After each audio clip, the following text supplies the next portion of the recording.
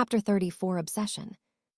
Half of the students present in the Ravenclaw common room were gathered around a table that had been moved in the middle. At that table, a boy and a girl were about to compete against each other in some sort of wizarding game. The girl was around 15-16 years old and rather tall for her age. Her white golden waist-length hair and her blue eyes, combined with the inexplicable attraction one would feel when looking at her, betrayed her identity. She was Avila. Nevertheless, at that moment, most of the students were not paying as much attention to Fleur's looks as they would normally. As for the boy standing on the other side of the table, he was a seventh-year prefect and the current head boy of Hogwarts. Tall, wearing Hogwarts robes well adjusted to his body and sporting handsomely styled short brown hair, John Bagnold was one of the more popular male students in the school. As the head boy, and due to him being related to the former Ministry of Magic, Millicent Bagnold, John was one of Professor Slughorn's favorite students too. On the side of the table, it was a first-year blonde girl that had the vibe of an airhead about her. Somehow, Luna Lovegood was the one that had organized the current scene and was acting as the referee. A referee, because Fleur and John were about to have a duel. Mind you, not a wizarding duel in the true sense of the word. It was something far less harmless. "Sir, are you ready?" Getting a nod of acknowledgement from the much older boy, Luna turned towards Fleur and asked her too. "Miss, are you ready?" Fleur nodded too, her eyes pinned on the table in front of her. "On my mark, 3, 2, 1, duel start." As one, the two duel participants pointed their wands at the table at the same time and cast. Peerdatum locomotor. Peerdatum locomotor. At their chance, two wooden dolls about 1 foot tall seemed to have come to life and stood up on their feet. Turning towards the excited students crowding around them, Luna said, "Ladies and gentlemen, you are witnessing history. One day, stick dueling will become Hogwarts' official sport, surpassing even Quidditch in popularity. Behold." Harry burst into chuckles at her words, and he was not the only one. Many other students in the crowd also giggled at her. "She does remind me of the Luna I know, but she has her differences as well," he mused. Maybe because he and Fleur had taken the young girl under their wings, or maybe because the girl's mother was not dead in this world, Luna Lovegood was much more popular and extroverted than the one from his past life. She was still an airhead most of the time. She often said strange things, and she still believed in the fantastical creatures that her father believed in, but she also shared the deep love for spellcasting and spellcrafting characteristic to her mother. That's how Luna was one of the best students in charms among her peers, and that's also how she ended up organizing the current event. "She's quite popular, isn't she?" he thought when he noticed the way her housemates were reacting to her. It was a far cry from the bullying that the girl used to suffer at the hands of her housemates in his past life. "I'm happy for her. If anyone deserves happiness, it's her." He was well aware that she was not the Luna of his past life, that she was a different person, but he still could not help but look at her through rose-tinted glasses. But when the crowd of Ravenclaws suddenly cheered, he was shaken off from his thoughts, and he returned his attention to the action. Having enchanted their wooden dolls to come to life, Fleur and John started to control their movements. The reason for the crowd's cheering was that they were controlling the wooden dolls to fight against each other. Beads of sweat started to appear on Fleur's and John's foreheads as they focused intensely on controlling their puppets. As the wooden dolls kept slugging each other in the face, the spectators only grew more excited with every passing minute. "It reminds me of how Dumbledore used the statues in the atrium at the Ministry to dominate Tommy in their duel," Harry thought, while looking at the animation charms performed by the two of them. It made him think again of just how far beyond was Albus Dumbledore from most wizards when it came to his skill in magic. He could simultaneously control several enormous statues weighing tons and make them perform agile and dangerous movements without breaking a sweat. "Tackle her, puppet, use some wrestling." "Fleur, do a tornado kick," one of the Muggle-born students shouted.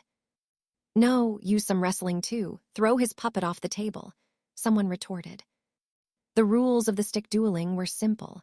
Only by controlling their puppets, they had to either incapacitate their opponent's puppet, which was too difficult to do with such light wooden dolls, or throw them out of bounds, off the table. Listening to the advice of the crowd, John suddenly controlled his puppet to tackle Fleur's doll. Then, with an abrupt yanking movement of his wand, his puppet lifted Fleur's doll in the air and slammed it down, out of bounds, off the table. Half the crowd exploded into cheers, while the other half booed in disappointment at John winning and Fleur losing. "That was so fun," Fleur said in excitement once she was done, and several other 6th and 7th year students started competing against each other in the same manner. "It did look kind of fun, even if you lost. Ha-ha," Harry said with a grin. "My spellcasting is better, just as better muggle fighting technique. Anyway, don't you want to try too?" "I'd love to, but I can't. I was about to leave the common room and go to Bella's office when I got distracted." As he said that, he started walking towards the door, to leave, with Fleur following him from behind. "Oh, come on, I promise I'll go easy on." "Sorry, maybe some other time." "Please," she begged, and she draped herself on his back, leaning on him with enough of her weight to make him have trouble standing. "Oof, you're heavy. You gained weight again, didn't you?" "None, you are just too scrawny." "Maybe we'll spend some time this weekend," he said, not continuing their banter. "I really need to go, Fleur." The physically older girl let out a long-drawn sigh and stopped leaning on him. "Fine, be like that," she said with a pout. "Don't you have stuff to do too? Owls are close, and you have Flitwick's private exam coming up soon too." "I got everything down. I'm ready for anything E might throw at me. The only spell I still need to work on is the animation charm. And that's what I was doing earlier when I was, what does Luna call it? Stick dueling." Harry cracked a smile at the mention of Luna, but then he opened the door and came out of the common room, with Fleur still following him from behind. "We don't talk that much anymore. You're always busy these days, even busier than me, which is strange because I have both Owls and Professor Flitwick's apprenticeship. Stop whining, get some friends." "But I do, Ave friends. You are my friend," she said, starting to get annoyed. "I mean more friends. Not all girls hate you, you know. Some would probably want to be friends with you if you gave them a chance," Harry said. "Even if that's the case, I can't make friends with other girls or boys." "Why not?" "For the same reason why you don't have any friends either, I assume. I am too old for them." The two became silent after that as they walked through the corridors of the castle. Harry was mentally in his 40s, and Fleur herself was in her 30s. He understood her. It was not easy for someone of their age to be friends with children. Furthermore, Fleur had had issues connecting even with her family due to her hidden life as a serial killer, to say nothing about becoming friends with random teenage girls. "I'm sorry, I know we haven't spent that much time together as of late," he apologized. "But I can't afford to slack off. Not when Voldemort is out there doing God knows what. I have to be ready." Several weeks passed since Voldemort's attack on the Ministry of Magic, and it was almost the end of the school year now. It was May. The Minister of Magic did not attempt to snuff the news about the Dark Lord's return, and the entirety of Great Britain and Ireland had become aware of it. In the beginning, panic gripped the general population's hearts, but after a few weeks of nothing terrible happening, people were starting to forget about it. But Harry never forgot that Bellatrix had almost been killed that day, for the second time. Though almost 1 month has passed, he was still as vigilant as always. "Gaunt lost, Arai, admit it." "No, he didn't. He doesn't lose. Not while he is still alive. You don't know him as I do. He's never going to give up something once he put his mind to it. Voldemort may be many things, but he is not a quitter. He is a relentless, determined, and extremely dangerous man, not bound by common sense or logic. Not even bound by the limits of magic. Sooner or later, one way or another, he will accomplish his purpose. Unless I kill him first." Apparently, it was a common subject of their conversation, common enough for both of them to immediately become annoyed with the other. "If I didn't know any better, I'd think you admire. I am going by how you're talking about I am." The fierce glare that Harry threw at her next made the girl freeze in her tracks. "Voldemort killed my parents. He murdered everyone I've ever cared about. The ones I saw as my family in all but blood became nothing but charred corpses. I didn't even have their bodies to bury them, to give them a proper funeral. And now he tried to kill Bella twice. You think I admire him?" He was not shouting, and his voice seemed normal too. But there was a dangerous edge in his tone, one that made Fleur's skin break into goosebumps. "Sorry, I may have crossed the line," she apologized in a small voice. "Yes, you have," he stated and proceeded to walk ahead. But Fleur caught up to him, and albeit hesitatingly, she took his hand in hers. He stopped and looked at her questioningly. "I didn't mean that. I'm really sorry, I just—" His expression softened and he squeezed her hand a little. "I know, but I still need to go." She did not let go of his hand, and they started walking like that towards the office of the professor of Dada, towards Bellatrix's office. "I still stand by what I said," she began to say again. "Gaunt lost. I won this time. He is nothing without his followers." Seeing that Harry was not interrupting her, she continued, though in a more subdued voice. "I killed Fudge, I killed the Malfoys, I took out all the influential purebloods that had facilitated his rise to the seat of the minister. Gaunt is politically dead.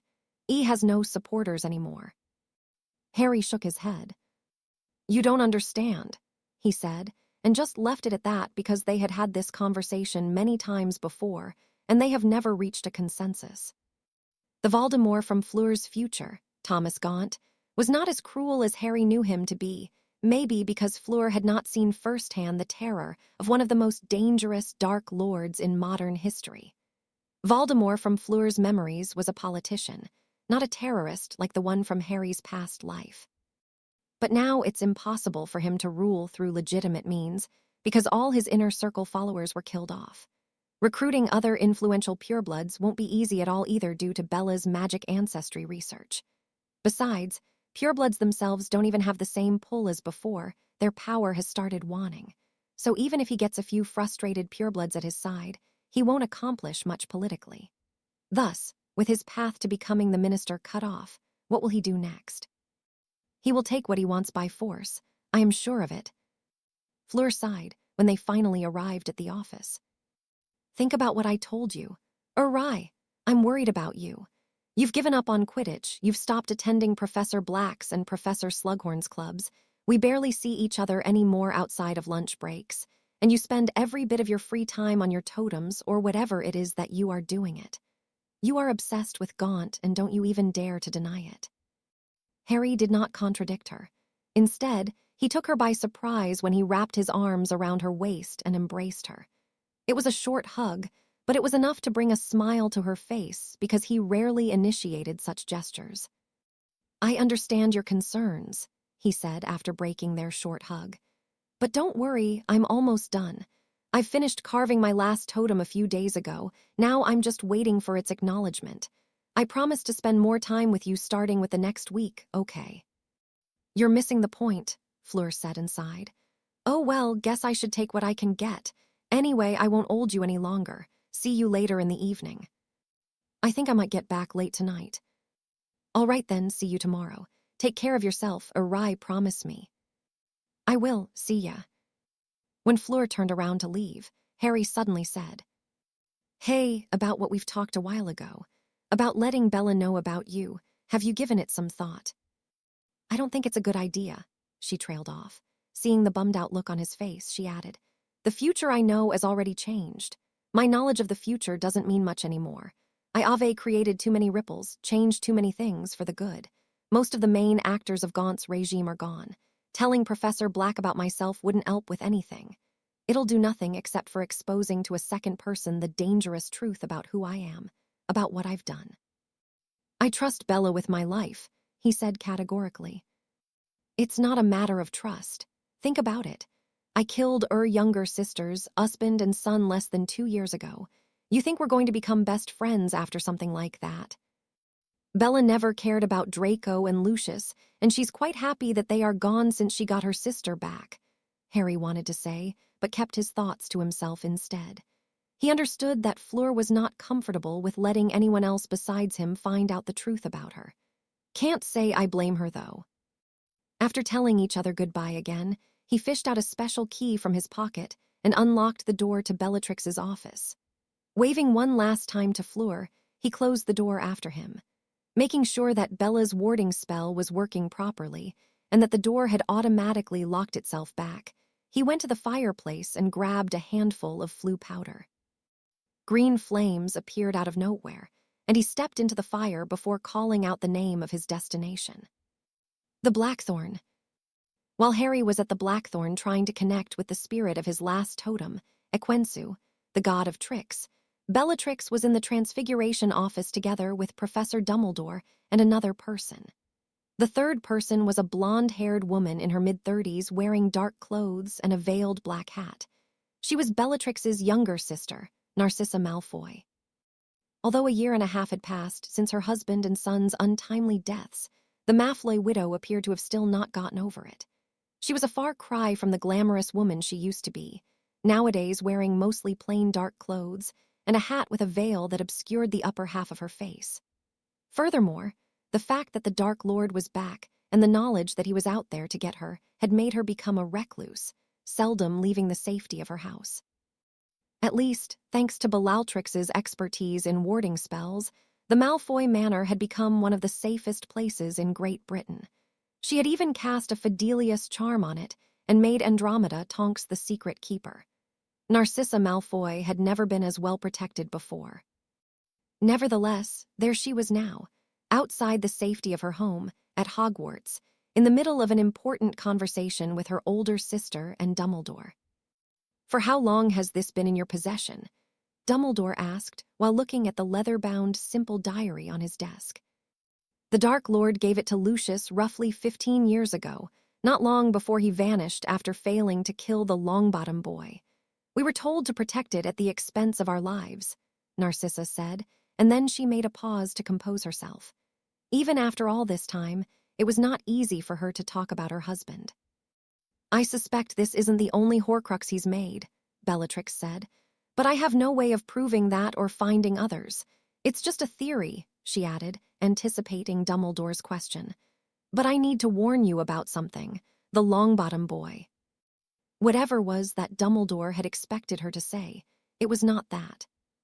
"Neville Longbottom, why is that? Are you aware of the incident during Slughorn's party about a month ago?" "I am, yes. Something about him yelling in pain and fainting while holding his scar," Dumbledore said, and nodded in acknowledgement. Bellatrix formulated her next words in her head before saying them. She could not simply tell him that her speculation was based on the knowledge of Harry's past life. Besides, she had confirmed her suspicions by performing tests on the boy herself after the incident. "I spoke to him. There seems to be a connection between him, Voldemort, and his scar reeks of dark magic."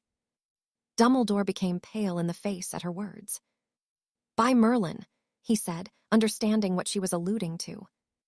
"Despite my tests confirming it, I can't say for sure that Neville is the same as the diary. I think it's a first in history that someone attempted to make a Horcrux out of another living human. Voldemort may have very well failed. I say you keep an eye on him as much as you can. And it would be better if Frank and Alice don't hear a thing about this. It's better if nothing else leaves this room at all. This information is too dangerous to become public," Bellatrix said gravely. What Bellatrix, Dumbledore, and even Harry did not know, however, was that they were all chasing after something that did not exist. The diary was the only Horcrux that the Dark Lord had ever created, minus the accidental one in Neville Longbottom's forehead. Recognizing the side effects of splitting his soul, Voldemort had chosen against doing it again. They were all on a wild goose chase. Chapter 35, Confession. "Wait, I see can't. Time out, let's take a break," said Harry, his voice coming out in gasps. Breathing laboriously, he threw himself on the ground, on his back, not caring about the dewy grass. If anything, it worked to cool down his overheated body. "That's what happens when you're not consistent," Fleur chided him. Ever since he stopped playing Quidditch to focus more on regaining his shamanistic strength, he had also stopped coming out for morning runs with her. Having reverted to a sedentary lifestyle, now he was wheezing as if he were on his deathbed despite only jogging for about 2 miles. In comparison, she was still fresh, showing no signs of being winded out whatsoever. If anything, She was radiant, the slight rosiness in her cheeks from the cool air of the morning giving her an even livelier appearance than usual. "New tracksuit. What's the occasion? Trying to impress me," Harry said teasingly after getting his breathing under control. "Yeah, I bought it especially for you," she said. Harry was not quite sure whether she was being serious or if she was joking. "Well then, how do you like this new style?" Unlike her previous sportswear, her current tracksuit was form-fitting. It did a good job of showing off her excellent figure. Harry had never been interested in fashion, but as far as he could remember, girls started wearing form-fitting clothes in his 6th year of school and later. Fleur was ahead of her time.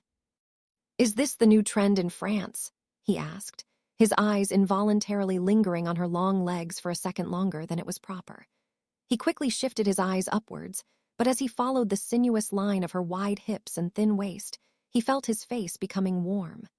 Her chest was well proportioned to her frame too, creating what would become known as the ideal body type a decade later, in the 2000s, the so-called hourglass figure.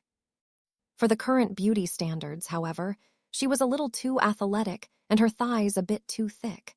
She would not be winning any beauty pageants at this moment if she were to participate in one. "I take it you like it," she asked with a grin when she saw the way he was looking at her. Despite that he was a bit embarrassed at being caught in the act, his eyes did not shy away from hers. "Yes, I do. I like it. I like it a lot." "Oh my, is it you who is speaking or is it your hormones?" "Both." She burst into laughter at his frankness. "I can't believe you could say that with a straight face. And I can't believe you're still fishing for compliments at your age." "I beg your pardon. When did I do that?" At her outcry, he stood up to his feet, and then he brushed his hand through his hair and struck a pose with his other hand on his waist while speaking in a high-pitched voice. "Do you like my new sexy clothes? Uri, what do you think? I think they fit my beautiful silhouette," he said, and flicked his imaginary long hair over his shoulders. "I do not speak like that," she said hotly. After several years spent in the UK, she had lost most of her accent, the only reminder of it being that she still omitted the H sound. She drew her wand, and a non-verbal stinging hex was instantly shot at him. But just as the spell was about to hit him, he quickly raised his hand and slapped the blue beam of light away with the back of his palm. Her mouth ajar, Fleur was speechless for a few very long seconds. Did you just slap my spell away?" Yes," he said, unsure of why she was overreacting like that. "You've just slapped a spell away. If I didn't see this, I would not believe it." "What's with you all of a sudden?" "My God, are you being serious? People don't just deflect spells with their ands, or rye. How did you even do something like that?" She was losing her mind. The fact that he had done it instinctively and that he was acting nonchalant about it told her that he did not even view what he had done as something extraordinary. "Merlin, don't go mental on me now. Hold your horses." At her glare that demanded an answer, he said, "How do you think that wizards and witches that don't own a wand duel?" "What? Literally everyone owns a wand." "In Europe, Northern America, and Northern Africa, yes. Pretty much everyone has a wand. But what about sub-Saharan Africa? They barely have any forests at all in the eastern and southern parts of the continent. Wandwood is in extremely short supply over there. What about China? What about Central America, Oceania?" She became stumped by his question. She had never really taken the time to think about other cultures from distant parts of the world. Wand users are on average superior to those who do not use wands. Wands make your spells stronger, faster, more precise, and easier to cast. Even so, despite the ever-increasing popularity of wands across the globe, there are still many people who don't have wands, be it due to cultural or financial reasons. In other places, they use different tools like staves or rings, or they use no magical focus at all. I'm telling you, ministries of magic have a great deal of trouble trying to deal with those that are breaking the statute of secrecy in countries like Nigeria or China, for example. People come up with excuses like, "I just waved my hand. I didn't think I would cast a levitation charm. It just happened. It was an honest mistake." Fleur snorted with laughter. I thought wandless magic was for powerful wizards and witches only, she said, miffed by the new discovery. Not quite true. It's a matter of how are you conditioned, how are you used to casting your spells. Children don't have wands when they do accidental magic, but they can cast some pretty powerful spells. You're not entirely wrong, though, because, after getting used to casting spells with a wand, it takes a high amount of concentration and skill to cast spells wandlessly. Anyway, that being said, it's time for payback. Saying that, he pointed his hand at her, and a small vortex of wind burst forth. Fleur shrieked as the spell lifted her off her feet and threw her back. She crashed with a yelp on the ground, right on her butt. It was a simple windy spell. The irony was not lost to her. Neither of them had forgotten the just a windy spell incident from the previous school year. "Why you?" she shouted as she got back to her feet and shot another spell at him. He was about to deflect the spell again with his hand, but a sudden vibration from his waist distracted him and made him lose his focus. He barely had the time to duck under the beam of light at the very last moment. I heard you the first time. Stop yelling," said Harry in annoyance as he took this fur and dragon heartstring wand out from its holster.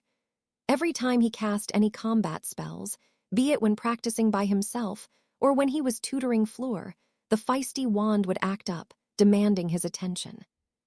When Fleur had first heard Harry having vocal arguments with his wand, she had looked at him as if he had a couple of screws in his head loose. Nowadays, however, she had gotten used to his oddity. Fleur began to earnestly shoot simple spells, but in very quick succession. The time she had spent with Harry tutoring her was starting to show results as her spellcasting was significantly faster than before. However, the two of them were only casting harmless spells, minor hexes and charms, nothing that would injure the other. It was half a minute later that a leglocker curse slipped past her guard, and the girl fell on the dewy grass with a thud. "Arg, would it hurt you to at least pretend to lose once?" "I respect you too much to ever go easy on you," he said with an air of self-righteousness. But his mask cracked not even 3 seconds later, and he started sniggering. "Kidding! I love seeing your miserable expression when you lose too much to ever let you win." "Isolde." She pointed her wand at her legs, and with a mumbled finite, she cancelled the curse binding her. Trying to be a gentleman, he offered her a hand for support to stand up, but the girl was heavier than him. When she grabbed his hand, his whole body got pulled down, and he fell on top of her. "You pulled me down on purpose, didn't you?" She grinned at him unrepentantly. "Why, if you wanted to hug me, you just needed to say. Jumping on me like that goes a bit too far, don't you think?" He stood up with a huff. "You keep on teasing me like this, and one of these days." "Heh, Tilda, one of these days, what? What are you gonna do?" "Get up, let's finish our run. Breakfast is about to be served," he said and turned around. Then he broke into a light jog back towards the castle. "Coward, don't run away," she yelled after his retreating form. "Shut up," he hollered over his shoulder and broke into a sprint. She giggled in delight at his embarrassment and started running after him to catch up. She had missed going together with him on their daily morning runs, but now that he was back, she was in a fantastic mood. Fleur's great mood, however, was not meant to last.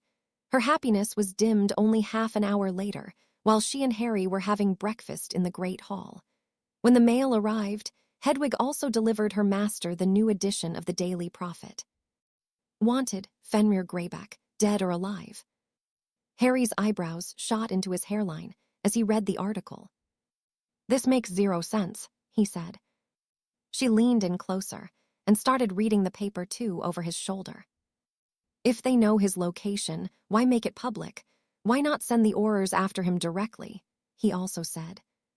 To make a long story short, the DMLE made Fenrir Greyback's last location public and put a 3,000 galleons bounty on his head, inviting all licensed hit wizards and any would-be heroes to capture or kill him, or at least provide information about his exact whereabouts.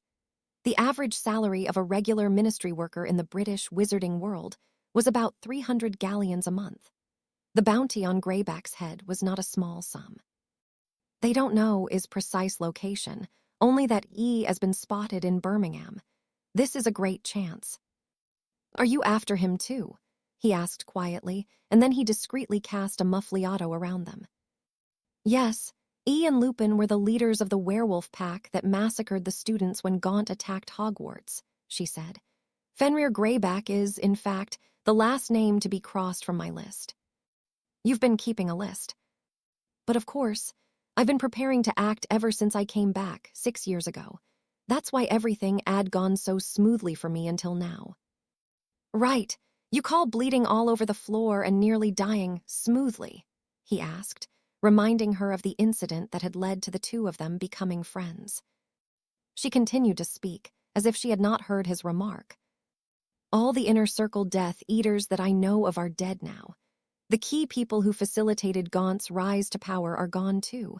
I am almost done. Once Greyback is dealt with, I can finally take a step back and relax. Harry shrugged noncommittally.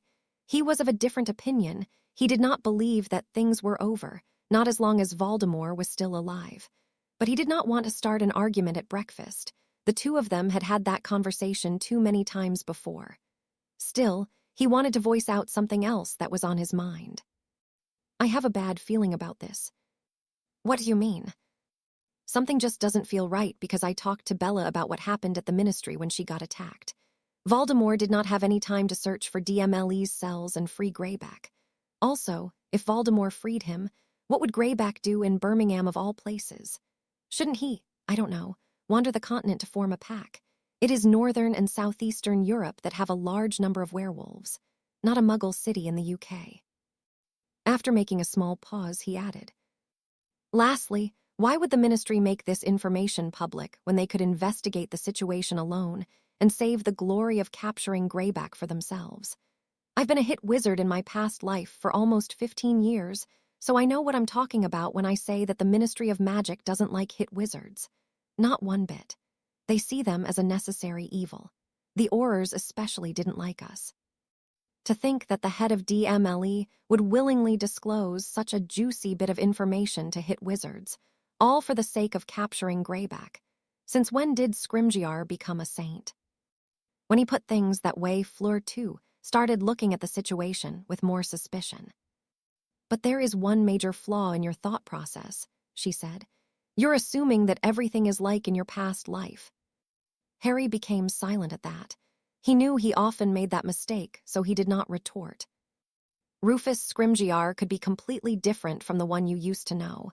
The Ministry of Magic might be different, too. I mean, both in your memories and in mine, Amelia Bones never became the minister. So you don't know for sure. Maybe Minister Bones forced Scrimgeours and to make this information public. There are too many possibilities, she said. That still doesn't change the fact that something fishy is going on. As I said, Voldemort had had no time to go to rescue Greyback. Hell, there's no way he'd ever risk endangering himself for the sake of a werewolf. Since that's the case, just how did Greyback escape from the middle of the Ministry of Magic? Neither of them wanted to back off from their position. I understand what you mean. I am somewhat suspicious, too. But I can't just ignore this information, can I? What if it is legitimate? And what if Greyback does as you say and leaves the country to God knows where? When will I ave the chance to find I am again? Regardless, you don't ave to come along if you don't want. He threw her an unamused glare. How can I let you go alone? I promised I would be by your side and help you. I am a man of my word. After making a small pause, he added, I'll go with you, we will go together, but we'll prepare some stuff first as a precaution. You shouldn't stare. Fleur ignored his words and took in his new appearance with an almost greedy look in her eyes. I did think you were cute before, but this is quite the surprise. A very pleasant surprise, she said with a grin. The reason for her words was that Harry currently appeared to be around 20 years old. In contrast to his scrawny and short stature as a 12-year-old boy, his current self looked quite different. He was still not very tall, just of an average weight, but he was well built. His eyes were still the same striking green color, and his facial features were more chiseled. Overall, he looked like a rather normal but handsome young man. Flattery won't get you anywhere. Won't it? She asked and stepped closer to him, their faces only inches apart now. Her smile widened when he took a step back, flustered. "Aren't you worried that I might get the wrong idea when you're acting so flirty all the time?" he asked. "What makes you think that that is not what I'm looking for?" she said, the tone of her voice no longer flirty, but softer and kinder. Fleur brought a hand up and caressed his cheek tenderly with her thumb. It was such a gentle and affectionate gesture that Harry found himself closing his eyes and leaning into her touch. "I like you, Rai," she said gently but firmly. "And we are both adults. We don't have to dance around the subject like children. I want to be together with you. I want you to be mine and mine alone." He involuntarily shivered at the possessiveness he heard in her voice when she said the last sentence. But he put his hand on top of the one still cupping his cheek and gently pulled it away from his face. "I like you too. I think I am in love with you," he confessed, but when she raised herself on her tippy toes and was about to kiss him, he stopped her by putting his index finger on her lips. He almost cooed at the mixture of need and annoyance he saw in her eyes when he stopped her. "But we can't do this. You are or have been married. Here is it, a gorgeous villa throwing herself at you, and you're bringing up her ex instead of taking advantage of it. Rai Potter, you are an incorrigible dumbass," she burst in exasperation. She took a step back, and Harry momentarily breathed out in relief. However, the girl was not done persuading him. "I have no intention of getting back together with someone that betrayed me. And even if E was a good person and if I still loved the current me could never be together with a normal man. Besides, I ave you now. You are my best friend. You are kind, brave, supportive, witty, and a man of great strength of will and self-control. I love you. Rai, and I'd be a fool to let you slip through my fingers." They looked each other in the eyes, neither wanting to be the first to break eye contact. All right, you win," he said in mock chagrin and threw his hands up. Sporting a triumphant grin, Fleur brought her arms around his neck, and Harry did nothing to stop her this time. On the contrary, his arms also wrapped around her svelte waist, and he embraced her tightly to his chest. Chapter 36, Trap. A young couple was leisurely strolling down the streets of Birmingham hand in hand, while taking in the sights of the center of the city. "Nothing much to be seen here. You English have no taste. All your cities look like industrial dumps. Maybe Birmingham isn't the best place to come to if you're looking for beauty," Harry said with a chuckle. "UK isn't all that bad, though. Have you seen Edinburgh? I dare say it's one of the most beautiful cities in the world. I doubt it's even half as nice as Paris, or Nice or Lyon." Fleur complaining about the UK and ugly things brought a feeling of nostalgia over him, and he smiled at her fondly. As they passed by various shops, they stopped and looked at their reflection in the mirror-like windows. "I look like Draco Malfoy's stepbrother," Harry said with a snort at the sight of his shiny, slicked-back brown hair. "Is this the type of look you like in a man?" "The point of transfiguring our appearance is to look as different as possible from our real selves, no," she said. Seeing as Fleur was an animagus, her skill in transfiguration was better than Harry's. She had been the one to transfigure their appearance. "Nobody will associate your scruffy black hair with this slicked-back hairstyle. It doesn't matter if you're ugly. I'm good-looking enough for both of us." Even after giving herself what she considered an ordinary appearance, short brown hair, lightly freckled cheeks, and brown eyes, her beauty was still evident. But maybe that was also because she was too vain to change her main facial features for the worse. Brown-haired, of close heights, and wearing matching casual muggle outfits, Fleur and older Harry did not stand out from any other muggles on the streets. "How do you plan on finding Greyback, by the way? Birmingham is a rather large city. About 1 million people live here." "I was thinking about using the tracking spell." She trailed off and looked at him sheepishly. Harry didn't know whether to laugh or to cry. "So that's why you wanted us to play dress up and get matching outfits. This looks more like a date rather than a hunt. Searching for Greyback in a large city like Birmingham just by casting the tracking spell, a spell used for identifying traces left by magical creatures, was no different than searching for a needle in a haystack. I don't think it is as bad as you make it out to be. We're not the only ones that are looking for the Ministry of Magic's horrors. Wizards, and many other people looking for quick money. Ave joined this werewolf hunt. There are probably over 100 wizards and witches roaming Birmingham right now. The 3,000 galleons on Is-Eed are not a small sum. Between all of us, someone is bound to find Greyback sooner than later. Harry shrugged his shoulders at her explanation. In fact, he was glad that things did not look that promising because he was still suspicious about the entire situation. It was while they were walking hand-hand and chatting amiably that two loud popping noises were heard from a narrow alley between two buildings, freaking some of the passers-by and making the alarm of several of the cars parked on the side of the road start blaring.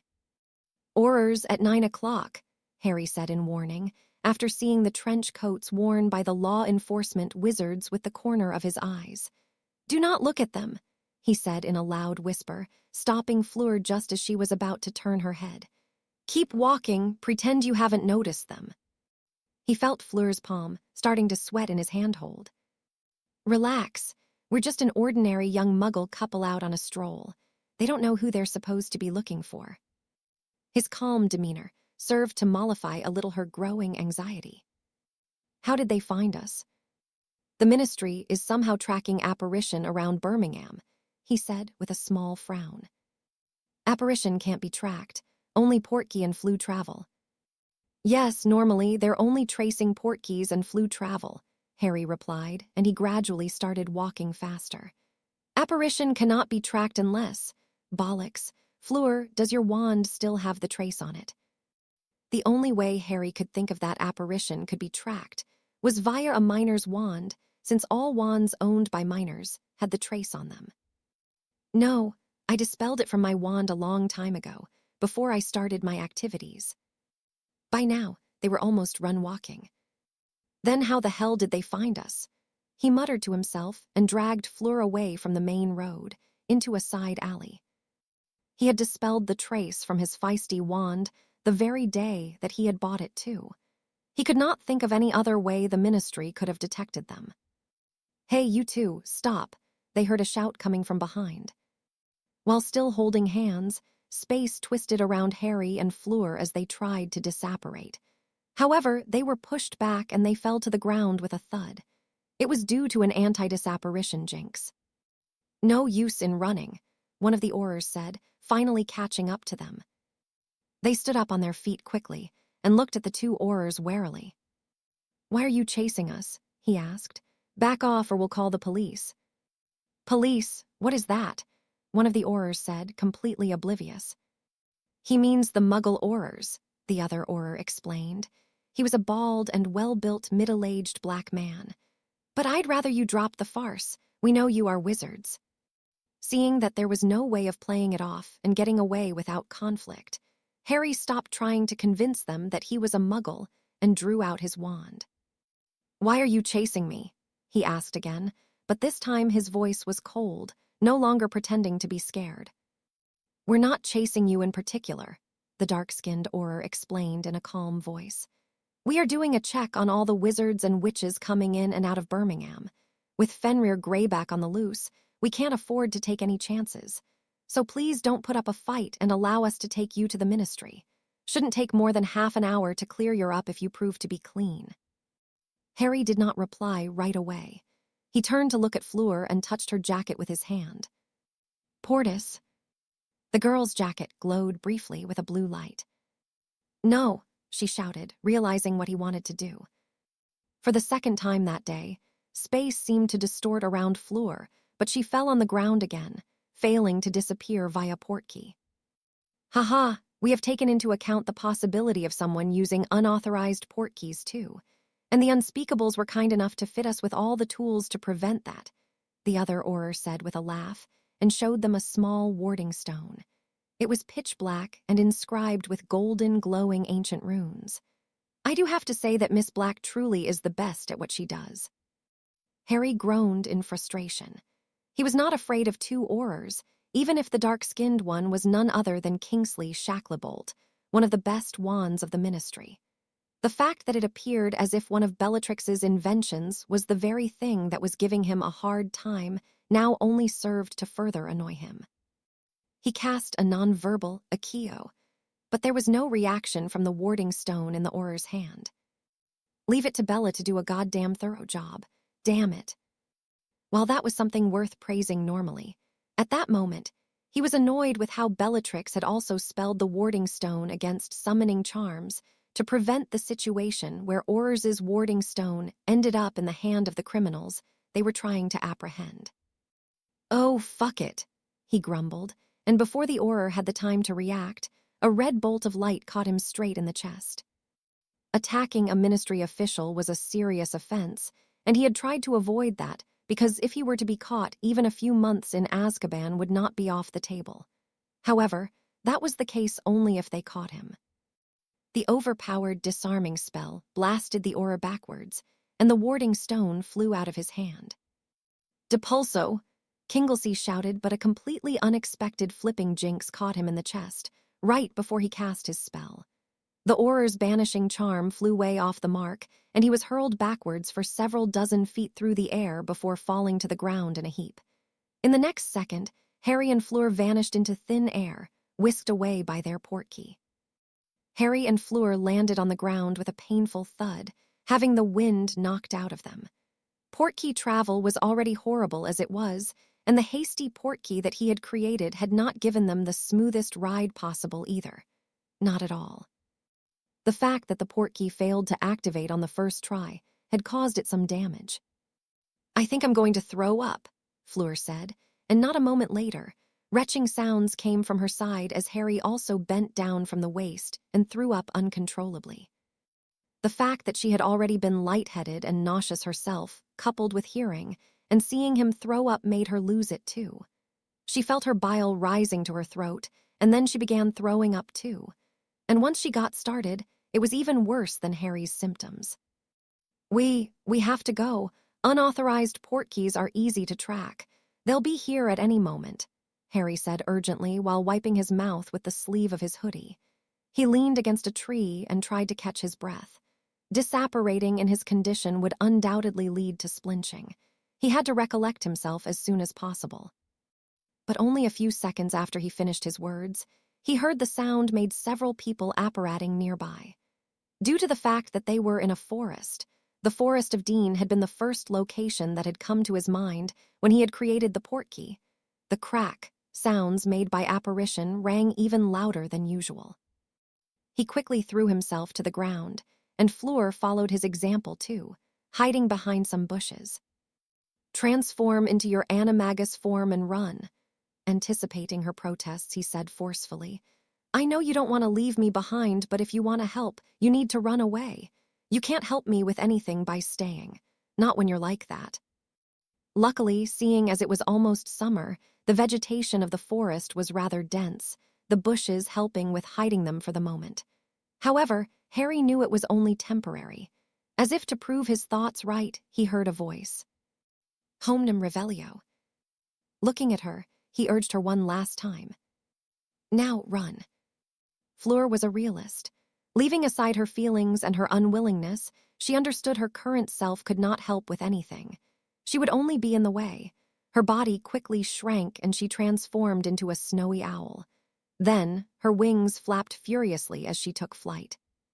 If the situation had not been so dire, Harry would have laughed at the way.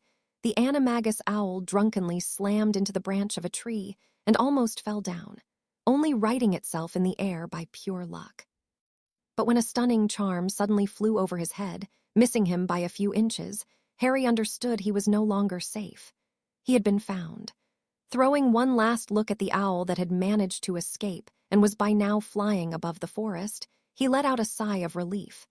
But when he looked at his attackers, he became mute with surprise. In front of him, it was the one wizard that Harry really did not want to cross wands with while he was feeling too ill to even walk properly. The ones next to that particular wizard were no slouches either. Kingsley Shacklebolt, Alastor Moody, Rufus Scrimgeour, and none other than Albus Dumbledore had spread around him in a loose circle, surrounding him from all sides. Furthermore, with a flash of red and gold, a flaming bird launched itself into the air, hot on the snowy owl's trail. Dumbledore's phoenix familiar, Fawkes, flew into Fleur's pursuit. Chapter 37 Clash. The office of the head of the DMLE had been magically enlarged, and various new features had been added. For example, a large map of Birmingham City was spread on the wall opposite the entrance door, and new desks had been added where wizards and witches were keeping their eyes pinned on their various monitoring instruments. Rufus Scrimgeour, the head of the DMLE, stared unblinkingly at the large map of Birmingham City and the dozen red dots littering the map. Every half an hour, the map would glow, and the red dots would either disappear, change positions, or new dots would appear in their stead. "The bounty you put on Greyback was too big, Minister," he said. "Now everyone and their grandma are trying their hand at capturing him. We have too many suspects." The Auror forces were stretched thin due to the high number of suspects that they were bringing up for interrogation. "We had to make it believable. A criminal as notorious and dangerous as Greyback deserves to have such a bounty on his head. It shows to the public that we're taking this situation as seriously as we can. Besides, after you know whose attack on the ministry and the murder of Saul Croker, we have to show everyone that we are still strong. And it works. The support of the general population for the ministry is higher than ever. Our mail is flooded with letters of encouragement and even donations for the ministry, and especially for the Department of Law Enforcement. You should be happy," Amelia Bones said. Mr. Scrimgeour allowed a smile to light his perpetually gloomy face. It was, indeed, as the minister said. The support shown by people for the Ministry of Magic was at an all-time high, and the DMLE reaped the most benefits from this scheme of theirs. "If only they knew that Greyback has never escaped," he said with a chuckle. Fenrir Greyback was still being held captive in the holding cells of the DMLE, awaiting his trial. He had never escaped. It was all a ploy of the ministry to lure out the serial killer that had murdered the previous Minister of Magic, Cornelius Fudge, and many other influential members of pureblood families. The map on the wall suddenly glowed with a blue light, and for a moment, all red dots were wiped off clean. But after a few seconds, a new series of red dots appeared. The dots that appeared in the same places as before remained red, but the new dots started to pulsate with a blue light. 5 new suspects popped up. 2 new suspects are in the center of the city, 1 in the Northfield district and 2 in Erdington, Scrimgeour announced. Pressing a button on his desk, Scrimgeour spoke in a microphone. "Kingsley, you and Swanson take the ones in the center. Mad-Eye, you and Aaron take the 2 from Erdington. Dawlish and Emily, go after the one in Northfield," he ordered. "Yes, sir," came a chorus of voices from the loudspeaker. It was only roughly 5 minutes later that a silvery silhouette materialized in the middle of the DMLE head's office. The corporeal patroness, a lynx, opened its mouth, and Kingsley Shacklabolt's deep voice rang out. "A skilled wizard incapacitated Swanson and banished me before I could even react, and then escaped with a portkey. Requesting immediate backup." Rufus Scrimgeour jumped up to his feet, his heavy directorial chair making a loud scraping noise against the floor. "This might be it," he said, filled with energy. For the past 2 days, the Aurors had apprehended nearly 100 wizards and witches. Everyone had been pulling extra hours, working in shifts of 12 hours a day. However, seeing as it was a special operation, nobody complained about it openly. Nevertheless, the prospect of this situation coming to an end soon filled everyone with excitement. "Sir, I got his location. An unauthorized portkey was detected in Gloucestershire, Forest of Dean." A witch from the group watching the monitoring instrument shouted. "Very good. 20% bonus this month for you, Amanda." "Thank you, sir," the young witch said ecstatically.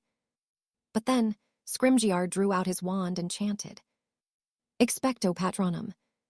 He was a careful and calculated man. Someone who had overpowered 2 of his best Aurors in an instant was not to be taken lightly. He would make use of his cards properly. Considering that it was the end of the week, there were no classes at Hogwarts. Dumbledore was in his personal quarters, listening to chamber music. Sitting in his newly purchased plush and comfortable leather chair with his eyes closed, the old wizard appeared to be in a peaceful sleep. It was only his long and gnarly fingers drumming quickly on the desk that betrayed the fact that he was very much awake. He was tapping his fingers in accord with the fast pace of a joyous classical song. It was a piece written by the Muggle composer Niccolo Paganini, 3 Ritornelli for strings. He was humming softly together with the song.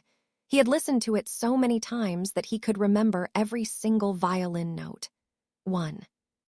His piece was shattered, however, when a silvery silhouette suddenly appeared in his room, and the raspy voice of the head of the DMLE was heard over the soft music coming from his magical device.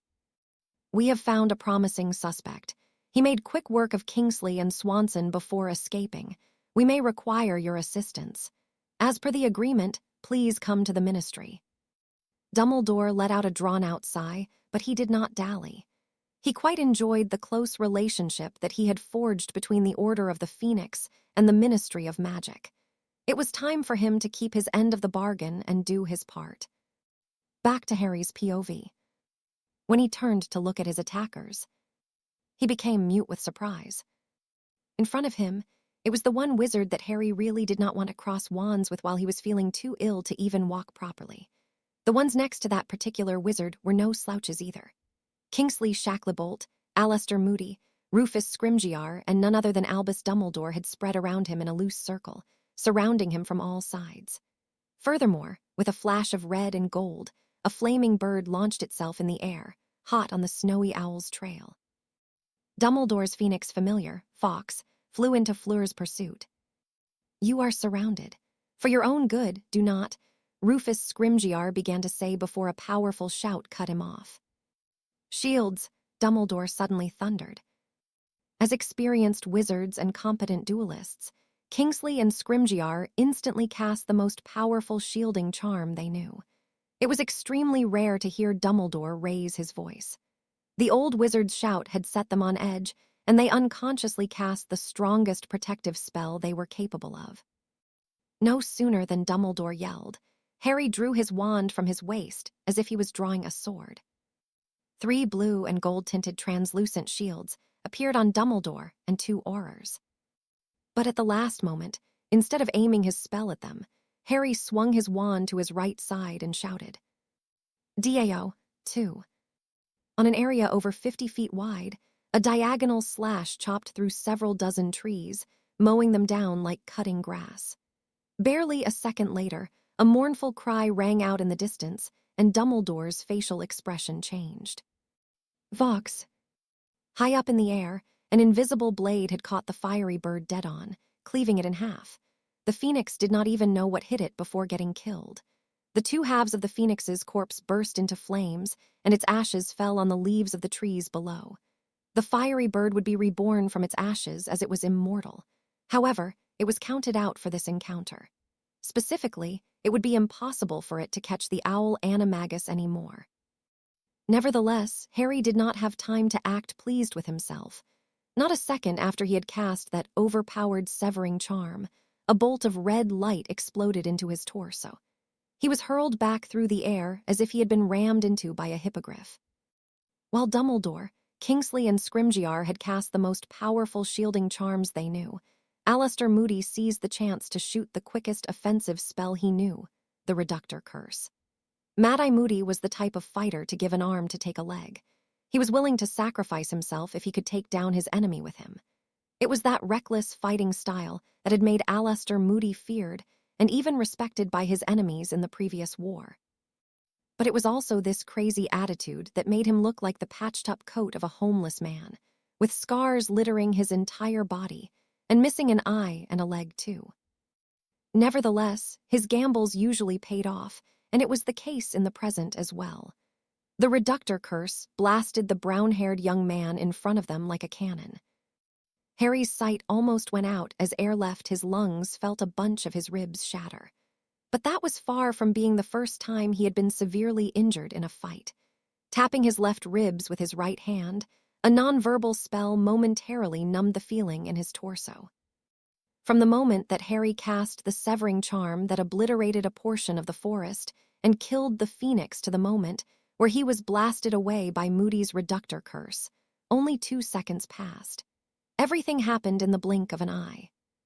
He scrambled up to his feet, and a flock of canary birds were conjured from his wand, just in time to stop a volley of spells coming from his attackers. Then, He launched himself towards the side blocked by Rufus Scrimgeour like an angry bull. Seeing as he was surrounded from all sides, he chose to break the encirclement by taking out the one he thought of as the weakest link. With the corner of his eyes, he noticed a blue beam of light coming at him from 7 o'clock, and he instinctually whipped his wand at it, sending it back. Mad Eye's single eye widened when he saw his exploding charm being sent right back at him. It was only his reflexes that allowed him to cast a shielding charm in time. That hasty spell, however, broke under the assault of the redirected spell, and Mad Eye was blasted backwards. Fortunately, he was physically unhurt, but his pride was wounded. He was never going to live it down, getting beaten by his own spell. Moody sat up from the ground with a groan, just in time to see Kingsley and Dumbledore fire a full-body binding curse and an incarcerous spell at the young man. "Are you kidding me? Take the kitty gloves off and shoot the damn bastard down." The veteran Auror hollered and fired a lethal curse of his own at the escapee. But as if to mock their efforts, a shielding charm blocked the two spells from Kingsley and Dumbledore, and with his free, unarmed hand, he slapped the incoming bone-breaking curse from Aleister right towards Rufus Scrimgeour. A howl of agony resounded in the forest as the head of the DMLE collapsed on the floor with his kneecaps shattered. "Rufus!" Kingsley shouted, and then threw an angry glare at Mad Eye instead. "The hell you looking at, huh?" Moody shouted belligerently while firing a cutting curse at Harry, who started running after Scrimgeour got downed. "That's exactly why nobody likes to partner up with you," Kingsley yelled back angrily, his emotions unknowingly affecting the power of his spells and forcing Harry to stop running and cast a shielding charm to block his spells instead of deflecting them to the side. "How was I supposed he'd bloody deflect my spell with his bare hands?" Mad Eye shouted back, equally incensed. "Enough!" thundered Dumbledore for the second time that day, and the two Aurors couldn't shut up any quicker. "Stand back, both of you." This time he was speaking calmly, but his blue eyes were glowing with power. As angry as they were with each other, Kingsley and Aleister Moody did not dare say a word at that moment. Even Harry was momentarily silent and forgot to start running again. He had rarely ever seen Dumbledore lose his cool in his past life. He could count it on the fingers on one hand. As old as he was, the former headmaster's anger was a sight to behold. But then a feeling of excitement started bubbling in Harry's veins. He was nauseous from the defective portkey ride, and half of the ribs on his left were broken from Mad Eye's reductor curse. Realistically, he knew he should have tried to escape as fast as he could. However, he didn't. "I've never had the chance to fight against Dumbledore in my past life." For decades, he had roamed the magical world, amassing knowledge, fighting in wars and killing dark wizards and witches. The overpowered severing charm that he had used to destroy a large chunk of the forest and kill Fawkes was something that he had picked up on his travels too, during his stay in China, while he was pursuing a local Chinese Dark Lord. It was the most powerful cutting curse he had ever seen, one that had very high requirements for one's magical power. 3. Deep down, Harry was a warrior. He loved peace as much as the next guy, but decades spent on the battlefield, fighting Voldemort's forces had changed him. He had become more violent, more decisive, stronger, sharper. As much as he refused to admit it, he craved to be in a battle. He missed the feeling of adrenaline coursing through his veins like it was happening now, when was about to have a real battle against Dumbledore.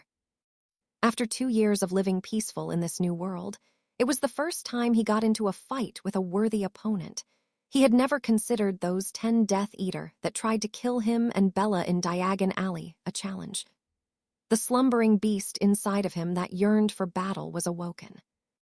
Dumbledore sensed the changes in the young man's aura, and a serious expression appeared on his face. "Kingsley, take Rufus directly to St. Mungo and make sure he receives treatment right away.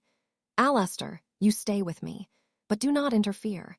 Keep an eye on the anti-disapparition jinx and make sure he doesn't escape." The two Aurors nodded their heads in acknowledgement. Harry did not make any moves to stop Kingsley from retrieving the still moaning and pain head of the DMLE from the ground. He did not attack them. Instead, he kept his eyes pinned on the old wizard in front of him. "Albus Dumbledore, the one who defeated the Dark Lord Grindelwald. I've always wanted to cross wands with you, Harry said respectfully, but the tone of his voice spoke volumes of his burning fighting will. I'm afraid you have me at a loss. You know who I am, but I do not know anything about you. I don't remember you attending Hogwarts either, and I will say that my memory is still excellent despite my age, Dumbledore said conversationally as he took a better look at his opponent. A young man in his early 20s with brown hair, brown eyes, a rather normal-looking face, square glasses, and of an average height and weight. It was the kind of person that could easily be lost in a crowd. Nothing about him stood out. My name is not important. I'm a nobody. Oh, I very much doubt that a nobody could hold his own against 4 wizards at the same time and not come out losing. Harry did not reply to that.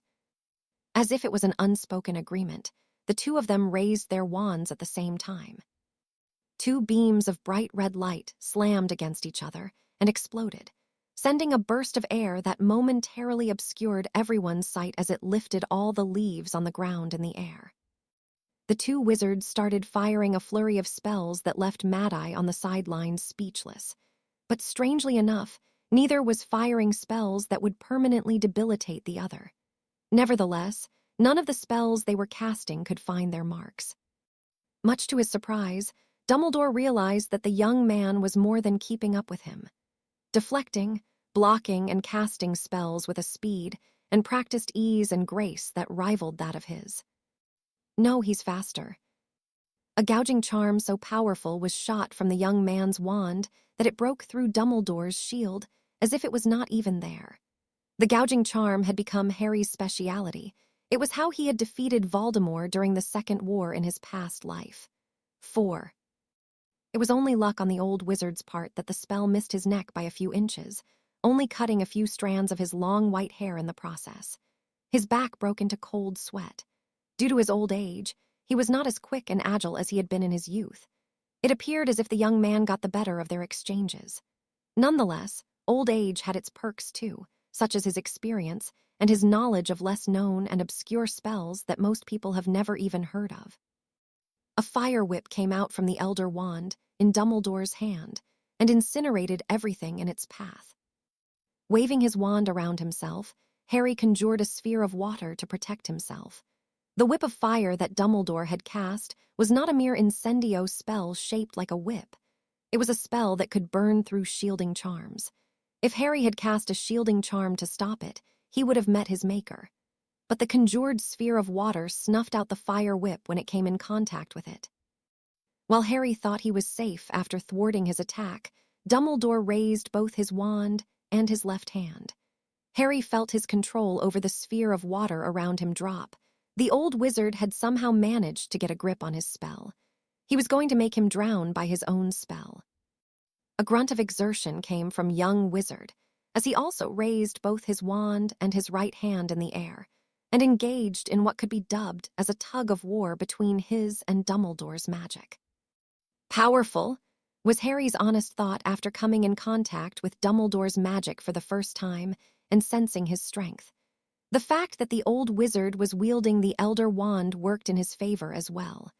Harry was slowly, but surely, losing control of the conjured water around him.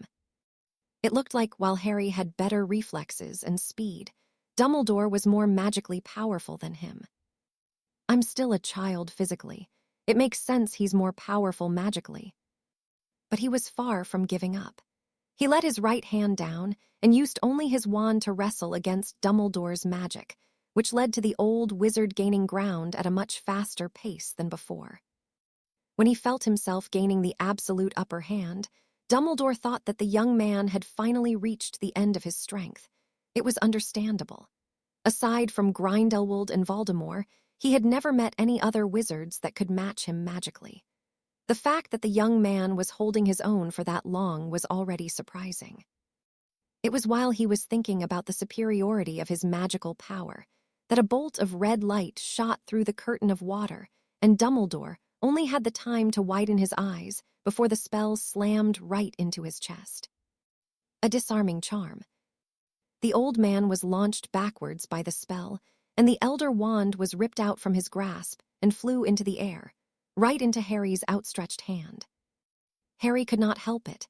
He burst into laughter. To think that both Voldemort and Dumbledore, the strongest wizards that he had ever met, would be defeated by a disarming charm. This has to be the hand of fate at work, that bitch. But he did not have time to celebrate, because the old wizard stood up from the ground, in a fury, magic power rolling off of him in waves. Dumbledore was not as mad at Harry as he was at himself. Angry at himself for not giving his 100% against the young man, despite seeing how well he had fared against the assault of 3 Aurors. And now, the worst part was that an artifact as powerful and dangerous as the Elder Wand came into the possession of someone that was suspected of being a serial killer. He raised his arms in the air, and a strange incantation in an unknown language came out of his mouth. Bollocks, Harry cussed. It was a druidic spell. It looked like the old wizard was far from being helpless without his wand. Every single tree around them seemed to have come to life, and Harry suddenly found himself on the attacking end of several hundred branches. It was like a horde of whomping willows had suddenly ganged up on him. A particularly thick branch of a tree slammed into his shielding charm, and Harry quaked under its weight. Then, a root burst from the ground and coiled itself around his ankle. Before he could react, the root yanked him in the air and slammed him violently into the trunk of a nearby tree. Harry saw life momentarily flash in front of his eyes. He had almost died. With the last of his willpower, he let out a scream. A vortex of fire burst from both of the wands in his hands. Despite being at the center of it, not even his hair was singed. But outside the tornado of fire, all the animated trees were incinerated, reduced to ash. It was the very same firestorm spell that Dumbledore had once cast to kill the horde of Inferi in Harry's past life, when the two of them had gone to Tom Riddle's cave for his locket Horcrux.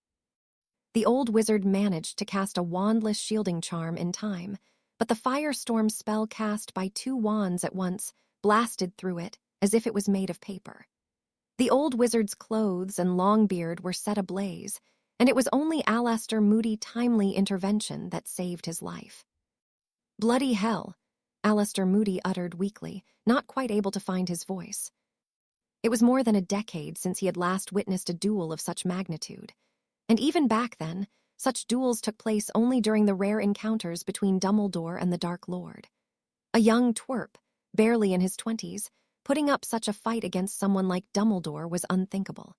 If Dumbledore's druidic spell that brought the forest to life has left him dumbstruck, the firestorm cast by the young man terrified him. Luckily, the young man had fallen unconscious at some point, and the firestorm died down, or the grizzled Auror reckoned his shielding charm would have not resisted the flaming tornado for much longer.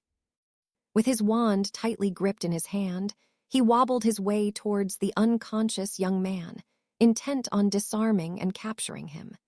The lad might have been a tough bastard that he could have gone out for a beer with in other circumstances, but a criminal was a criminal nonetheless. A very soft flutter of wings, so silent that he almost did not hear it, suddenly reached his ears. 5.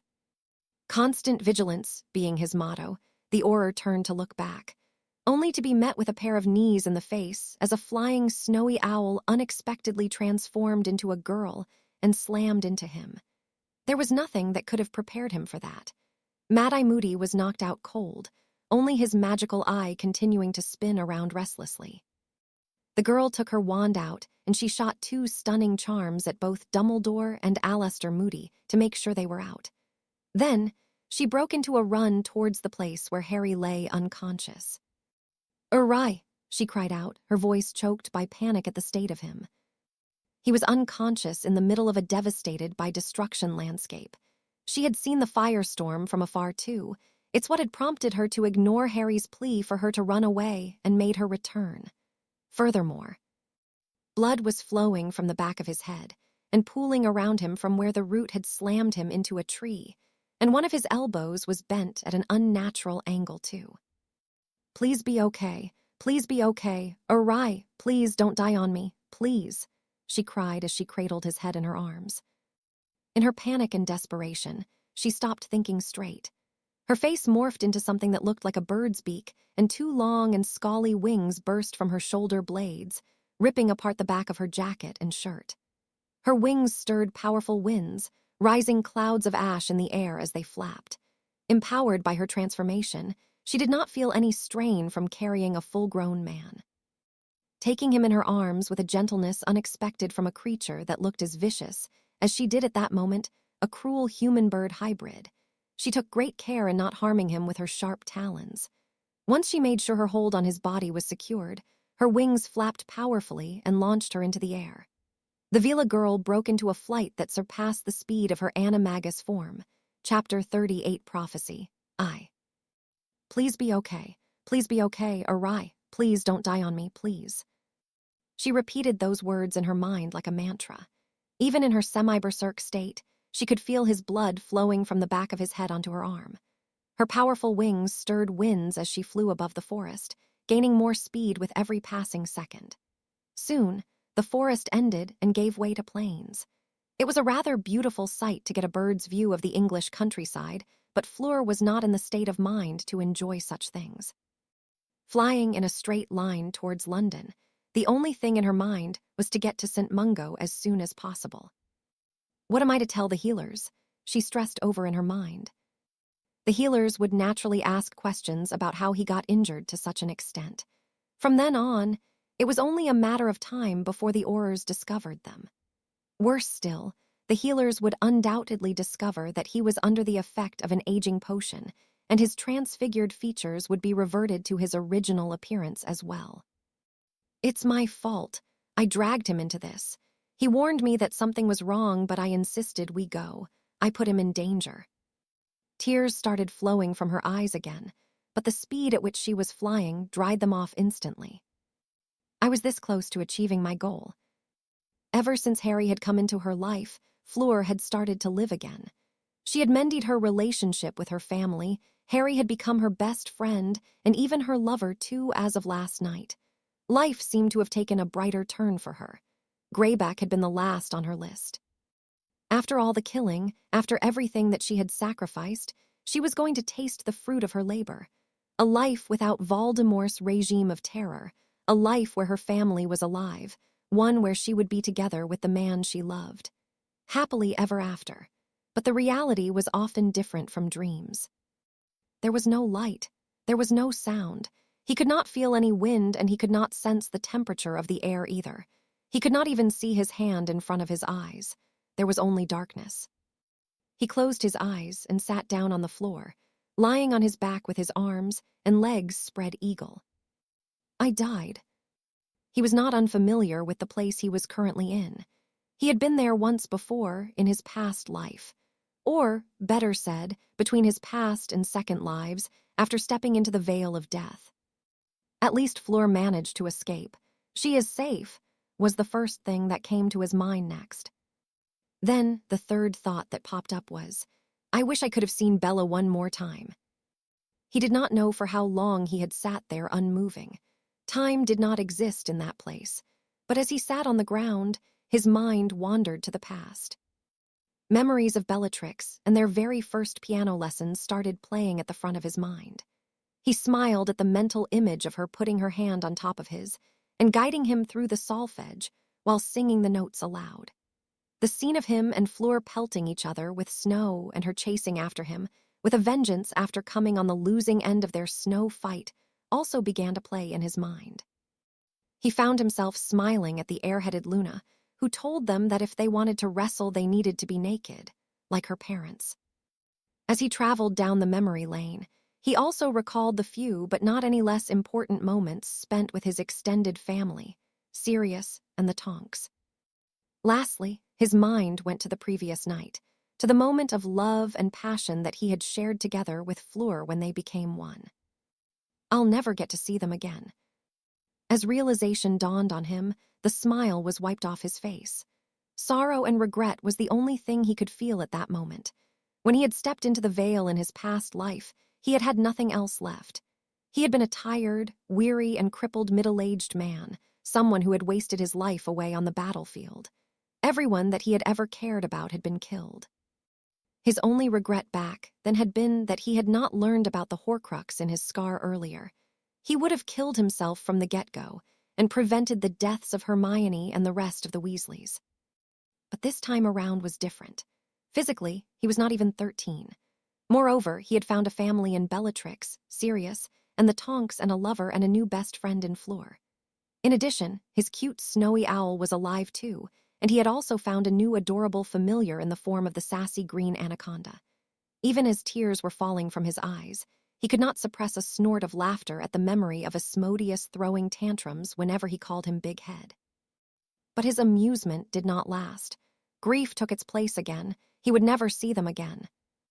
"I take it you enjoyed your second life, Master." The disembodied voice made his skin break into goosebumps. He jumped up to his feet in trepidation. Then, for the first time since arriving in that dark place, his sense of touch returned. An ice-cold hand touched the back of his head. The same hand came to his torso, on top of the place Alastor Moody's reductor curse shattered his ribs. Finally, it gripped his elbow, the one that had been bent into an unnatural angle. Even as that foreign hand touched his body, he did not dare to move a muscle. Not that he would have been capable of doing that anyway. He was frozen, paralyzed. It was as if someone had cast a full-body binding curse on him. He was still completely blind, but he did not need to see the being in front of his eyes in order to recognize their identity. "Death," he said in a low voice, not any louder than a whisper. Despite that he was filled with regrets of what his second life could have been, he said, "I blew it. The second chance that you gave me, I messed up. Still, thank you. None of it could have been possible without you." A breeze of freezing wind passed by him as the invisible being slowly flew around him. "It's only fitting that I serve my new master, is it not?" That cold, ambiguous voice, he could not tell whether its owner was male or female, sent shivers down his spine. In spite of death calling him their master, Harry had no illusions whatsoever about his real position in their eyes. "Besides," the voice continued, "you are not dead yet.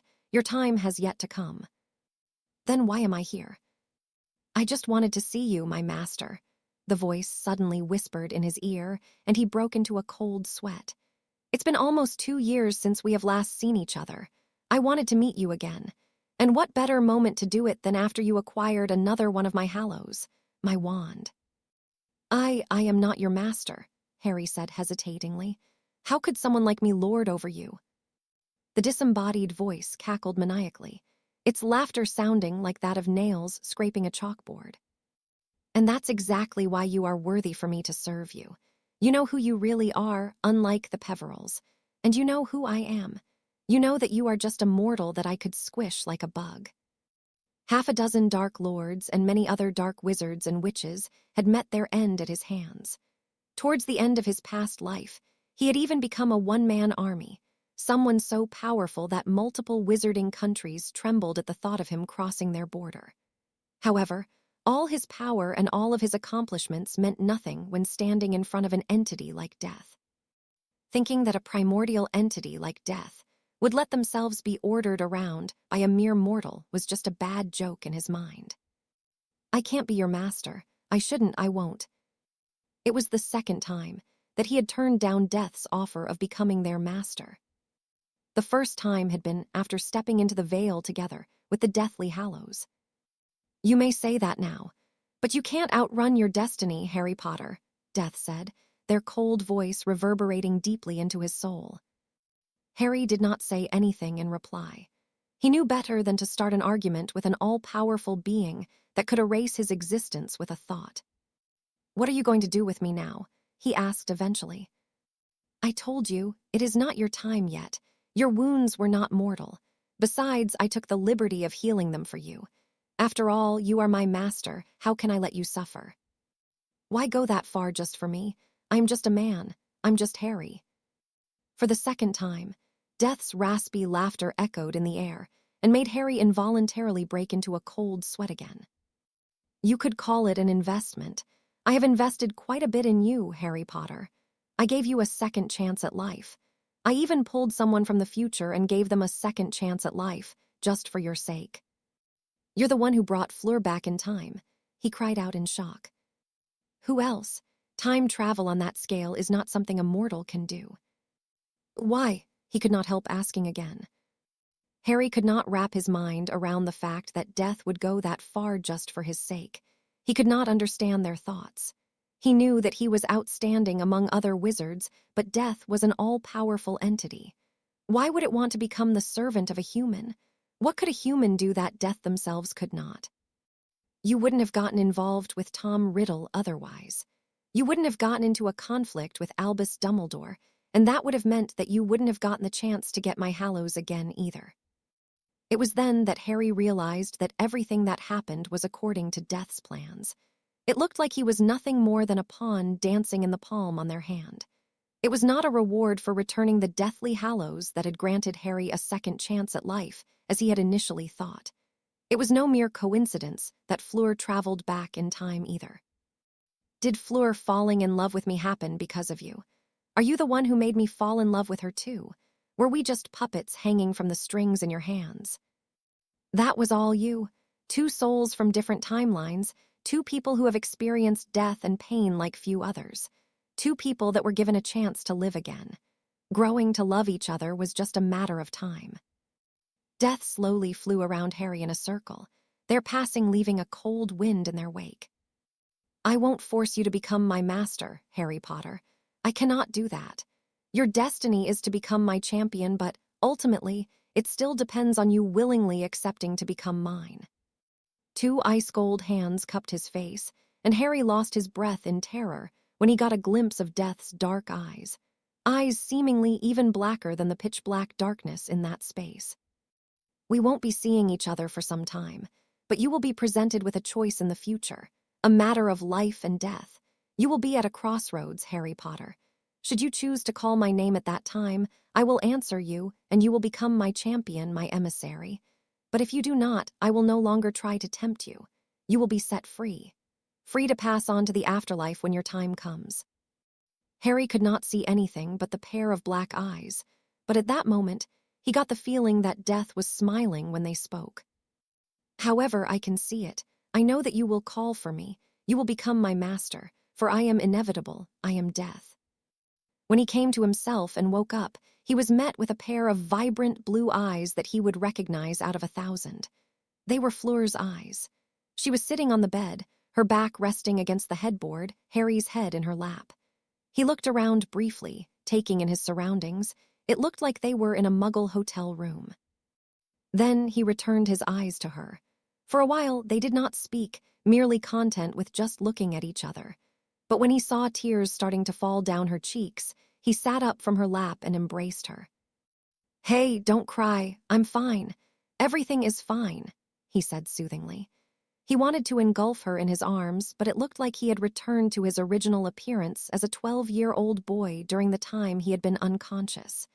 He ended up being engulfed by her embrace instead, as she hugged him for dear life. I saw a big explosion.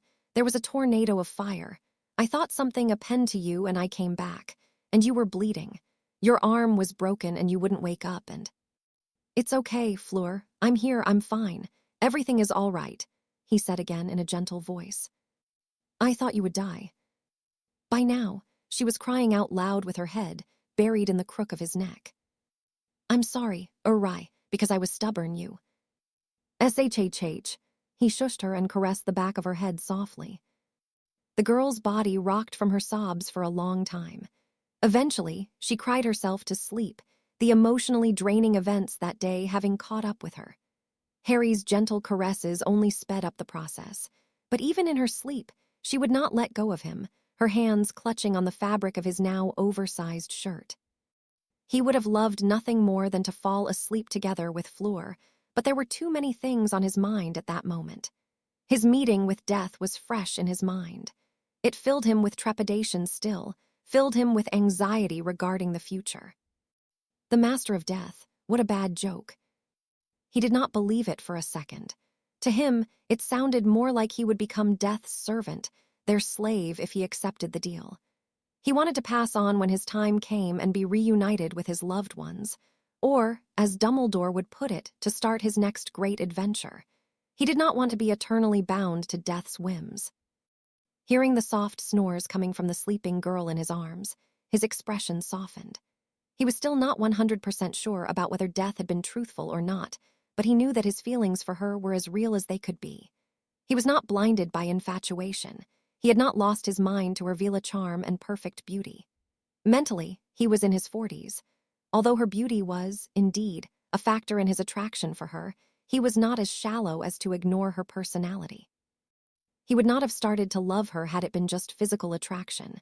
He liked everything about her, even the vain and immature side of her she sometimes showed. Even her stubbornness that had almost gotten them killed today, he accepted that side of hers too. Nobody was perfect. Everyone had their own flaws. He accepted her as she was, with both the good and the bad. He laid down on the bed on his side, and Fleur almost stirred awake at his movement. But she did not fully wake up. She was too exhausted. Harry closed in the distance between them and put his arms around her, bringing her deeper into his embrace. Instinctively, the girl buried her face into his chest and hugged his waist with her arms, seeking his warmth, his comfort. The present was uncertain, and the future a dangerous mystery with death's prophecy looming over his head. But, as he laid in bed with Fleur in his arms, Harry did not feel discouraged. Sometimes, men were simple creatures. Having someone that depended on him like Fleur did, having people that he wanted to protect like Bellatrix, Sirius, and the Tonks ignited a smoldering fire in his chest, a will to surpass any adversity, and a drive to become everyone's pillar of support. He was not just going to lay down and accept his fate. He would struggle with every fiber of his being until his last breath to forge a path for himself, a path where he and his loved one would be safe. Chapter 39, Bella and Fleur. "Why are you chasing us?" the young man asked. "Back off or we'll call the police." "Police? What is that?" one of the Aurors said, completely oblivious. "He means the Muggle Aurors," Kingsley explained. "But I'd rather you drop the farce. We know you are wizards." The young man drew out his wand. A straight and simple wand made of a light brown wood, about 11 inches long. "Why are you chasing me?" the young man asked again, but this time his voice was cold, no longer pretending to be scared. "We're not chasing you in particular," Kingsley explained in a calm voice. "We are doing a check on all the wizards and witches coming in and out of Birmingham. With Fenrir Greyback on the loose, we can't afford to take any chances. So please don't put up a fight and allow us to take you to the ministry. Shouldn't take more than half an hour to clear you up if you prove to be clean." The young man did not reply right away. He turned to look at his female companion and touched her jacket with his hand. "Portis." Moody sat up from the ground with a groan, just in time to see Kingsley and Dumbledore fire a full-body binding curse and an incarcerous spell at the young man. "Are you kidding me? Take the kitty gloves off and shoot the damn bastard down." The veteran Auror hollered and fired a lethal curse of his own at the escapee. But as if to mock their efforts, a shielding charm blocked the two spells from Kingsley and Dumbledore, and with his free, unarmed hand, the young man slapped the incoming bone-breaking curse from Aleister Wright towards Rufus Scrimgeour. A howl of agony resounded in the forest as the head of the DMLE collapsed on the floor with his kneecaps shattered. "Albus Dumbledore, the one who defeated the Dark Lord Grindelwald.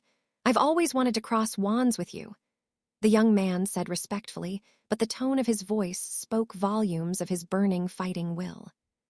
"I'm afraid you have me at a loss. You know who I am, but I do not know anything about you. I don't remember you attending Hogwarts either, and I will say that my memory is still excellent despite my age," Dumbledore said conversationally as he took a better look at his opponent. "My name is not important. I'm a nobody." It was the first week of June. Ever since he was released from the hospital, not a day passed without Dumbledore diving into his pensive to rewatch his confrontation with the unknown young man suspected to be a serial killer. Who is he? Where did he come from? How in the world has he achieved that level of skill in magic? Some healing salves and some Murtlap essence had taken care of the first and second-degree burns resulting from the young man's firestorm spell, and a hair growth charm had restored his burnt hair and beard to their original appearance. To everyone else, Dumbledore looked no different than he did a few weeks ago. To top it all, the world at large didn't even know about the fact that a serial killer still roamed free. Everyone was singing praises to the Ministry of Magic for capturing Greyback after such a wide-scale operation, and for executing him via a Dementor's kiss. Only a handful of Ministry employees knew exactly what had transpired that day. To everyone else, it was a secret. Even then, nobody knew that ever since that day, Dumbledore had been in a perpetual state of alarm and semi-shock. The stakes were much larger than everyone thought. Dumbledore had just lost the most powerful wand in the world. He had racked his brain the past days over and over again, trying to glean the tiniest bit of information on the man that had conquered the Elder Wand from him, but it was to no avail. No matter how many times he rewatched his or Kingsley, Shacklabolt's memories of the young man in the pensive, he could not find anything worthwhile. The faint accent suggests he's from southern England or has lived there for a period of time, but other than that. The young man was of an average height and weight. He had square glasses, a normal-looking face, brown eyes, brown hair. Nothing about him stood out in any way. "My name is not important. I'm a nobody," Dumbledore repeated the words that the young man had told him out loud. Not looking for fame, not trying to make a name for himself. It was this thought that immediately made him dismiss the idea that this young man could be a wannabe Dark Lord. Dark Lords were nothing much without their zealotic followers, but one had to show strength, charisma, and a certain level of self-confidence and pride in order to gain followers. His very appearance could be a disguise. Dumbledore very much entertained that thought. It made a whole lot more sense to him if the young man was actually an old wizard or witch disguised with a polyjuice potion. Wizards and witches in their late 40s and early 50s are the most powerful duelists. Physically, they are not far from their primes, and they are also old enough to have had time to hone their skill with a wand to perfection. It sounded more plausible for him that someone in his 50s had such a high level of skill and power. It was unthinkable that a 20-something-years-old man could be that good. But the thought that the young man was in fact an old person using a polyjuice potion only served to further distance him from finding out their identity. The healers from St. Mungo couldn't find his identity from the blood samples at the scene either. Either he's been disguised by a polyjuice potion, or he has never been to St. Mungo. The only other clue left for Dumbledore was the young man's wand. This isn't much to go by. No, it's almost nothing. The suspected serial killer's wand did not have any distinctive features, as the Elder Wand did, for example. It had no knobs, no carvings, no special shape, no fancy handle. It was 11 inches, supple, straight as a ruler, simple, unadorned. There is one such wand that Ollivander and I remember. However, as he thought of that, he let out a self-mocking scoff. To think I'd even go as far as to consider a 12-year-old boy among the suspects. This is ridiculous. A wave of embarrassment washed over him at the memory of him asking Bellatrix Black about Harry Potter's whereabouts on the day of the Ministry's clash with the serial killer suspect. It's impossible to be him no matter how I think about it. Harry Potter is but a young boy, gifted, undoubtedly, but he is not him, it can't be. Another memory came at the front of his mind then. 3 blue and gold-tinted translucent shields appeared on Dumbledore and 2 Aurors. But, at the last moment, instead of aiming his spell at them, the young man swung his wand to his right side and shouted, "DAO." On an area over 50 feet wide, a diagonal slash chopped through several dozen trees, mowing them down like cutting grass. Barely a second later, a mournful cry rang out in the distance. "Fox!" Dumbledore cried out. High up in the air, an invisible blade had caught the fiery bird dead on, cleaving it in half. The phoenix did not even know what hit it before getting killed. The old wizard let out another sigh. Uncovering this man's identity is no different than searching for a needle in a haystack. No, it's even worse than that. By the looks of it, he must have lived in China or that part of the world for a long time to have learned this spell. The Dao Cutting Curse. I've heard of it during my travels, but it's the first time I saw it in person. It was formidable. To his knowledge, the Tao-cutting curse was not a spell that any average Joe could cast. Leaving aside the fact that this was Europe, Dumbledore knew that even in China, very few wizards and witches knew how to cast this spell due to the fact that knowledge regarding its theory was being tightly guarded by the Shaolin wizards living in seclusion. It made no sense whatsoever that a 12-year-old boy had traveled to China and befriended the reclusive monks to be allowed to learn one of their most prized martial spells. Dumbledore shook his head and stopped thinking about Harry Potter. Suspecting that a 12-year-old boy was the young man that had bested him in a 1v1 duel was beyond ridiculous even to his paranoid mind. The fact that his wand happened to look similar was just that, a happenstance, pure coincidence. "You're finally here," Bellatrix said in a chipper voice when she saw Harry opening the door of the music classroom. But her smile instantly turned into a frown when she saw him pulling someone from their hand after him. "What's she doing here?" she asked bluntly, not even trying to disguise her animosity. The person whose hand Harry was holding was none other than the bane of Bellatrix's existence, the girl that had somehow slithered her way into her boy's graces and corrupted him. And now she even had the gall to intrude on her precious, Harry time. Unforgivable. "You were right, awry I can see it. She loathes me." Harry threw Fleur an annoyed look. Being sarcastic is not the best way to make a good first impression. The Vila girl crossed her arms and sniffed, not deigning his words with a verbal answer. "Damn it, would you two stop acting like immature children?" he said in annoyance when he saw the way the two women were glaring daggers at each other. Bellatrix and Fleur appeared, as if they had not even heard his words. "Shouldn't you be cramming for your owls now, MS de lacquer?" Bellatrix said in a frosty voice. Seeing as it was the first week of June, fifth-year students like Fleur had to take at least one exam every day. It was the same for the other students as well. Everyone had their end-of-the-year exams at this time. The library and the common rooms of every house were filled to the brim with students studying for their exams. There was hardly anyone strolling the corridors of the castle or enjoying the beautiful weather and playing outside at this moment.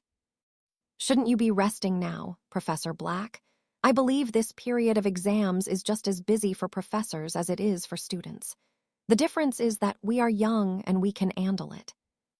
Harry suddenly whipped his wand out, and a translucent wall of blue light appeared between the two women. Bellatrix had drawn her wand and fired a spell with such a speed that Fleur had not even seen it. Fortunately, Harry reacted in time, and the older witch's spell fizzled harmlessly against his shielding charm before disappearing into thin air. "You've got to be shitting me, assaulting a student.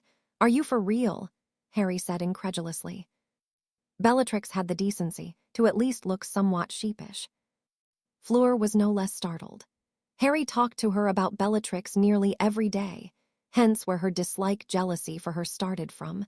So she had heard him mention that she had a very short fuse, but she had not expected the older witch to be that trigger-happy. "Sorry," Bellatrix muttered reluctantly. "Do you have any idea how difficult it is for me to see you two acting like this? You're the closest people to me. Seeing you two fighting for no reason, whose side am I supposed to pick?" The tired tone of his voice made them stop glaring at each other momentarily and look to the side. "How about we all take a seat and have a talk, like adults?" Bellatrix sat on the piano stool, and Fleur took a sit on one of the music chairs for violinists. It was when the silence that had instilled between the three of them was starting to become uncomfortably long that Bellatrix broke the ice. "Why, Harry, you are a Vila. You could have any man you wanted. Why go for a scrawny runt 3 years younger than you? Why him?"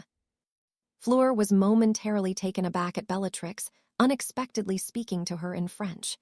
She replied in her native language, too. "Uri saved my life 2 times. If it had not been for him, I wouldn't be here today." "Hero worship? Is that it? Harry is not perfect. What will you do when your perfect image of him breaks? You will leave him. You will end up breaking his heart. He doesn't deserve that. After everything he's been through, he deserves to be happy to be with someone that will love him for the person he is," Bellatrix said. "Someone like you," Fleur bit back. "Yes, someone like me," Bellatrix said. I will never betray him. I will never give up on him. He is my son in all but blood. Harry didn't know French, but he could understand that they were talking about him. Although he wanted to hear what they were talking about, he did not butt in. He was relieved that the two women were talking civilly instead of shooting curses at each other. With that thought in mind, he decided to sit back and wait for them to sort out their differences. Why are they even so hell-bent on hating each other? Come to think of it, it was the same with Hermione and Ginny in my past life. They both hated Fleur for a long time. Hermione probably out of jealousy due to Ron's exaggerated reaction to Avila's charm and Ginny. I guess because of her crush on me and Fleur's shows of affection. But what about Bella? She has nothing to be envious about. Harry understood why Fleur was jealous of Bellatrix. It was mostly his fault, due to how often he brought her up in conversations. He had not done it consciously. It was only because he cared about her so much and because he had a very small social circle. Outside of Fleur and Bellatrix, he did not interact with many others on a daily basis. But for the life of him, Harry could not understand what was Bellatrix envious of. In his mind, the older witch was not inferior in any way. Fleur did have the edge in the looks department due to her youthful beauty and her Vila charm, but Bellatrix, with her elegance and sophisticated look, exuded the attractiveness and grace specific only to a mature woman. Moreover, as much as he respected Fleur's intelligence, not just anyone could become Phileas Flitwick's apprentice. She could not really compete with a senior unspeakable, someone who had created over a dozen new curses and made groundbreaking inventions in warding spells. Bella has no reason to be jealous, and we're not even like that anyway. His relationship with Bellatrix had always been platonic. While Harry was mulling over the reason why the two women seemed to not like each other, the two in question continued their conversation in French. I may be a quarter Vila, but I'm not that shallow, Fleur began to say, but Bellatrix rolled her eyes at her and cut her off. There's no such thing as quarter Vila or whatever. You're either a Vila or you're not, and you clearly are. Fleur looked at her in genuine surprise. Not many people were aware of that fact. In truth, half Vila, quarter Vila, and so on and so forth were just a myth. Vila males did not exist. With that being the case, Vila should have long since died out. But Vila were still around and very much thriving, especially in the southern European countries. That was because a Vila's offspring would always be Vila if they were girls. If they were boys, they would be regular wizards, albeit handsome. The myth about half Vila and quarter Vila was something that the Vila themselves had coined centuries ago when the first ministries of magic started appearing. They did it in order to more easily integrate themselves into wizarding society and not be shunned. It had been a successful strategy on their part, seeing as while magical creatures such as centaurs, goblins, or trolls were ostracized and forbidden to wield a wand, the Vila that claimed to be halves or quarters had no such restrictions imposed on them. The so-called half-breeds were still looked down upon, but they were at least tolerated and had most of their basic rights ensured. It was a far better outcome than the situation of the goblins or the centaurs. I may be a Vila, the girl reiterated, but I'm not that kind of person. Fleur knew that most women's hostility towards Vila did not stem purely from their envy of their looks and charm. It was also due to how promiscuous some Vila acted, taking delight in making married men betray their vows and turning them into their lapdogs. Some Vila loved to toy with men. They reveled in the power they had over them. However, those Vila were a minority. Bad apples existed everywhere. These women existed among humans too. Most Vila were similar to human women in what they desired. A happy relationship with just one man, to find the love of their life, to make a family together and live happily ever after. There were also Vila that were less family-oriented and more focused on their careers. Vila were not aliens. They were similar to humans in most things. I don't just like him. I care about him. I think I love him. Not only that he saved me, but he also gave me hope for the future. He changed my life. Maybe it was because she wanted to justify her feelings for Harry and make Bellatrix, her would-be mother-in-law, acknowledge her. Or maybe because she had bottled up her emotions for too many years, and it was getting harder every day to occlude them. Or maybe because she inwardly craved to talk about herself to a fellow woman. Fleur was not sure what was pushing her to uncover her secrets to Bellatrix. I'm not that different from Uri, the real Uri. At those words, Bellatrix's eyes widened. I knew it. I knew something was off about you the entire time, the older witch exclaimed.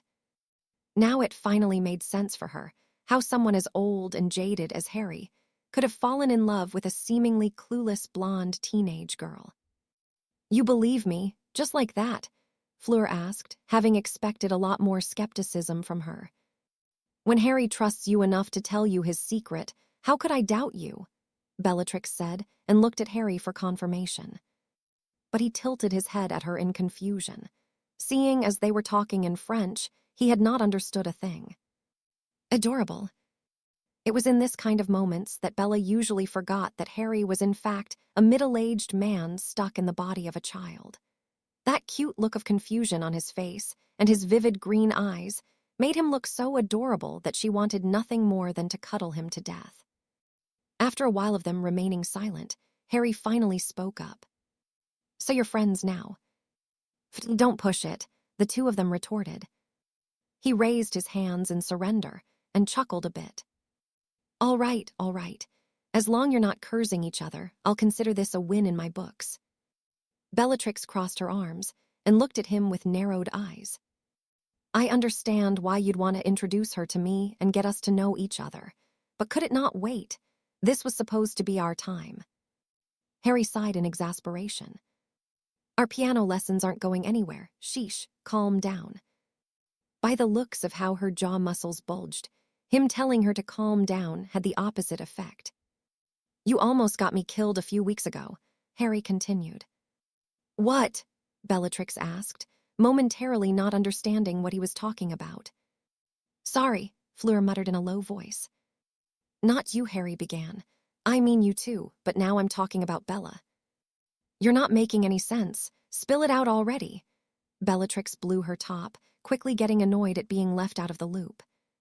Your invention, that portable anti-portkey warding stone. It almost got me killed during the Ministry's operation in Birmingham. Recognition flashed in Bellatrix's violet eyes, and she almost shouted. You're the one that the Ministry spectacularly failed to catch. Are you the serial killer? So that's why Dumbledore asked me where you've been during the Ministry's operation to catch Greyback. Fleur gulped before saying hesitatingly, I am.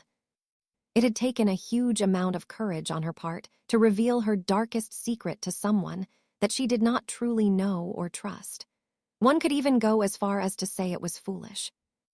I trust Harry. When he had suggested in the past to bring Bellatrix into the frame and let her know of her secrets, Fleur had refused to do so, and not for an unfounded reason. However, after nearly getting Harry killed due to her stubbornness during the fiasco with Fenrir Greyback's hunt, she acknowledged that flaw of hers. She could not become an entirely different person overnight, but she had resolved herself to work towards changing that part of hers. Listening to Harry's advice was a significant step in that direction. So you're the one who offed Malfoy and his spawn. Good. Turning towards Harry, she said, I like her. Fleur looked at her gobsmacked. What? Thinking that Bellatrix would want to kill her due to the murder of her brother-in-law, and her nephew was one of the main reasons why Fleur had not wanted to reveal her secrets before. The fact that the older witch seemed to be praising her left her not knowing how to react. Speechless. Don't act so surprised now. If your purpose was to get my approval for dadding Harry. I don't need your approval, you're not my mum, Harry interjected in annoyance. Then you have more than earned it, Bellatrix said. Lucius Malfoy thought of himself as a snake, but he was nothing but a dirty jackal. Subservient as a dog in front of those stronger than him and a vicious opportunist with those below him. He is the one that turned my sister against me, why Sissy and I haven't spoken to each other for a decade. With him and his progeny gone, I finally got my sister back. I am grateful. Nowadays, due to the fear of Voldemort, Narcissa Malfoy seldom left the safety of her Fidelius charm-protected manor.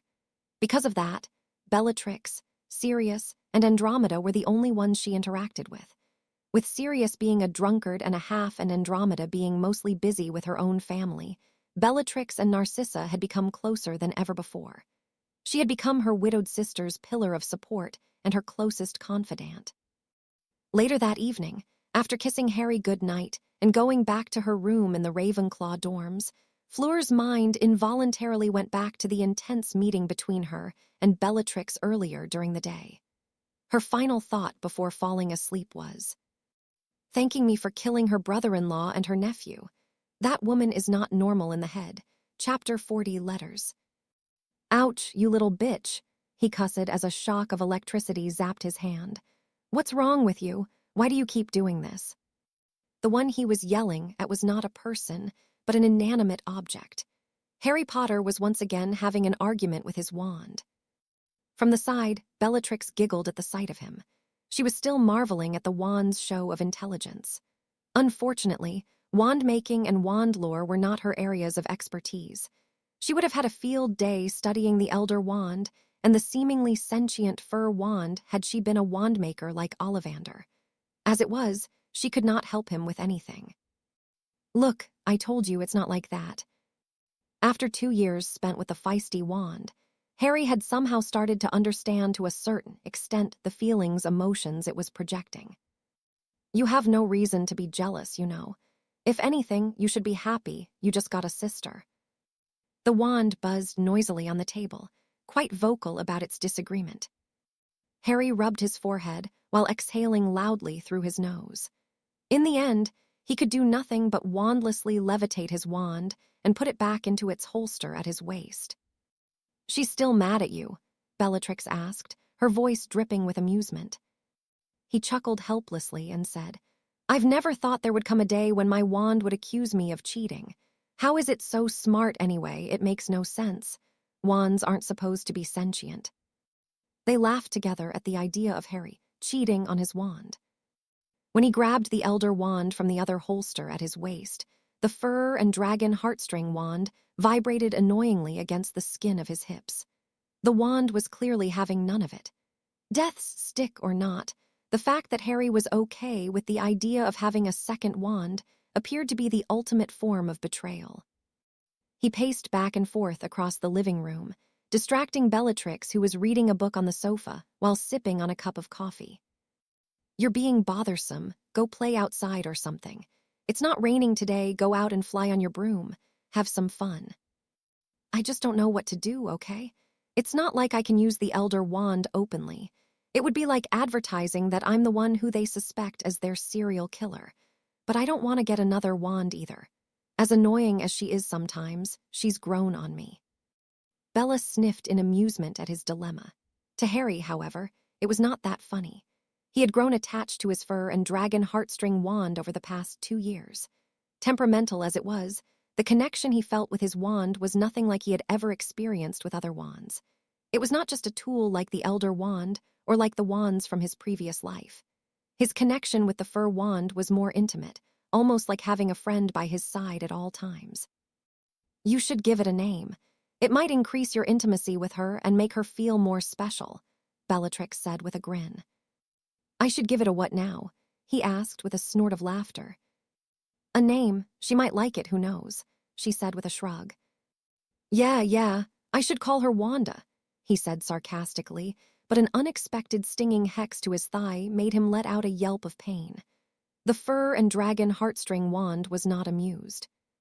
"With a numbing sense that bad you do deserve to be hexed.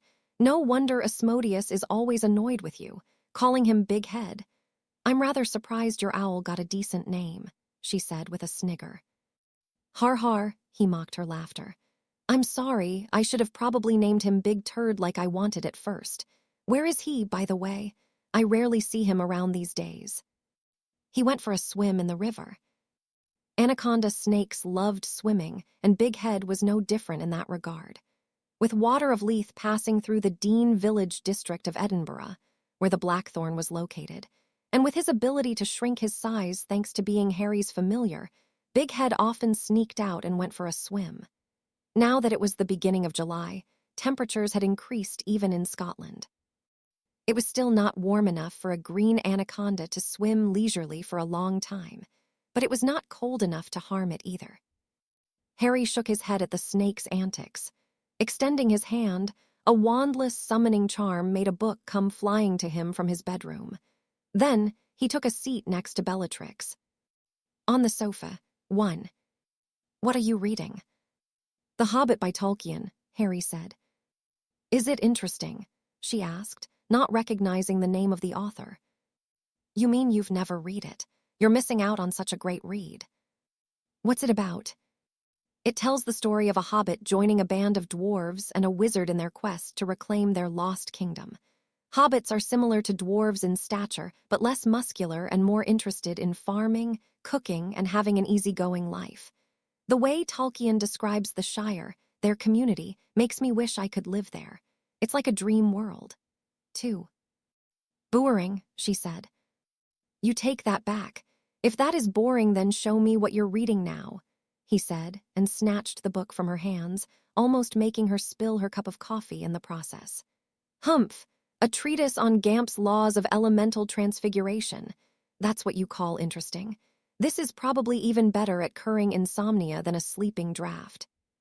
To uneducated chimps, maybe it's boring, she said with a huff and snatched her book back from his hands.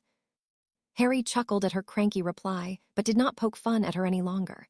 Instead, he opened his book and immersed himself in the magical world created by Tolkien.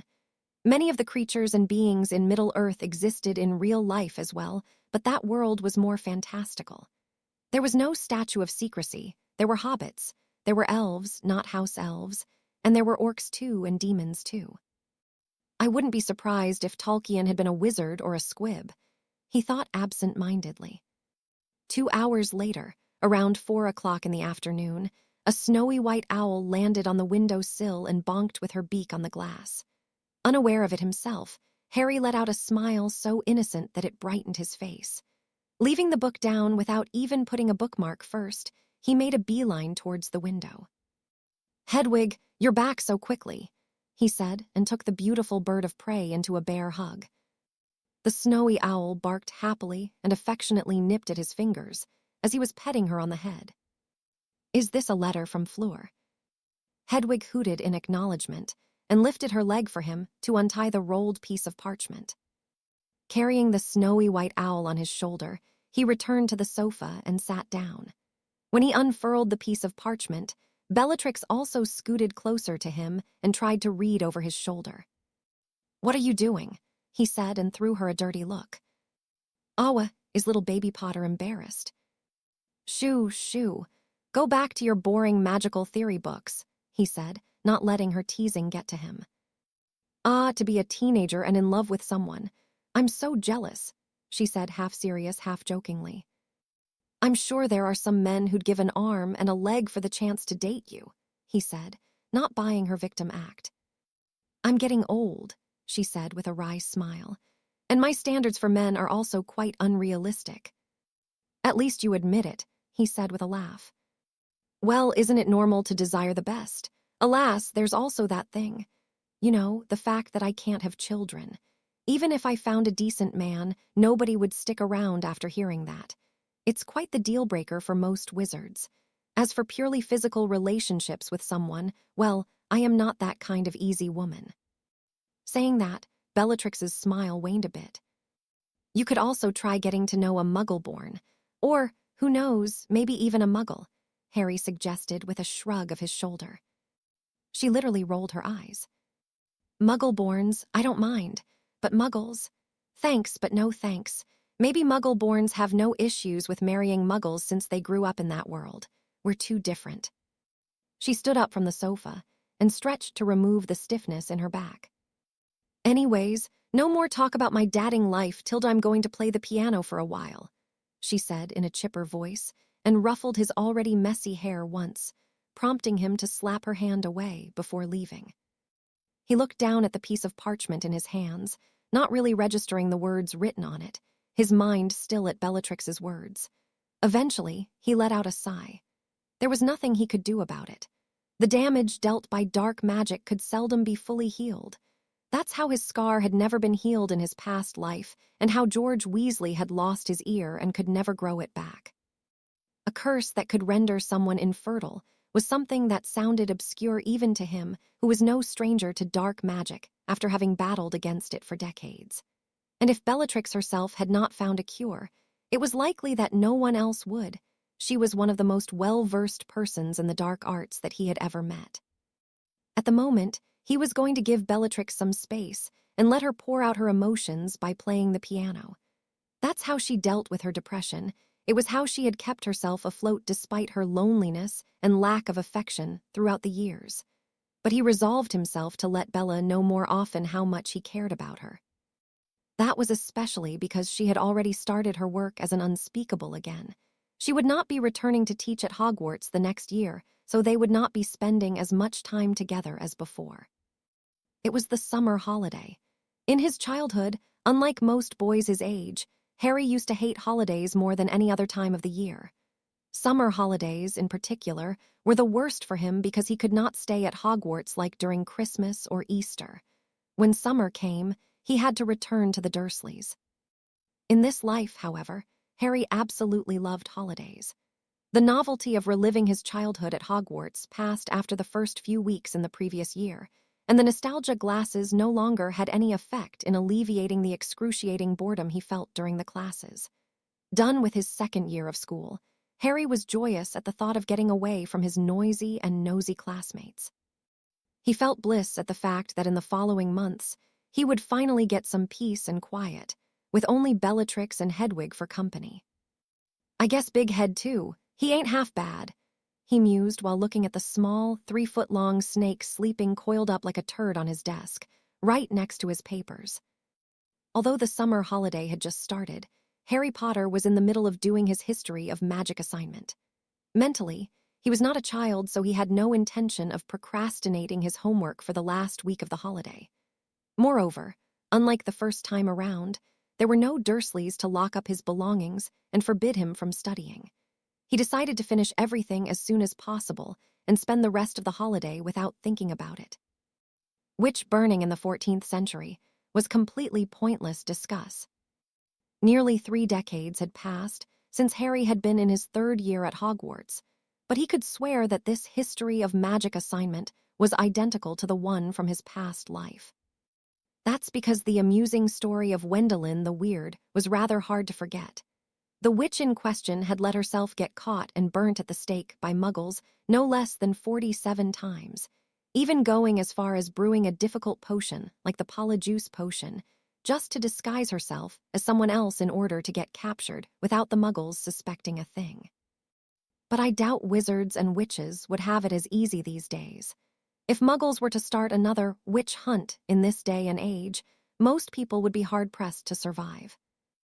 Unlike most wizards and witches, Harry was no stranger to the killing capabilities of the muggles, and he did not underestimate their potential for destruction either. While he held no doubt that ultimately the elite among wizards and witches would get control of the Muggle world's leaders and governments through the use of Imperious Curse, Polyjuice, and Legilimency, the regular wizards and witches out there would end up massacred. As someone who had come from a future 30 years away from the current time, he had seen with his own eyes the incredible leap in technology that the Muggles experienced in the 21st century. 2 decades from now, the wizarding world will have to hide even deeper and more carefully than ever before. It was not a bright future for the magical kind. Traffic cameras were going to become mainstream in all the large cities of Europe. The internet would make information spread around the world instantly, and the invention of smartphones and their capability to record films would lead to the statute of secrecy being compromised. It was bad, especially in the past few years before I stepped into the Veil. At first, most people thought that films of wizards being caught casting spells on camera were just fake videos or special effects like in movies. However, as Voldemort's rampage intensified and his army grew, as the war encompassed the entire continent and even went beyond Europe, the Obliviators across the globe were beginning to understand that keeping the wizarding world secret was soon going to become impossible. I didn't care about it all that much back then. The Weasleys had been murdered around the time when the wizarding world was barely starting to become aware of the danger that Muggles' surveillance technology posed to the statute of secrecy and the few remaining people that he still cared about, such as Kingsley, McGonagall, and Flitwick, were also killed during the war started by Voldemort in 2005. He had had nobody that he still cared about enough to at least exchange letters with, so the struggles of the wizarding world to stay hidden from muggles had been of no concern for him. Back then, his entire being had been consumed by two things: hatred and vengeance. His obsession with destroying Voldemort and killing dark wizards had made him ignore most of the social unrest going on at that time. 2. But it's not like that anymore, he muttered. There were two special people in his life that he loved more than anything, Fleur and Bella, and he also had a family in the Tonks family in Sirius. Although Sirius was often busy with Wisengamot meetings or drinking his days away, and despite the fact that Harry did not interact very often with Tonks and her parents, they were adults with their own jobs and personal lives. Everyone still made time to gather at Grimmauld Place once a month and dine together, as a family. As someone who had always wanted to belong to a family, Harry treasured their monthly get-togethers more than anyone, except Bellatrix, knew. He had even started to interact with Narcissa Malfoy to a certain extent. With that being the case, Harry could no longer remain indifferent about the future, not when the people that he cared for would end up suffering because of it. But his pensive expression faded away after some time. No use in worrying about such a far future right now. It's still about 20 years away. First things first. I'll kill Voldemort first. I'll worry about other things later.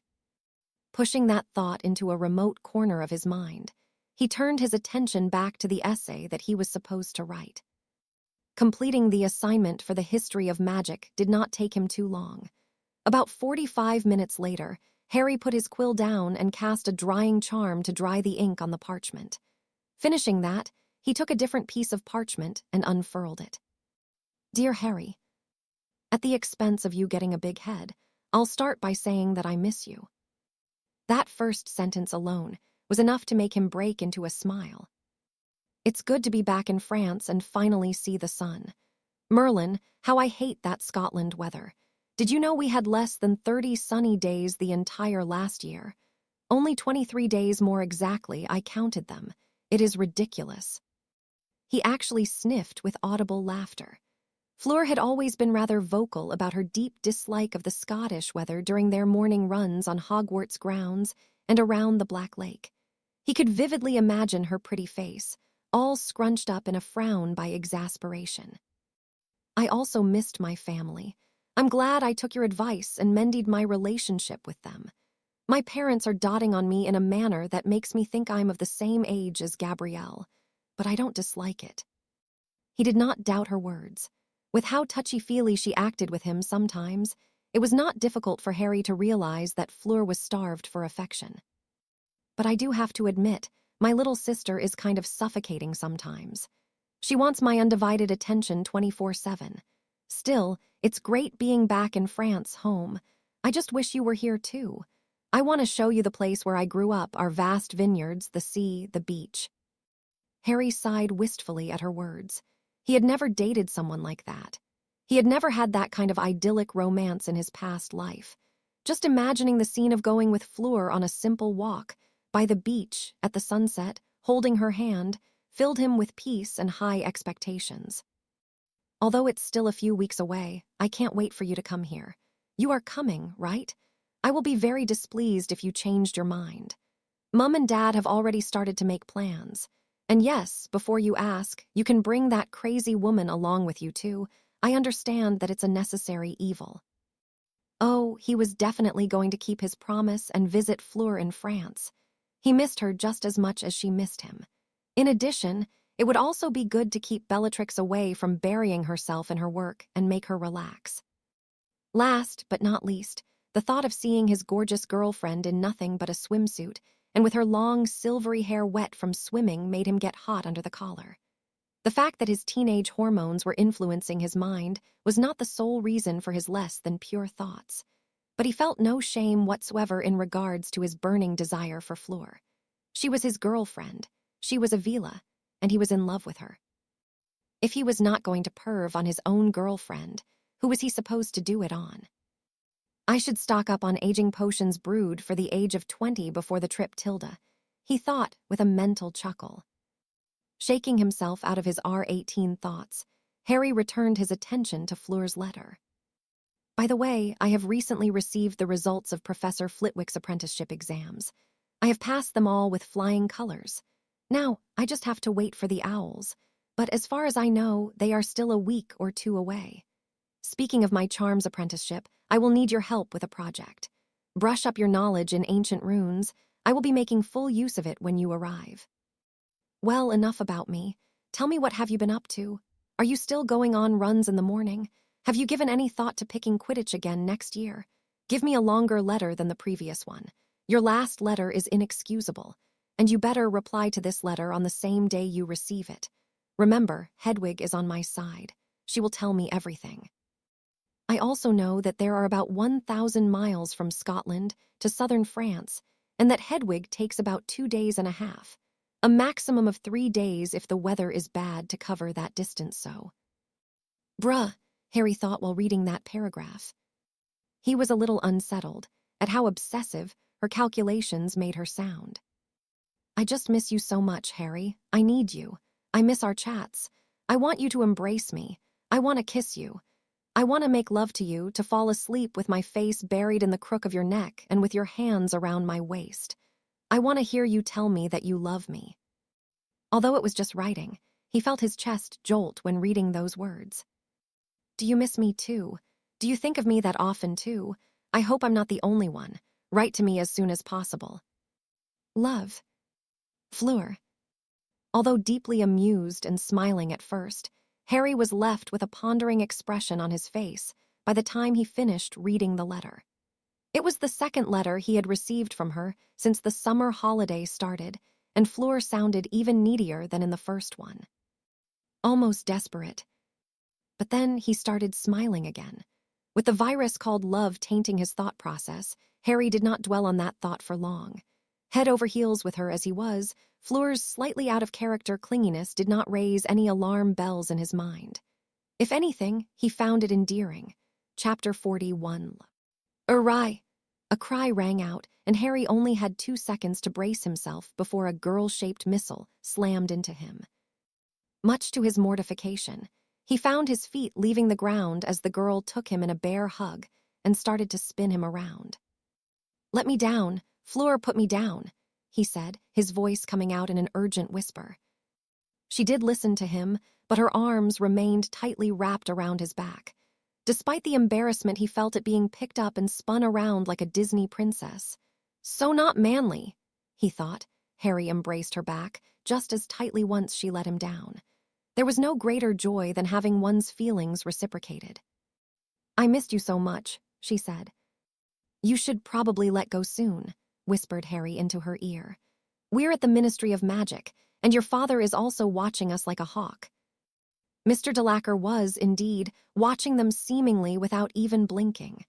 When their hug became longer than it was considered appropriate in public, he cleared his throat loudly. Reluctantly, they separated. They were, after all, in the middle of the portkey reception area in the French Ministry of Magic, in Paris. I missed you too, Harry said while holding her hands. The smile that graced her face at his words was so dazzling that he forgot how to breathe for a moment. Have I ever told you how beautiful you are when you smile? Wearing a pale blue spaghetti-strap summer dress, white trainers, and a straw hat, and with her long white gold hair falling in waves nearly to her waist, Fleur was the picture of innocent beauty. But that innocence waned a little the moment one's eye wandered to the slit in her dress, revealing a smooth and long leg, to speak nothing of how the thin fabric of her dress did little to hide the curves of her chest. In Harry's eyes, she was perfect. That sentence was not foreign to her ears because she was a Vila, and to top it all, she also made great efforts to keep herself in shape. Looking great was a given, and receiving compliments was natural. However, hearing those compliments coming from the person she loved, Fleur could not wipe her smile off her face at that moment, even if she wanted to. You're not stingy with compliments today. What happened? She said coyly. He was spared from answering that question because, in the next moment, she took his lips in a kiss, not caring that her parents were right behind her, watching her every move. While they did want to keep up the image of teenagers in the eyes of other people, they wouldn't go as far as to abstain from expressing their feelings just for that. Her sweet lips, her hands caressing his cheeks, and the refreshing spring-like fragrance that he had come to associate with her made him close his eyes and melt into the kiss. It was like waking up from a dream when they finally parted. Sensing that the surroundings were unnaturally silent, Harry involuntarily looked towards Fleur's parents. Mr. Delacour appeared as if he had just taken a full bite out of a lemon. His face was twisted in a grimace. In comparison, Mrs. Delacour was all smiles. Suddenly, a flash of light blinded Harry and everyone else in the vicinity. A plume of purple smoke came out from the chunky camera in her hands. Pauline Delacour had just finished taking the first wizarding photo of her daughter kissing her boyfriend. That kiss left them both a bit flushed, the love hormone making them giddy with happiness. They could not contain their smiles. "You look pretty good, too," she said, after they spent a good while just staring and grinning dumbly at each other. On the side, Bellatrix felt a wave of second-hand embarrassment wash over her as she watched the two of them interact. They are in love, all right. Look, seems like their IQ already dropped by half, she said in French, making Pauline burst into laughter. Bella helped me pick these clothes. You know I'm pants at fashion, Harry said. He had never been too concerned with his outward appearance in the past, especially in the last 2 decades of his previous life, when he had spent most of his time wandering through godforsaken places and on the battlefield, hunting down dark wizards and witches. However, nowadays, he was becoming increasingly aware of his appearance due to his proximity to Fleur. Be it her long white gold hair, her spotless complexion, or her fit and shapely body, she was gorgeous. In comparison, he could only view himself as average. Sometimes, he almost felt out of place standing next to someone as beautiful as that. He knew that Fleur loved him for who he was, but, inwardly, he wanted to make himself look better for her. And that was how he had ended up asking for Bellatrix's advice about clothes. Seeing him wearing a green t-shirt with white stripes, beige chino trousers, and a pair of black Vans trainers, Fleur was pleasantly surprised. It was a casual but smart look, something that was trending with the teenagers in the 90s. It looked like Bellatrix's fashion sense did not miss. Eventually, Harry and Fleur were forced to acknowledge the world from outside their little bubble of happiness, because a very impatient Gabrielle Delacour pulled on her elder sister's sleeve. "Hello, Gabrielle, how have you been?" Harry asked in French. The little girl's eyes widened comically in surprise. "You speak French." "A little," he said with a chuckle. Then, continuing in English, he told Fleur, "Bella has been teaching me a few words when she had the time. Nothing much, though, only a few sentences." "You want to learn French?" Fleur asked, smiling again. "Yes, I have a feeling I'll be spending most of my summers in France in the years to come," he said, mirroring her smile. The meaning of his words was not lost to her, that even after a few years, he was still seeing himself together with her. She did not fight off the sudden urge to embrace him. "All right, you two, enough flirting already. Let's get out of the ministry first," Bellatrix said.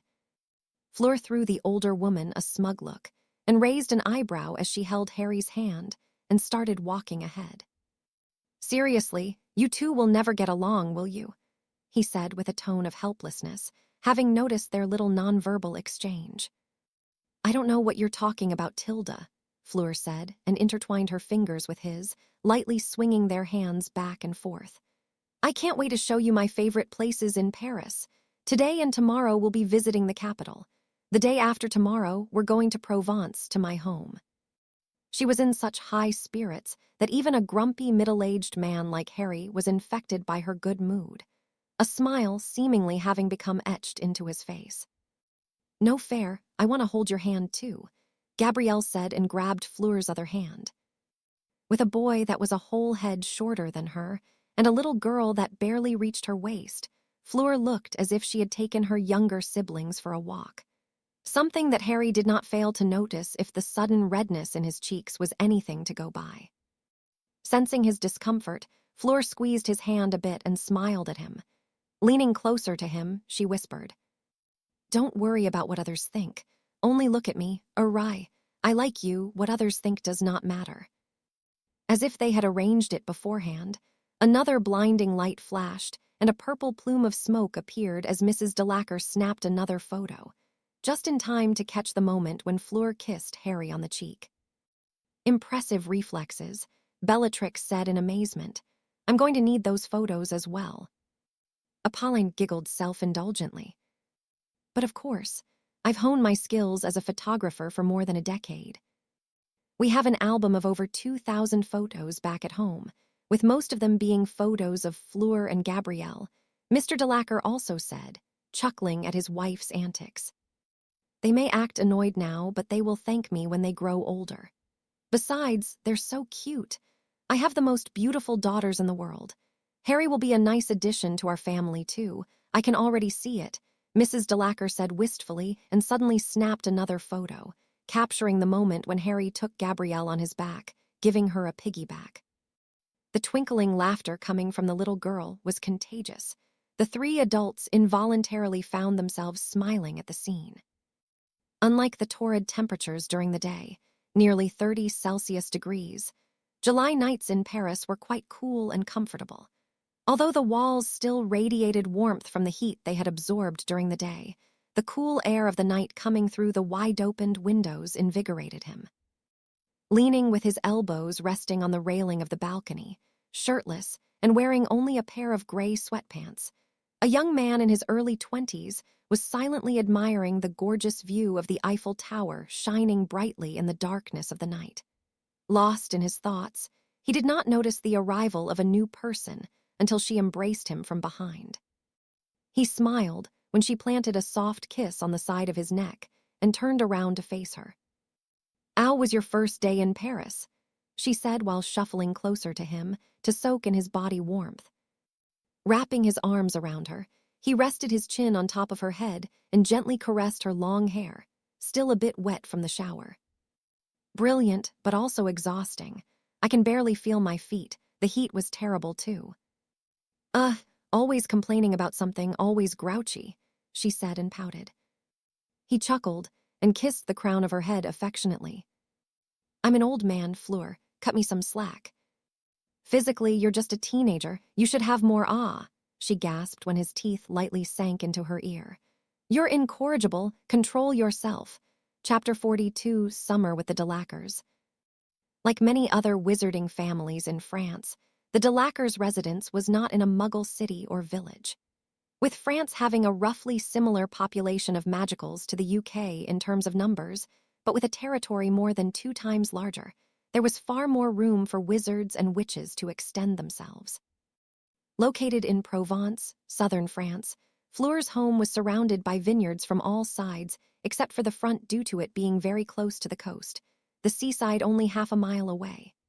Unlike the haunting beauty of the Blackthorn with its Gothic architecture, the manor of the Delacours was not as impressive in looks, following the Mediterranean style. It was rather unassuming with its rectangular footprint, its unadorned, white-painted walls, and its low roof.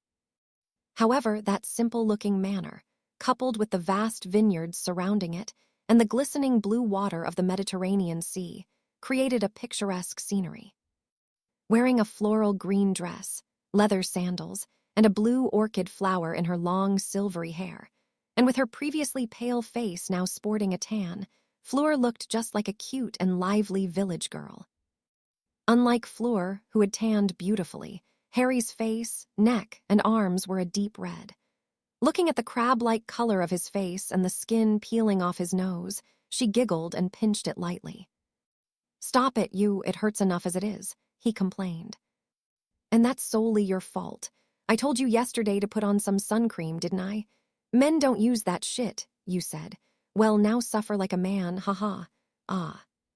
Her laughter abruptly transformed into a shriek of panic as they suddenly started falling headfirst towards the ground. "Urai!" she cried out, her voice strangled by fear, her arms tightening around his waist almost painfully as she held on for dear life. When the ground appeared to be only a few dozen feet away, Fleur involuntarily closed her eyes and clenched her fingers around the fabric of his t-shirt. She felt the wind being knocked out of her lungs, and a pit appeared in her stomach when they suddenly came to a halt. Hesitatingly opening her eyes, she saw that the Nimbus 2000 broomstick they were riding was hovering at only 6 feet above the ground. Realizing how close they had been to crashing, her heart was jumping out of her chest. The ordeal had been so stressful that she felt too drained to even get angry. "Are you trying to get us killed?" He chuckled in a self-satisfied manner. "It's payback for pinching my nose. That'll teach you not to ow, ow, ow." Harry started crying out towards the end as Fleur sank her teeth into the nape of his neck and shoulder, biting him repeatedly. Seeing as it was Sunday, there were no field workers in the vineyards, and with the closest Muggle village located several miles away, Harry and Fleur took full advantage of it. Their occasional bickering aside, flying together on a broom above the hills of Provence and the Mediterranean Sea was a fantastic experience for them. Once she was satisfied with the abuse she had inflicted on his neck and shoulder, Fleur rested her head on his shoulder blade and hugged him dearly to her chest. He smiled at her display of affection and flew his broom at a relaxed pace, slowly taking in the beautiful scenery below them. "I love it here," Harry said, and it was not just empty words. Having such a simple and slow life in the countryside, with no worries other than tending to the vineyards, going on flights by the sea and having fun with our family by the beach. How nice would it be to do just that forever? Despite how he looked, currently, he appeared to be in his early 20s due to an aging potion. Harry was not a young man at heart. While most young men and women wanted to live in a large city with plenty of opportunities for fun and partying, Harry liked the tranquility of this place way more. He had seen enough action and intrigue for 3 lifetimes. He would rather have some peace and quiet in this life for a change. "Once we graduate, we can come heir," she said, and rested her chin on his shoulder, their cheeks now touching. "My parents are not obscenely rich, but we are doing fine. We'll buy a plot of land close by and build ourselves a small cottage by the sea. Not too close to the sea, though. It could be dangerous for children, but not too far either. I think your home is set at the perfect distance," Harry said. But Fleur did not hear the latter half of his words. "Children," she said in wonder. "Well, I mean, not now. I'm still too young, and you haven't gotten a career yet, but I thought that maybe, I don't know, in a few years when we are in our mid-20s. He was rambling in embarrassment for having gotten ahead of himself. "I like the sound of that," she said, and she felt his body relax in her arms. "Yes, a girl and a boy with silvery hair and green eyes." "No, the boy needs to have black hair. No way I'm having a Minnie Malfoy look-alike for a boy." That was rude. What's wrong with a boy having blonde hair? They chuckled together. Even after the couple's laughter died out, they kept grinning as they talked about the future.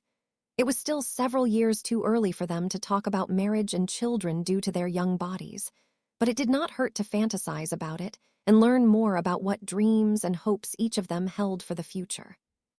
Half an hour later, the aging potion's effect wore off, and Harry returned to his original appearance as a nearly 13-year-old boy. His clothes were now too big for his frame, and Fleur giggled in delight at his expense. However, with a few deft flicks of her wand, she shrunk them to fit his current size. She put her arms around his waist again, but this time he was so short and thin that she felt no safety whatsoever in holding on to him. "When are you getting your growth spurt?" she could not help asking.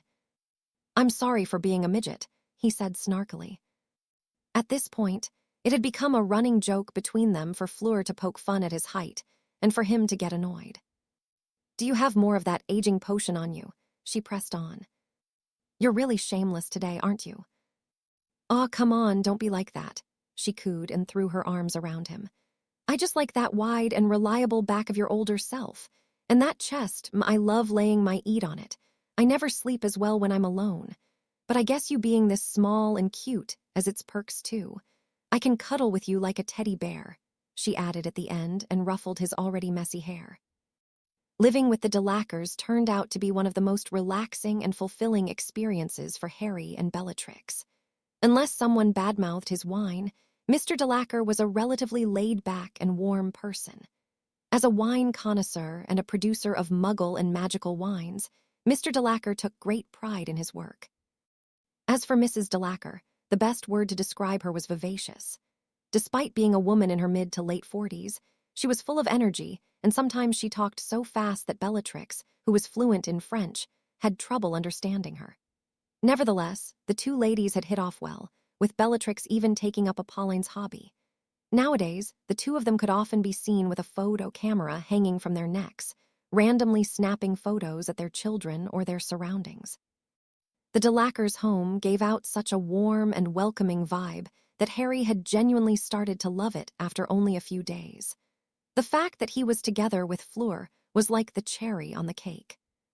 It was not all only fun and games, though. While they would fly on Harry's broom or go on walks through the vineyards or to the beach once evening came, the two of them would hole up in one of the basement's rooms and work on Fleur's project, the one for which she had asked him in her letters to refresh his knowledge on ancient runes. A human-sized bronze statue had been laid on the floor, face down. The statue was rough, the artist that had cast it seemingly an amateur. Nevertheless, its looks mattered little for Fleur's purpose. A red light shining brightly at the tip of his elder wand, Harry was slowly and meticulously carving symbols on the back of the bronze statue's neck. Bending over his shoulder, Fleur was watching the process with rapt attention. "Your hair smells brilliant," Harry suddenly said. Peering over his shoulder as she was, tresses of her long silvery hair were brushing his cheeks, and he took delight in breathing in her beautiful scent. "Sorry," she muttered and quickly gathered her hair in a ponytail. Then, she cast a nonverbal charm on it, her hair now being held in a tight bun. It was the same charm that she had used whenever she had gone to kill one of her targets to not leave even a hair behind, no evidence that could get her identity discovered. "New, I don't mind. Scratch that, I love it when you—" "Shut up and focus. Merlin have mercy on you if you ruin my statue." He chuckled, but he went back to carving the ancient runes in the back of the statue's neck. A few minutes later, the light on the tip of his wand extinguished, and he stopped. "That's it. I inscribed the unbreakable charm on it. Do you want to carve the next spell yourself?" I'm not confident. I've never carved something before. If I make a mistake, I'll ruin everything," she said hesitantly. "Didn't you get an O in your ancient runes, Owl? This shouldn't be too difficult." It was in the middle of June that Fleur had gotten the results of her owls, a perfect score, outstanding, for all her exams. Getting an O in her Transfiguration and Charms exams was a given considering that she was a snowy owl animagus and that she was Phileas Flitwick's apprentice. Her O in the Dada owl could also be caused by her being mentally in her 30s. But the fact that Fleur had gotten O's in potions, history of magic, ancient runes, astronomy, and herbology as well was proof that she had studied diligently for each one of them. A total of 9 owls. This is different. Until the end of the 5th year, the Ancient Runes class only teaches theory. It's in the 6th and 7th years that we'll start applying our knowledge in practice, she explained. "Ah, I see." Harry had not studied ancient runes conventionally in school. He had learned it over many years, by himself, to become a shaman, so he did not know the way students were taught at Hogwarts. "I'll guide you through it. The difficult part with ancient runes was always the theoretical knowledge, but you got that down. Actually using them only requires a steady hand, willpower, and decent control over your magic. Come, let's try it on something else first, for you to get a feel of it." He summoned one of the stools from the back of the room and put it in front of her. "Carve a warming charm formula on this chair. This should be one of the easiest." Although not that confident in herself, due to never having tried to do it before, she drew strength from the amount of trust he seemed to have in her. It encouraged her. Just like when Harry had done it, a red light appeared at the tip of Fleur's white wand, and after taking a few seconds to focus, she started drawing symbols with it on the chair's backrest. She only carved 2 runes, one that meant warm and one that meant air. The exciting part about ancient runes was that unlike regular spell casting with a wand that usually required a specific incantation, any sequence of words had the potential to become a spell when using the runes. It was both marvelous and extremely dangerous. That's because if the ancient runes formula was contradictory, instead of casting a spell, the runes would blow up. As an enchanter or a warder, the two professions that used ancient runes regularly, the risk of dying on the job was not negligible. A classic example would be to carve the runes for hot and cold after each other. It was the easiest method to create an explosion with ancient runes. Done with carving the two runes, Fleur tapped them with her wand. They glowed with blue light, and then her face lit up in joy like a Christmas tree. "It works," she said in glee when she felt the chair warming up to the touch. "Of course it does, I told you it's easy," he said with a laugh. But a few seconds later, the runes lost their glow, and the chair became cool to the touch again, as if its temperature had never changed in the first place. "What append?" she asked, bewildered. "I carved the runes evenly, perfectly. Where did I go wrong?" "That's where your willpower comes in. In your case, you didn't trust in yourself enough, and your will was weak, so the effect of your magic did not last for long." Willpower, is it that important? If theory alone was enough for one to become a warding master or an enchanter, any random nerd would do it. But clearly, that's not the case. Very few people manage to become one because it takes more than knowledge and skill. Willpower, confidence, mental discipline, belief, intent, call it whatever you want. The point is that you need to imprint your will into your ancient runes formula. That's how warding spells can become powerful enough to even kill someone like me or Dumbledore, if we stepped into their area of effect. At Fleur's surprised face, Harry continued to explain patiently. That is the case for regular spell casting too, not just for ancient runes. That's what separates a powerful wizard from an average one. You can't really quantify willpower. It's such an abstract concept, isn't it? But willpower can sometimes rise above logic and reason. This is how I even managed to get the upper hand against Voldemort in my previous life, as a child. "You're not joking," she said. "We had brother wands. Their cores were two feathers coming from the same phoenix. When two brother wands are pitted against each other, they don't work well. They refuse to harm each other. Our magic spells were locked together in a beam, my disarming charm against his killing curse. I was only 14 at that time, a clueless teenager, yet not only that I got the upper hand in that exchange, I even threw off his imperious curse before that. I did all that through sheer willpower alone. Maybe I will show you this memory one day. I will ask Sirius to let us use his pensive." "You said it yourself, you were only 14, no? How was your willpower that strong?" she asked, finding it hard to believe. Harry's smile waned a little. "Suffering, hardship, pain, loneliness, they breed character. If you can bear with it and survive, they refine you like precious metals are refined by fire. Your perseverance, your will to never give up, your confidence in yourself that you will pull through everything. You become tough. Your mind becomes strong.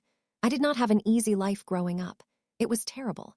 And even after learning about being a wizard, I've faced death every year at Hogwarts," he said and trailed off. "Anyway, let's go back to what we were talking about, ancient runes."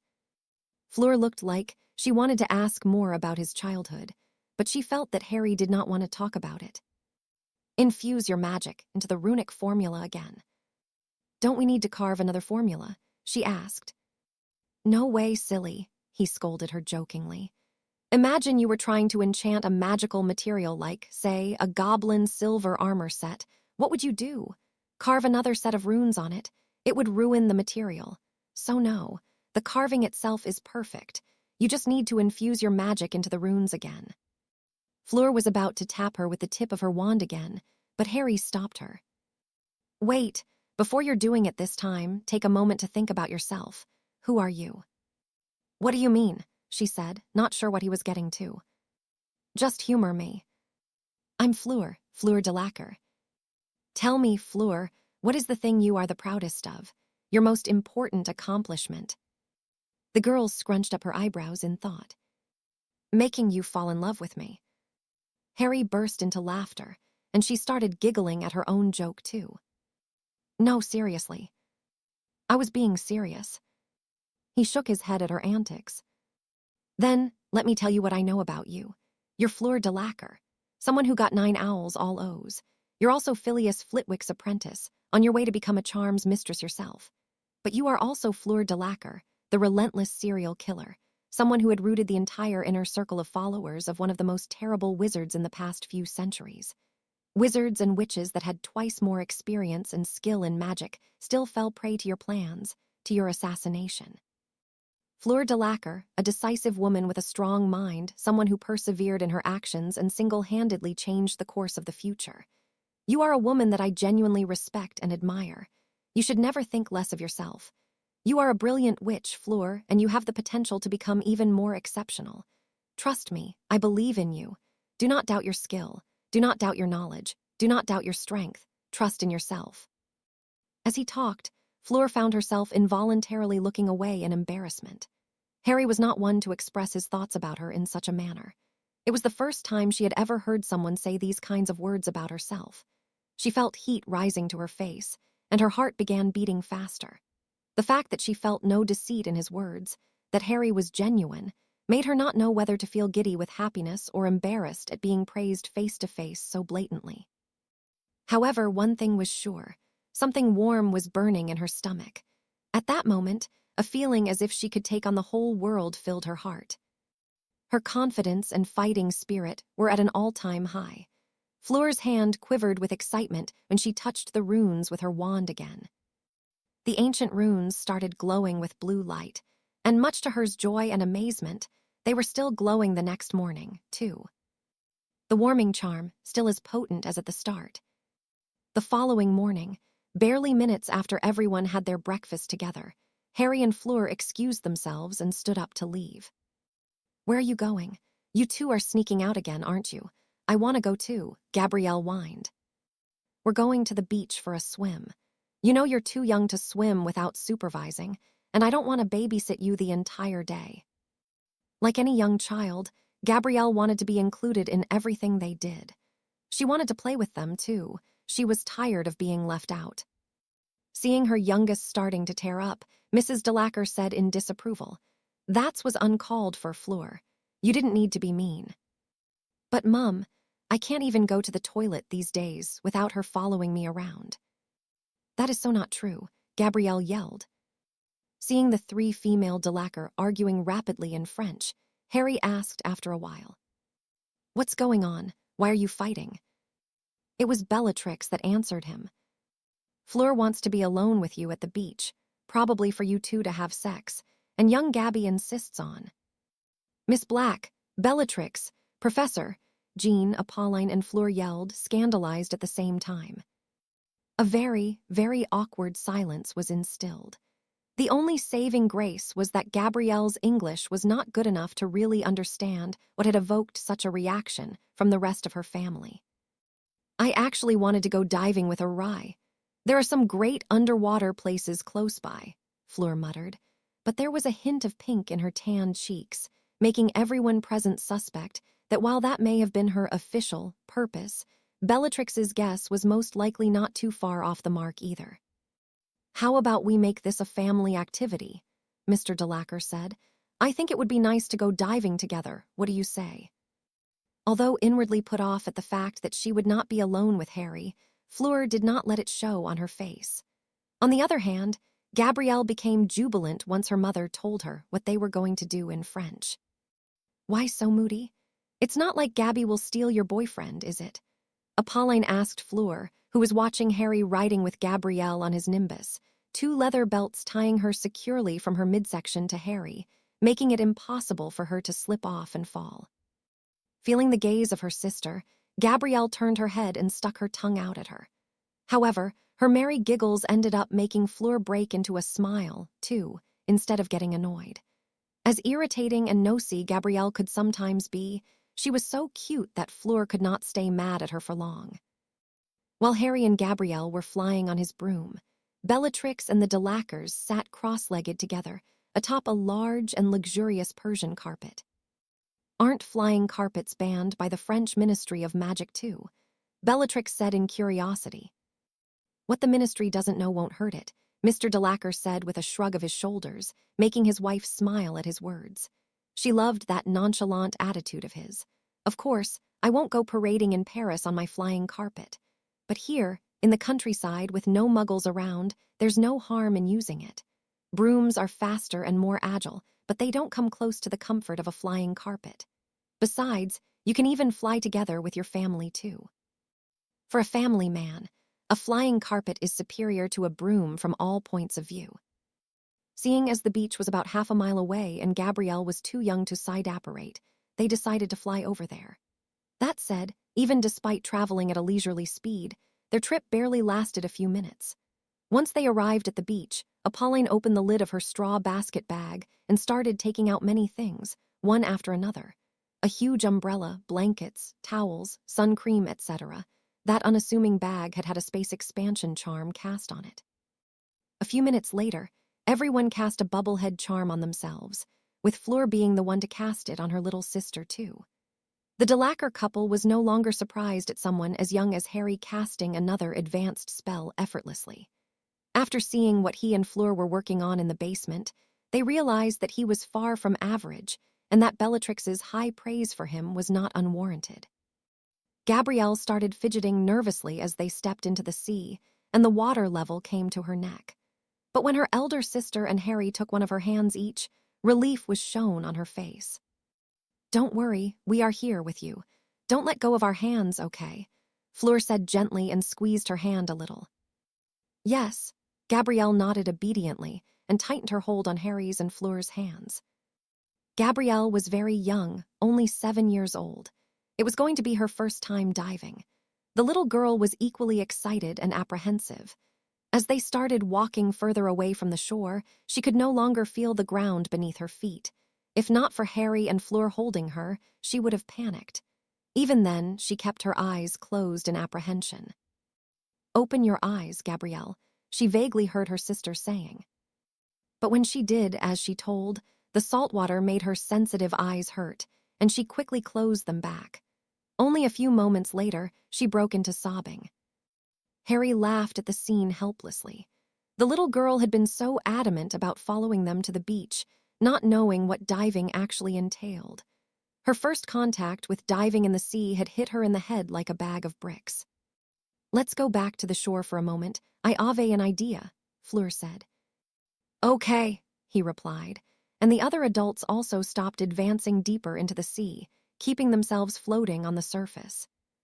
Fleur grabbed her wand from the holster strapped at her right thigh and sat silent for a few moments, just watching Gabrielle sobbing silently. Meanwhile, Harry was trying to pacify her. His English words sounded like meaningless garbles to her ears, but the way he was gently rubbing her back was soothing, and she eventually stopped crying. "I'm sorry, Fleur. I ruined everyone's fun," she apologized, her expression downcast.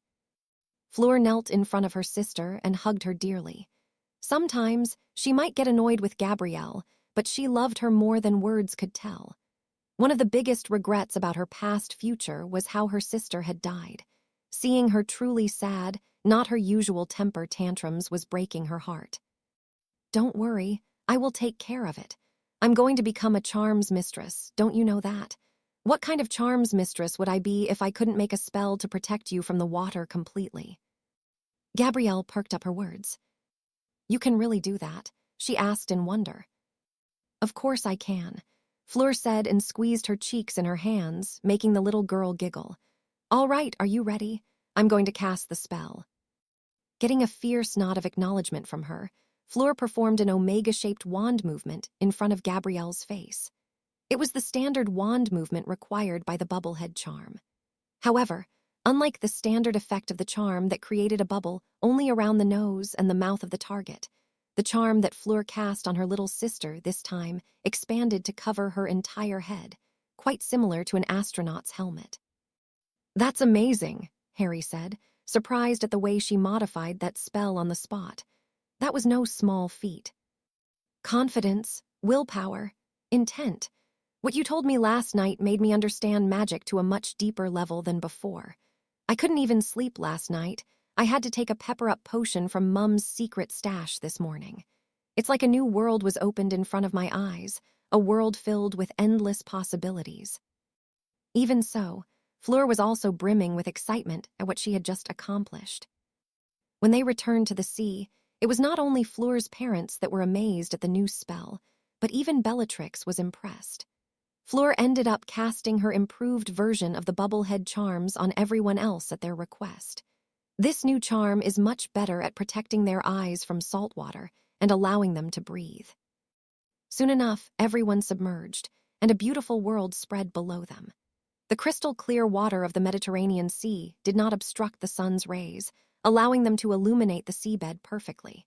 And it was not only young Gabrielle that let out oohs and ahs of amazement at the sight in front of her eyes. Bellatrix, too, was sighing in amazement at the beauty of the subaquatic scenery, never before having experienced anything like it. Similarly, Harry was equally amazed. The Black Lake was nowhere as beautiful as what he saw at the moment. The clean water, the multicolored corals, the numerous schools of fish swimming in a spiral, and the colorful jellyfish were an image that he would be hard-pressed to forget any time soon. Eventually, Harry let go of Gabrielle's hand, letting the two sisters take the chance to deepen their bond without his interference. He recognized that it was an emotional moment for both Fleur and Gabrielle. He sat back and watched how the young girl pointed with her finger in a direction, asking Fleur to take her there. Then, he smiled when the Gabiu started letting out a dense stream of bubbles as she talked in excitement when Fleur transfigured her feet to look like that of a duck.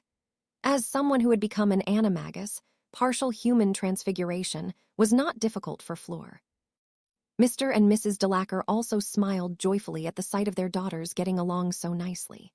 In contrast, Bellatrix had a wistful smile on her face as she swam next to Harry.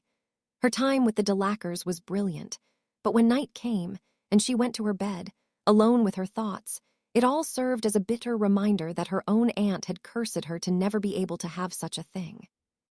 Harry took her hand and gave her a smile. He did not say anything, but the meaning of his actions were clear. "You have me. We are family." Bella returned his smile and tightened her hold on his hand. She might never have her own children, but she did have a family. She loved Harry like her own son. She had her two sisters, her cousin, Sirius, and the Delacours were slowly growing on her too. She was not alone. A snowy owl glided on the currents of wind above the beach in a circle, hooting repeatedly. If Harry was there, he would have recognized the meaning of her sounds. Hedwig was very displeased. Unfortunately, Harry was not there, and that was the very crux of the problem. Hedwig's senses told her that her master was around that area, but she could not catch sight of him. She was a very busy owl. She had mail to deliver. Hedwig took her job seriously, and she hated when unexpected circumstances prevented her from doing so. Alas, the reality is often disappointing. Despite what a hard-working and punctual owl she was sometimes, things were outside of her control. There was no helping it. She could do nothing about it. And if her master said anything to complain, she would show him how sharp her talons were. Hedwig let out a quiet hoot to say that she did not mean to do what she was thinking. She just wanted to see her master soon and hear him praising her for a job done well again. Nothing else felt quite as good as his fingers gently caressing her head. Okay, maybe bacon was better, but only slightly, not by much. Head pats were a very close second. Bearing such thoughts in mind, Hedwig flew at the large umbrella on the beach and sat in its shade. Valiantly, she waited for nearly 10 minutes for her master to appear, but the long trip all the way from Paris to Provence and the fact that it was the middle of the day owls were nocturnal creatures lulled her to sleep. The pretty owl closed her big yellow eyes and fell into a much-deserved slumber. Having cast an alarm ward spell on their little camp before diving, Harry sensed the appearance of the intruder. At first, he did not think much of it, thinking that it must have been a seagull or some other kind of bird. However, a bird wouldn't stay around for too long without for that long when there was no food. After 15 minutes of the alarm spell repeatedly ringing in his head every minute, he decided to go and check the situation on the shore. Once he let the others know where he was going, he disapparated, eliciting a gasp from Mr. and Mrs. Delacour, who had not expected a 13-year-old boy to suddenly do that. The crack made by his apparition on the beach startled Hedwig awake. The snowy owl's first intention was to launch herself at Harry, but seeing how he was dripping wet, seawater pouring in streams from his hair, down his chest and back, she decided against it. "Oh, it was only you." Hedwig hooted in indignation as if she meant, Is that all you have to say?" Drying himself up with a wave of his elder wand, Harry took the owl into his arms in a hug, and the beautiful bird became incapable of pretending she was mad at him. She rubbed her face against his chest, snuggling deeper into his embrace, all the while letting out soft chirps of content as he petted her on the back of her head. "You flew all the way to Paris and back, all in just a few hours, didn't you? Working so hard every day, I could never hope for a better owl," Harry said and cooed at her. Hedwig barked happily at his praise, feeling as if half of her tiredness had melted away. Momentarily putting the owl down, he went to Mrs. Delacre's straw basket bag, and after rummaging through it for a while, he took out the lunchbox that she had prepared for him. Removing the lid, he grabbed one of the 2 portions of rabbit steak in the box and gave it to Hedwig. After nipping his fingers a few times affectionately, Hedwig threw herself at the piece of rabbit steak and tore into it with her talons, eating one tiny piece of it at a time. Harry had seen many things in his life. However, seeing an owl act almost like a human in the way she was savoring her meal bite by small bite was a first. He decided it was better for his mental health to not try too hard to make sense of it. Hedwig was Hedwig, his cute, snowy owl. Anything else was irrelevant.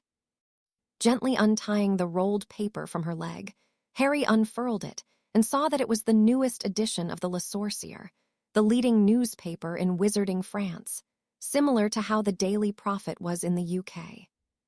A huge title in bold covered nearly a quarter of the first page, with the rest being occupied by the black and white moving photo showing in slow motion the largest of the 3 pyramids from Egypt, Giza, blowing up spectacularly, as if a bomb had been detonated from within. "No, this can't be," he whispered, so shocked that he could not even find his voice for a while. Chapter 43, Fleur's Past. In spite of the alarming news that he had received, Harry quickly recollected himself. "There's nothing we can do about it. Whether I tell them now or 3 hours later, it is all the same. No point in ruining the moment we have. Besides, who is to say that the Weasleys were so unlucky that they were in that very pyramid at the moment of the explosion? Egypt is a large country, and there are many other pyramids and tombs that Muggles don't even know about," he reasoned. Not unlike in Harry's previous life, Arthur Weasley had won the Daily Prophet's lottery in the summer before the 3rd school year as well. He had seen the article about it in the Daily Prophet, and Mr. Weasley talking about his plans to travel with his family to Egypt to visit his eldest son. Still, he hoped that they were okay. Clearing his mind of his dark thoughts, Harry petted the beautiful owl on the head a few times. She may have been the bearer of some bad news, but it was entirely not her fault. "You go back to the Delkyars and have a rest, okay? I will be diving back to everyone." Hedwig hooted in acknowledgement, and after finishing her portion of rabbit steak, she flew away. Returning to the rest of the family underwater, Harry spent another hour and a half diving with them. His control over his emotional state and the fact that they were all gawking at the beautiful aquatic scenery instead of paying attention to him made it that nobody noticed his worries. The Delacres and Bellatrix's reaction to the news was nothing more than clicking their tongues and talking about it for around half an hour. As tragic as the news had been, Egypt was far from Western Europe. If that disaster had happened due to the Muggles specifically targeting magical people like it had happened during the witch hunts or the trials from Salem a few hundred years ago, they would have shown more grave expressions, but seeing as according to Le Sorcier at the very least. It had been the act of a Muggle terrorist organization. They were not overly alarmed. While more than 10 wizards and witches had been declared missing, with additional names to be added to the list in the following days, it could not be compared to the massive loss of human lives among Muggles. Tens of locals and hundreds of tourists had lost their lives. To think Muggles possessed this kind of firepower, Mr. Delacre said with a shake of his head. "I don't think any ordinary Muggle organization can get a hold of a bomb this strong," Bellatrix said, a pondering look on her face. "The Great Pyramid of Giza is massive. It is over 100 meters tall and 200 meters wide. The pyramids are also protected by various ancient warding spells that reinforce their structure and foundation. No way they would have lasted nearly 5,000 years otherwise." "But look at the photo," she said, and pointed at the moving image on Le Sorcier's first page, showing the pyramid blowing up from within. The pyramid didn't just collapse from losing its supporting pillars, or whatever it was that was holding it standing. It blew up completely. "What are you getting to?" Harry said, Bellatrix's words suddenly giving him a bad feeling. "I'm no expert in Muggle technology, but I'm not completely ignorant either. A bomb with an explosion of this magnitude is not small. It's not the kind of thing that you can just hide and carry in a backpack easily," Bellatrix explained, and then asked Apolline and Jean, "Have you ever visited the pyramids?" The French couple nodded and they said, "Yes. Yes, but a long time ago. It was on our honeymoon, wasn't it?" "Then you know how the interior looks like. You enter it through an extremely narrow tunnel, and you have to walk for dozens of meters before getting into one of the inner chambers. I don't think a Muggle bomb powerful enough to blow up the pyramid can even fit through that small place. And how did they even sneak in with it with none the wiser when there are metal detectors and tight security everywhere? Again, it's not a hand grenade or a bomb small enough to be carried in a backpack." The Delacours themselves were not very clear on Muggle bombs, but Harry had grown up in the Muggle world, so he had some general knowledge about them. He saw the truth in Bellatrix's words. "So you're saying that a wizard or a witch did this?" Harry asked. "But what kind of spell would even be capable of such destruction? It's nothing like I've ever seen," Mrs. Delacour said in wonder, her forehead scrunched up in a frown. "Fiendfire could probably achieve that if cast at full power by a wizard as strong as Dumbledore," Bellatrix said. "But more likely than that is that someone had triggered one of the ancient wards of the pyramid. My guess is that the curse breakers working there messed up big time, and now the Egyptian Ministry of Magic is trying to cover up their dirt by throwing the blame on Muggles. Wouldn't be the first time a wizarding government did something like that. And most wizards and witches aren't familiar enough with the Muggles' technology to discern whether they would be capable of doing what they're accused of or not." Through it all, Fleur was the only one who remained silent, her expression unreadable. "I don't think this is a good idea. No, I don't think it's a good idea at all," a young woman said with a shake of her head. "Well, you know, Mum, once she put her mind to something." "Bill, are you crazy? We ran away from Great Britain in fear for our lives. What would we go back for?" The war was over before most people even found out when it had started. Thomas Gaunt, a seemingly ordinary wizard, had worked his way up in the government until he became the Minister of Magic, democratically elected by the members of the Wizengamot. Ever since this man had appeared, Albus Dumbledore had tried to warn everyone about his true identity, that he was none other than Voldemort, but nobody believed his claims. Thomas Gaunt was such a genial and charming person, and a philanthropist to boot as well, having donated significant sums of money to St. Mungo. Nobody could associate the respectable middle-aged man with the terrible wizard that had terrified the British wizarding world for 2 decades. The Daily Prophet slandering Dumbledore on a daily basis did not help his case either. The average population just assumed that Dumbledore had gone senile due to his old age.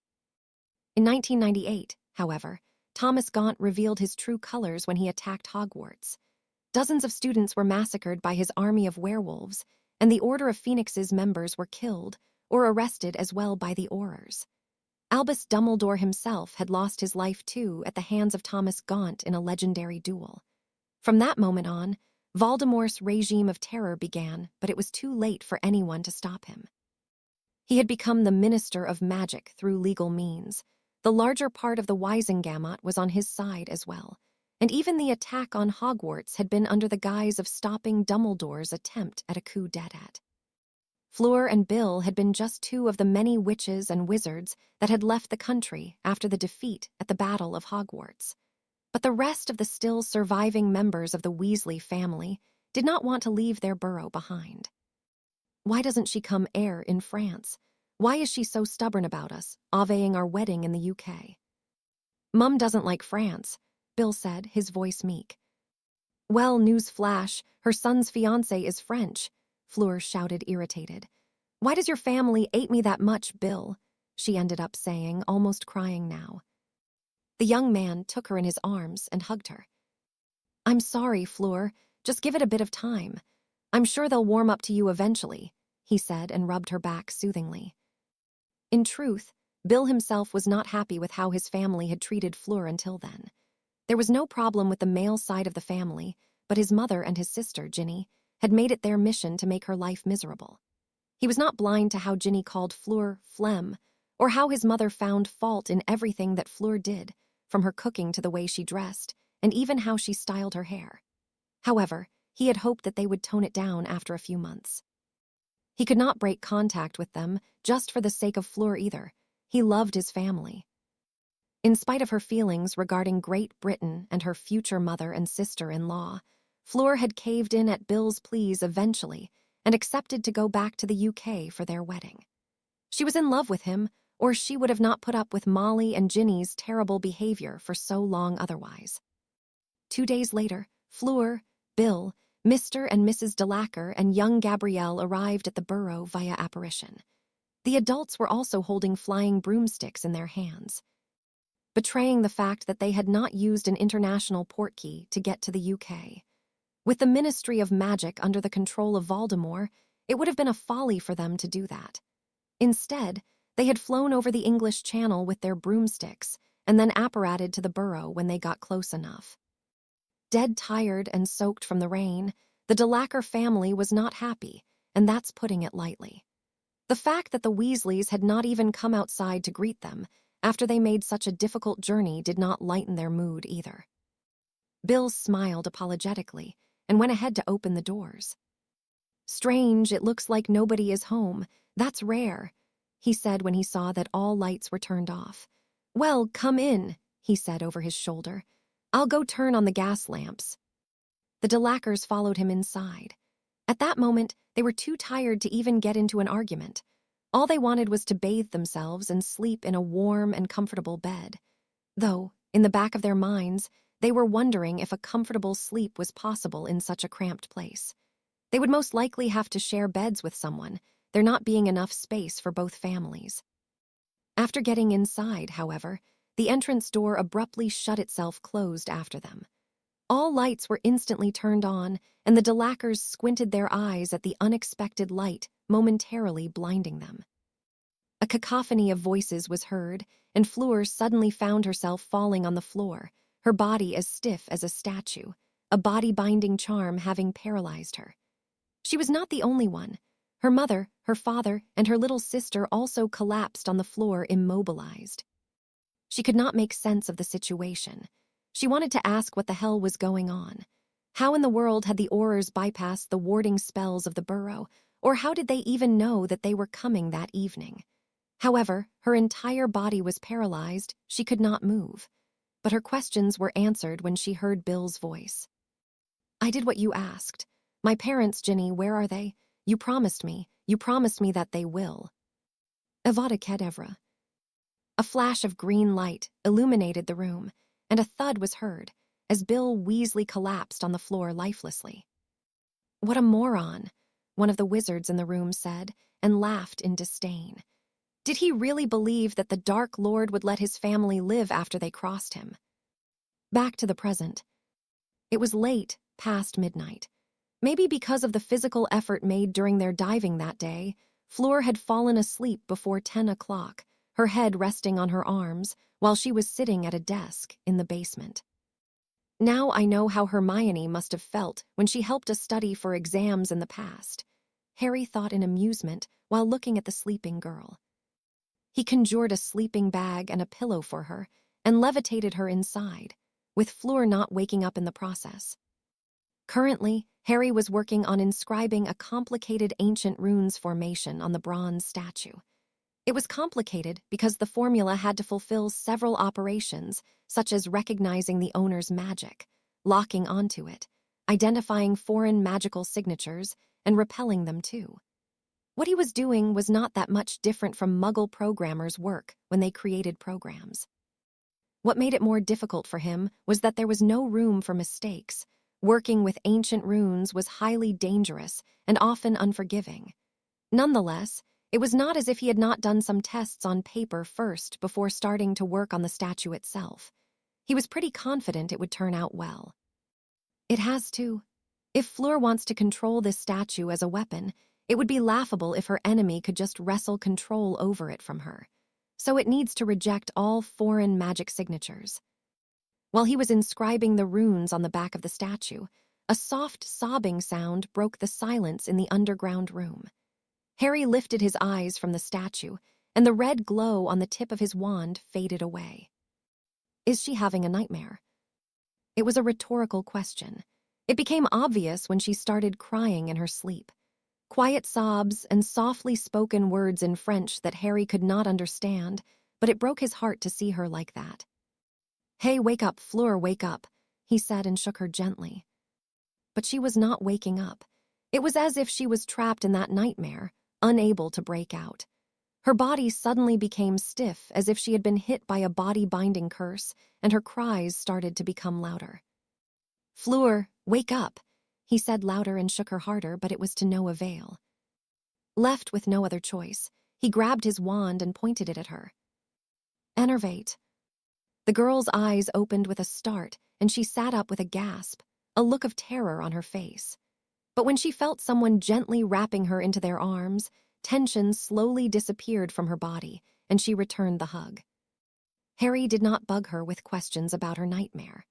As someone who had been tormented by nightmares for the better part of the first 20 years of his previous life, he knew that someone asking questions about what she had dreamt about was the last thing Fleur wanted to hear at that moment. He only offered her a shoulder to lean on and a comforting embrace. "Thank you, Uri," Fleur said softly after a while. "What for?" asked Harry, all the while caressing the back of her head and gently running his fingers through her hair. "For being here with me," she said, and nuzzled her face into the crook of his neck. He pressed a kiss on the crown of her head and tightened his arms around her a little. "Of course, always." At his words, she lifted her head and looked at him. "Always promise?" she asked. Her eyes, red from crying, and her cheeks still wet with tears, were like stabs into his heart. "Yes, always," he said, and in her vulnerable state of mind, she teared up anew. But she smiled through her tears and leaned in to place a chaste kiss on his lips. Harry slipped into the sleeping bag next to her, and Fleur quickly cuddled up against him, hugging his waist and putting her head on his chest. "You're a bit heavy," he complained jokingly. In spite of herself, she snorted with laughter. "Don't start it now, just hug me." As he hugged her and she sank into the comfort of his body warmth, Fleur's mind went back to how Harry had repeatedly warned her about the dangers of bottling up her emotions for too long, that occlumency was not all-powerful, and that she would eventually blow up. She had been sealing away the memory of her past life and the terrible way in which her sister and parents were killed for years, refusing to think about it. But when it finally happened, she could not even break out from her nightmare, something that skilled occlumens should have been capable of doing with little difficulty. With those thoughts in mind, without Harry's prodding, she started to talk about her dream. She told him about her relationship with Bill. She told him how Molly and Ginny Weasley never liked her. She told him how she wanted to be accepted by Bellatrix in this life. It was well in the wee hours of the morning when Fleur finished talking about her past life. "Do you hate Bill?" Harry asked eventually. Fleur took a few seconds to formulate her answer. "I am not sure. I don't know. Bill was a good man." She made another pause before saying, "Sometimes circumstances make good people do bad things. I don't blame I.M." "You don't?" he asked in surprise. "No," she said. "Bill was put into an impossible situation. They made I.M. choose between me and his parents and his little sister. Faced with that situation, if I had to choose between I.M. and my parents and sister, I don't know what I would. If there is anyone to blame, it's his parents for stubbornly choosing to remain in the UK after Gaunt won the war. But ultimately, Gaunt was the root of all evil. That's why I did everything in my power to stop I.M. this time around. That's why I killed every single one of those who supported I.M. in his rise as the minister." Before Harry could reply to that, Fleur continued.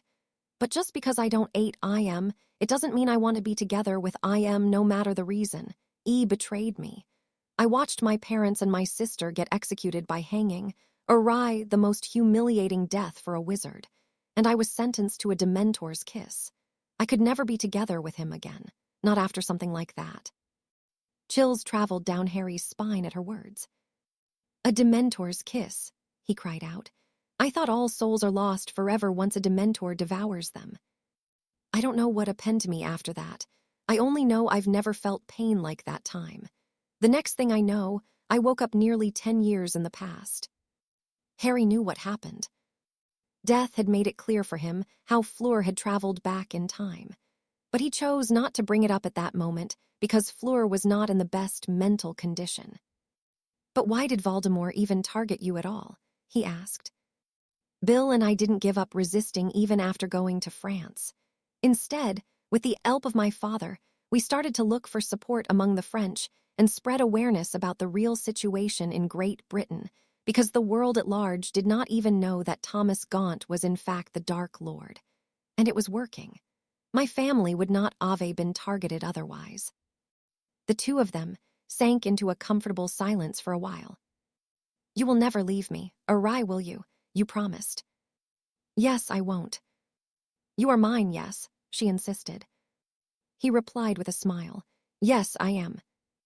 If you were in Bill's shoes, what would you do? If you had to choose between me and Professor Black, who would you choose? Harry could not find his words at that. I don't know, he muttered after a while. I've never had a family. Even in my past life, the closest thing to a family were the Weasleys, and I've only spent a few weeks during the summers between school years with them. But I've already lived with Bellatrix for 2 years. She gave me a family, Fleur. Long before we became a thing, she had been by my side, supporting me and taking care of me as if I was her own son. I could never abandon Bella. That was not what Fleur wanted to hear, especially considering her trauma. Harry knew that much. But he could not bring himself to lie to her. But I cannot give up on you either. I can't. I care about you so much. I don't know what I would do if I lost either of you. He looked at the dark ceiling of the basement, his eyes taking a faraway look. After everything I've been through, if anything happened to you or to her, I don't know what I would do. I think I'd lose it. Silence was instilled once again, a somber mood looming over them. I can't choose between you two, but I won't have to. Something like in your past life, I will never let it happen. Voldemort will never get the upper hand. Not while I am still alive. I will protect you, your family too. Fleur let out a soft sigh and snuggled closer into his side. It was not exactly the answer she had been looking for, but she was happy enough with that too. Do you have more of that aging potion? She suddenly whispered as she started peppering his neck with butterfly kisses. Do you want to do it now? She was not embarrassed in the least as she replied. I need you now. She sucked on the skin of his neck until a bruise was left behind. Make love to me, I need to feel you. Show me how much you love me. It was at that moment that it clicked for him, and he finally understood the reason for her possessiveness, why she was so clingy, almost desperate for him to show his love for her every day. She was afraid of the past repeating itself. She was afraid of him doing the same thing that Bill did. He could not say no to her, especially not at that moment. A few minutes later, having drunk an entire flask of aging potion, Harry and Fleur became one. Deeply buried inside of her, with her arms around his neck and her long legs tightly wrapped around his waist, they made slow and passionate love, coming again and again, professing their love and crying each other's names. Even after falling asleep, Fleur did not let go of him, her hands clutching at the fabric of his shirt. Chapter 44, 1 year later. Brilliant fireworks illuminated the night sky. A few dozen otherworldly beautiful females were dancing on the ground, and over 100,000 wizards and witches were cheering and screaming in their stands. There was nothing quite as electrifying as being present in the stadium that hosted the Quidditch World Cup final. But at that moment, everything else disappeared from Harry's eyes. Everything, except for a tiny glint of gold high up in the air. The snitch! Look, Fleur, look!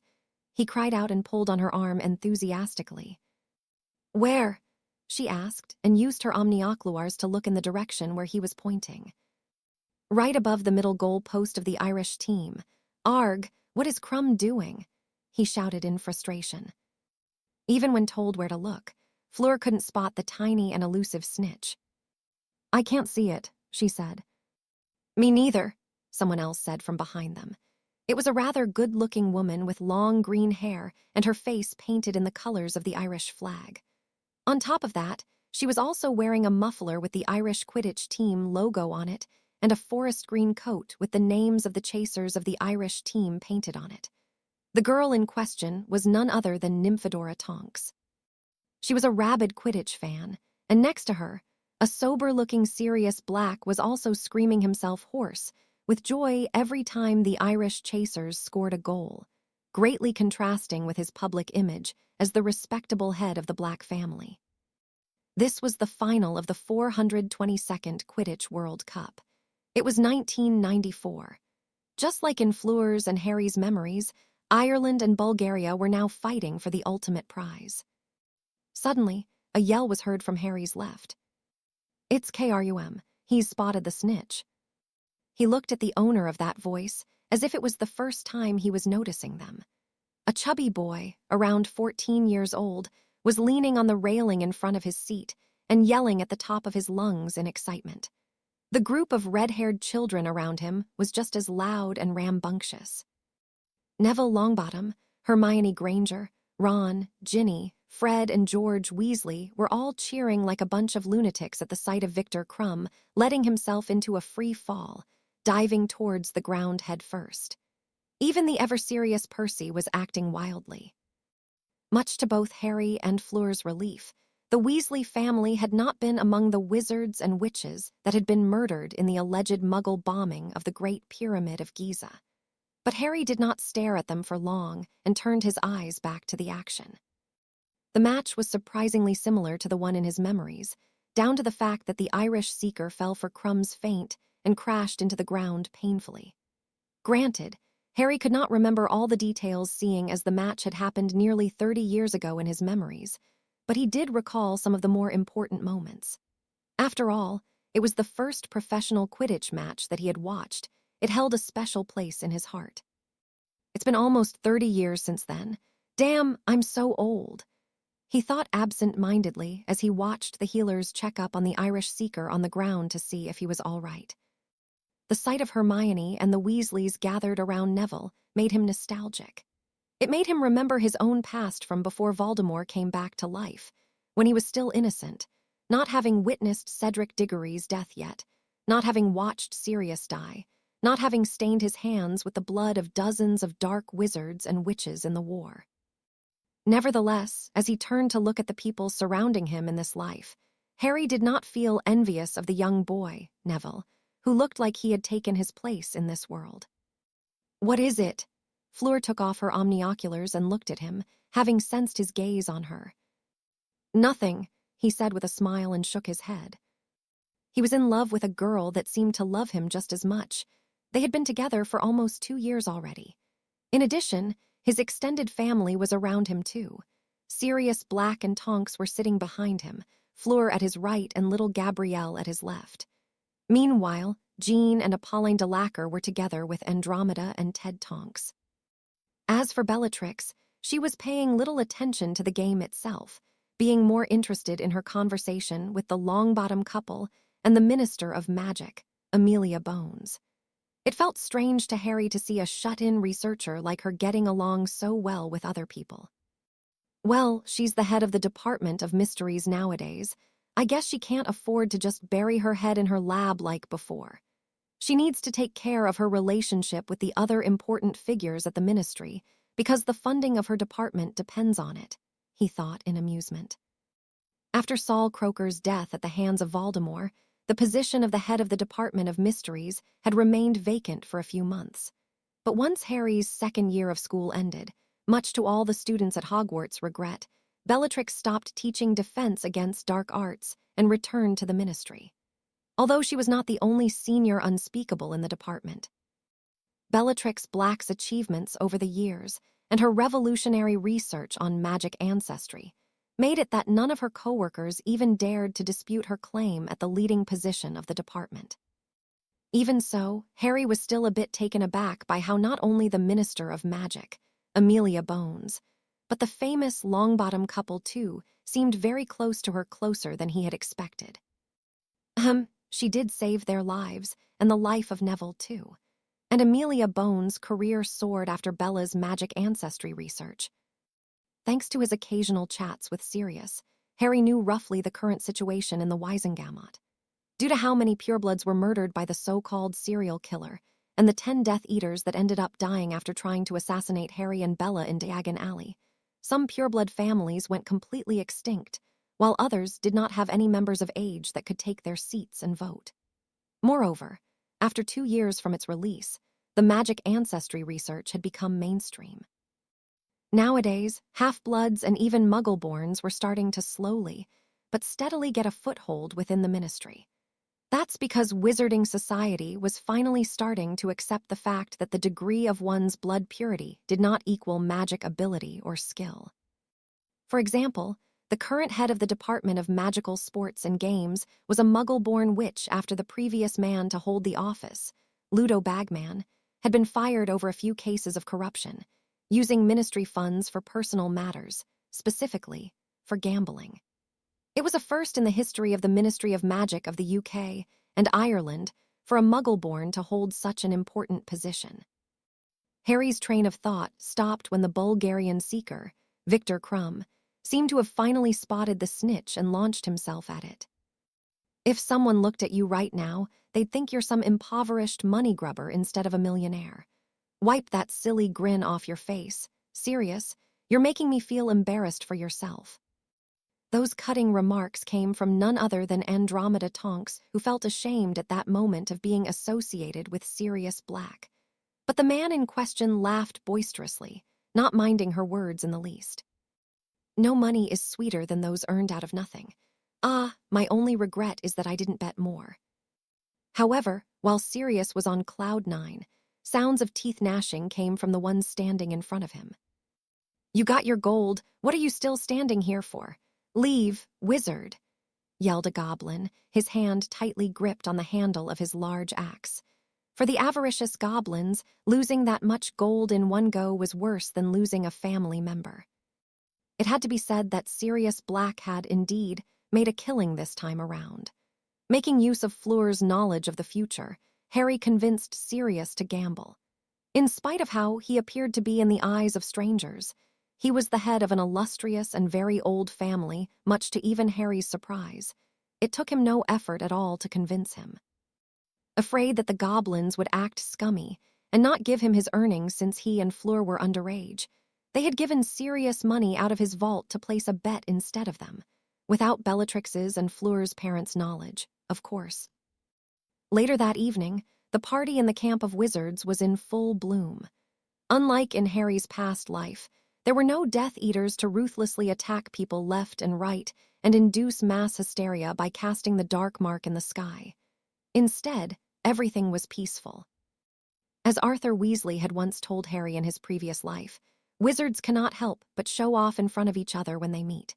It looked like that was the case in this world as well.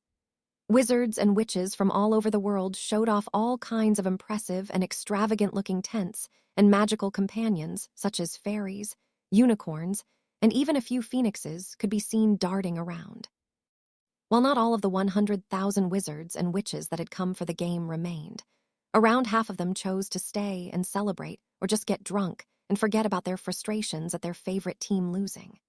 The Ministry of Magic had even borrowed help from the French, Spanish, and Bulgarian ministries of magic, who contributed with their Auror forces too, in order to keep a semblance of order and prevent the drunk and boisterous wizards from breaking the statute of secrecy. Although nearly 30 years had passed since the fateful night of the Quidditch World Cup in Harry's previous life, he could still recall most of the events that happened back then. The fear and trepidation that he had felt as a young boy at the sight of the panicked crowds running desperately, at the sight of the dark mark floating ominously in the sky. Harry could never forget that. Still, the present could not be any more different. Currently, Harry was together with Sirius, outside of their castle-like black tent, setting up the fire for barbecue. He knew that this Sirius was not his godfather, but after over 3 years spent in this world, the lines between the two persons had begun to blur in his mind. "I'm surprised you were so eager to let me gamble," Harry said with a chuckle. Sirius looked around himself fearfully, before throwing him a glance full of reproach. Keep your mouth shut. If Bella finds out, she'll rip me a new one. Harry sniggered some more at his over-the-top reaction and waved his hand to make a few stones stick to each other in a square shape around the fire. Oi, half of the fun and pleasure of eating a barbecue is the process of preparing it. Using magic for everything takes away the magic of it. Harry immediately raised his hands in surrender and backed off. Understood, Mr. Black, I apologize. You little twerp, I swear to. Hey, I'll have you know I grew up a few centimeters since last year, Harry retorted, and Sirius laughed. His height as a child had always been a sensitive matter, but now that he was 14 years old, Harry did start to grow taller. It looked like his long-awaited growth spurt was finally here. His voice was a little deeper, his legs a bit longer, and it looked like he had put on some weight too, no longer looking like a scrawny little boy but a healthy teenager. It was such a domestic and peaceful moment that, not for the first time since he had been reincarnated into this world, his heart surged with feelings of gratitude towards death for giving him a chance to experience such a beautiful life. Joking around and chatting, eventually, Sirius said, I used to be a frequent customer of an underground casino in Nocturne Alley when I was younger. A look of nostalgia flashed on his face, and he had to stifle a burst of laughter as a particularly amusing memory came at the front of his mind. Actually, I was still rather okay. I didn't lose my mind to gambling, at least compared to my brother. Regulus, well, he was a degenerate gambler. No other way of saying it. It wasn't just once that he had stolen old china or magical artifacts from home to pay for his debts. Mother was furious when she found out that her perfect boy was squandering the family's wealth like that. He didn't get any allowance for months when they found out, Sirius said and chuckled. It's only after he joined the pro-pureblood movement that they finally forgave his past transgressions. Saying the last sentence, the jovial expression on Sirius' face dimmed. He became a Death Eater, Harry asked. Yeah, at first, he did it only to get back into Mother's good graces. But after a while, he started to actually believe in all that crap. I don't know what the Dark Lord told him or did to him to charm him like that. It was to the point that he had even threatened me when I refused to join them. They became silent for a while, the laughter and music coming from the neighboring tents, sounding clearer than before in their ears. How come you didn't join them too? Aunt Bella told me she had been close to becoming a Death Eater. She said the Black family of the past were quite obsessed with blood purity, Harry said. Sirius shrugged his shoulders and poked with a branch at the merrily burning fire, changing the position of some logs. I've never really bought into all that pureblood supremacy dogma, Sirius, and, at Harry's surprised face, he explained. Look no further. The greatest wizard in the past 2 centuries is a half-blood wizard, Albus Dumbledore. Grindelwald, the most terrible wizard in recent history, was a pureblood and still lost. Same for the Dark Lord, too. He had always avoided one-on-one confrontations against Dumbledore. Now you tell me, when the most powerful wizard in the world is a half-blood, how can pureblood still claim to be superior? Besides, even at school, the best student in my year was a Muggle-born girl. Oh, right. It was actually your mother now that I think about it. Lily Evans, right? Harry nodded in affirmative. Were you close? Nah, I was a Slytherin, she was a Gryffindor. With the Civil War starting to intensify during my time at Hogwarts, the relationship between us and the rest of the houses was strained. Besides, Regulus was a bit of a snitch. Imagine what my parents would have done if he had told them I was hanging out with Muggle-borns. In spite of his words, Sirius smiled as she spoke about his brother. What happened to him? You never told me anything about your younger brother until now. Nothing except that he passed away. There isn't much to tell, Sirius said, and threw a few more logs into the fire. He hung out with the wrong sort. They clashed against a squad of Aurors during one of Death Eater's raids on a Ministry employee's house. I'm not sure about the specifics, but the Death Eaters lost that particular battle. It was right after Barty Crouch gave the Aurors the right to use deadly force and even the Unforgivables against the Dark Lord's forces. Regulus had been just one of the many that perished that night. A long sigh came out of his chest. I told him he wouldn't end up well. I told him not to get involved because overthrowing a government for no good reason would never end up well. But he didn't listen. The Dark Lord hoodwinked him. When I told him as much, we even got into a fight. We said harsh words to each other. It was the last time I saw him alive. Our last time face to face, we cussed at each other. But then, Sirius abruptly clapped his hands and said, "All right, enough of this depressing talk. Bella, is the meat not ready yet?"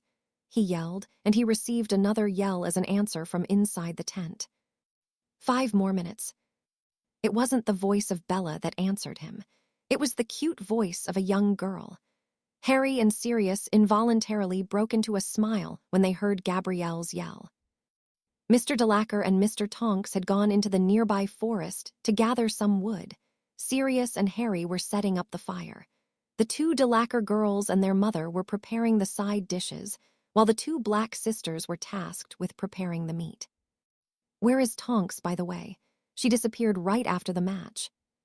Sirius made a show of looking behind his back to make sure nobody was in hearing range before saying conspiratorially, "She probably sneaked out to meet with one of the Weasley boys. Tonksy's got a boyfriend." Harry's eyes widened in surprise. "The Weasleys? Why is it the first time I hear this? Who is it that she fancies?" Sirius chuckled at how interested he seemed to be in Nymphadora Tonks' affairs. "The oldest one, Bill." Seeing the look that appeared on Harry's face, Sirius asked, "Hey, what's that grimace for? He's a good guy, I had looked him up." Harry involuntarily found himself smiling at the similarities between Sirius and Bellatrix. Just like Bellatrix had once used her connections at the Ministry to do a check on Fleur's background, it looked like Sirius had done the same in order to make sure Tonks was not getting mixed up with someone undesirable. He had aced his owls and newts, and he's even got a well-paid job as a curse breaker at Gringotts. Plus, he's good-looking, and I've only heard good things about his character. He's not one to hop around from one flower to another. "You mean he's not a man-whore like you?" Harry threw a jab at him. Seeing the way Sirius choked on his spit, Harry burst into laughter. "All right, no meat for you today. From now on, you're on a roasted vegetables diet." Harry scoffed at his threat. "I really want to see just how are you going to pull that off in front of Fleur, Aunt Bella, and mother-in-law. I want to see if you dare." Suddenly, a girlish squeal left Harry deaf of one ear, and he found himself yoinked up from his place, right into the bear-like hug of a woman who proceeded to squeeze the living daylights out of him. While they had been talking, the female side of the family came out of the tent with the Delacour girls carrying plates and bowls of salad, and the Black sisters holding bowls with all kinds of meat. Mrs. Delacour just happened to overhear Harry referring to her as his mother-in-law. The French woman never stood a chance, and neither did Harry for that matter. In her cuteness overload-addled mind, Apolline left the plates she was carrying straight on the ground and grabbed Harry into a breathtaking hug. Even as he was being smothered and squeezed by his future mother-in-law, he did not miss the chance to throw a smug smirk at Sirius. From the very beginning, Sirius had been in a losing battle. The women in their family simply adored Harry. It was not long after they finished eating that the young Auror came back to the tent. Her normally playful face sported a shy smile this time around as she held hands with a tall and handsome red-haired man. "There she is, the betrayer," Sirius said teasingly. "Where have you been, young lady?" Andromeda asked sternly, her eyes narrowing into slits as she looked at the guy next to her. Between her and Ted, Andromeda was the stern and authoritative parent. Now, don't be so hard on her, dear," Ted tried to placate her. "Nothing wrong with having some fun." "Take a look at the debauchery outside, Ted," Andromeda shot back heatedly. "Anything could have happened to her." "Mum, I'm an Auror, for God's sake. I can take care of myself," Tonks said, exasperated. Meanwhile, Bellatrix and the Delacour couple were watching the ongoing scene with thinly veiled amusement. "I'm glad you didn't react like my sister when you heard Fleur had a boyfriend." "Well, in Harry's defense, he looked so cute and harmless when I first saw him that I was more worried for him rather than for Fleur," Jean said, and his wife and Bella burst into laughter. The 2 Tonks women's argument did not have the chance to escalate, seeing as Tonks and Bill were not the only uninvited, but not unwelcome, guests. Only a few minutes after Tonk and Bill's arrival, a rather large group of people came knocking on their figurative door. It was the Weasley and the Longbottom families. Although it was well past midnight, people were still partying. Music could be heard blasting from all around, and gorgeous fireworks never stopped illuminating the sky. The Irish fans especially were so loud that they could even wake up the dead. Thankfully, those people that went back to their tents could still sleep peacefully after casting some silencing spells. However, concerning the party happening at the large tent of the Black family, some people did return to their quarters for the night.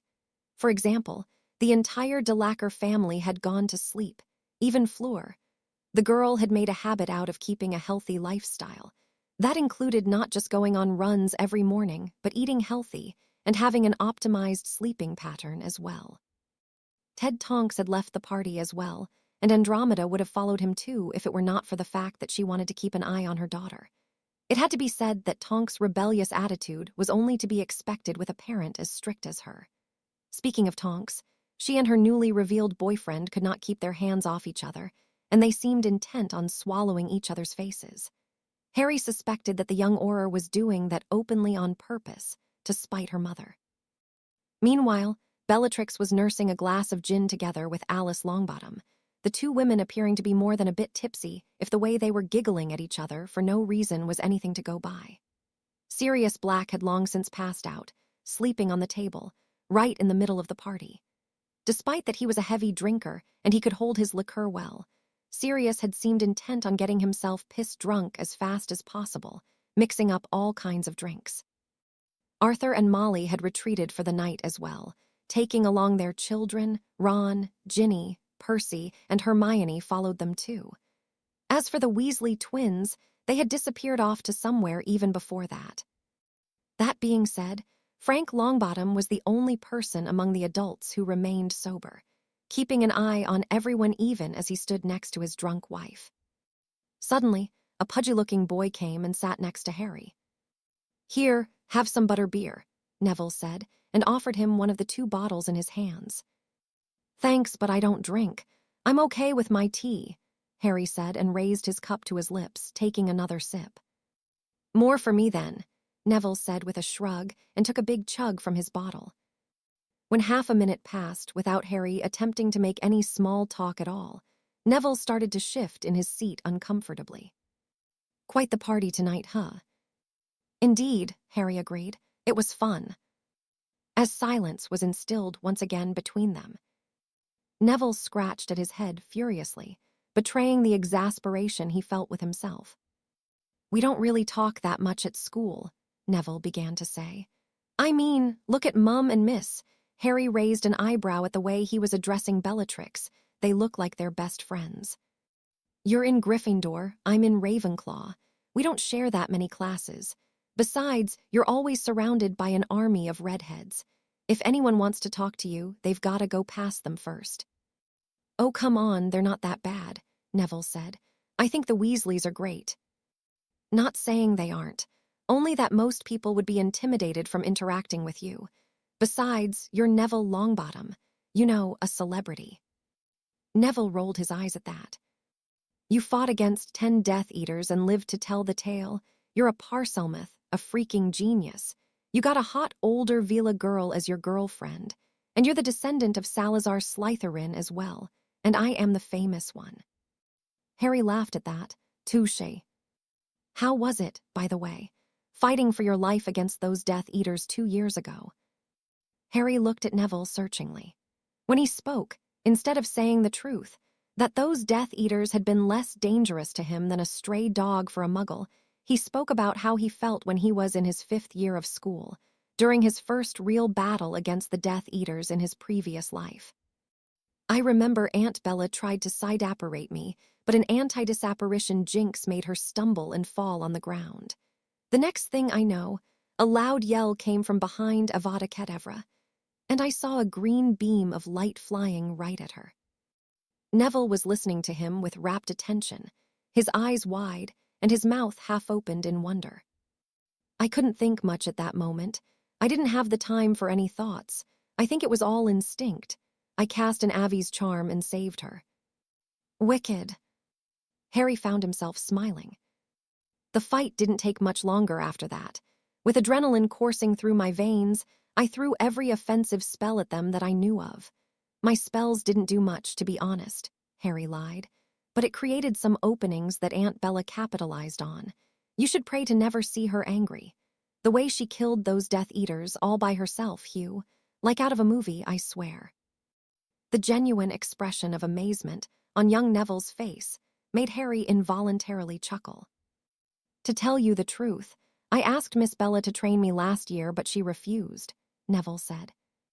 She became the chief unspeakable after Mr. Croker's death. Of course that she refused, she doesn't have time for that, Harry said. Besides, why don't you just ask your parents? They're both experienced Aurors, war veterans. They should be more than capable to teach you how to fight. My parents don't take me seriously. This is a secret, but I will tell you the truth. Surviving you-know-who's killing curse as a baby had nothing to do with me. Dad says that my grandmother cast a very old spell and sacrificed her life to protect me. That's why I survived. So I'm not that special. At Harry's unchanged facial expression, Neville said, You don't look surprised at all. Well, Aunt Bella doesn't really keep secrets from me. She told me that was most likely the case. Besides, I heard you spend most of your time at Hogwarts playing Exploding Snap and haunting the corridors after the curfew. And what's wrong with that? Neville said defensively. Just because I'm not burying my head in books like Hermione, it doesn't mean I'm less capable. I'm literally the best student in our year at herbology, even better than you. And in Dada, I'm second to you only. Harry chuckled. Easy there, I didn't say you're dumb, only that you don't put in as much effort. As much as I would put if I were you. What do you mean by that? Harry raised his eyebrows at him in surprise. Voldemort came back to life. Isn't that common knowledge by now? Aren't you afraid you'll be at the top of his shit list once he starts acting? Look, Harry, learning how to turn 2 rabbits into a pair of slippers won't help me fight against you-know-who. Most of the stuff we learn in class is useless. That's why I asked Miss Bella to train me. And my parents, too. But nobody takes me seriously. You're just a child, leave it to the adults. Yeah, sure. Easy to say when it's not their lives on the line, Neville said, frustration evident in his voice. They're your parents, mate. Are you saying they don't care about you? No, that's not what I meant, Neville said quickly.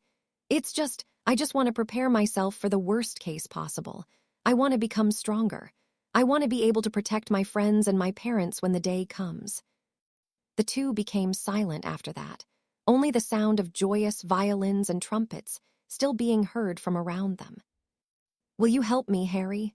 Neville asked after a while. You're strong, much stronger than myself or anyone of our age. Will you teach me how to fight? Chapter 45, Reemergence. Will you help me, Harry? Neville asked after a while. You're strong, much stronger than myself or anyone of our age. Will you teach me how to fight? Nah. No hesitation whatsoever. Harry's answer had been instantaneous. For a moment, Neville thought he misheard him. Huh. Harry raised his eyebrows at him. I said no. Hell no, why would I do that? What do you mean why? Neville bristled. You know who is bound to come after me one day. I have to be strong and stop him. He can't even say his name, but he thinks he can beat him if he just trains hard. Harry inwardly thought, shaking his head. Voldemort has decades of experience and knowledge over you.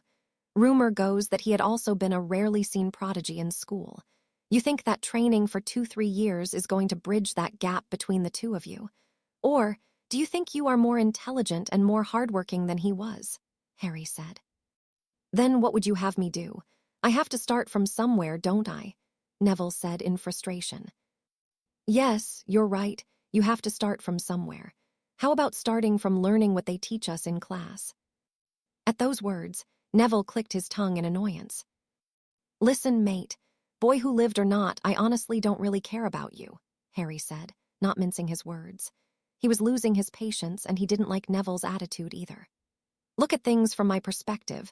What would you choose in my place? Spend more time with your girlfriend or go help some lazy guy that you don't know anything about? We're not even friends, are we? This is the first time you talk to me in 3 years, and when you finally do it, you're asking for a favor. A very big and time-consuming favor. Why would I want to help you? Momentarily, Neville did not know what to say in response to that. It took him a while to find his words. I understand you don't want to help me, but you have no right to say I'm lazy. You know nothing about me or how much effort I put in. I don't need to, Harry said with a shrug. Your grades reflect that. My grades mean nothing, Neville said in annoyance. Turning matches into needles won't help me fight against you-know-who. Neville was about to say more, but the words were trapped in his throat when the belt around his waist suddenly transformed into a snake. As the snake left the belt loops of his pants and started to crawl up his torso, a sound between a sob and a sharp intake of breath came from the boy, his face livid from terror. Rabbits into a pair of slippers, matches into needles, and so on so forth. If you were adept in transfiguration, you could easily undo my spell and turn this snake back into a belt. Or, if you were very good at charms, you could vanish this snake with but a thought. But you are not very good at either because you don't care about studying. Harry waved his wand and the snake transformed back into a regular belt. Neville slumped in his chair, his back soaked with sweat. That's actually how I defeated one of the Death Eaters in Diagon Alley 2 years ago, he said truthfully. I transfigured the mask he was wearing into a viper and ordered it to bite his face. 1. Although Neville appeared to still be in shock, Harry's words could not resound any more clearly in his ears. Aunt Bella had told me once that during the first 5 years, Hogwarts teaches us the basics in all magical areas. We learn basic transfiguration and conjuration, elementary charms and counter curses, common knowledge about various magical beasts and plants, how to brew and identify common potions, and so on so forth. It's only starting with our 6th year that we begin to specialize in various branches of magic. But if you can't master the basic courses at least up to the standard of the owls, you'll never become a great wizard. Harry himself had never put in extra effort when it came to his studies in his childhood. He did not want Neville to make the same mistakes as he had once done. In Harry's defense, however, his situation had been vastly different from Neville's. During the summers, Harry had had to wake up at midnight and do his homework under the covers of his bed, with a flashlight in secrecy, so the Dursleys would not see him. His uncle would also often lock up all his stuff in the cupboard, so he would be unable to study. Furthermore, nobody had cared about guiding and scolding him when he was a child, nobody except for Hermione. But she was his age, and her words had not held as much weight as the words of an adult that he respected would have held, like the words of a father or a mother, or even the words of Dumbledore if the old man had had the intention to guide him. Even so, Harry reckoned that if it had not been for Hermione's nagging, he would have not become the man he was today. In contrast, Neville of this world had been born with a silver spoon in his mouth, in a loving family, raised by caring parents that also happened to be experienced and respected aurors. Harry knew for a fact that the Longbottom couple wished their son took his studies more seriously instead of always fooling around with his friends. With Neville continuing to be silent, Harry said, this time in a kinder voice, "Before you learn how to run, you need to learn first how to walk. There is an order to things. For example, if someone can't even cast a proper cheering charm, they can forget about casting a Confutus charm. It would be impossible for them. If someone can't cast a good full-body binding charm, they won't be able to cast a stunning charm either. Do you understand what I mean?" Neville nodded his head reluctantly. "I remember in our first year you used to be one of the better students in class, easily above average. I don't know why you've lost interest in school, but trust me, if you show your parents that you are diligent in your studies and that you are better than the standard of your year, they'll stop treating you like a child. That's how it was with me and Aunt Bella. When she saw how much effort I put in at school, she started giving me extra lessons, without me even asking for them, despite how busy she was with her own job. But when you look like you're struggling with schoolwork, your parents probably think that you aren't ready yet for the more advanced stuff, or simply not mature and responsible enough for them to teach you powerful spells." Saying that, Harry finished his cup of tea and stood up. "I'm going to sleep now. I'll have to wake up early in the morning to go with Fleur for a run," he said and excused himself. "I hope you don't take badly what I told you. You need to become good at the basic stuff before you start learning advanced or dangerous spells. Besides, I'm still too young to train you. There are many things I don't know. I'm also still learning new things every day. I believe your parents would be much better suited to teach you. They are Aurors and war veterans too. Please think about what I said. Maybe stuff like astronomy, divination, history of magic, and herbology aren't that useful in a fight. But transfiguration, charms, defense against dark arts and potions are vital. Care for magical creature is important as well. You never know when you might have to fend off a magical beast's attack in your life. Knowing their weak points could help greatly. Harry made a small pause before adding, "If you really care about becoming stronger, you should study hard in these classes. Anyway, that's all I have to say. Good night." Through it all, Frank Longbottom had stayed silent, resuming himself to only watching their interaction from the side. Although he was startled and scared for Neville's safety at first when Harry had transfigured his belt into a snake, remembering that the boy was a Parselmouth made him relax slightly. Nevertheless, he still took out his wand, ready to intervene in an instant. In the end, however, it turned out that he had been worried for no reason. Not only that Harry did not harm Neville in the least, but the words that he had said also made Mr. Longbottom look at him in a completely different light. I couldn't have said it better, Frank thought. He felt bad for how dispirited his son appeared to be after Harry left, but he decided against going to console him. Sometimes, people needed to hear the truth, as hurtful as it was. He hoped that Neville would not simply brush Harry's scolding aside, but that he would try to improve himself instead. As Harry headed to his room, he shook his head when he thought about Neville's request. Training Neville now would serve no use. It took me nearly 3 decades to become as strong as Voldemort. Up until the age of 30, I survived mostly thanks to my mother's love, Dumbledore's intricate plans, other people's sacrifices, Ron and Hermione's support, and sheer dumb luck. I was in my 30s by the time I could hold my own against Voldemort, and it was only when I got close to 40 years old that I finally became strong enough to kill him with my own 2 hands. If Neville thinks that he can become strong enough to beat Voldemort in 3-4 years only, he's delusional. Then again, Harry did not blame him for that.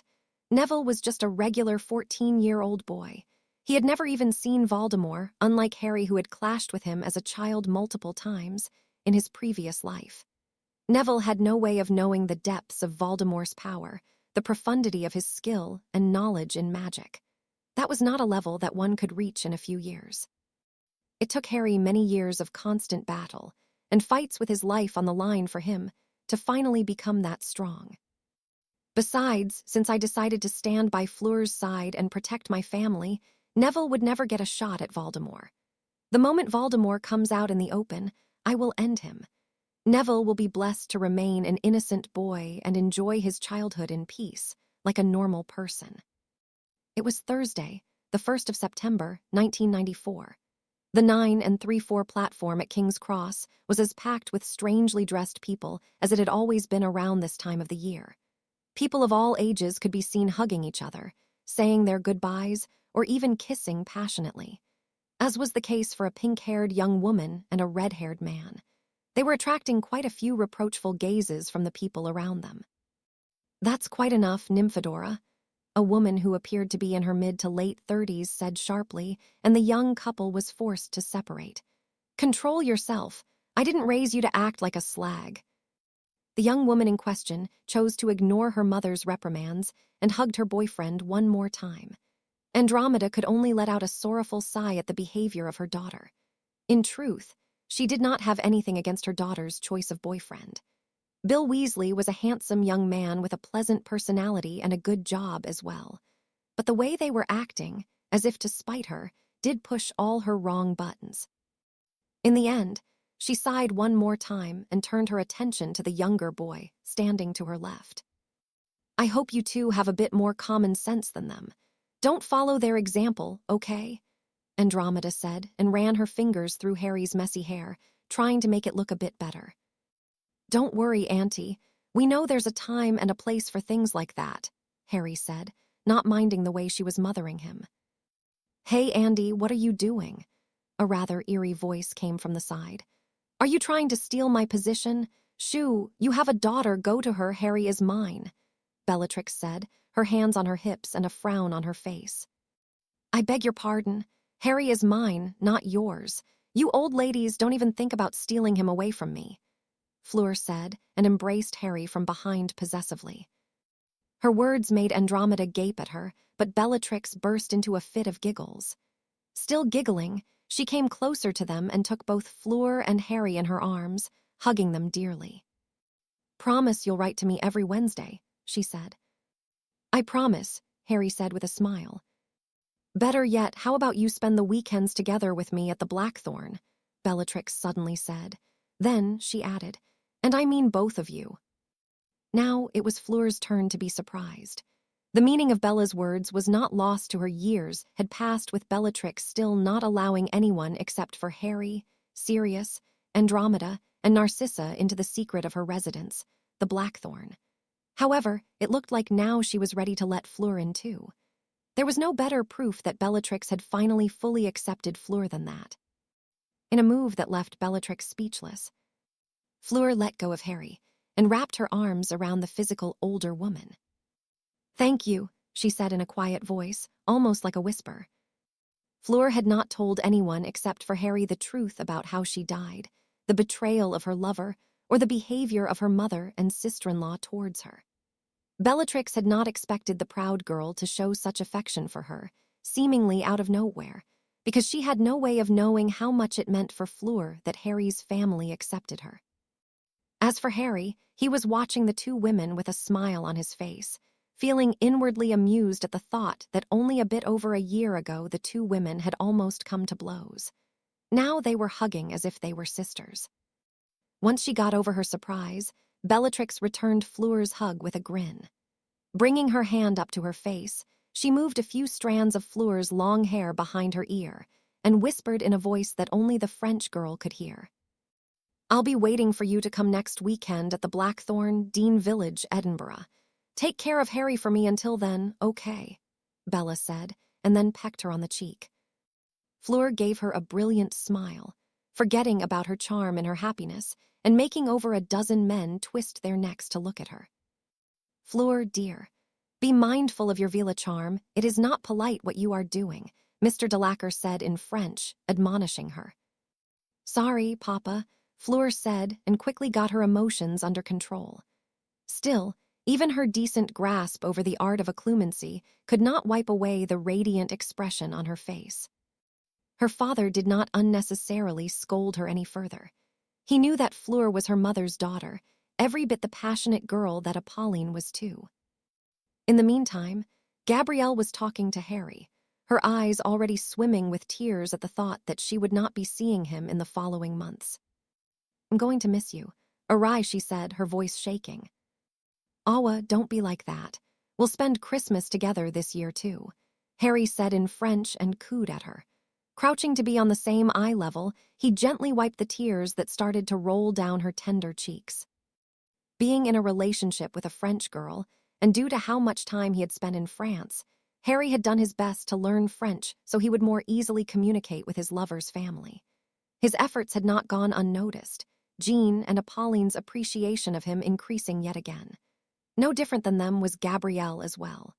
Once Harry became fluent enough to make himself understood in French, the little girl quickly grew attached to him. It was Harry's fault, really.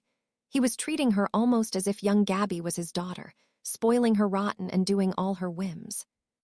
"But Christmas is many months away. I don't want you and Fleur to go and leave me alone." Making a show out of looking around as if to make sure nobody was able to see what he was about to do, Harry took out a palm-sized object from the chest pocket of his jacket. It was square, less than an inch thin, and wrapped in a white paper. Gabrielle's baby blue eyes were sparkling with curiosity as she tried to guess what exactly was inside. "This is a present that Sirius gave me on my birthday. It was meant for me and Fleur to use it, but we don't really need it because we are always together, so we decided to give it to you." "Oh, a present for me. Tell me what it is," the girl exclaimed impatiently. Handing the small gift to her, Harry chuckled as he watched her quickly rip apart the paper. Gabrielle looked at the mirror, slight confusion in her eyes. "It's a charmed mirror," Harry said. What does it do? She asked and turned it and flipped it in her palms several times, unable to find anything special about it. Do you know how Muggle phones work? You mean that she started saying excitedly, and Harry grinned at her enthusiasm as he said. Yes, this is like Muggle phones. No, it's even better because we can talk almost as if we were face to face. Oh, tell me, how do I use it? First, you have to say the password, Harry said. Come on, repeat after me. Gabrielle is the cutest. The young girl flushed at his words.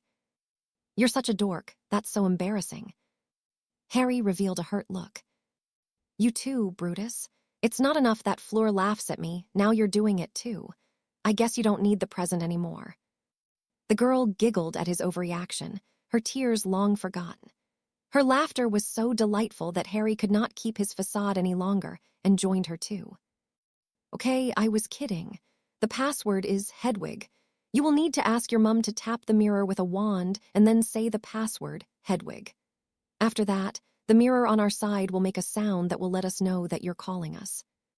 Why do I have to tell Mum? Can't you change it, she whined. Harry grinned and pinched her nose with his fingers.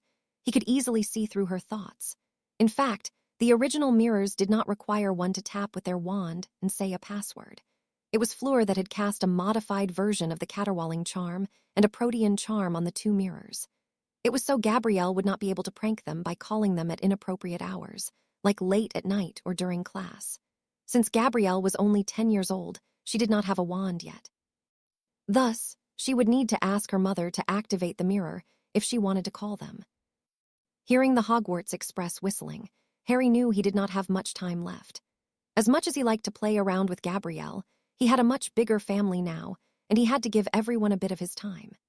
He shook hands with Sirius, Jean de Lacre, and Ted Tonks, embraced Apolline de Lacre, Bellatrix, and Andromeda, and lastly, he bid farewell to Arthur and Molly Weasley too, who were standing close by due to their eldest son's relationship with Nymphadora Tonks. If the Weasleys were close by, it went without saying that the Longbottoms were not far away either. Harry said his goodbyes to Mr. and Mrs. Longbottom too, before finally boarding the train together with Fleur. Penny for your thoughts, Fleur asked when she saw Harry's pondering face. Just thinking about Gabby. She's so sensitive and small, and he let out a groan. I feel bad whenever I see her cry. Fleur sighed.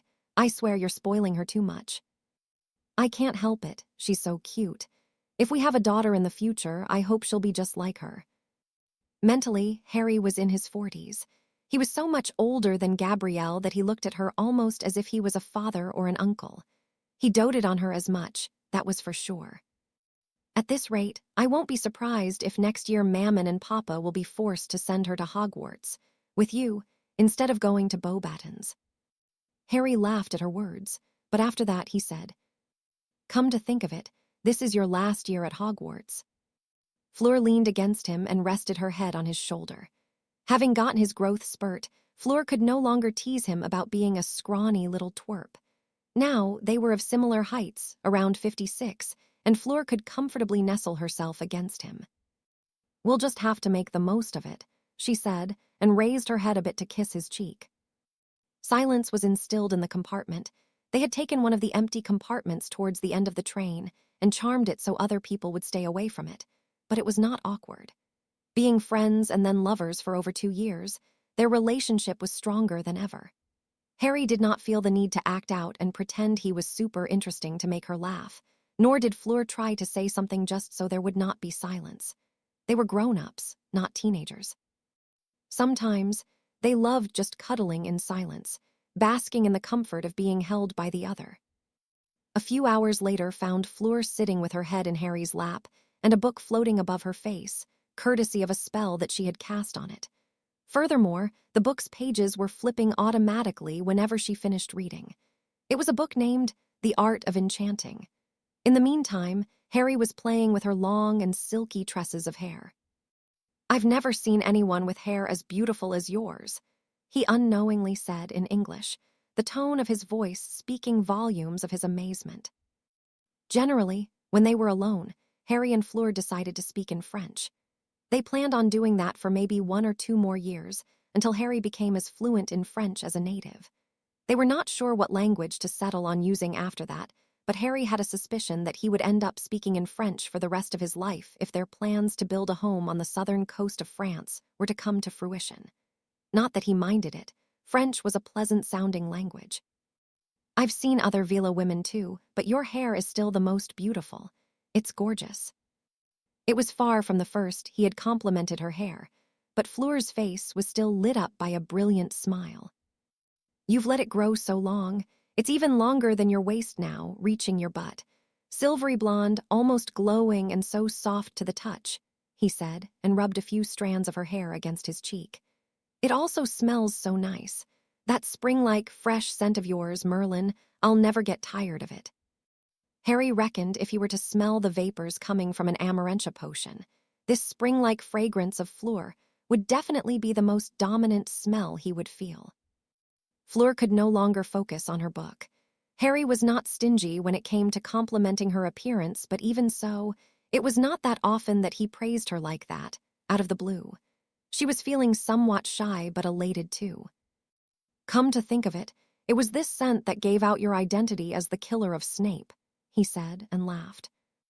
Noticing Fleur's slightly pink cheeks, he felt his heart flutter, and he bent to plant a soft kiss on her forehead.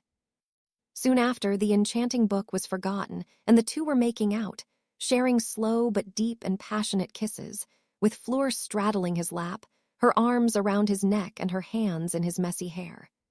Time lost meaning in their little world. However, the sudden apparition of a ghost-like silhouette in their compartment made both Fleur and Harry jump up to their feet startled, their wands in their hands. It was a raven or a crow-like ghostly bird, glowing in a warm, silvery white light. A woman's voice came from the bird. Gaunt has appeared at the ministry, just as Fleur said he would. I need you two at the Blackthorn ASAP. The woman's voice belonged to none other than Bellatrix Black, and that silvery raven was her corporeal patroness. Fleur and Harry shared a look before taking each other's hand. A loud crack rang in the compartment as the two disapparated away. Chapter 46, Thomas Gaunt. Bellatrix was lost in thought as she climbed down a flight of stairs, leading to one of the many subway stations in the Muggle side of London. Since Voldemort's attack on the Ministry of Magic and the murder of the late Chief Unspeakable Saul Croaker and two of his subordinates, it had become mandatory for all Ministry employees, be they low-ranked interns or heads of departments, to access the Ministry of Magic through the Muggle toilet entrances. Even the Minister of Magic obeyed that new regulation too. That decision had not been well received by the majority of the employees. Many hated to have anything to do with the Muggle world. Others found it humiliating to flush themselves down a toilet, while others hated the idea simply because their nefarious deeds would come to a stop. Casting the imperious curse on a human being was a one-way ticket to Azkaban for life, but one could control others without it too. For example, the Confundus charm was not illegal. Used by an intelligent witch or wizard, the Confundus charm's potential could be not any less than of the imperious in some circumstances. Making their boss renegotiate their contract for a higher salary, sweeping cases of corruption under the rug, or even for things as minor as being given a day off when they desired. Worth mentioning was also the fact that most witches, and some wizards too, protested vehemently against this new regulation, because their glamour charms and transfigurations would become null. Thief's downfall canceled everything. Regardless, after more than 1 year, people have gotten used to it. Crossing the busy atrium with quick steps, Bellatrix made a beeline towards the elevator. She was hopping to avoid any sort of contact with people that she did not care about, namely, reporters or coworkers who hoped to get close to her.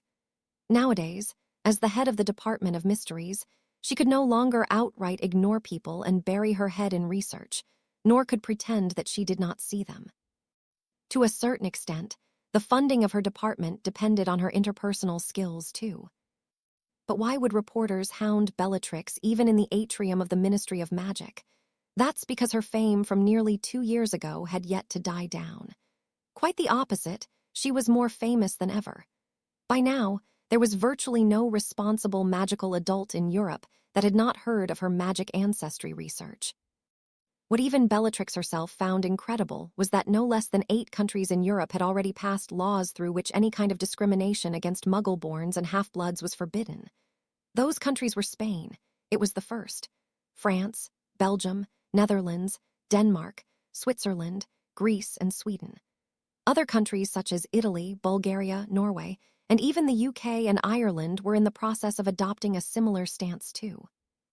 Bellatrix's magic ancestry research had gained immense popularity not only in the Old World, but on the other side of the globe too. In Asia, Singapore, Taiwan, and even Japan have followed Spain's example, while most of Australia and Oceania's countries had never really had cases of discrimination due to blood purity. But then again, Australia and Oceania had a completely different society. Due to the very large number of merpeople inhabiting the coasts of the continent and the shallow waters around the islands, their numbers were estimated to be roughly equal or even higher than that of wizards and witches. Humans did not even discriminate against sentient magical creatures or the so-called half-breeds, much less on those with less than noble origins. The magic ancestry research only served to validate what they had always believed. Bella's pondering expression when she arrived at the ministry was due to the fact that she had an appointment with none other than the Minister of Magic. The problem was that Mrs. Bones had been rather vague when she asked her about the reason for their upcoming meeting. Irritated at being forced to greet and smile at nearly 24 fellow ministry employers, and about half as many Aurors on her way to the minister's office, Bellatrix let out a sigh of relief when she finally reached her destination. Things were so much simpler before, she complained in her mind. She missed the time when she could simply ignore everyone and just concern herself with doing what she loved, studying the wonders and mysteries of magic. But she squashed the thought of giving up her seat to someone else because the benefits of being the chief unspeakable outweighed the disadvantages. As the head of her department, she decided which magical materials and artifacts were to be acquired with the department's funds, the projects that she would focus on. She had clearance to all kinds of secrets or ancient documents and many other advantages. When she was about to knock on the door, sounds of laughter came from inside the minister's office. Amelia is laughing, she's giggling, and in a flirty sort of way. What is going on? She was a woman, she could tell. What she could not tell, however, was who in the world had made the ever-serious and scowling Exorer giggle like a schoolgirl. Her knuckles rapped on the door, and a few seconds later, Amelia Bones' voice welcomed her in. When she finally entered the minister's office, her eyes were involuntarily drawn to the person sitting at the desk across from Mrs. Bones. It was a tall and well-built man in his 40s. He was wearing an expensive tailor-made suit, his blonde hair was slicked back neatly, and his blue eyes glimmered with intelligence. Before Minister Bones had the time to introduce him, the man stood up from his seat and, coming in front of Bellatrix, he smiled warmly as he said while raising his hand for a handshake. "Miss Black, I've heard so many things about you. I've always wanted to meet you. Oh, but where are my manners? I'm Thomas Gaunt. It's a pleasure to finally make your acquaintance." An ordinary man introducing himself in that way could probably make others think he was overeager, needy, or lacking manners. But when he did it, it seemed genial and warm, charming. It was all in that smile of his handsome appearance, and the confidence he carried himself with. However, Thomas Gaunt's attractiveness was the last thing on Bellatrix's mind in the present. The moment that she heard his name, all color drained from her face. "I am Bellatrix Black. A pleasure to meet you as well," she said and smiled slightly, but the tone of her voice showed neither excitement nor irritation. Contrary to the middle-aged man's warm greeting, her response had been formal and impersonal, politely and neatly drawing a line between them. Her surprise at hearing his name had lasted less than a second before her face took on an impassive and collected look, a veritable poker face.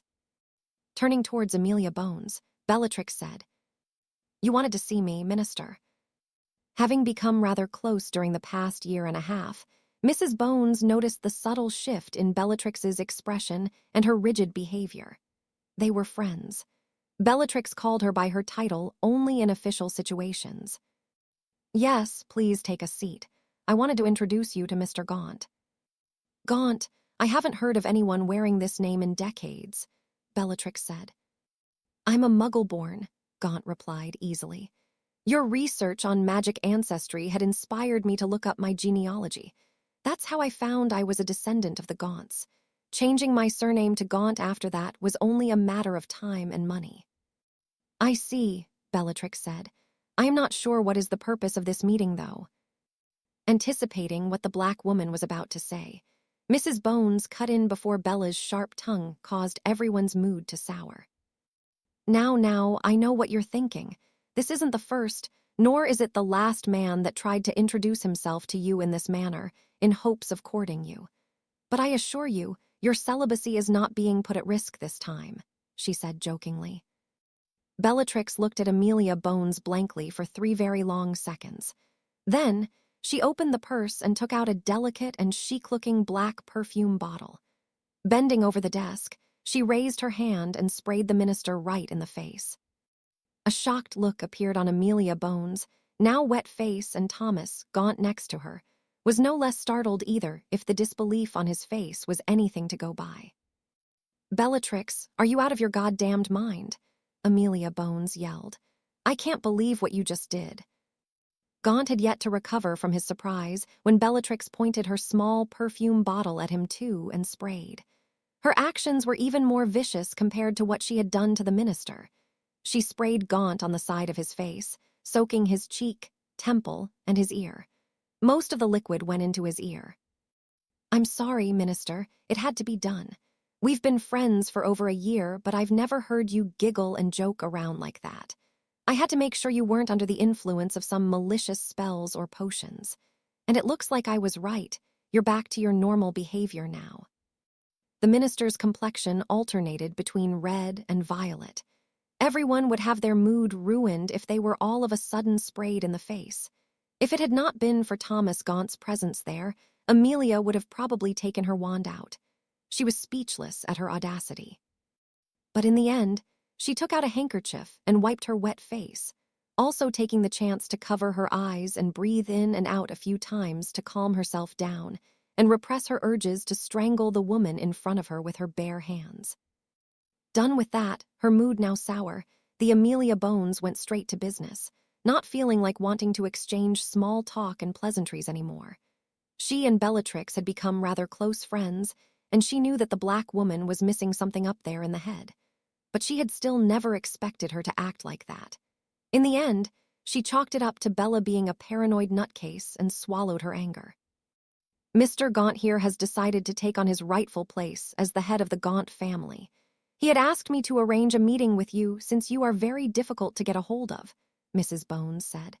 Her facial expression softened when she turned her head at the middle-aged man and called his name. Thomas. The blonde man smiled at her before telling Bellatrix. I've tried to get in touch with you for a week now, but all my letters have been returned unopened. My owl has become quite irascible as a result of that, he joked, but Bellatrix did not smile. I have lost count of how many people have tried to kill me ever since I published my research on magic ancestry. Cursed letters, poisoned gifts, assassination attempts in the street, and even here, at the Ministry of Magic in the atrium. You will have to excuse me for being cautious to the point of looking paranoid. My home is unplottable. Her words were a complete truth. Aside from the assassination attempts of Voldemort and his Death Eaters early on, over the past year, other people had tried to poison and curse her through gifts no less than 30 times. She could not receive letters at the Blackthorn, but owls could find her when she was at the ministry. Luckily, working in the Department of Mysteries meant that even someone as low-ranked as her secretary was not a simple person. Her subordinates had detected and prevented all the attempts on her life, and Bellatrix, as their boss, had made sure to reward them with monetary bonuses every time something like that happened. Gaunt coughed dryly into his fist to dispel the awkwardness before saying, It's regretful to hear that, but I understand your position. That's why I decided to ask for Mrs. Bones' help. With that said, I would like us to go straight to the heart of it. From what I understand, your ward is a descendant of the Gaunt family. My son, Harry Potter is my son, Bellatrix corrected him. My apologies. Your son is a descendant of the Gaunt family as well, through his mother's line. What is it that you wish from me, Mr. Gaunt? She asked him directly. My desire is to reinstate the Gaunt family. A new Gaunt family, one that would not follow in the dark practices from before. But to do that, I need your help. Or more exactly, the help of your son, Harry Potter. I need a Parselmouth. Later that day, seated on the luxurious leathery sofa in the vintage living room of the Blackthorn, Bellatrix, Harry, and Fleur were in the middle of a serious conversation. Had the circumstances been different, Bellatrix would have definitely taken the chance to show off her beautiful Gothic manner to Fleur. But the current situation was too dire. This is definitely a trap, Bella said, her face betraying her anxiety. Third time's the charm, he's probably trying to kill me and you one more time. The moment that she left the ministry, she apparated straight at the Blackthorn and sent a patronus charm message to Harry. She had made use of her occlumency to keep a neutral expression at the ministry, but she did not do that in the presence of her family, in her home. Harry and Fleur could see how distressed she was, her face even paler than usual. Are you sure this is the same Thomas Gaunt from your future? Bellatrix asked Fleur. The face I saw in the thoughts of that Death Eater that had tried to kill us was completely different from this guy, and Thief's downfall didn't change his appearance. He also seems so genuine and polite. It's hard to imagine he's a murderous Dark Lord in disguise. The blonde girl shrugged and said rather helplessly, I'm not sure of anything. Ave made too many changes. My knowledge of the future is of no use anymore. What does he need me for? Why does he need a Parselmouth? Harry asked. He can't reinstate the Gaunt family without being recognized by the magic of the signet of the family head. That is the law and the tradition for all old pureblood families. But the ring is locked in a box charmed unbreakable. He suspects that the only way to open it is with the use of Parseltongue. He says he hadn't inherited the gift, Bellatrix explained. Harry stood up from his seat and went to the window, looking at the gloomy clouds outside and the rain pouring from the rapidly darkening sky. Tell him you accept. I'll see that ring of his. Both Bella and Fleur looked at him with undisguised worry. What if he isn't the Dark Lord? What if he is innocent? Bella asked, playing the devil's advocate. Some chap named Thomas Gaunt pops out of nowhere and suddenly decides to reinstate the Gaunt family. Miraculously, it looks like he's also seduced the Minister of Magic. Quite the coincidence, don't you think? A poignant silence was instilled, the sound of heavy rain making the atmosphere rather eerie. Whether he's innocent or not, it doesn't matter. I can't take any chances, Harry said, his voice quiet but firm. I will capture him and squeeze out everything from his brain. If he's innocent, some memory charms will make him forget anything. But if he is Voldemort, he will beg me for death and I won't grant it to him. Not until I picked each one of his secrets out from his mind. Bellatrix wanted to say something, but she held her tongue in the end. That ruthless side of Harry secretly scared her. She had only seen a glimpse of it 2 times before. Once, during their battle against the squad of 10 Death Eaters in Diagon Alley, when he had executed the remaining Death Eater despite being unconscious and captured. He had chosen to behead him in cold blood rather than handing him over to the authorities. And the second time was when he was ready to even breed a basilisk, just to petrify an innocent ghost, moaning Myrtle, and force her through the veil of death if she refused to comply with his request. What about Minister Bones? If Gaunt seduced she won't just sit and watch how we torture information out of lover, Fleur said. Those words served to remind Bellatrix that Fleur, this blonde teen girl with baby blue eyes and a sweet and attractive face, was, in fact, a retired serial killer. She was just as ruthless as Harry. What had started as a joyous day for Harry and Fleur, due to Bellatrix's acknowledgement of Fleur and her offer to invite her into her secret home. It was all the proof that they needed that Bella had wholeheartedly accepted the Vila girl, had become somber and filled with tension in the evening. When the time came, Harry and Fleur left the Blackthorn and apparated at the train station in Hogsmeade, about 30 minutes before Hogwarts Express arrival. Seeing as it was evening in September, it was dark as night outside. The darkness, the pouring rain, and the bad news made for a depressing end of the day. Harry and Fleur were standing huddled together under an umbrella, her arms wrapped around his back in a hug and her head resting on his shoulder. To think that he'd come out and sink his claws into Amelia Bones. I've never thought she was the kind of woman to fall for someone like that, Harry said. She raised her head from his shoulder and said, "Maybe he gave her a love potion." "It wouldn't matter," Harry said. "Thief's Downfall is one of the most powerful enchantments I've ever seen in my entire life. The Disillusionment Charm, the Imperious Curse, the Polyjuice Potion, Amarantia, none of these can resist its effect. And Bella also sprayed both of them right in the face." Fleur couldn't help a snicker at the mental image of that. Can you imagine the scene? They are all chatting pleasantly with each other when she suddenly whips out a perfume bottle and sprays them both in the face. Her snickers were contagious, and Harry found himself bursting into chuckles with her too. But if Gaunt disguised himself, why did Thief's Downfall not work on IM? Fleur asked in confusion. You said it should dispel all forms of mind control and concealment. Harry thought about it for a moment before replying. There are some old rituals that can change your appearance drastically, permanently. The least dark ritual that I know of is the blood adoption ritual. It was invented by pureblood families a long time ago. Those couples that were so inbred that they couldn't reproduce anymore resorted to adopting children to continue their lines.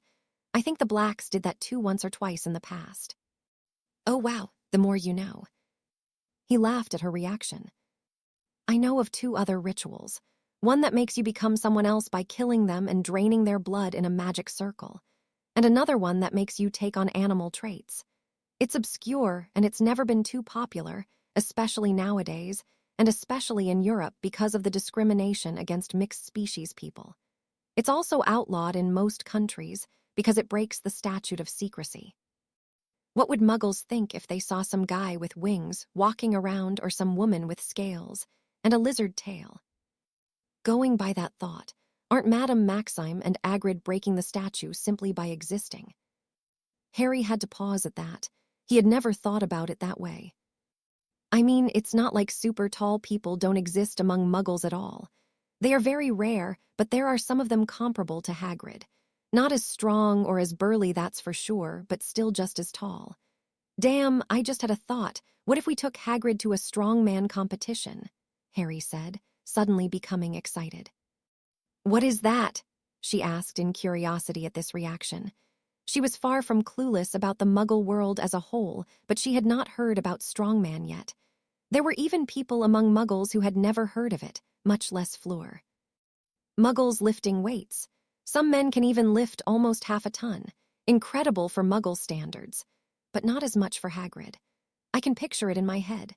Hagrid grabbing a 500-pound heavy barbell in one hand and doing biceps curls with it while the Muggle athletes are picking their lower jaws from the floor in sheer disbelief. The two burst into laughter, and they couldn't stop for a few good minutes, starting to snicker anew every time they looked at each other.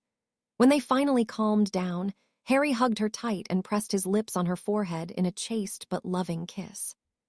"Thank you," he said. "What would you do without me to break you out of your brooding phases?" Fleur said, looking very pleased with herself. "You're right," he said, not contradicting her, and kissed the top of her head before hugging her again. "Don't worry, we'll catch. I am between your strength, Bella's smarts, and my secret weapon. Gaunt won't be able to escape. It's only a matter of time before we find a chance to corner IM and take IM out." Harry closed his eyes and buried his face into her hair as he hummed in agreement. The softness of her body and the spring-like scent of her long and silky, silvery hair never failed to relax him and comfort him. Harry and Fleur were not the only ones that were having a romantic time at that moment. On another side of the country, in the ancestral home of the Bones family, a woman's cries could be heard even from outside. The Minister of Magic, Amelia Bones, known for her stoic and strict attitude in public, was crying out loud and moaning in pleasure. A woman who had forsaken love and relationships for the sake of her career was now hanging onto a man's body in rapture, her nails leaving red marks on his wide back as he drove himself into her depths repeatedly. Amelia Bones and Thomas Gaunt were having intimate, passionate sex, like lovers. Minutes after they both found their sweet release, Amelia Bones was still out of it, the post-orgasmic bliss having muddled her mind completely. It was only when Gaunt scooped her into his arms and brought her head to rest on his well-defined chest that she finally started to regain her clarity of mind. "You were amazing," she said, and leaned up to press a lingering kiss on his lips. But she did not escalate it into something more because, after a few hours of passionate lovemaking, she was exhausted. She felt her eyes becoming heavy, and the warmth and comfort of her lover's chest were lulling her to sleep. "Do you think that Miss Black will accept my request?" Mrs. Bones found it strange that he would ask her about that matter out of the blue, while they were basking in their post-lovemaking bliss. "I guess reinstating the Gaunt family does mean a lot to him," she thought.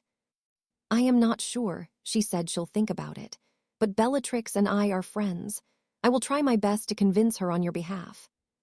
The smile that Gaunt revealed at her words made her stomach twist in a funny way. It was that charming smile that had made her fall head over heels in love with him. "You're the best, Amy," he said affectionately, and cupped her cheek before pressing his lips against hers. When they parted, Amelia Bones sighed in contentment and happiness and snuggled herself closer to him. She had never thought that she would find love at such an age, after single-mindedly pursuing only her professional life for so long.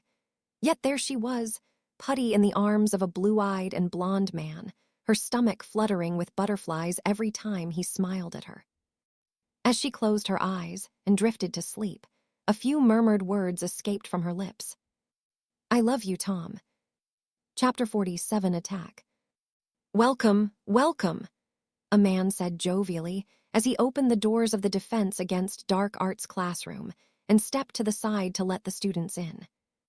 Harry groaned in exasperation at the sight of the Dada class, covered in smiling portraits, at the sight of that lilac-clothed man with wavy golden hair and perfectly white and sparkling teeth. Once the Ravenclaw and the Gryffindor students all took a seat, the man in question took off his pompous cloak and put it on the backrest of his chair before stepping on the podium at the front of the classroom. "As you can see, here I am for a second year as well," the man said and winked at his students, eliciting a chorus of gasps from the teenage girls in the seats. "I told you that I broke that jinx over the defense teaching position, didn't I? I am here to stay. I love Hogwarts and I love imparting my vast knowledge and experience with students as lovely as you." Harry pinched the bridge of his nose and closed his eyes. He almost wished he and Bellatrix had not broken the jinx 2 years ago, solely for Gilderoy Lockhart to get sacked. That's right. This was the second year that Gilderoy Lockhart was going to teach Dada at Hogwarts. The personality of this Lockhart was just as garbage as that of the Gilderoy Lockhart from his previous life. Him falsely claiming to have broken the jinx was proof enough of that. However, what annoyed Harry even more than his trashy character was the fact that his skills were, in truth, legitimate, and because of that, he could not find a way to get him fired. The dueling club created by Bellatrix Black 2 years ago had not died down. Professor Flitwick had taken charge to keep it alive, and Gilderoy Lockhart joined as his assistant as well.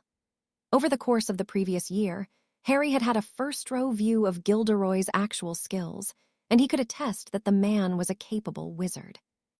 Later that day, "Gosh, I freaking hate that guy," Terry said, and threw his backpack angrily on one of the sofas in the Ravenclaw common room.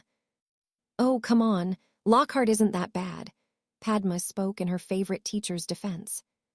But her words were met with a chorus of booing from most of the boys in the common room at that moment. "Ignore them. Boys are just as narrow-minded and jealous as ever," Marietta, an older female student, said and huffed. "You didn't see any of us girls acting like that 2 years ago when Professor Black had all the guys in the school panting over her. Did you ever see Professor Black wink at students, send them languorous smiles, or flirt around?" Michael Corner retorted belligerently. "No, you didn't." He also answered his own question. "Because she never acted like that. She was professional and didn't fuck around in class like that idiot." "Damn, Michael, calm down," Harry finally said. not expecting that rage-filled outburst from the normally calm and cool-looking boy. He's mad because he's been trying to woo that Weasley girl over the past few days, but she's head over heels with Lockhart and doesn't even look at him, Terry explained in a whisper and started snickering. It was past the curfew, but, seeing as it was Friday, Harry was not asleep. He was sitting on a comfortable couch in the Ravenclaw common room with 2 newspapers spread out in front of him, one on his lap and the other one on the table next to the couch. They were the latest editions of the Daily Prophet and the Quibbler. It was the end of the first week of his 4th school year, and things seemed to be as normal and peaceful as ever for most students. The Daily Prophet seemed to showcase the same idea too, but a more keen observer would notice that a turbulent undercurrent was flowing under that peaceful facade. Who is Minister Amelia Bones' new lover? Articles with such titles had taken over the British wizarding media outlets. The strict and no-nonsense former Auror who had never been seen even smiling, let alone walking hand in hand with a man, was now acting like a love-struck young woman every time she was seen in the company of her blonde and blue-eyed lover. Harry put down the Daily Prophet and grabbed the Quibbler. On its first page, a different kind of article compared to the gossiping prophet could be seen. 3 Muggle children found sporting blue skin. Unspeakable forensics determined the cause as magical, the result of children ingesting charmed candy. The couch seating dipped as someone plopped themselves next to him. He did not need to lift his eyes from the newspaper to see who it was. He could recognize their scent anywhere, out of 1,000. It was his girlfriend, Fleur. "What are you reading?" she asked as she snuggled closer to him and hooked her arms around one of his. Turning his attention to her, he found himself smiling involuntarily. Fresh out of the shower, the girl's pale cheeks sported a light redness, and her long white blonde hair was still wet. He leaned in to kiss her on the cheek, but she quickly turned her head to face him and captured his lips, stealing a quick kiss. Harry chuckled as he put the newspaper from his lap on the table as well. Then, he grabbed Fleur by the waist and pulled her into his lap. The girl giggled in bliss as she nestled herself in his lap and rested her head on the left side of his chest, nuzzling his neck with her face. "How come you didn't dry your hair first?" he asked as he gently caressed her scalp with his fingers, her hair magically drying out wherever he touched it. "Don't pretend you don't like it, Tilda," she said and grinned into his neck. "I do like it. No, I love it. But we've talked about you giving boys and even girls a heart attack." At that, she burst into laughter, and he chuckled too while tightening his arms around her just a bit more. "Geez, you too, are you back at it again? Get a room already," one of the older students that were still in the common room said. "Maybe stop ogling at us and finish your homework instead. Or better yet, why don't you get a girlfriend?" Harry said back with a laugh, making a few others chuckle too. In truth, Harry and Fleur kept to themselves mostly, and limited their public displays of affection to just hugging and a few quick kisses every now and then. But it was hard not to be jealous of what they had when seeing the way they interacted with each other. At first, none of the gossipers had thought that their relationship would last because he was younger than her and seemingly out of her league, and Fleur, well, she was a Vila. Their prejudices made them think she would just stay with Harry until she got bored of him before jumping to another guy. However, 2 years later, Harry and Fleur were still together and looking happier and more comfortable with each other than ever. They had become somewhat of a celebrity couple too, due to Harry's ever-increasing fame, thanks to being the main evidence that proved the legitimacy of Bellatrix's internationally renowned magic ancestry research. The Witch Weekly newspaper had even written a few tabloid articles about them over the past year. Picking up the Quibbler again, Harry started to read the newspaper together with Fleur this time. "Another case of Muggle baiting?" she asked when she saw the article about the 3 children hospitalized in St. Mungo until the effects of the charmed candy they had eaten went away. "Yeah," Harry said, a small frown appearing on his face. "Bella's research revolutionized wizarding society in Europe and beyond. It was the best thing ever for Muggle-borns and half-bloods. They're not treated like third- and second-class citizens anymore. But there are unintended side effects, too." Fleur understood what he was talking about. It was not the first time cases of Muggle baiting were reported in the Quibbler. She could recall more than a dozen such instances over the past summer alone. "I wonder why is the Prophet not saying anything about that," she said. "Maybe they don't think reporting cases of crimes against Muggles is relevant. Or maybe Bones is regulating what information can be released to the public and what can't. We both know that the Ministry keeps a tight leash on the Prophet. The world at large still has no idea about the massacre from Azkaban or the serial killer that's been at large 2 years ago," he said, and wagged his eyebrows at her suggestively. Amelia Bones had proved to be the best minister of magic in Harry's memories, but that did not make her devoid of flaws. In the end, Minister Bones was a politician as well, not just a former Auror. Keeping things under wraps to make it look like her term in the office was perfect seemed like something any person in a position of power would be tempted to do. "It's starting to worry me a little. As you said, it looks like Muggleborns are much better off nowadays, but the Muggles," Fleur trailed off. "Yeah," Harry agreed. "Wizards and witches, especially in the UK, had never had very high opinions of Muggles. Even the likes of Arthur Weasley, who loved to tinker with Muggle devices and admired their ingenuity, was looking at them no different than how a human scientist admired a monkey's intelligence when it used a rock to break a jar for the nuts inside. That feeling of superiority that wizards and witches held towards Muggles had only been exacerbated as of late by the magic ancestry research. Knowing that magic could not come from Muggles, that all Muggleborns had, in fact, a wizard, a witch, or a squib in their ancestry, made their opinions of Muggles plummet even more than before. Letting out a sigh, Harry flipped the page and started to read other articles. But he soon lost interest in that too. He had been reading the news mostly to distract himself from thinking about his immediate problems.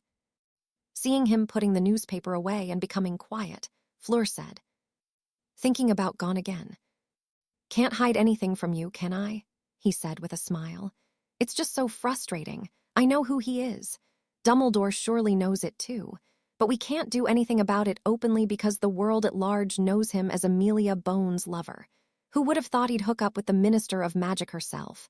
Damned snake." Harry had heard from Dumbledore in his previous life that Tom Marvolo Riddle had been a very charming and charismatic man, that was how he had gotten so many zealotic followers that were willing to kill and even die in his name. But he had never put much stock into it before because the Voldemort that he had seen through his visions had been just an insane murderer, one that kept his followers in line, not with charisma and leadership, but with death threats and torture.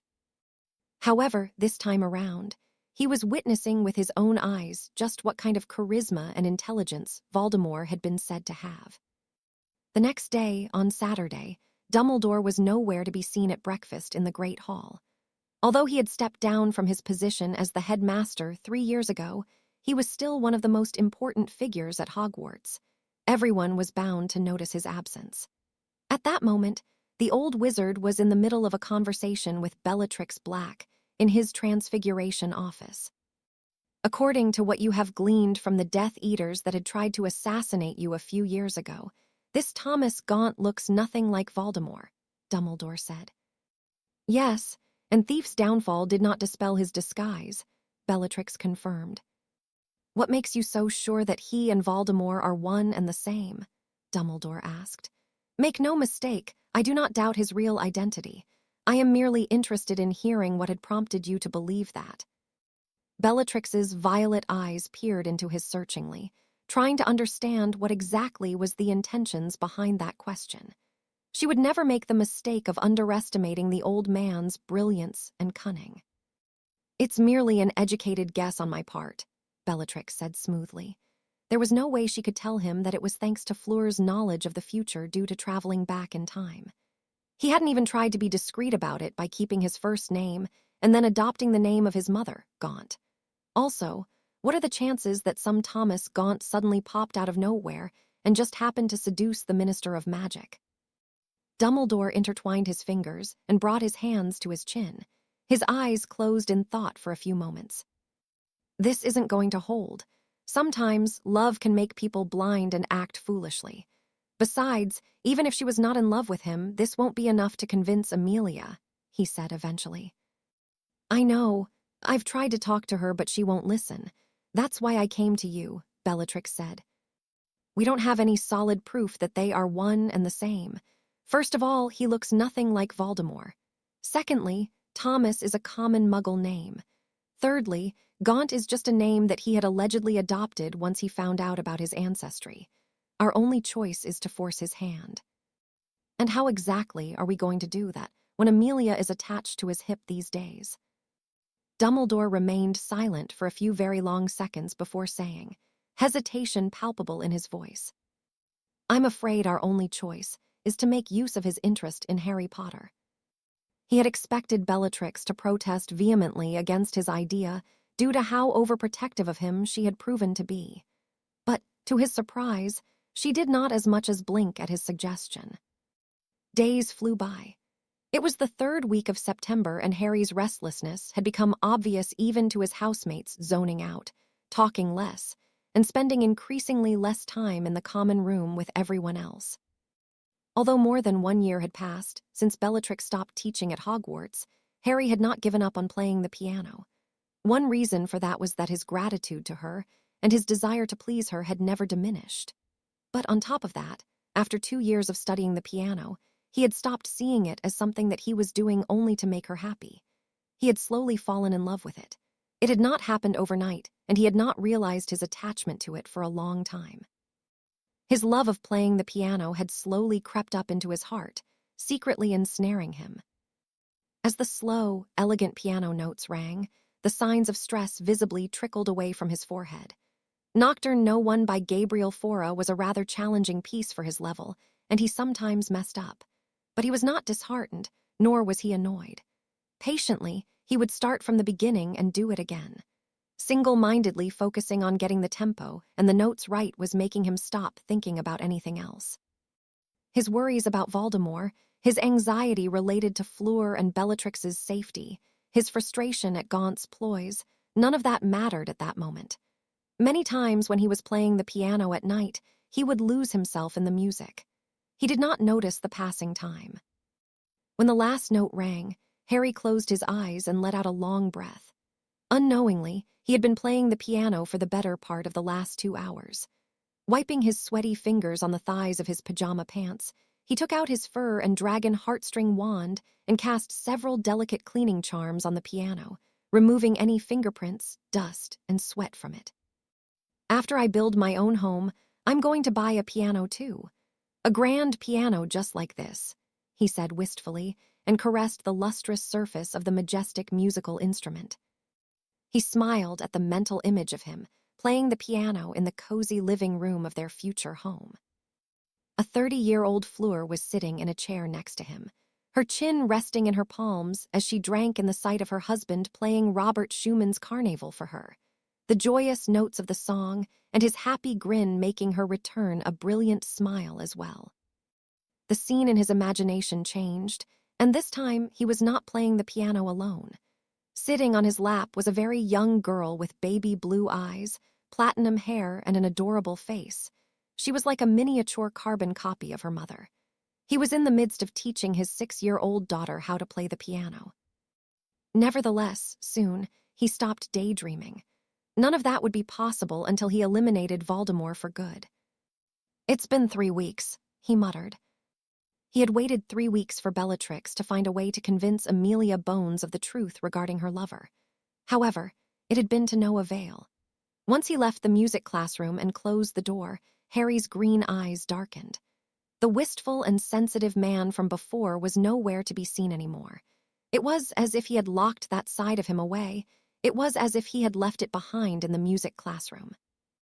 Casting a disillusionment charm on himself, and making sure to avoid the Auror on duty and the prefects patrolling the corridors, Harry arrived back at the Ravenclaw Tower unimpeded. But much to his surprise, someone was standing in front of the door leading to the common room. It was a tall and well-built boy in his late teens. Harry was very familiar with him. It was the captain of the Ravenclaw Quidditch team, Roger Davies. I am the beginning of the end, and the end of time and space that surrounds everything and every place. What am I? came the melodic voice of the enchanted eagle knocker. The seventh-year student did not even blink. He gave his answer instantly. This is a tricky one, but far from enough to get me stuck. The answer is the letter E. Haha. Correct. But when the doors opened for him to enter, Roger Davies closed them back instead and remained on the corridor. Harry watched the scene befuddled. Oh boy, that really was a difficult one. I wouldn't have guessed it right away. Not only that the boy that Harry had thought of as little more than a meathead had gotten the answer right in an instant, but he also refused to enter the common room. Instead, the older boy knocked the eagle knocker again. The eagle knocker spoke again. What has roots that no one sees and looms much taller than trees? Up it goes, but yet it never grows. What is it? Once again, Roger Davies replied instantly. The answer is mountain, but hey, you're not exactly correct, he said in annoyance.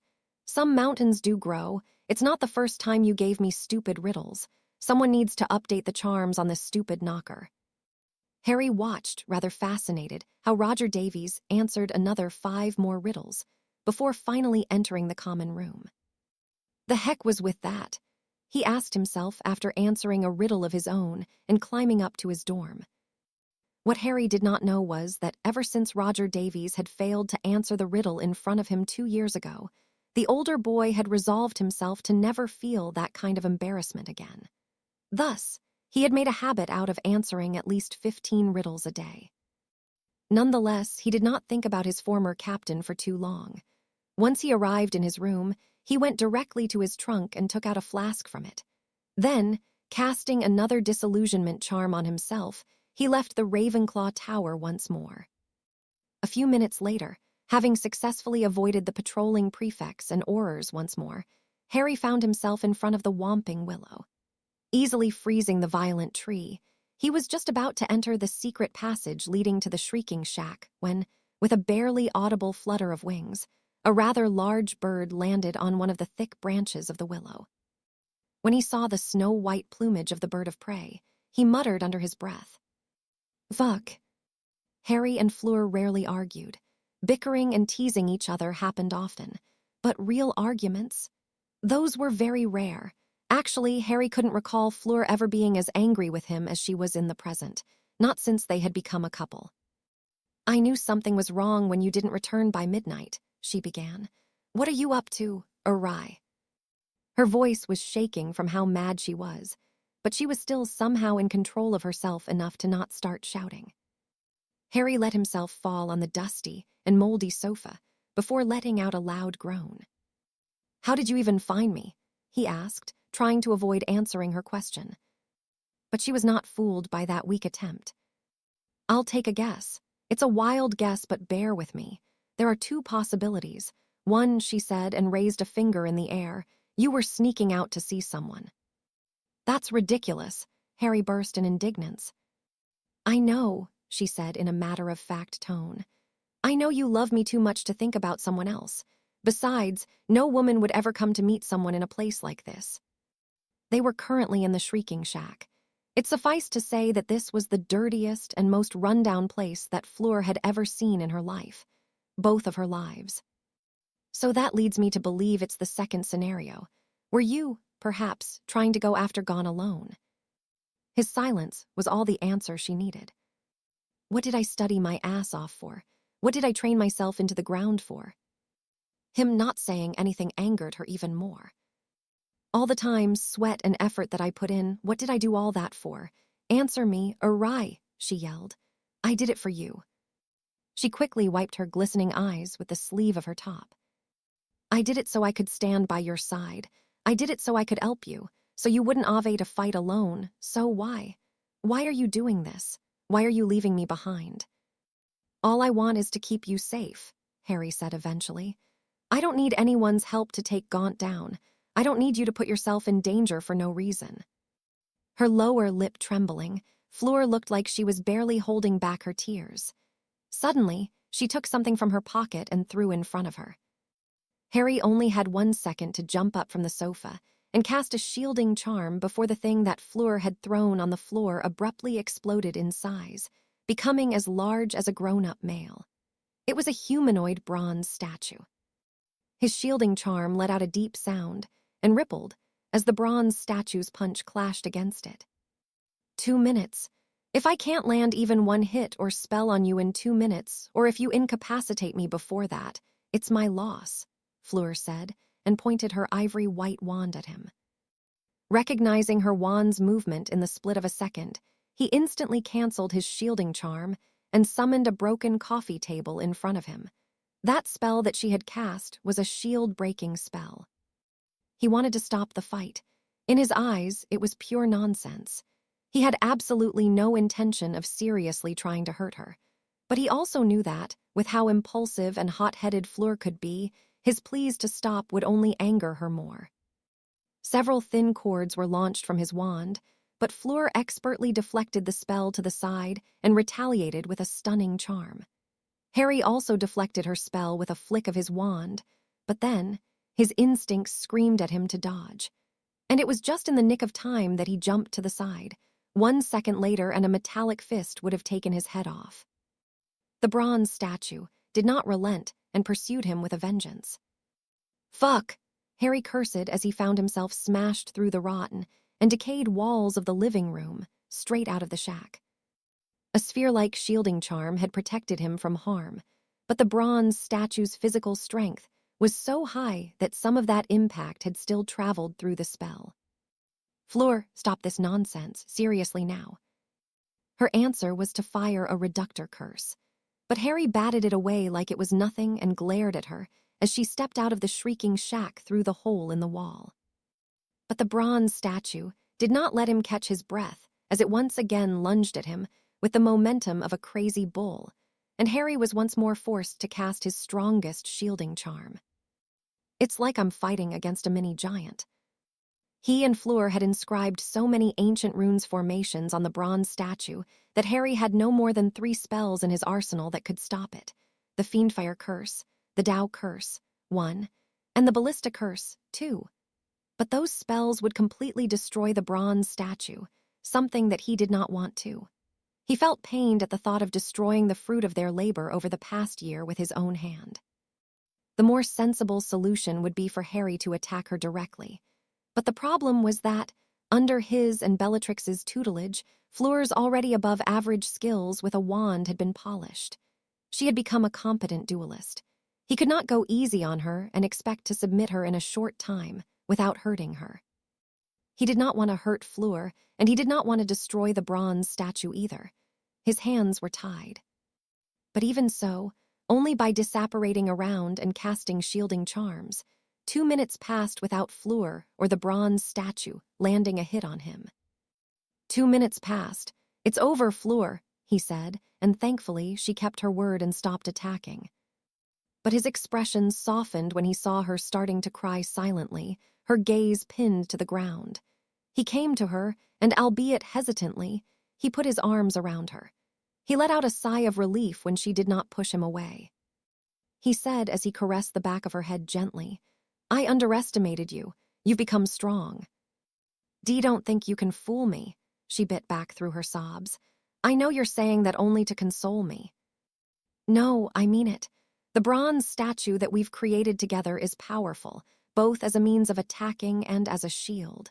Your spellcasting has improved as well, and your deflection technique is on point too. Your last 2 years have not been in vain, Fleur." He put a finger under her chin and gently made her look him in the eyes, for her to see his sincerity. "Voldemort isn't any average Joe. He's one of the strongest wizards to ever live. I was afraid you could get hurt, still am, but I recognize your strength." As much as it pained him to admit it, he had to give it to her. Just the use of her bronze statue alone could be a massive boon in the upcoming fight. Furthermore, he had not forgotten how it was only thanks to Fleur that Mad-Eye had not captured him after he had fallen unconscious in the aftermath of his duel with Dumbledore. Fleur had knocked out the seasoned Auror and rescued him. Harry recognized her strength and her worth. He had always respected her. It was only his overprotectiveness that was urging him to make her stay as far away from the danger as possible. "I will take you with me." "You are right," he said with a sigh. I could use your help, we'll do this together. It was night, well past midnight. But in spite of how late it was, Amelia Bones could not sleep. Not even the bliss and comfort from making love with her man could lull her to sleep. Why are they insisting Tom is you-know-who? Both Bella and Dumbledore. She could not wrap her head around that idea. She had heard their explanations, and Dumbledore had even shared with her the memories he had of Tom Riddle and the Gaunts. But she could not connect Tom Marvolo Riddle with her Tom. They look completely different. If he had been under a disguise, Thief's downfall would have unmasked him. Besides, she found it impossible to imagine that someone as caring and as loving as her Tom was the same psychotic murderer that had massacred most of her family, 3. There was probably no one in the world that had more reasons than Amelia Bones to hate Voldemort. I took a page out of Bella's book and investigated his personal history with the help of the Muggle authorities. He used to be named Thomas Oswald, born in Germany, Hamburg. He and his family moved to the UK when he was 15. By then, it was too late for him to attend Hogwarts, so his parents hired tutors for him to be taught at home. He's always been part of the Muggle world more than the wizarding world, working as an attorney after graduating from Cambridge. He's been married once, but divorced after he found his wife cheating on him. He changed his name to Gaunt a few months ago, after learning of his ancestry. Prompted by Bellatrix's and Dumbledore's insistent claims that Thomas Gaunt was Voldemort, Amelia Bones had secretly investigated his background in great detail.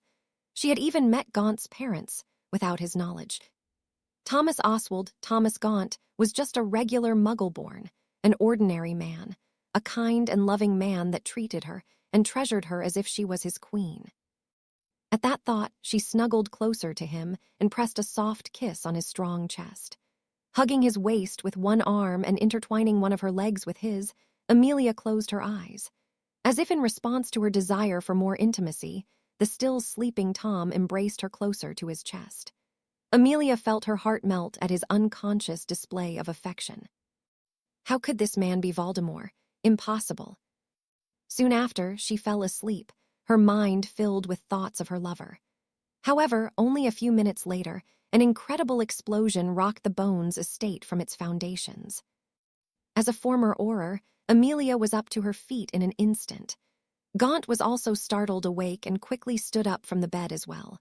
Her wand in her hand, Amelia rushed to the window to see what was happening. Outside the courtyard of the Bones family's home, 2 shadowy silhouettes could be seen in the darkness of the night. But then, a deep red light engulfed one of them, and Gaunt and Amelia Bones could finally see the appearance of their attackers. They were a man and a woman in their early 20s. Short brown hair, white skin, average weight and height, and wearing ordinary Muggle autumn clothes. They were the kind of people that could easily be lost in a crowd. However, the spell that the man cast next made them understand that, at the very least, his magic power was far, very far from ordinary. His body engulfed by a blood-red light, the young man raised a gnarly-looking wand in front of him. The illusory image of a giant crossbow appeared above his head as he spoke the incantation of his spell. Ballista. A blinding bolt of red light burst from the gnarly wand in the young man's left hand, and a tremendous explosion boomed. The mansion shook once again from its very foundations. This time, Amelia Bones felt it deeply. Something akin to a current of electricity traveled down her spine as she lost her connection with the ancient warding spells protecting the Bones family's ancestral home. In the next moment, deafening sounds of glass breaking rang in the silence of the night as the wards were blasted apart. Chapter 48, Curse of the Damned, 1. After fixing the destroyed outer wall of the Shrieking Shack, Harry and Fleur went back inside the dilapidated building. "Do you have a plan? How are you going to catch Gaunt?" she asked. "I do. I've been closely following and watching him and the minister over the past 3 weeks." Her pointed stare left no doubt as to what her feelings were in regards to him, having kept that a secret from her. Taking out his fur wand, Harry murmured the chant of a spell. Serpensortia, Asmodeus. At his summon, a small green snake appeared on the dusty floor of the shack's living room. It was curled up into a ball, and its larger-than-average head tucked in between its coils. Although its eyes were open, snakes do not have eyelids. Harry and Fleur had no illusions in regards to what was the snake doing. "Was that how you kept a watch on Gaunt?" Fleur asked, trying her hardest to keep a straight face. But seeing Harry's thunderous expression, her poker face broke. She started giggling, big head. He was asleep. "You had one job and you still screwed it up. Wake up!" Harry hissed, and the snake suddenly sprung up as if there were springs beneath him. "What are you saying? Who's asleep? What are you talking about, Master?" Big Head said quickly. "You still have drool on your mouth," Harry deadpanned. "I don't have anything," Big Head denied, all the while discreetly rubbing his snout on the scales of his body, trying to wipe away the evidence. "Now you smeared your drool all over your body. Just because I was sleeping you think you can make fun of me. I don't drool," Big Head said angrily. "So you were sleeping," Harry said accusingly. Realizing that he had just admitted that he had been sleeping on the job, Big Head became as silent as a grave. "My God, this snake. Why do I keep putting up with him?" Harry said, this time in English, and rubbed at his forehead to calm his irritation. "What is he saying?" Fleur asked, amusement clear in her voice. She could not understand Parseltongue, but it was easy to tell from his face that he and the snake had gotten into an argument, like usual. "I gave him a task to spy on Amelia Bones' house. It was a simple job, but he still messed up. He was sleeping with no care in the world. Now, this guy is telling me he wasn't sleeping, all the while trying to wipe the drool from his mouth." Harry was not the most patient person around, but the sass of his snake would have irritated even a saint, much less someone as cranky as him. Big Head was caught in the act, yet he still had the gall to deny it, all the while trying to get rid of the proof under his very eyes. Inwardly, Harry was torn between being annoyed and being amazed at Big Head's shamelessness. "Awa, don't be so hard on I am," Fleur said and bent down, taking the tiny snake in her arms. "You're always scolding I am for the smallest reasons." Smallest reasons. He was supposed to watch over Voldemort. Big Head wasn't stupid. Although he couldn't know what she was saying, her affectionate gestures did not go unnoticed. Understanding that she was taking his side, he flicked his forked tongue out, licking her fingers a few times. Harry squinted at him so hard that his eyes became slits. "Just you wait till we're alone," he hissed so quietly that only Big Head could hear it. Realizing that he might be living on borrowed time, Asmodeus stopped fooling around and said meekly, "Don't be angry at me, Master. I've been watching over that house as you have ordered me, I swear. I can tell you that there are 4 humans in there at the moment, 2 males and 2 females. 2 of them are asleep, but Master's enemy and his female partner are awake. Normally, they all fall asleep around midnight and wake up shortly after sunrise." "You mean they were awake when you fell asleep?" Harry said, not missing the chance to jab at him for not doing his job properly. "Oh, yes." The 2 of them fell into momentary silence before Big Head asked, "Master, I have a question. Are humans in heat during autumn?" Harry looked at him taken aback. "What?" "You see, Master's enemy and his female had been fornicating every night for the past 3 weeks. Harry facepalmed himself. "I didn't need to know that."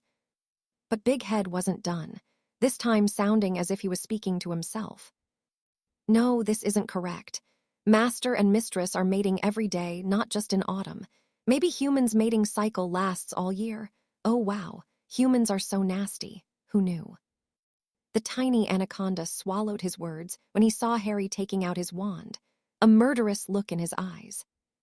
"Haha, joking. Master, I was joking," Big Head said quickly and snuggled deeper into Fleur's arms to take cover. It had taken Harry some time and some coaxing from Fleur to stop his urges to beat up the snake to a pulp, but he did calm down after a while. Big Head's shenanigans aside, Harry did find out all that he needed to know. Due to the Bones family home being well protected by powerful spells, there was no way for him to spy on them. Sending his snake familiar to do it in his stead was the only solution because nobody would think about warding their home against non-magical animals. Except for Bella. She's probably the only one nutty enough to do something like that. Nevertheless, It had worked in his favor. Gaunt was currently at the Bones family home, and that was all the information that he needed to know. Returning to the castle with the snake in tow, Harry and Fleur headed towards the West Tower. Before Big Head could react, Harry grabbed him from Fleur's hands and held him from the base of his head. It was just as the owlery appeared in their sight. "I usually let your cheeks slide, but you've got to learn that actions have consequences," Harry hissed at Big Head. Harry's words, and the sight of the owlery at the end of the corridor putting the two together, the snake's eyes widened in horror. "No, Master, please. Big Head promises to do his job properly next time. No more sleeping. No more making fun of Master's mating habits either." Harry was momentarily stupefied. Big Head was panicky enough to even stop putting on airs and calling himself Asmodeus, referring to himself as Big Head. Yet, even at a time like that, while terrified out of his scales, Big Head still managed to sneak in a barb aimed at him. "Is he a pathologic trash talker?" Harry asked himself in wonder. It looked like Big Head wasn't even aware half of the time of what he was saying. It was as if his mouth had a mind of its own. While he was holding the struggling Big Head by his head, Harry could not help feeling distracted. A wand that acts jealous and throws tantrums, a pathological trash talker anaconda snake, an owl that listens to Fleur more than to her owner, a house elf who wants to become a sculptor, a serial killer girlfriend, and a paranoid nutcase for mother-sister friend. What the hell is going on with my life? 1. It suddenly came to him that he was surrounded by weird people and weird things from all sides. It was weird even by Wizarding World standards. But he did not dwell on that thought for too long. He turned his attention back to the matter at hand, specifically to the struggling snake in his grasp. If snakes could cry, Big Head would be shedding crocodile tears at that moment. A nonverbal spell suddenly hit Big Head, and he froze up completely. It was a full-body binding charm. "I would normally send Bella a Patronus charm message in the morning and ask her to summon you back to the Blackthorn. But you don't deserve it," Harry hissed at the immobilized snake, still pissed at the fact that he had caught Big Head slacking off instead of watching Voldemort's moves attentively. Then, speaking in English, he called out, "Hedwig." 1 second later, a snowy white owl landed soundlessly on Fleur's shoulder instead of his. "Harry." Fleur giggled at his reaction while she petted the beautiful owl on the head lovingly. It was not that Hedwig did not like Harry, far from that. It was just too hard for him to compete with Fleur for Hedwig's affection when Fleur was a snowy owl animagus herself. Harry was just the master. Meanwhile, Fleur's animagus form was Hedwig's best friend. Too tired to even argue anymore, Harry conjured a tiny rope that he used to tie the snake securely in several places, before coming to Fleur and tying the rope to one of Hedwig's legs. Harry rarely punished Big Head for his transgressions, but he did have to stop the snake's head from getting too big once in a while. That said, it was not the first time Big Head was going to be punished in that manner. "Deliver this idiot to the Blackthorn. Make sure to shake him good on your way there. You also don't need to hurry up, take your time. Let Big Head enjoy his travel. Do it well and all my kippers tomorrow morning are yours." Harry found that gaslighting Big Head was far more effective to keep him in line than threatening him with bodily harm. Big Head would not dare even fart in his presence in the next 3 or 4 weeks. The snake was terrified of heights. The sound of apparition shattered the silence of the night as 2 silhouettes appeared seemingly out of thin air. It was a man and a woman in their early 20s. Short brown hair, brown eyes, average height and weight, and wearing ordinary Muggle clothes, Harry and Fleur had adopted the same appearance that they had had during the Birmingham incident.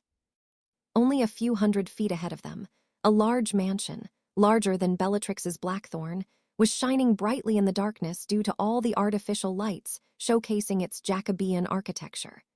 In Harry's eyes, the Bones family's mansion was not as fancy and as beautiful as Bellatrix's Blackthorn, but that was a very high bar to reach.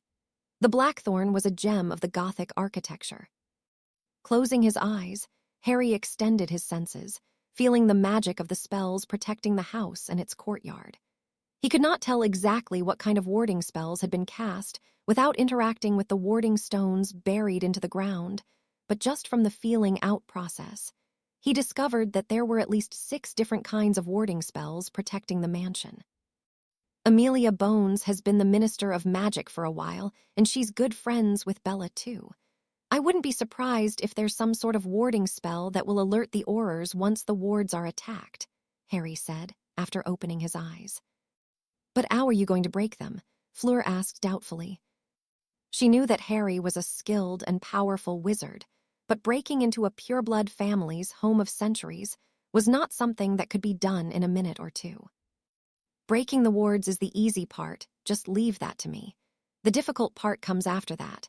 According to Big Head, besides Gaunt and Amelia Bones, Susan's parents are also in the house too. We need to separate them. Once I break the wards, we'll probably have 30 seconds or 1 minute tops before we get surrounded by Aurors from all sides. Dumbledore and the Order of the Phoenix will be here soon too. Hearing his words, Fleur's palms got sweaty as she understood the magnitude of the situation. They were about to besiege the Minister of Magic into her own home, and then they would have to survive under the assault of the elite wizards of the Ministry and the Order of the Phoenix as well. That sounded almost like suicide. This is crazy.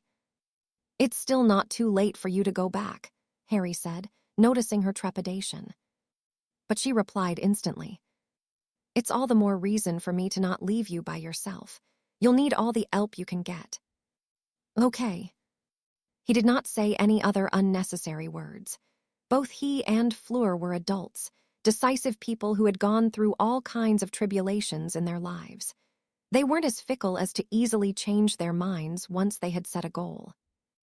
It shouldn't take more than 1 spell to destroy the wards, Harry said. Once the wards are down, cast the human presence revealing spell. Your task is to incapacitate Susan's parents as quickly as possible. At the very least, stop them from interfering with me and Gaunt. What about the minister? Fleur asked. From what Asmodeus said, she seems to be obsessed with Gaunt.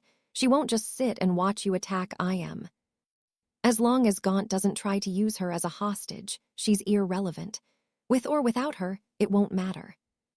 And if Gaunt tries to use her as a hostage? Fleur asked.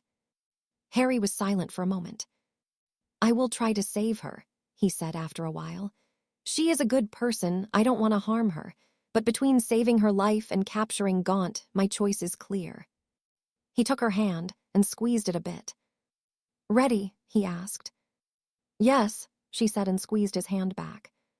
He held her hand for a few moments longer, seemingly unwilling to let her go. Although he acknowledged her strength, he was still deeply worried for her safety. But once he let go of her hand, his expressive face lost all emotion. It was in times like these that his mastery over the mind arts showed its usefulness.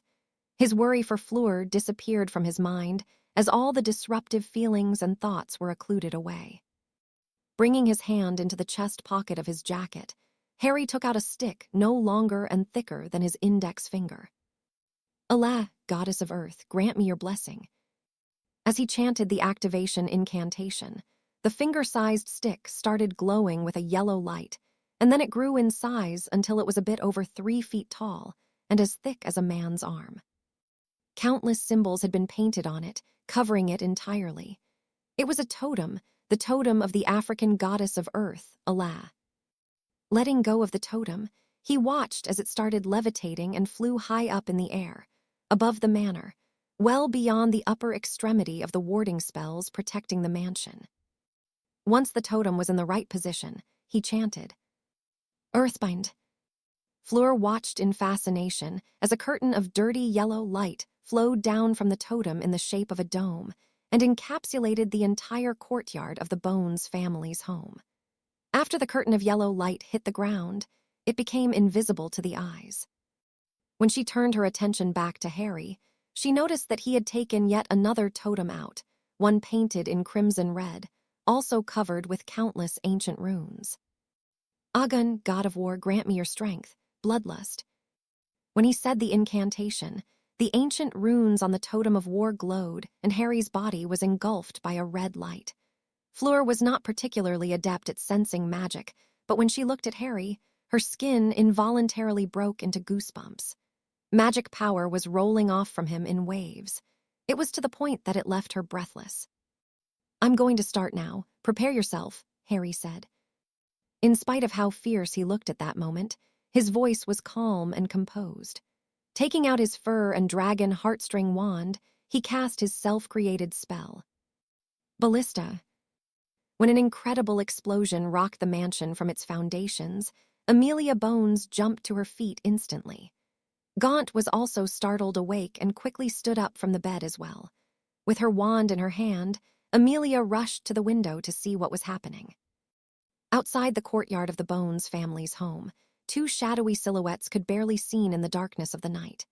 But then, a deep red light engulfed one of them, and Gaunt and Amelia Bones could finally see the appearance of their attackers.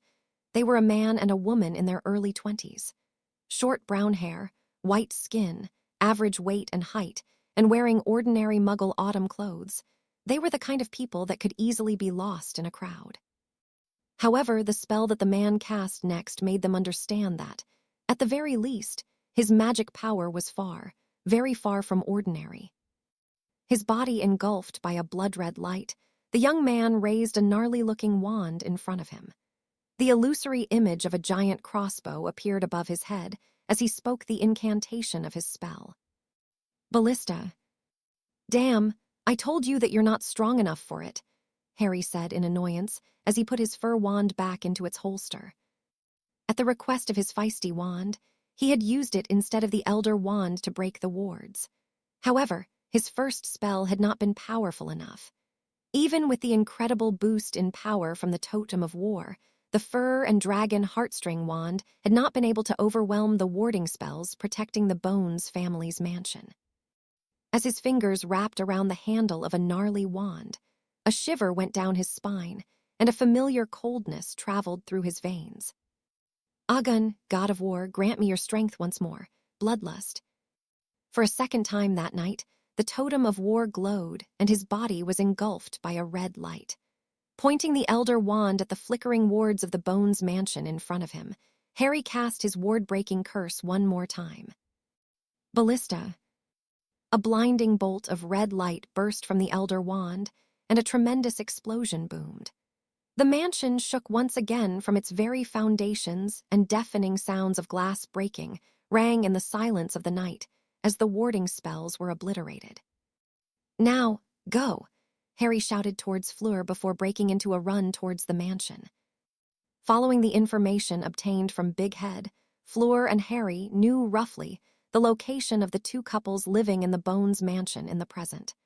Casting the Human Revealing Presence charm was just for the sake of pinpointing their exact location. Noticing that Fleur had transformed herself into her snowy owl animagus form, he let out a sigh of relief. At the very least, Fleur could escape through flying if things went south.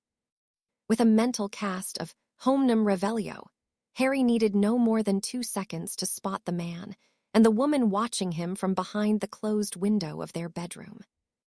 Due to the totem of the goddess of earth, be it apparition, be it portkey, be it phoenix travel, be it house elf apparition, all forms of teleportation had been cancelled. Nevertheless, it was not like Harry had no other ways of catching them without apparition. A long and thin whip-like membrane of blue light burst from the tip of the Elder Wand and smashed right through the window of Gaunt and Amelia Bones' bedroom, ultimately sinking into the wall. The membrane of light suddenly contracted, and Harry was pulled into the bedroom above at a breakneck speed. "Amelia, run!" Gaunt suddenly yelled and pushed her out of the way, just in time to dodge Harry's body as he burst into the room. The wall cracked as he crash-landed into it, but a spherical shielding charm had protected him from harm. "Who are you?" Amelia Bones screamed, her wand aimed at him. "You dare attack the Minister of Magic. Even Azkaban would be a light sentence for your crime. I'll..." Her words were drowned by another explosion, as a blue beam of light blew the wall behind her to smithereens. It was a simple exploding charm, but the spell's travel time had been so short that she had not seen anything more than a blur with her peripheral vision.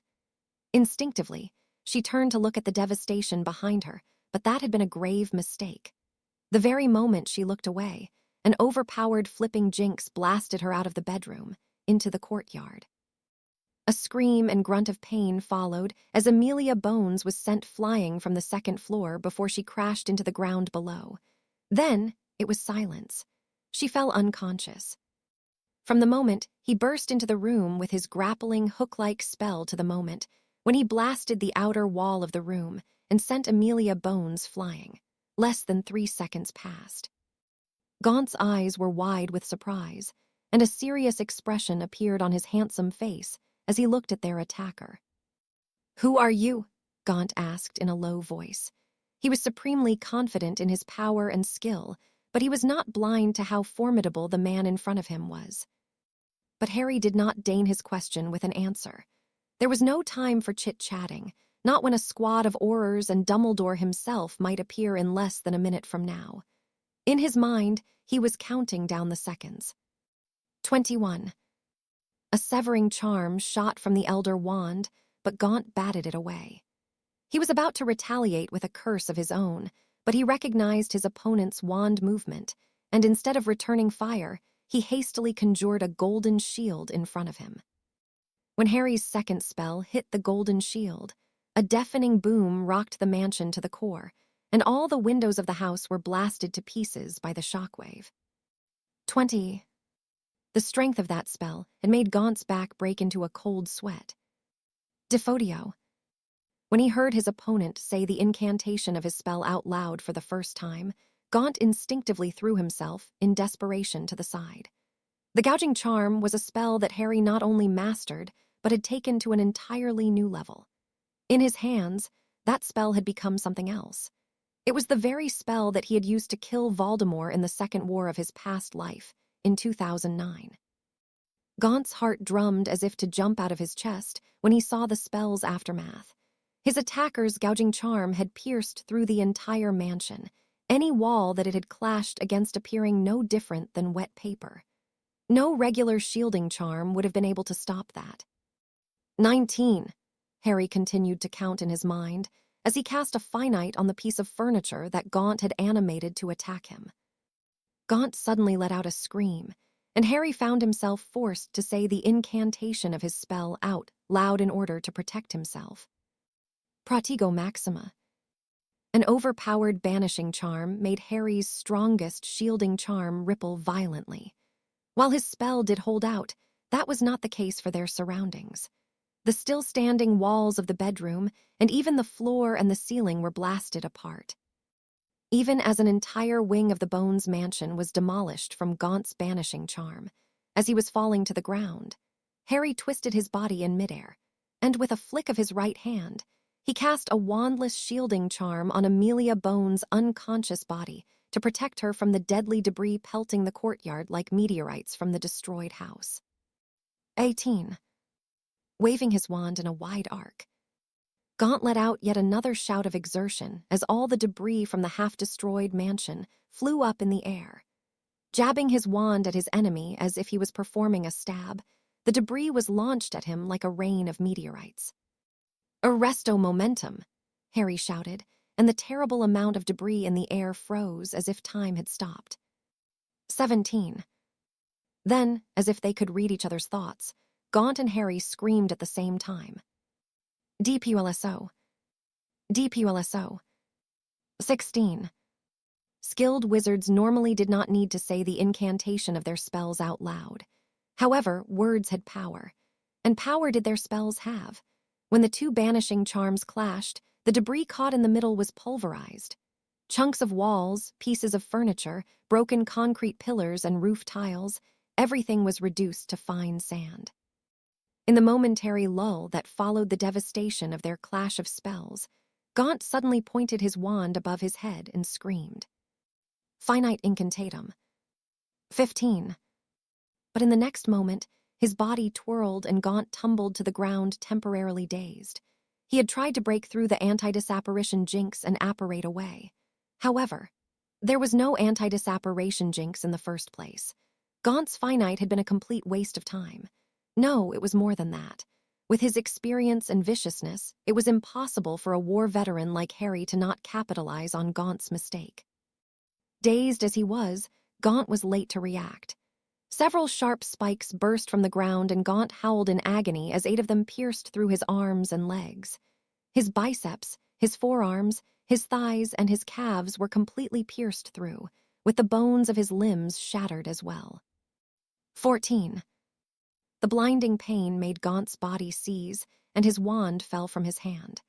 In a battle between 2 apex fighters, one mistake was more than enough for the result to be decided. In a battle between 2 vicious killers, 1 second was all they needed to obliterate the other.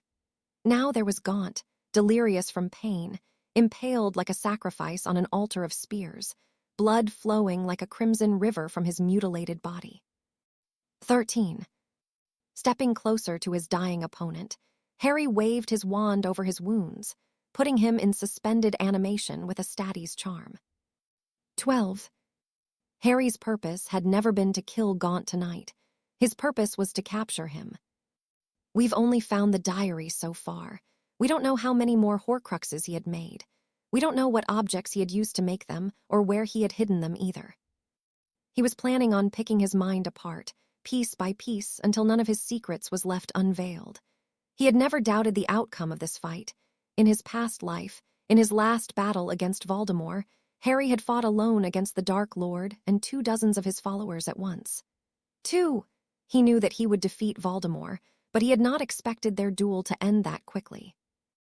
It was when he was about to count down to 10 in his mind that several apparition sounds rang from outside the perimeter controlled by the Totem of Allah, the gods of Earth.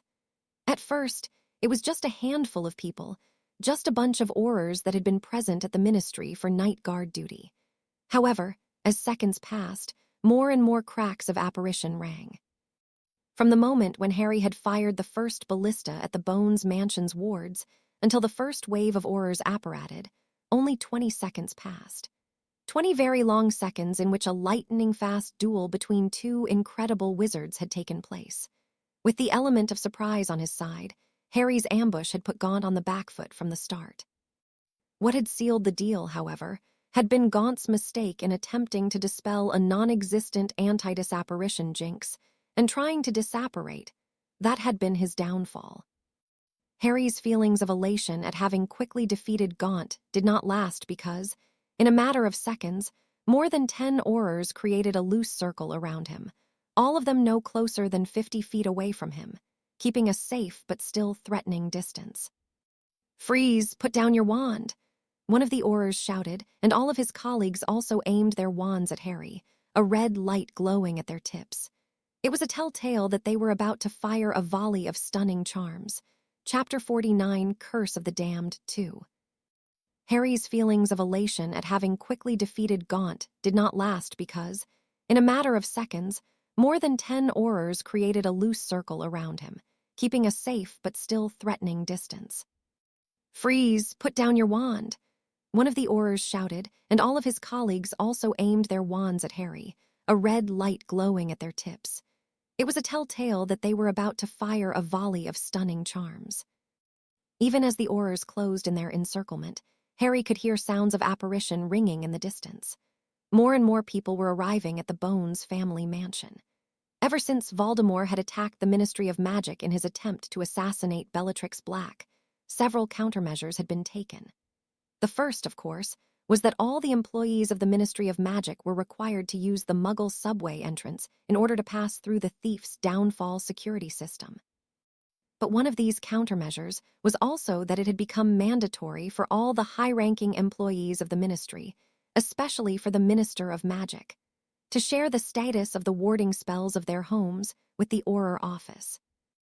Amelia Bones had not forgotten how many people were killed in their homes by Voldemort and his followers, nor had anyone forgotten how even the Longbottom couple and their son, the boy who lived, would have died in their own homes if it had not been for Bellatrix Black's coincidental visit.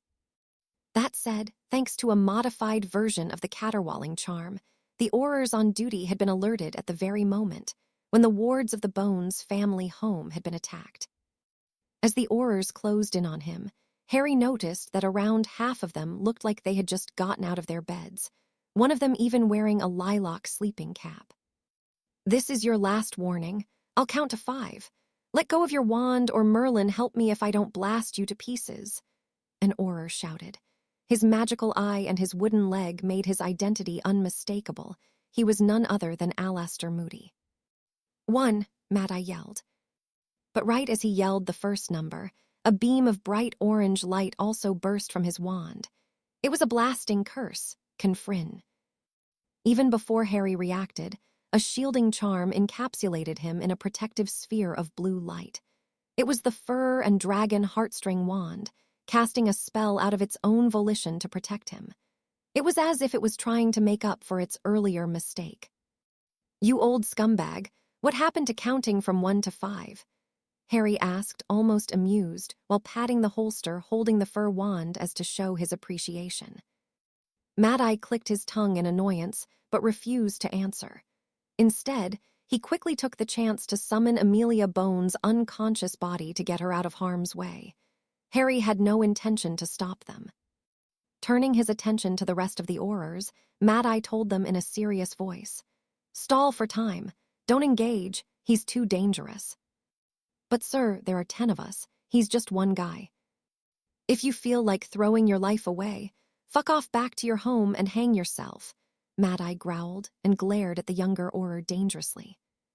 He had seen with his own eyes how the young man in front of him had defeated Dumbledore during the Birmingham hunt nearly 2 years ago. Alastor Moody was known to be a gritty and relentless fighter in battle, but that did not mean he was stupid. There was no reason for them to throw their lives away meaninglessly when many more Aurors and members of the Order of the Phoenix were going to arrive there soon. All they had to do was to keep the status quo until reinforcements arrived. Half a minute trickled at the speed of a snail. Tension was so thick in the air that it was as if the 10 Aurors were facing a rabid dragon instead of a young man. But then, something unexpected happened. Distracted by the squad of Aurors aiming their wands at him, Harry moved his gaze away from the nearly dead Gaunt for 1 second. It was exactly then that a wall of mud rose from the ground in the shape of a dome, completely hiding Gaunt's impaled and bleeding body within. "God damn it!" Harry screamed a swearing as he suddenly found himself caught in the middle of a pincer attack. The dome-like wall of mud covering Gaunt exploded outwards, pelting him with debris, and from the other side, the Aurors also fired a volley of stunning charms and reductor curses at him, trying to take advantage of his misfortune. In times like this, the best solution would be to disapparate and apparate to another place on the battlefield. However, the Totem of Allah, the goddess of Earth, did not discriminate between his enemies and him. Nobody could use any sort of teleportation in its range. "No fucking way," an Auror said, his face bearing an expression of disbelief. Wielding a wand in both hands, the alleged serial killer froze the debris from one side with a spell and stopped the volley of spells with a powerful shielding charm. Dual casting. The Aurors had never even heard of something like that. That overwhelming display of skill and power created a momentary lull in the battle. The Auror's volley of spells sizzled harmlessly against his shield, and the debris from the mud wall fell to the ground, revealing the person that it had hidden before.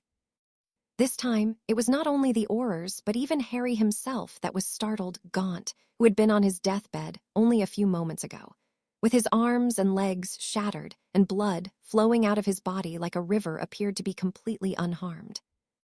"What magic is this?" Harry muttered unconsciously. He had experienced 3 magical wars, and he had fought against more dark wizards and witches than he could count, but he had never seen or heard of anything like that before. "I would like to ask the same. I've never seen this kind of anti-apparition spell," Gaunt said. "Who are you?" Even though Gaunt and the serial killer suspect were by their lonesome selves, the 10 Aurors could not help feeling as though they were like a pack of stray dogs trying to intrude in the battle between 2 tigers. The only fortunate thing was that, while they were watching the standoff between the 2 powerful wizards, more wizards were steadily coming to their side. Aurors, members of the Order of the Phoenix, and even some reporters had appeared at the scene. The newcomers looked bleary, and their clothes were in disarray, but all tiredness disappeared from their faces at the sight of the destruction in front of them. "I know you aren't after the minister. I am your target. Why are you trying to kill me?" Gaunt asked conversationally, completely ignoring the ever-growing number of wizards and witches at the Auror's side. Harry's answer was to sheath his fur wand into its holster and take out something from the inner pocket of his jacket. It was a stick, no bigger than his index finger. Under the effect of his magic, the stick grew until it was 3 feet tall and as thick as a man's forearm. "Reveal your wrath and smite my foes, for you are Shango, the god of thunder and storms, wind fury." A gentle gust of wind started to blow. It was not a regular breeze. It was filled with magic, and Gaunt was the first to notice the abnormal phenomenon. Shouts of panic rang in the silence of the night as the previously gentle gust of wind suddenly raised clouds of dust in the air. "Retreat! Run away!" Mad-Eye hollered, and the Aurors, and the rest of the members of the Phoenix at the scene started backing away like a swarm of rats running from a flood. A small tornado took shape in the destroyed wing of the Bones mansion, raising up entire chunks of destroyed walls, broken pieces of furniture, and all kinds of debris. At the center of the tornado, in the eye of the storm, it was eerily calm. It was so calm that Harry and Gaunt, who were in the middle of it, were completely unaffected. Not even their clothes were fluttering. Seeing such a spectacular spell, it was Gaunt's turn to ask in disbelief, "What magic is this?" He had always thought that he was at the top of the world. He thought that he knew everything that there was to know about magic. He had pushed the limit of magic further than anyone else before him, but he had never seen anything like what he was seeing in the present. So fascinated he was with the display of magic that he had even forgotten, if only for a moment, that the man in front of him wanted to kill him. When Dumbledore received a patroness message in the middle of the night that the wards protecting the Minister of Magic's home had been destroyed, he had not even changed his pajamas. Grabbing onto Foxtail, he and the Phoenix flashed directly to the Bones mansion. Whoever had sent him the patroness message had not warned him that there was an unbreakable anti-apparition spell that could negate even the teleportation of a phoenix. Dumbledore and Fawkes slammed into the domain warded by the Earthbind totem before being bounced away like a tennis ball upon hitting a wall. Despite feeling dizzy and nauseous, he wobbled up to his feet, his old wand from his youth in his hand. But when he saw the partially demolished mansion in the distance, and the tornado further breaking it apart, the old wizard broke into a sprint so fast that it would put even some 20-year-old men to shame. Once he got closer, he saw that all the wizards and witches at the scene were watching the scene helplessly, not knowing how to deal with it. All they could do was cast shielding charms to protect themselves from the rampaging windstorm. It was a power that surpassed reason. It was this kind of power why, in his past life, Harry Potter had become feared by entire nations and barred entry at their borders. Breaking out of his awe-induced stupor, Gaunt looked at the man in front of him intensely. As if they had an unspoken agreement, the two of them raised their wands simultaneously and shouted, "Defodio, Avada Kedavra." Harry's incantation being almost 2 times shorter than that of Gaunt, he fired his spell a split of a second faster than Gaunt cast his. Because of that, Gaunt was forced to duck to the side to dodge it, and his killing curse shot way off the mark. Suddenly angered at being made a fool of, Gaunt brandished his wand and shouted one more, "Avada Key." But a non-verbal knockback jinx cast by Harry blasted him off his feet before he could finish his chant, and threw him into the tornado wall, surrounding them from all sides. A shrill scream of agony burst from Gaunt's chest as his left arm and part of his torso were torn off at the contact with the tornado. The windstorm created by the wind fury totem was not a mere tornado. The wind was suffused with magic. It was as sharp as a razor blade. But Gaunt's torn-off arm regenerated like a miracle, making Harry inwardly exclaim in wonder. While Harry had been obsessed with becoming powerful for the sake of revenge, Gaunt's obsession had been to become immortal. "Fiend fire!" Gaunt screamed hoarsely, and an immense serpent of fire came to life from his yew wand. A deafening hiss-like growl came from the creature of fire, and Harry was startled to see it swell in size crazily. "The cursed flames are feeding off my windstorm." Noticing what was going on too, Gaunt laughed out loud. With a grunt and a wide wave of his wand, the demonic fire attacked the tornado to snuff it out. Harry's left arm twitched as he clenched his hand on the handle of the Elder Wand. With Gaunt being busy controlling the Fiendfire spell, if Harry fired a killing curse at that moment, there was nothing that Gaunt could do to avoid it. However, he needed Gaunt alive. He could not kill him. Nonetheless, he reined in his murderous impulse and let out a long breath, calming himself. Even as his windstorm waned, and the demonic flames evolved from a snake into the form of an immense dragon, he did not bat an eye.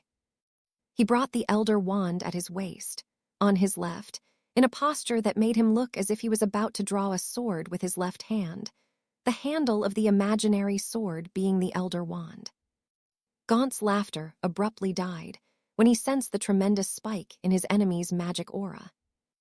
"Die!" he screamed as he stabbed the air in Harry's direction with his wand. The bellow of the dragon of fire reverberated in the air and made the ground shake as it launched itself at its target. Harry Potter's silhouette appeared minuscule in front of the terrifying dragon filling the night skies with its cursed flames. Like a tiny boat on a stormy ocean, like a candle in the wind, it looked like there was no hope for him. But he was undaunted. His face was serene and fearless, his stance was steady and firm. His eyes glowing with power, he drew out his sword. "Dao." A tiny glint, a flash of light, a mournful cry. Then the world was split in half. "Is this a duel between wizards?" was what the bystanders collectively thought as they looked at the tornado that had come out of thin air and the enormous dragon of demonic fire. Their shock was renewed when an invisible blade all of a sudden split the immense flaming dragon in half, and a mournful cry reverberated in the night. The invisible blade of magic continued on its trajectory and split the sky in half too, parting the clouds in two like the Red Sea. But Fiendfire could not be extinguished just that easily. The demonic flames losing their draconic shape only meant that Gaunt had lost control of the spell, not that the spell was cancelled. Realizing the danger, before the demonic fire instinctively launched itself at them, Dumbledore shouted, "Together in a circle, your wands into the earth, or we're all going to die, finite." Most of the people that had gathered at the scene were either Aurors or members of the Order of the Phoenix. They were capable wizards, so they understood what was about to happen too. Following Dumbledore's example, nearly 30 other wizards and witches also stabbed their wands into the ground at the same time and screamed. "Finite." As walls of light grew from the ground and sealed the demonic flames in, the remains of the Fiendfire spell had no other choice but to go upwards to escape their restraint.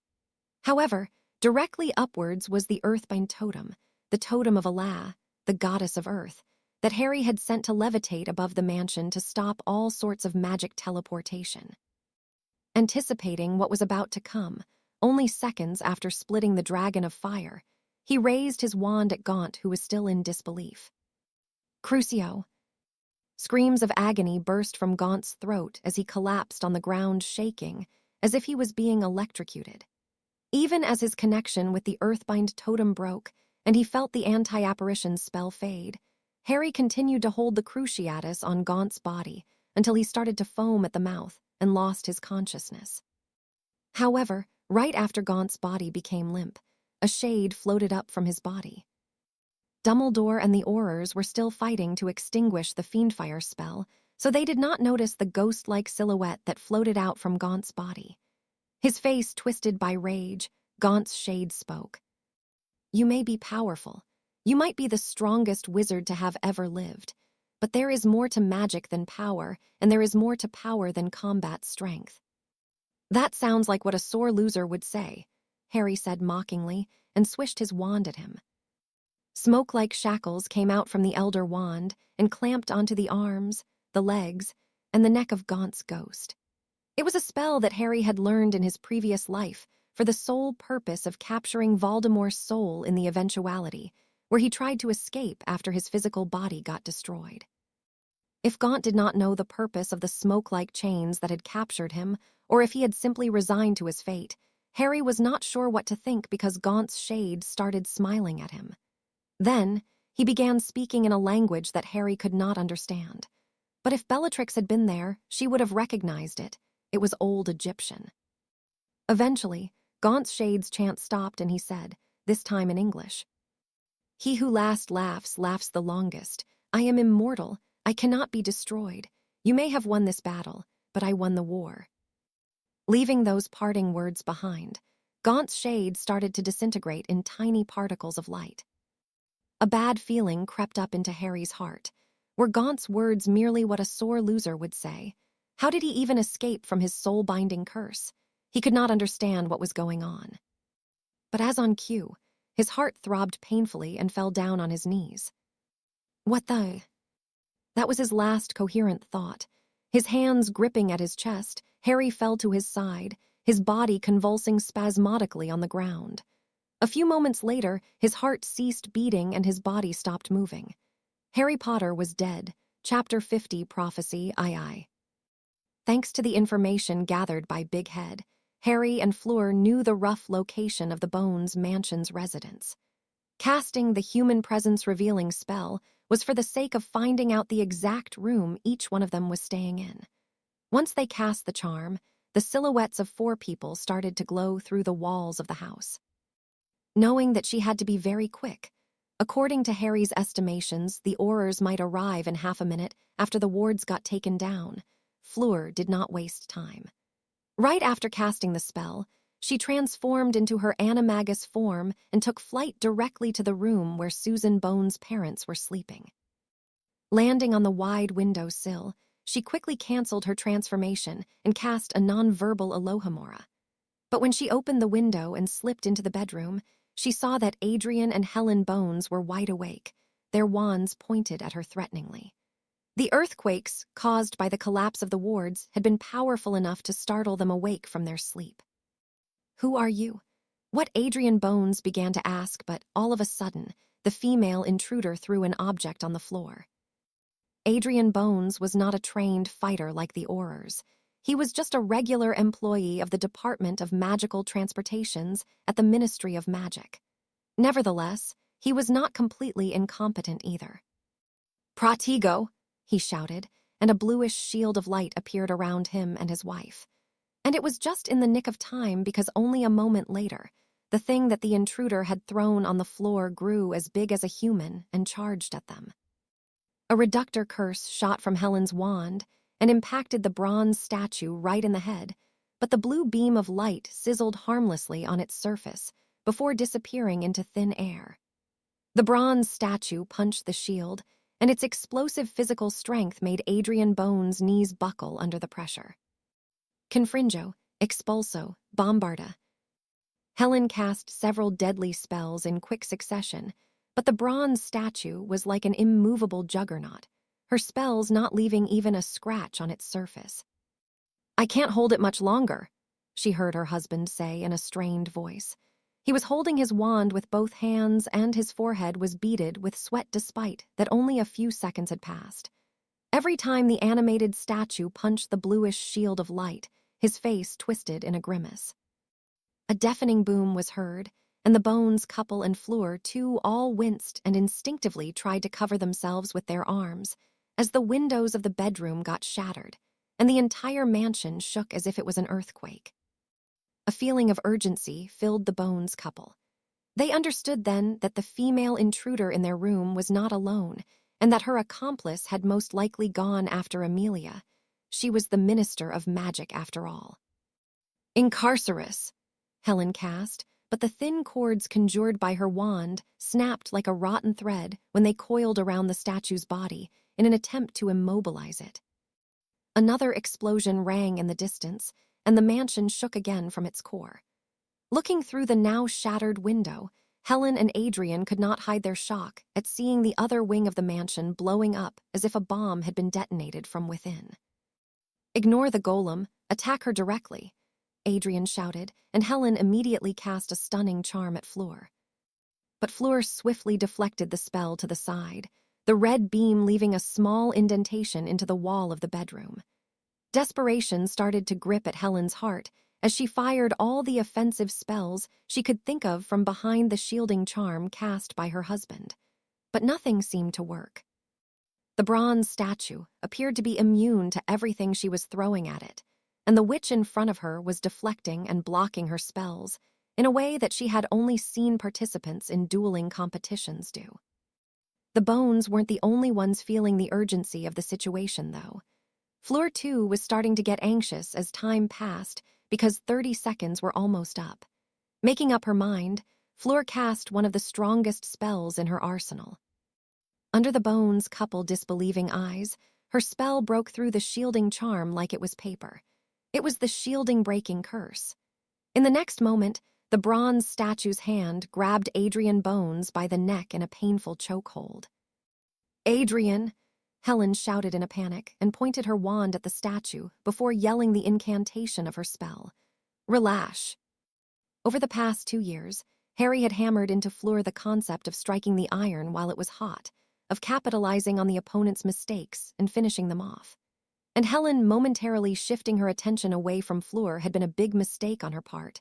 Before she could complete her spell, a disarming charm caught her straight in the chest, and the wand flew out from her hand.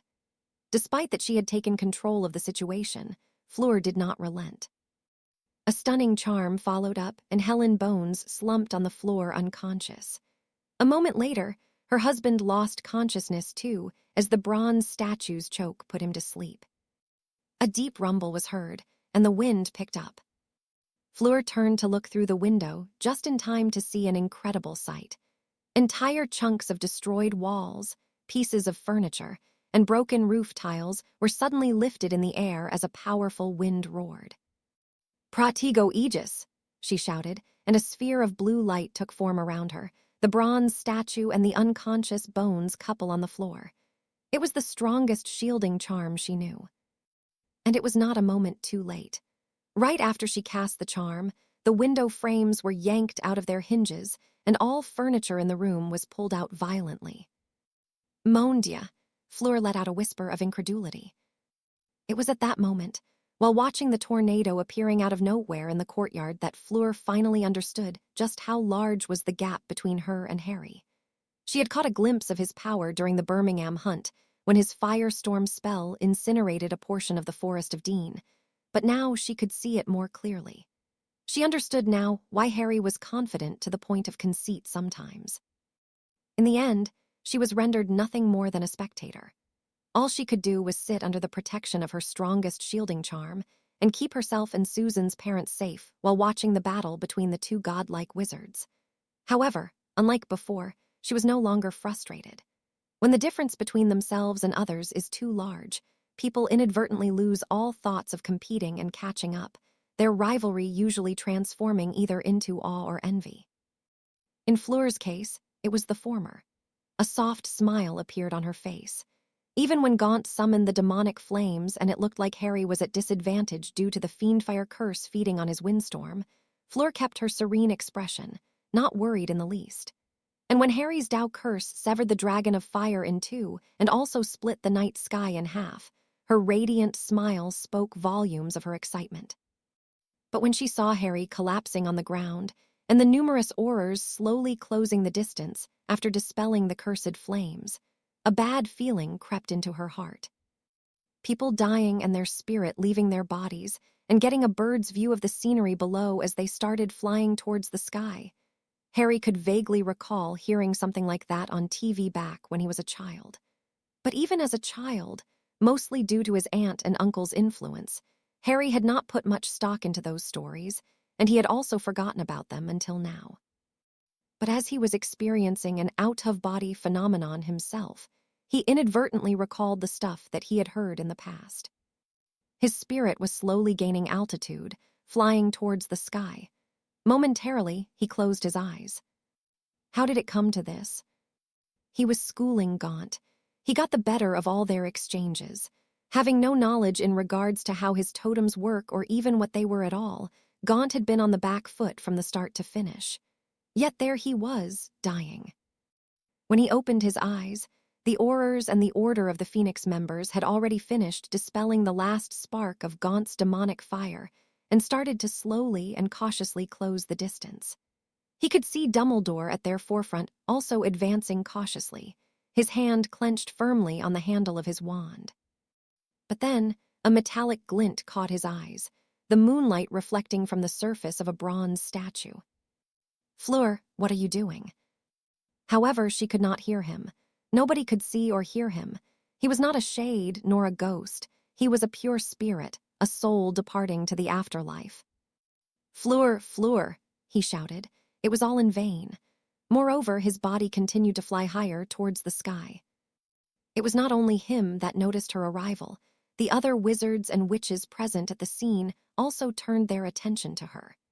It was hard not to when a young woman came out of nowhere with an animated bronze statue that was holding the minister of magic's sister and brother-in-law by their throats.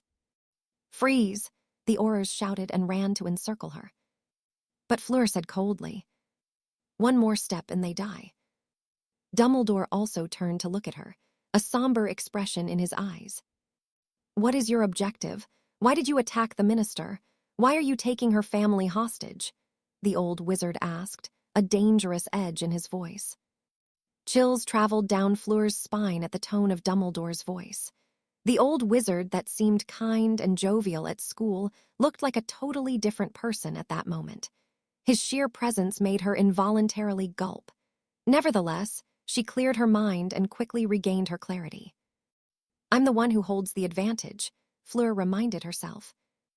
Despite that she was surrounded by dozens of Aurors and members of the Order of the Phoenix, and despite that she had no chance at winning against someone like Dumbledore, she said fearlessly, "I'm warning you, one more step and I'll kill them." Everyone around her stilled. Amelia Bones had already lost most of her family in the war from a decade ago. They had been murdered by Voldemort himself. Nobody wanted to be responsible for causing the deaths of her only remaining sibling. Still surrounded by her Aegis shielding charm, and with the bronze statue holding the unconscious Adrian and Helen by their necks, Fleur started walking towards the spot where Harry's prone form laid. She licked her lips nervously.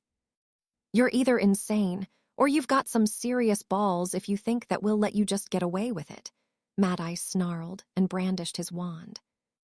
"Alastor," Dumbledore thundered, and the grizzled Auror froze in his tracks like a frightened deer. He put his wand down, not daring to move an inch from his spot. Turning his attention back to Fleur, Dumbledore spoke. "You and your partner have run amok for years, killing many people in the process, some of them innocent." Fleur stilled and clenched her fingers around the handle of her wand. Unexpectedly, she canceled the shielding charm around them, leaving herself unprotected. With a mental enervate, she made Helen regain her consciousness. The woman started hyperventilating from panic. Her last memory before falling unconscious was seeing her husband get captured by the bronze statue, and when she woke up she found herself in a chokehold too, the statue's hold barely allowing her to breathe. She was kicking the air, grunting, crying, and shaking desperately to escape. The visual impact of Amelia Bones' sister desperately fighting for her life made the Aurors and the members of the Phoenix gain a deeper understanding of Fleur's nature. Even Dumbledore stopped speaking and watched her with barely controlled fury. "I know the Aurors are carrying anti-portkey devices," Fleur said, doing her hardest to sound confident and composed while continuing to walk towards Harry's prone form. "Throw them on the ground. Don't test me.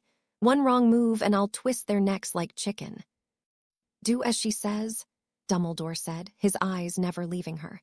Then he spoke to her. "I don't know who you are, but mark my words, young woman, I will find you, be it in 1 year, be it in 5 or in 10. Eventually you will slip and make a mistake. I will find you and I will stop you.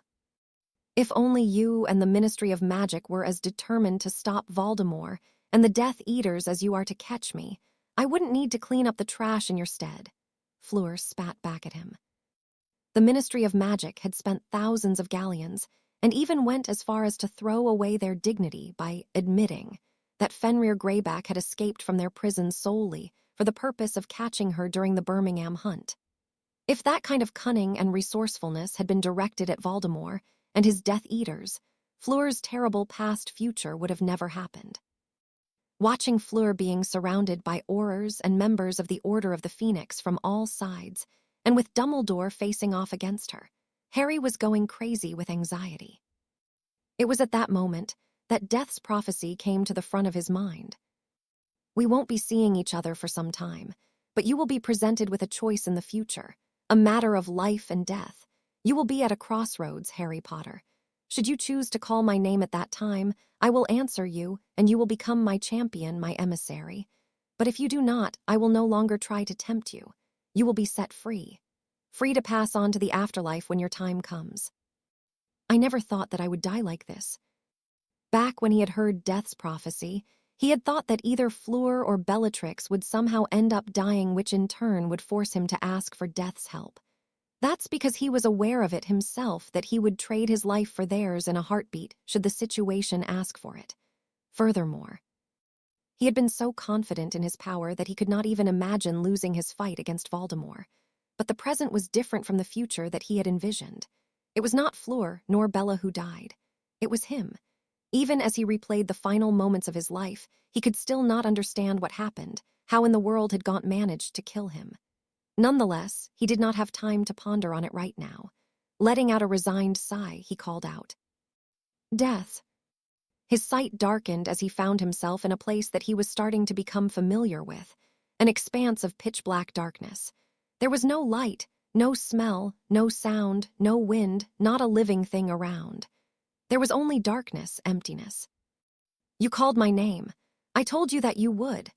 A rather chilly but amused voice rang in his ear, and Harry felt his back break into a cold sweat. "I never had a choice in the first place, did I? Why play these games with me? Why give me the illusion of free will? Why not just make me do your bidding from the start?"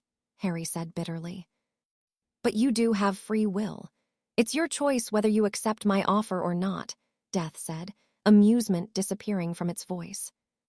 "Is this free will? It's like being threatened with a knife and the thief telling you, you have a choice. Give me your wallet and you get to keep your life. This isn't free will. I'm forced by the situation. I am coerced." Despite that he knew that the entity in front of him could end his existence with but a thought, Harry could not help letting out the resentment filling his heart at that moment, his emotions getting the better of him. In response to his accusations, Death made a screen of light appear in the expanse of darkness. In it, Harry watched how, despite the dozens of witches and wizards surrounding her, Fleur grabbed a hold of his body and his wand before disapparating away together with her bronze statue. "Your lover escaped just fine. I am not forcing you to do anything, Harry Potter. Remember, you are the one who called me, not the other way around." Inwardly, Harry was thinking whether Death simply showed him a made-up image, or if it really was true, but he did not dare voice out his doubts. He had a strong feeling that Death would not take it lightly to be called a liar. Eventually, he asked, "You said I will become your emissary. What is that about?" "You will become mine, for eternity. As long as life exists in the universe, so does death. As long as I exist, so will you. Unable to pass on, forever bound to live as my avatar, forever bound to complete my mission." "Your slave," Harry summarized. "It's far from being as terrible as you make it out to be," Death replied, and Harry got the impression that it was feeling amused at him again. "You won't be mindless. You won't be my puppet. As long as you complete my mission, I won't involve myself in your other matters." "Mission? What is your mission?" "To preserve balance, to preserve life, to eliminate all that goes against the natural order of things," Death answered, and Harry was stumped for words. You may think it's paradoxical for death to preserve life, but take a moment to imagine what would happen if death didn't exist, if every living being never died. Pests, animals, humans, all living beings would multiply endlessly in the billions of years that passed since the birth of this world. "Was this your goal from the beginning when you gave me a second chance at life?" Harry asked. "Did you know that this is how it was going to end, regardless of what I wanted?" "Yes," Death said. "When you held all 3 Hallows in your hand, you became mine." As Harry was silent, Death continued. "Past, present, future, humans cannot help but think within these limitations. That is your nature.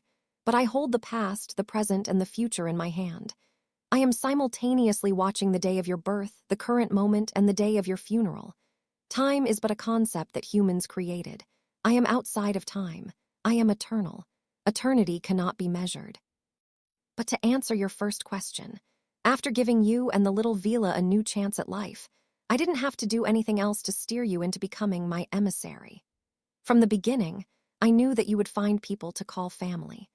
I knew that you would fall in love with the girl that I have brought into your life. I knew that you would grow to love your second life, and that you would not be able to bear parting with the ones you love. I knew that you would trade an eternity just to spend the rest of your lifespan as a human with them. You are that kind of person. You've never wished for power, riches, fame, authority, or immortality. All you've ever wanted was a family and companionship. A few moments of silence passed before Harry asked, this time a completely different question. How did I die? I defeated Voldemort. I even tortured him into unconsciousness and captured his soul. How did he break out of my spell? How did he kill me? It was the curse of the damned, Death said. Necromantic, sacrificial magic that had originated in ancient Egypt around 4,000 years ago. By sacrificing his life, he took you with him to the grave. Harry became speechless. This curse of the damned was, in fact, the main cause that led to the creation of Horcruxes. The man known in history as Herpo the Foul had been the first human to ever split his soul.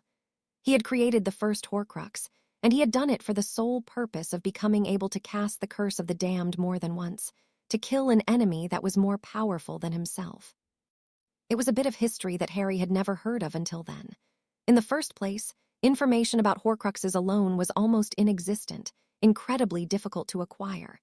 But then again, Voldemort had always been fascinated by necromancy. He had created his first Horcrux when he was only 16 years old. The rest of the Horcruxes, the Inferi in the cave, the ritual of resurrection. Just thinking about it was enough to make his skin crawl. How am I supposed to deal with him then? Harry said helplessly. If he's anything like in my past life, it means he still has like 6 more chances to cast the curse of the damned. Even if he came back and managed to corner Voldemort again, no matter how much stronger he was, Voldemort would once again take Harry with him to the grave. It was hopeless no matter how he thought about it. The Voldemort of this world had only made one Horcrux the diary that's still in your possession, Death said, casually revealing the secret that Harry, Bellatrix, and Fleur had been trying to uncover for several years with no success. Besides, once you become my emissary, magic related to the soul will no longer affect you. Silence was instilled for a moment as Harry fell into deep thought. After a while, he opened his mouth intent on asking several questions such as, where was Voldemort now? Or, how did he find that ancient curse? But Death did not give him the chance to do so. Instead, Death suddenly said, I have answered your questions. It is time you gave me an answer too, Harry Potter. What is it going to be? Will you pass on to the afterlife, or will you live on as my avatar, as the emissary of death in the mortal world? Choose your destiny. Chapter 51. His Choice. Choose your destiny. Those words kept reverberating in his mind. He had never been given the chance to choose his destiny before. A prophecy had dictated the course of his first life, and in his second life, death had reincarnated him without asking for his consent. Harry had not wanted to live a second time. Not in the beginning. How insignificant we humans are, he thought. Millions of us die every year. Many of us don't even know if there is anything in the afterlife. We don't know where we come from and where we'll go after death. Our lives are fleeting, only an instant in the river of time. Death did not disturb him, nor did it try to rush him into making a decision. It glided around him soundlessly, patiently waiting for his answer. And to top it all, we aren't unique even as individuals, are we? There is more than one Harry Potter. There is more than one Earth. There is more than one dimension, more than one universe. Thinking of all those things, Harry could not help asking himself, why? For what reason had someone like Death taken notice of someone like him? Because he was more powerful than most wizards alive in the present day. Surely, in the countless parallel universes in existence, there had to be many other versions of Harry Potter that were even stronger than himself. Even in the history of wizardkind, there were many tales and legends of people who could do things much more impressive than him. People such as Merlin, Morgana, Circe. Even some of the gods, whose powers he was borrowing through his totems, were said to have been such powerful individuals too. It was also believed that the Olympian and Asgardian gods from the Muggle myths had also been nothing more than wizards and witches as well. Given that death was not restricted by time and space, it could have chosen anyone else from any point in history. Why did death choose me? Why is death so adamant about making me their emissary? Death had given him a second chance at life, and it had even bent the laws of nature by bringing a girl back in time solely for the sake of making him grow attached to his new life. Why go so far for someone like him, a mere human? When he lifted his head, determination burned in his eyes. You want me to become your emissary? I'm not opposed to that. However, Harry said, stressing on the last word, I'd have to be insane to bind myself to you for eternity. The temperature dropped sharply in his surroundings as Death's cold voice rasped next to his face. Are you trying to haggle with death? Harry felt his heart sink, but then the disembodied voice burst into laughter. That eerie cackle made his skin break into goosebumps. A mortal haggling with death as if they were in a bazaar. How amusing. I have not laughed like that in forever. Two ice-cold, bony fingers grabbed his chin, and Harry could not find the strength in himself to even attempt resisting. You are one little soul, from one little planet, from a tiny solar system, from a galaxy that's barely out of its diapers. One of the countless galaxies from one of the countless dimensions in existence. What makes you think you are qualified to stand and negotiate with me? Gritting his teeth for a moment, Harry steeled his resolve. The consequences of his gamble could go horribly wrong, but if he had to suffer eternal damnation either way, at least he would do it on his own terms. You said it yourself. I'm just one insignificant human, from a tiny planet, from one of the countless alternate dimensions in existence. But out of all the wizards and witches that have existed or will exist from now on, out of all the living beings from the countless worlds out there, you chose me. You invested in me. You gave me a second chance at life and even changed the fate of millions of people, simply because you wanted me. I am not insignificant. You chose me. Therefore, I have value. That is my qualification. When the ice-cold, bony fingers let go of his chin, Harry felt relief wash over him. I was not wrong to choose you, Harry Potter, Death said, and was it only an illusion on Harry's part? There was a tinge of admiration in his voice. Tell me your conditions. I'll become your emissary only one lifetime, Harry said, and then he quickly added, afraid that Death would refuse him right away. Trading a few dozen years in exchange for eternity isn't a fair deal, not at all. Even if I don't go back now and choose to pass on into the afterlife, I would still get to meet my loved ones after some time passed. I think one lifetime is fair. It's 3, Death cut him off. Most humans never get a second chance at life, much less a third chance like you. You owe me 3 lifetimes. 3, but this world is included in that number. After all, Voldemort is far from gone, so I still have my work cut out for me, Harry said. He could have not hoped for a better result, so he accepted the compromise. He did not dare to test his luck any further. As Death did not reply right away, Harry was starting to get inwardly nervous. Had he pushed Death's limits too far? So be it, but I do have some conditions of my own too. You won't be able to leave a world until you accomplish my mission and restore the balance. Even if you are to die 1,000 times in the process, I will bring you back every single time. Sounds fair, Harry began to say, but Death was not done listing their conditions yet. Every time you get killed and I have to bring you back, you will owe me another human's lifetime of service. A life for a life. These are my final terms. Non-negotiable. Take it or leave it. Harry took in a deep breath before saying, I'll take it, I accept. Filled with tension and afraid of eternal damnation, his conversation with Death had been a long one from his perspective. But when Harry regained consciousness, it was just in time to hear the familiar crack made by apparition. Weakly opening his eyes, he found himself at the outskirts of a forest, lying on the dewy grass. It was night. We're almost there. Hang on. Arai! A voice came from his side. That sweet vocal timbre and the soft omission of the H consonant in her words made her voice unmistakable. Fleur, he called out her name.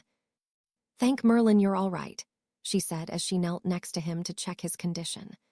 I saw you collapse, and then the Aurors and Dumbledore were walking towards you, and I didn't know what happened. I thought the worst. I was so scared for you and I.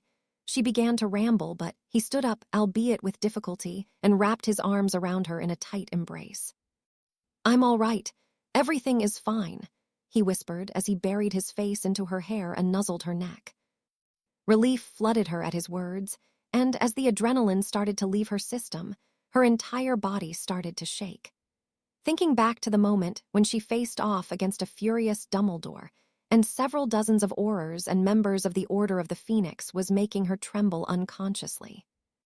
I'm glad I took you with me, Harry mumbled while rubbing her back comfortingly and caressing the back of her head gently. You saved my ass tonight, again. She chuckled involuntarily at his words and tightened her hold on him. Wasn't the knight supposed to save the damsel in distress? When was the script flipped like that? She mumbled, and Harry laughed. Eventually, they broke their hug, but Harry still kept her hand in his eye never leaving hers. To Fleur, it had looked like he had merely fallen unconscious. She had no idea how close it had been for them to never see each other again. She did not know that he had just had an encounter with one of the most powerful forces in the universe, or that he had technically died. In the end, he could not hold back his want for intimacy and embraced her again.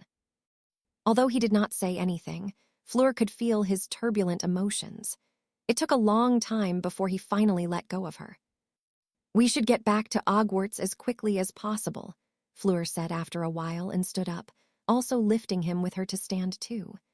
The old country will be thrown into chaos tomorrow. We need to lay low for some time and not draw any sort of suspicion to us. Yeah.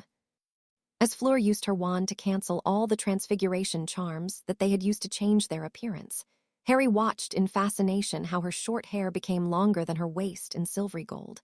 Her brown eyes turned into a baby blue.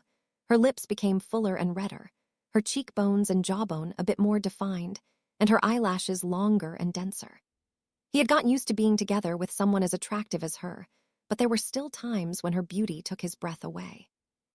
But when he leaned in to kiss her, her palm covered his mouth, and she looked at him disgruntled.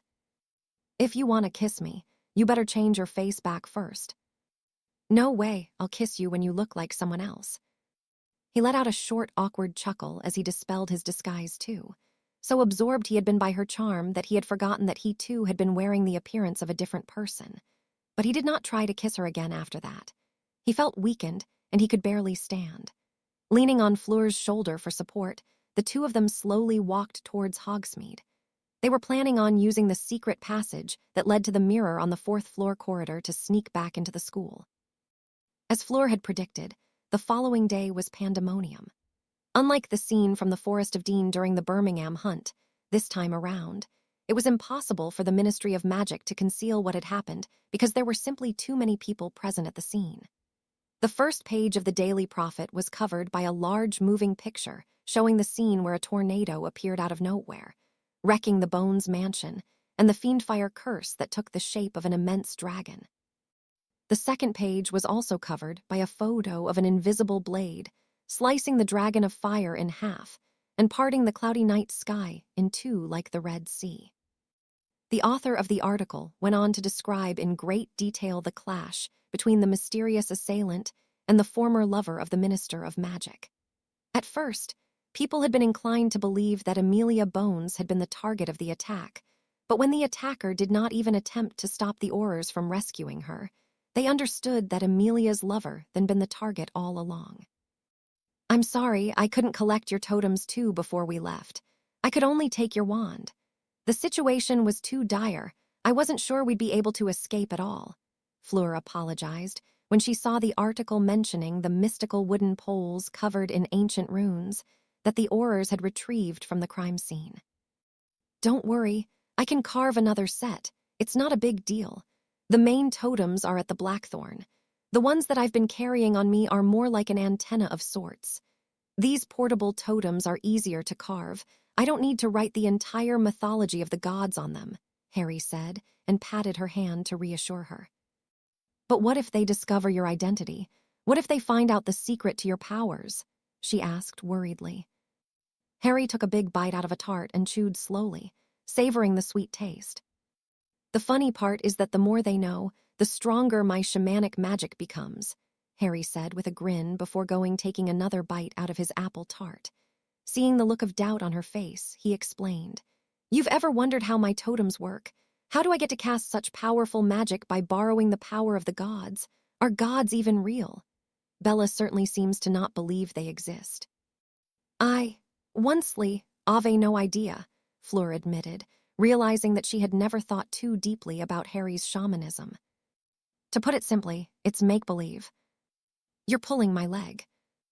I'm serious, Harry said and chuckled at her reaction. Gods, the kind that you can read about in myths, well, they don't exist.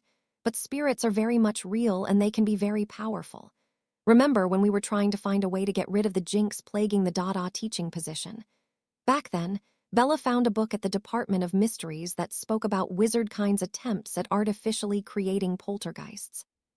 I remember it was a failure, right? Poltergeists like Peeves couldn't be created artificially.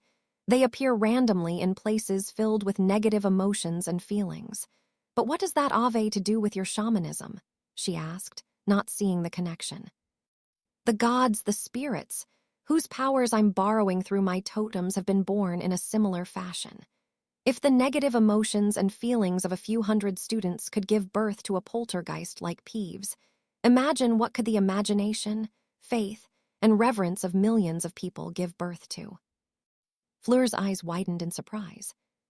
One of the gods I'm worshipping had actually been a real person in the past. For example, Shango, the god of thunder and storm, had been a real person a few thousand years ago. He is one of the ancestors of the Yoruba people from Nigeria, Africa. But people's faith, worship, imagination, and belief in him, even after he died, gave birth to a spirit that took on his attributes and enhanced them. As their faith became stronger, so did the spirit's power too. Of course, there are also spirits that have been born purely out of people's imagination. She did not know what to say to that. Modern magic scholars, contemporary spellcrafters, alchemy and charms masters adopted the theory that although magic seemed like a power devoid of logic and reason, it did have, in fact, its own set of rules, its own logic that it followed. As an aspiring charms mistress, Fleur was very much aware of those theories and believed in them. What Harry was telling her now, however, subverted much of her belief and knowledge. The wizards and witches that had been born in Europe find it hard to believe in the existence of God or gods in the traditional sense of the word, because they have seen firsthand the hypocrisy in the behavior of the church and their acts of cruelty and greed in the past. There are even some wizards and witches that are still alive and have experienced the witch trials from 200 or 300 years ago themselves. We live in an agnostic society, but it's different for other regions of the world. There are countries where the existence of gods and beings more powerful than people is common sense. It's not something up for debate, it's a natural part of their lives. If a couple hundred students' negative emotions could give birth to a poltergeist like Peeves, it shouldn't be hard to imagine what could the unshakable belief of millions of people create over the course of millennia. Seeing that she remained silent, Harry continued. That is to say, the more people acknowledge their existence, the more powerful these spirits become. The unspeakables will have a field day studying my totems and the origin of my magic, and I'm sure that many scholars are now engaged in a race to see who will publish the results of their research first. But in my eyes, what they're doing is no different than apostles preaching and spreading the name of their gods, he said with a grin. But if everyone can find out how to become a shaman like you, won't you lose your advantage? Fleur asked after a while. Well, you know how to become a shaman. All it takes is to make believe. Can you do it? Can you believe with all your heart that they exist, that they are intelligent, that they have their own will, and that they are their own person? I don't think I can, she conceded. It was almost impossible for someone who had never believed in anything their entire life to suddenly start believing in the existence of some spirits worshipped by a bunch of people from halfway across the globe. Spirits to whom they could not relate, spirits that they were unfamiliar with. There you have it, Harry said smugly, and then he continued wolfing down his breakfast. Probably because he had died last night, he felt ravenous. Being given yet another chance at life made him appreciate the small things even more than before. But how did you become a shaman? How can you believe in those spirits? You were born in Europe just like me now. Harry stopped eating for a moment and hummed in thought, choosing his words carefully before replying. When you're in the pit of despair, you do anything to escape. You do anything for salvation or for revenge. Even striking a deal with the devil wouldn't look like a bad idea at that moment. Those days, I'd rather not remember them. It was the darkest period of my life. The people I used to think of as my family had been murdered, my friends were dead too, and even my comrades in arms died during our second war with Voldemort. I managed to kill him in the end, but Kingsley, Flitwick, and McGonagall also died in the process. I was left handicapped too. Voldemort took my right arm from the shoulder. That's how I've become left-handed. He made another pause, appearing to be lost in thought. That's when I left the UK. There was nothing left for me to stay. I didn't have any family or friends left. I didn't have a home, I didn't have a lover. I was alone in the world. I had nothing to lose anymore, so I started traveling the world, looking for Voldemort's shade. I knew he was not fully dead. I had seen his ghost rising from his dead body and escaping. My travels took me all over the world. Back then, vengeance was the only thing that kept me going. I lost count of how many dark wizards and witches I killed. I was the talk of the entire wizarding world. People were looking at me as if I was the new Dumbledore, a more violent and cruel Dumbledore, obsessed with killing dark wizards. But eventually, I arrived in Nigeria. That's where I came in contact with the spirits for the first time.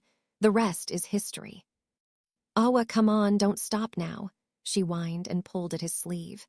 "I want to hear the rest. Or better yet, why don't you show me your memories? What did you do after that? How was the final war against Voldemort? You said it was comparable to the War of Grindelwald from the 40s. I want to know more." "Nope," he said and lightly flicked her on the forehead. Then he changed the subject and said with a grin, "I can't wait to see Bella's face when we meet next. She was saying that shamanism is a scam and that shamans are just a bunch of useless charlatans cheating people of their money. I want to see what is she gonna say now." Chapter 52, Promise. A knock was heard on the large window of his bedroom inside the Ravenclaw Tower, and despite not seeing anything outside the window, he quickly went to open it. The moment he opened the window, a beautiful snowy white owl appeared seemingly out of thin air. It was Hedwig. Just like Big Head had gained the special ability to shrink or increase his size magically upon becoming Harry's familiar, Hedwig had gained a special ability too. She could become invisible. The cute owl hooted happily, but also tiredly as Harry took her in his arms, and she buried her face into the fabric of his sweatshirt. "Flying all the way to Egypt and back, you must be exhausted." "My poor, sweet girl," Harry cooed at her as he petted her head gently, making Hedwig let out a few more chirps and quiet barks as she snuggled into his gentle touch. Cutting the strings tying a thick roll of parchment to her left leg, Harry went to his trunk and grabbed a bag of delicious and nutritious owl treats. Taking a handful of treats, he went to Hedwig, but the bird surprised him when she suddenly flew past him and swiftly snatched the entire bag of treats from the still open trunk. Harry could only burst into laughter at her behavior. "You could have just said you want them all. I would have given them to you, you know." Perched up on the wall chandelier above his bed and holding the bag of treats in her beak, Hedwig threw him a look that was brimming with skepticism. Maybe it was a side effect of her becoming his familiar, or maybe Hedwig was just that expressive. Or maybe I've gone barmy too, Harry thought, but he could easily tell what Hedwig's feelings were on this matter. "I'm being honest.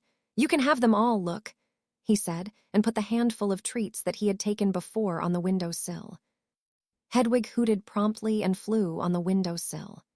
Then, with a degree of dexterity that seemed strange coming from an owl, she opened the bag with her talons and quickly picked the treats with her beak before throwing them into the bag. "You silly owl," Harry said fondly, and chuckled when Hedwig momentarily left the bag of treats on the windowsill and flew to him, landing on his shoulder. Then, she proceeded to gently nip at his ear and snuggle into his neck as a show of gratitude and affection. After that, grabbing her bag of treats and making herself invisible again, her bag of treats turned invisible too, Hedwig flew out of the bedroom. Once the snowy owl left, Harry turned his attention to the letter that she had delivered to him. Dear Harry, I haven't had the time and leisure to really follow the current situation in the UK, but I'm glad to hear that things are relatively peaceful. Thanks for keeping me up to date with the more important events. You've asked me when I come back. My answer is, I don't know. The more I study the memories of the people that watched your battle against Voldemort, the more scared I become. I have coworkers that are fluent in Old Egyptian, and we've come to the conclusion that his last spell was more like a sacrificial ritual, the kind that would drag his enemy to the grave with him. Something must have gone wrong in the process, because if that spell of his had worked, you would have been dead now. You can probably tell by now that after hearing Voldemort casting a spell in Old Egyptian, we're not the only ones who had linked him to the massive explosion of the Great Pyramid of Giza last year. Minister Bones, and even Gringotts too, have offered my department their full support. Gringotts' curse breakers especially had been a real help. Nymphadora's boyfriend is with me too, by the way. He's part of the team of curse breakers sent by Gringotts to support me. At this point, it's become obvious that things aren't as simple as everyone believed them to be. The goblins are afraid. The Egyptian Ministry of Magic is afraid too, and their own researchers are working together with me and my team as well. As for Amelia Bones, she can't deny her lover's identity anymore. I'm surprised she hasn't gone crazy after what she had gone through, unknowingly falling in love and sleeping with the one who had butchered her family.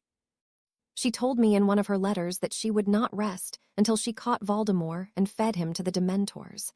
She would capture and kill him even if it was the last thing she did before she died. Amelia is out for blood.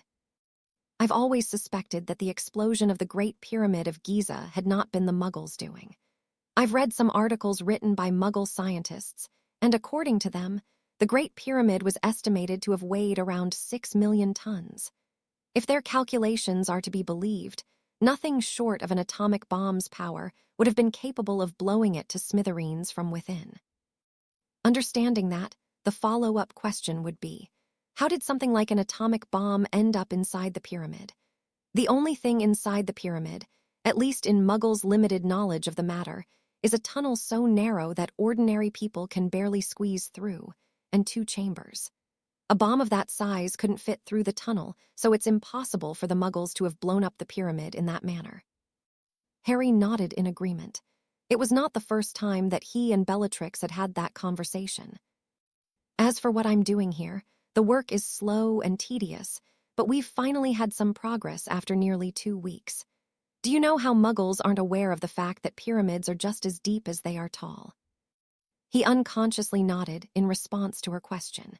It was not exactly common knowledge among regular people, but it's not like it was a secret either that Gringotts' curse breakers were not working on the parts of the pyramids that were above the ground. The real treasures and secrets lay deep in the underground, protected by ancient and deadly warding spells and curses.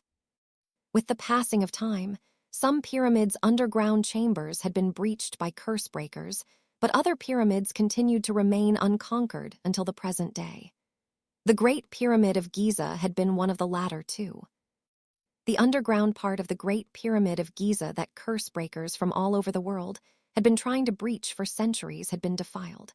Someone had managed to do something no one else could do until now. Your guess is probably the same as mine in regards to who might have been the one to accomplish that. Say what you will about Voldemort, his genius is not up for debate. With the wards breached now, we have managed to dig through and reach the underground chambers. Unfortunately, all the riches and ancient knowledge that everyone had been dreaming about had been swept clean. The only things that we found were an altar of bones surrounded by a wide pool of blood, and a large number of ghosts, dozens of them. Some of them were ghosts of the wizards and witches that newspapers had declared missing after the explosion. They were ghosts like Myrtle whom we sent through the veil, thralls people that were brought back as ghosts, in spite of not having performed the ritual to become ghosts back when they had still been alive. Although I have no solid proof of Voldemort's involvement, things fit too well for me to dismiss everything as a coincidence. It was a very long letter. As if to make up for not being able to communicate with Harry more often due to how busy she was, Bellatrix had gone into great detail to describe her work in Egypt with her team of unspeakables, Gringotts curse breakers, and the Egyptian Ministry of Magic's people. Eventually, the letter came to an end with her expressing her desire to see him again soon. I will be taking a day off to rest and recuperate next Sunday. Keep your schedule open in the evening, and we would be able to speak face-to-face through Fleur's charmed mirrors. I miss you, Harry. I even miss that snobby and unrealistically beautiful girlfriend of yours, too. She's grown on me. I miss Andy, Sirius. And Narcissa, too. I believe our work will be done by the time Christmas comes. But even if we don't finish by then, I will still come back to spend the winter holiday with you all. We'll talk more next week through the mirrors. Love. Bella. P.S. Bill Weasley begged me to tell you to send Nymphadora his greetings and love, and to tell her that he's sorry for leaving so abruptly for work. Nymphadora has not been replying to his letters, giving him the cold treatment. 3 weeks later. Fleur stirred awake as the soft tunes coming from an enchanted musical box rang. She shivered pleasantly as she stretched her arms above her head, shaking off her body's last vestiges of sleep.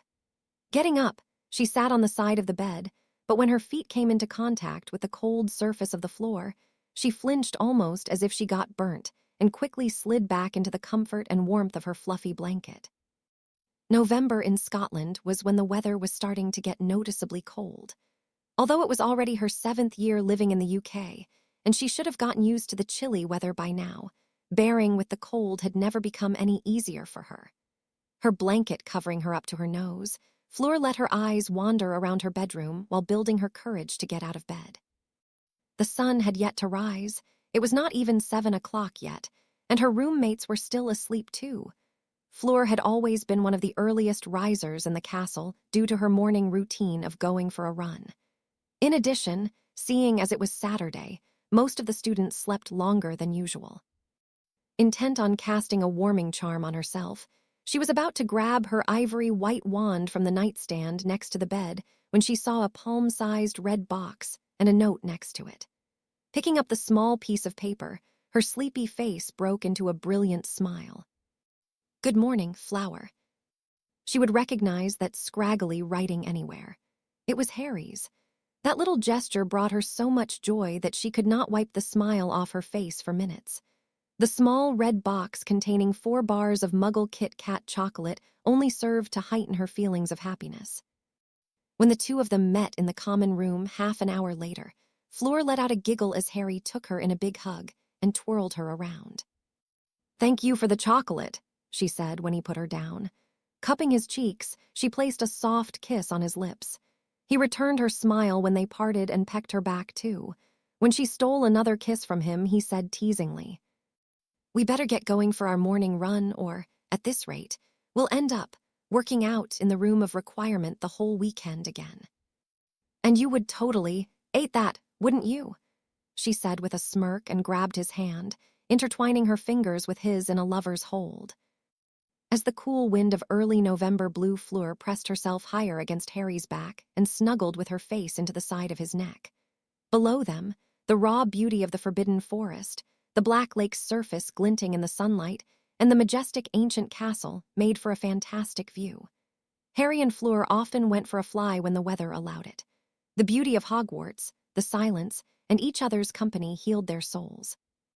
In those moments, Harry could forget about the burden that he had brought upon himself through his contract with death.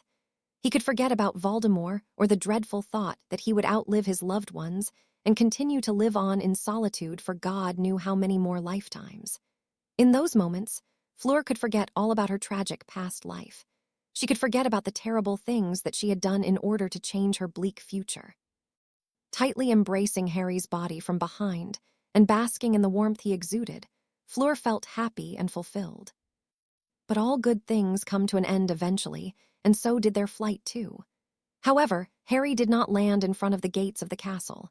Instead, he flew to the shore of the Black Lake. As they dismounted the firebolt broomstick, it was a present from Sirius last Christmas. Fleur broke into a grin when she saw how messy his hair had gotten from their flying. In comparison, her hair was still falling down her back elegantly, like a cascade of white gold. not even one of her tresses in disarray. It was all thanks to one of her self-created spells. As expected from someone who cared about her appearance as much as Fleur, the first charm that she created was a glamour charm for her hair. "Why did we come here?" she asked while running her hands through his hair, trying to make it look a bit more presentable. "I don't want to go back to the castle yet," Harry said and shrugged before taking her hand and leading her to sit with him on a grassy mound. Once they were seated, Fleur snuggled into him again and Harry wrapped an arm around her back, bringing her closer. "Right," she asked. "Oh, are you okay?" Harry turned to look at her and kissed the crown of her head. "Better than ever," he said. "Why do you ask? Something wrong?" Fleur looked like she was about to say something, but she decided against it. Instead, she rubbed her cheek a bit against his chest and let out a hum of comfort. While they were watching the peaceful Blake Lake snuggled together, Fleur suddenly felt Harry sliding a ring onto one of her fingers. She quickly looked at her hand, startled, and then back at him. "Is this?" "I'm not proposing yet," Harry said with a laugh. "I wouldn't be doing it like that without even asking for your hand as a gentleman would." Looking at her hand, a silvery ring that looked like a braided circle with a small blue gemstone rested on her ring finger.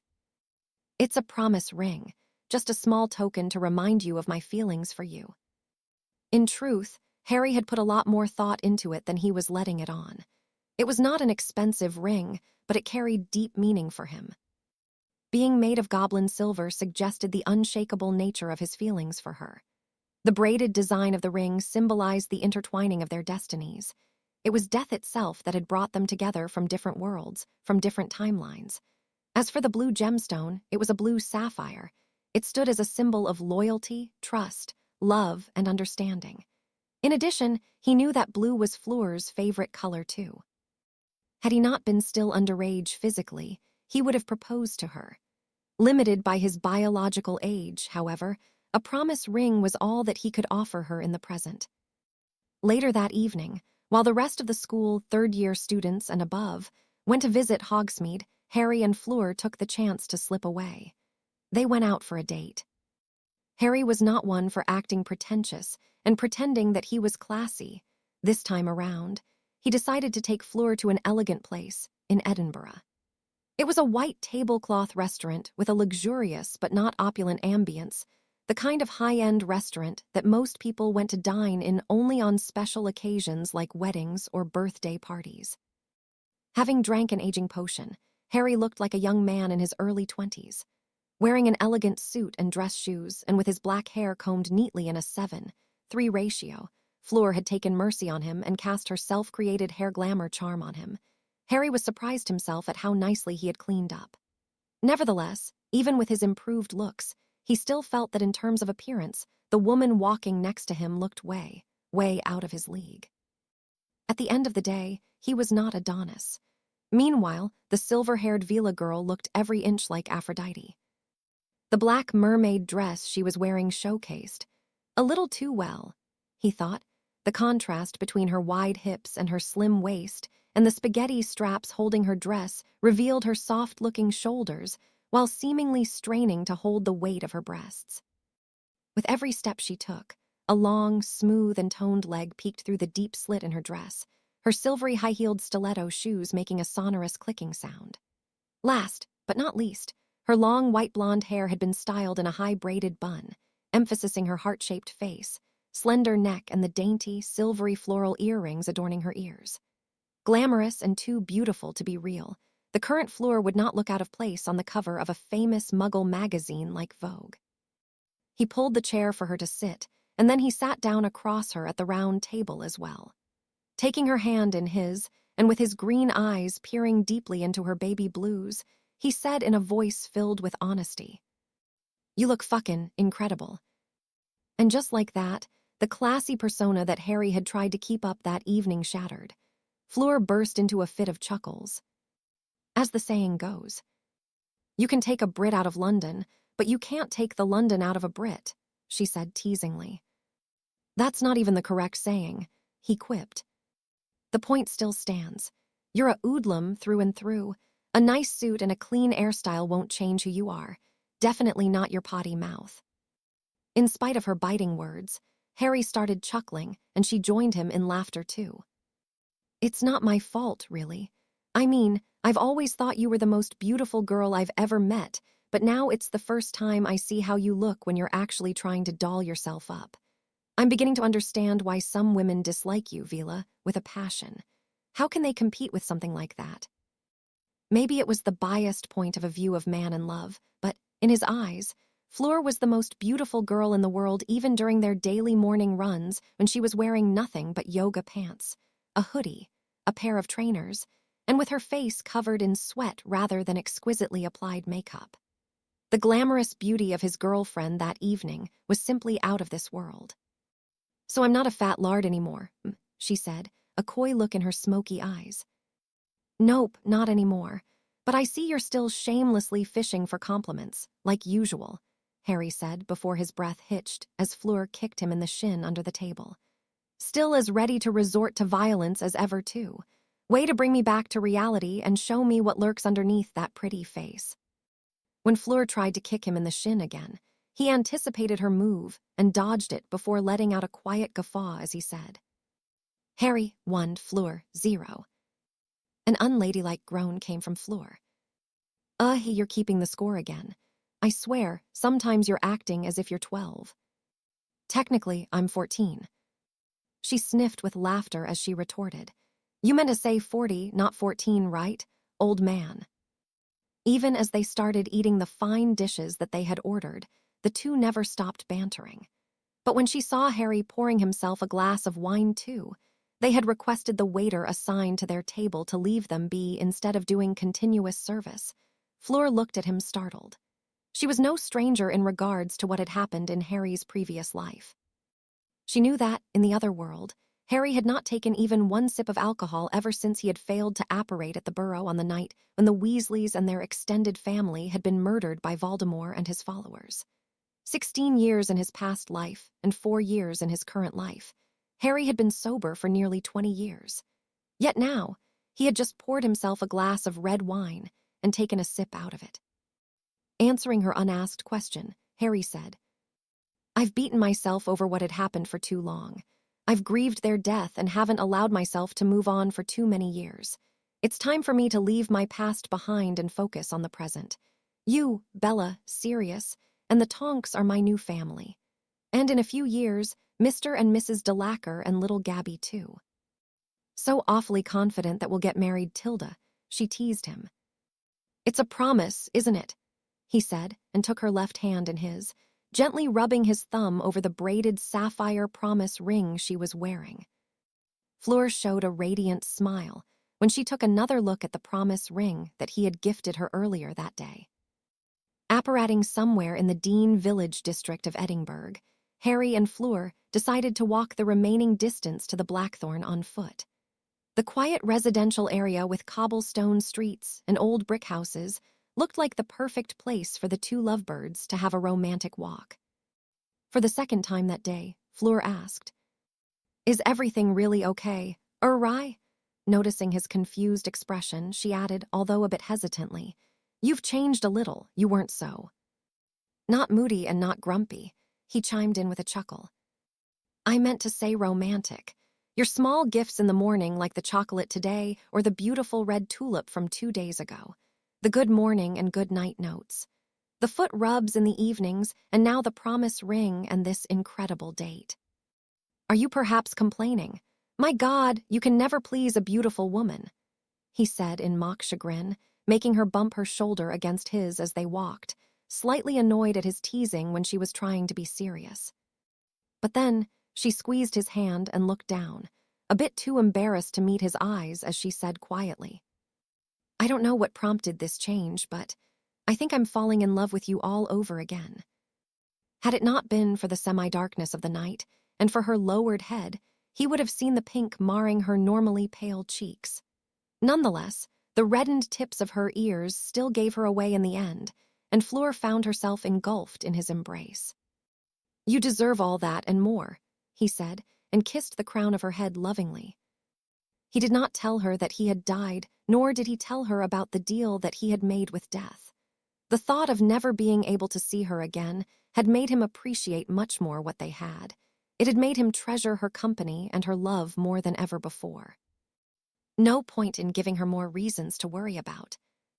His relationship with death would forever remain his secret. He had no intention of sharing that piece of information with neither Fleur nor Bella, because nothing about it could be changed.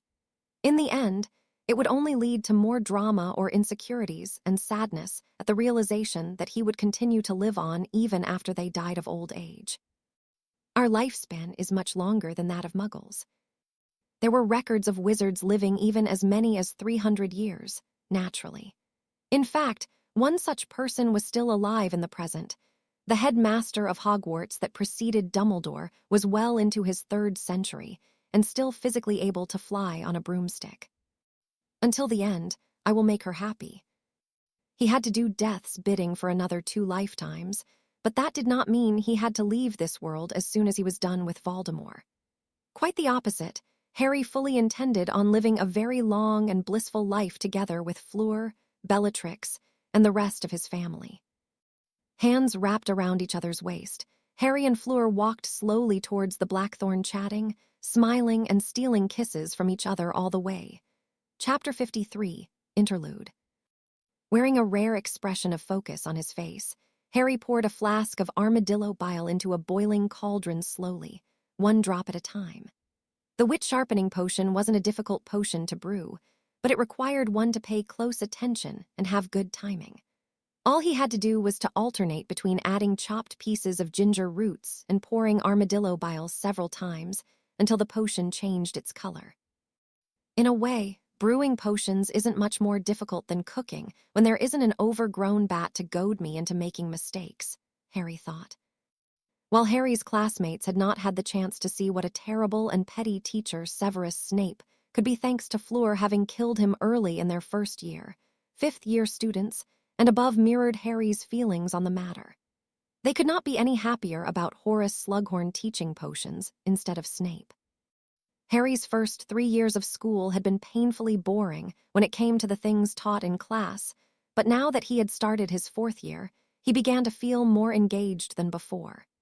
He was still breezing through it when it came to spellcasting, but it was different when it came to theoretical knowledge. Nowadays, he was slowly starting to feel the need to revise his knowledge too, because the theory taught in class was not something that he still remembered after all.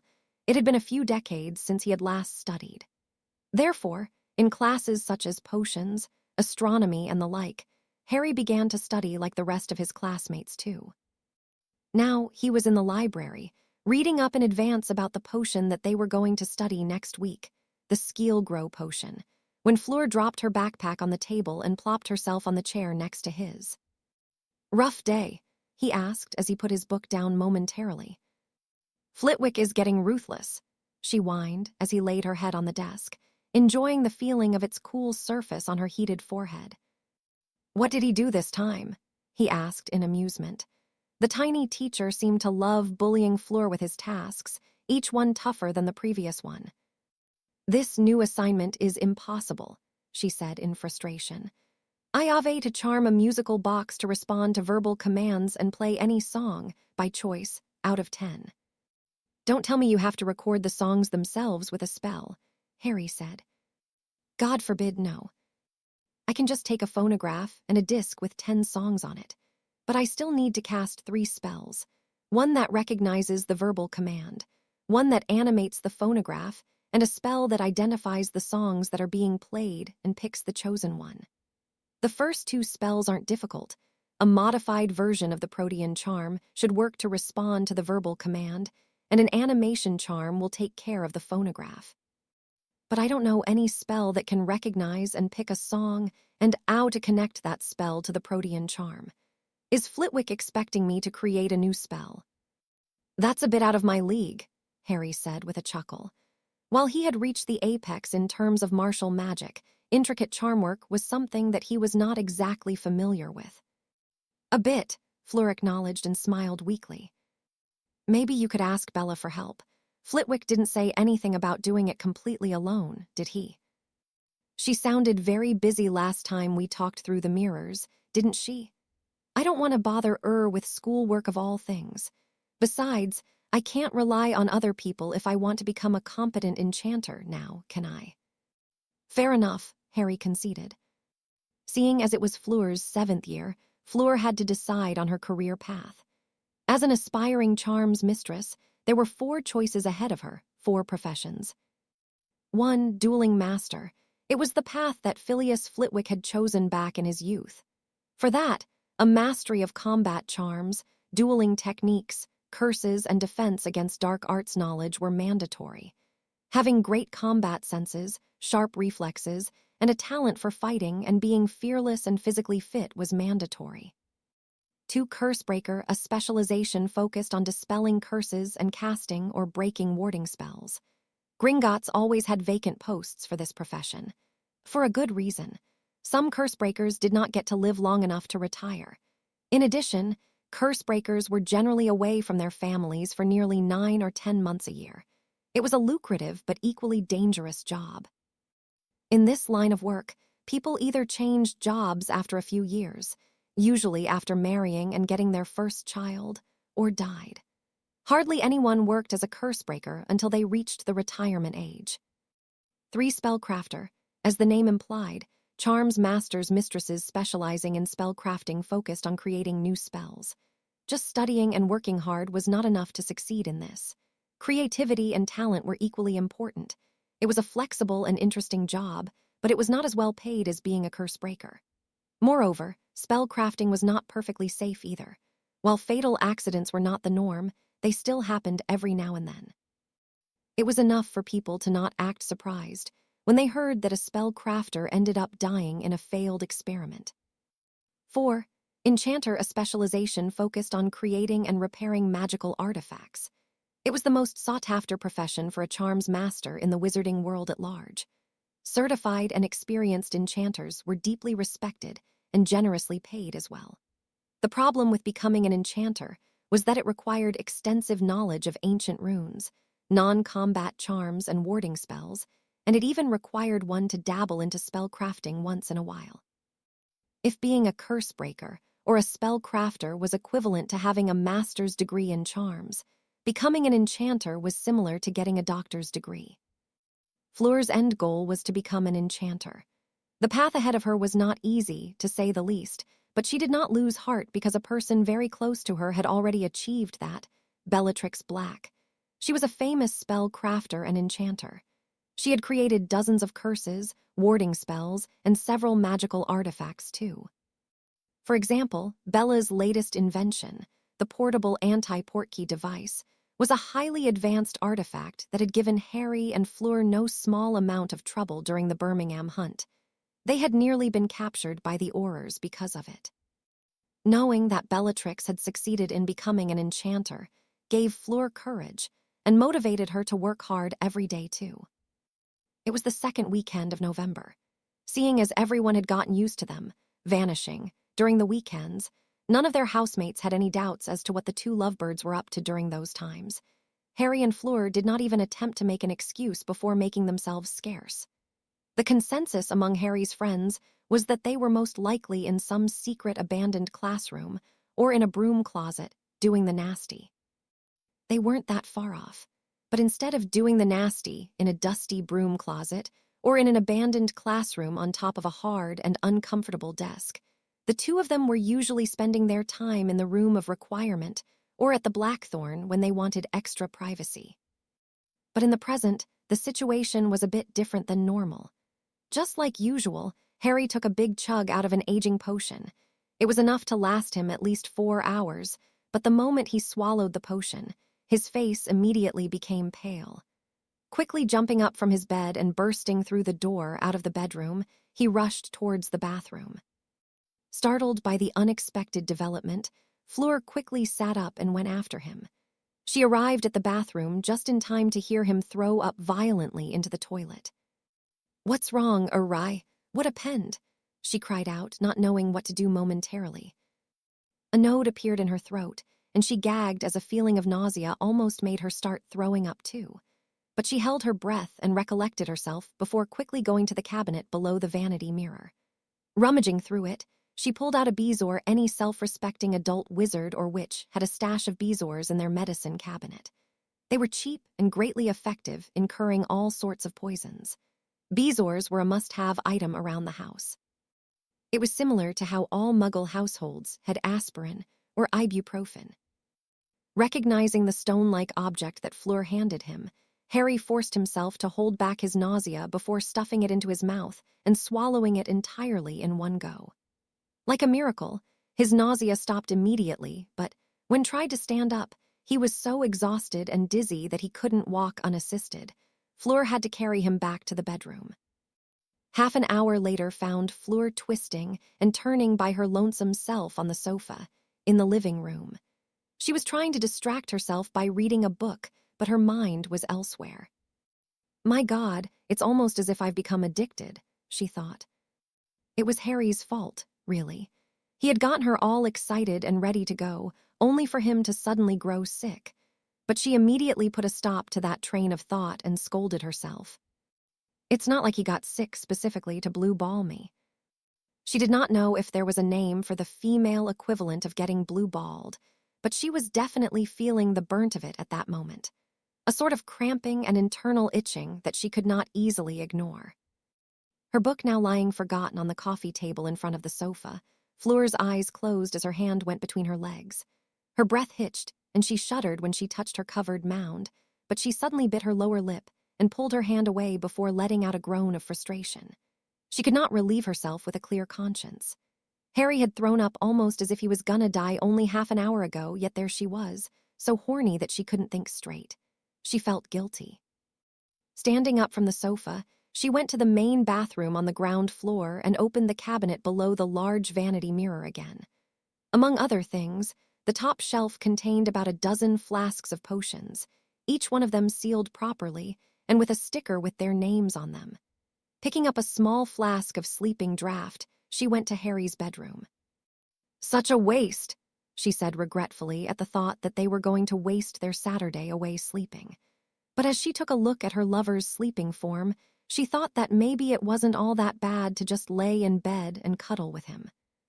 Blasted bigots and corrupted politicians, Bellatrix cussed in her mind as she arrived at the International Portkey Point in London.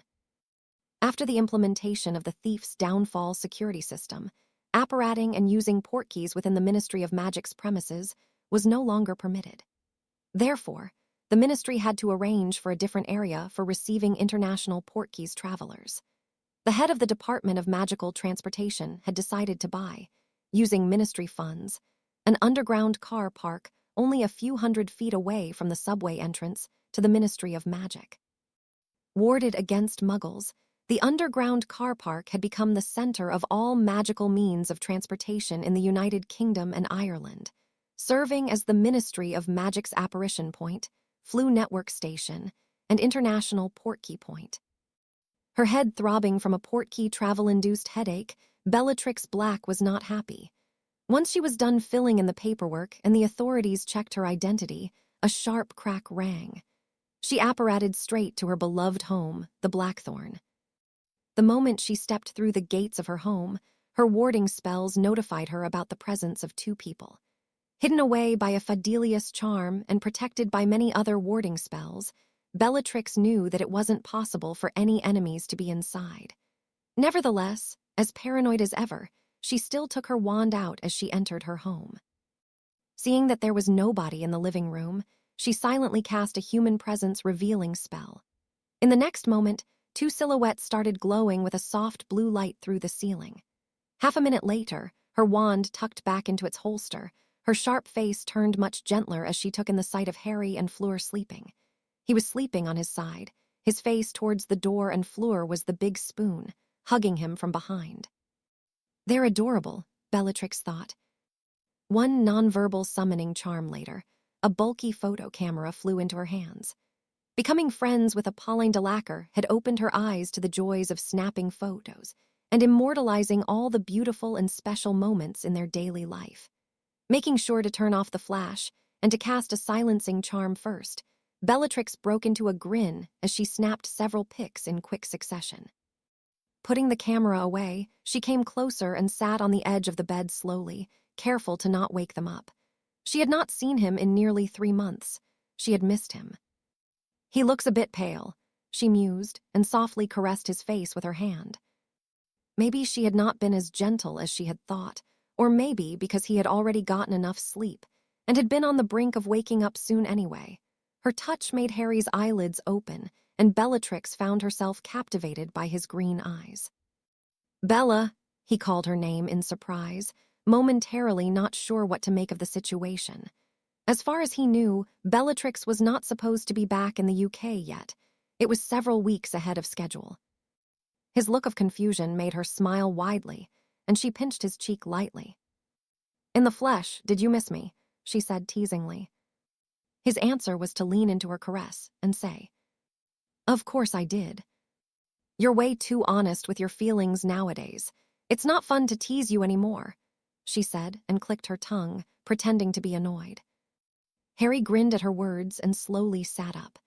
Thanks to Fleur having put herself to sleep with a sleeping draft, his movement and their whispering did not wake her up. Slipping out of the bed, he stood up and took Bella by surprise when he suddenly wrapped his arms around her. "Is everything all right?" Bellatrix asked, worry seeping into her voice. In her memory, it was not often that Harry displayed his affection for her in that manner. "Yes, more than all right. I'm just happy to see you. I missed you," Harry said as he embraced her. In spite of her inner doubts and slight confusion at his unusually affectionate behavior, Bellatrix did not try to break away. Instead, she melted into his arms. Tightening her arms around his back, she closed her eyes and rested her chin on his shoulder. When they finally parted, Harry took her hand in his and pulled her out of the bedroom. "Come, let's talk outside." When they arrived in the living room, Harry plopped himself on the sofa while letting a sigh of relief. "Have you been eating properly? You look pale. Are you sick?" He found himself smiling at her fussing over him. "Yes, Mom, I'm eating properly," he said jokingly. "Don't get snarky with me. It's my job to worry about you," she said, and she crossed her arms to her chest. "I'm fine, I promise," Harry said. "It's probably the fault of a spoilt aging potion. It made me throw up everything. I thought I was gonna die," he exaggerated. Aging potion. To be a hormonal teenager and to have no adults to stop you from going at it like rabbits 24/7. "Oh, shut it," Harry said, slightly embarrassed at how she called him out like that. "But where did you get the potion from?" "From the apothecary in Diagon Alley, like usual. Since I've been using it for such a long time, I wouldn't try to get it from a cheap and dodgy place. But I guess it was an accident. Maybe they sold me an expired potion by mistake." Bellatrix looked at him with a raised eyebrow. "There's no room for mistakes in this business. There are several people that cast diagnosis charms on their products every day.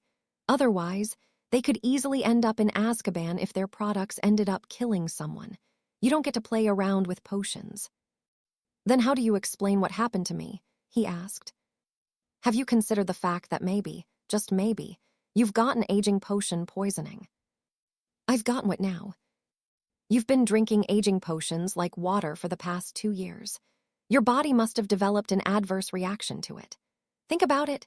People can get sick even from something as small as eating the same type of food for a long time, to say nothing of making abuse of the same potion for 2 years. It was bound to happen sooner or later." Her arms crossed at her chest. Bella smirked as she delivered him the conclusion that she had reached. "Basically, you're paying the price for acting like a degenerate." "Why didn't you warn me before?" he said, his nose scrunched up in annoyance. "You're 40 years old and she's not much younger than you either. I thought it was bloody common sense," she retorted.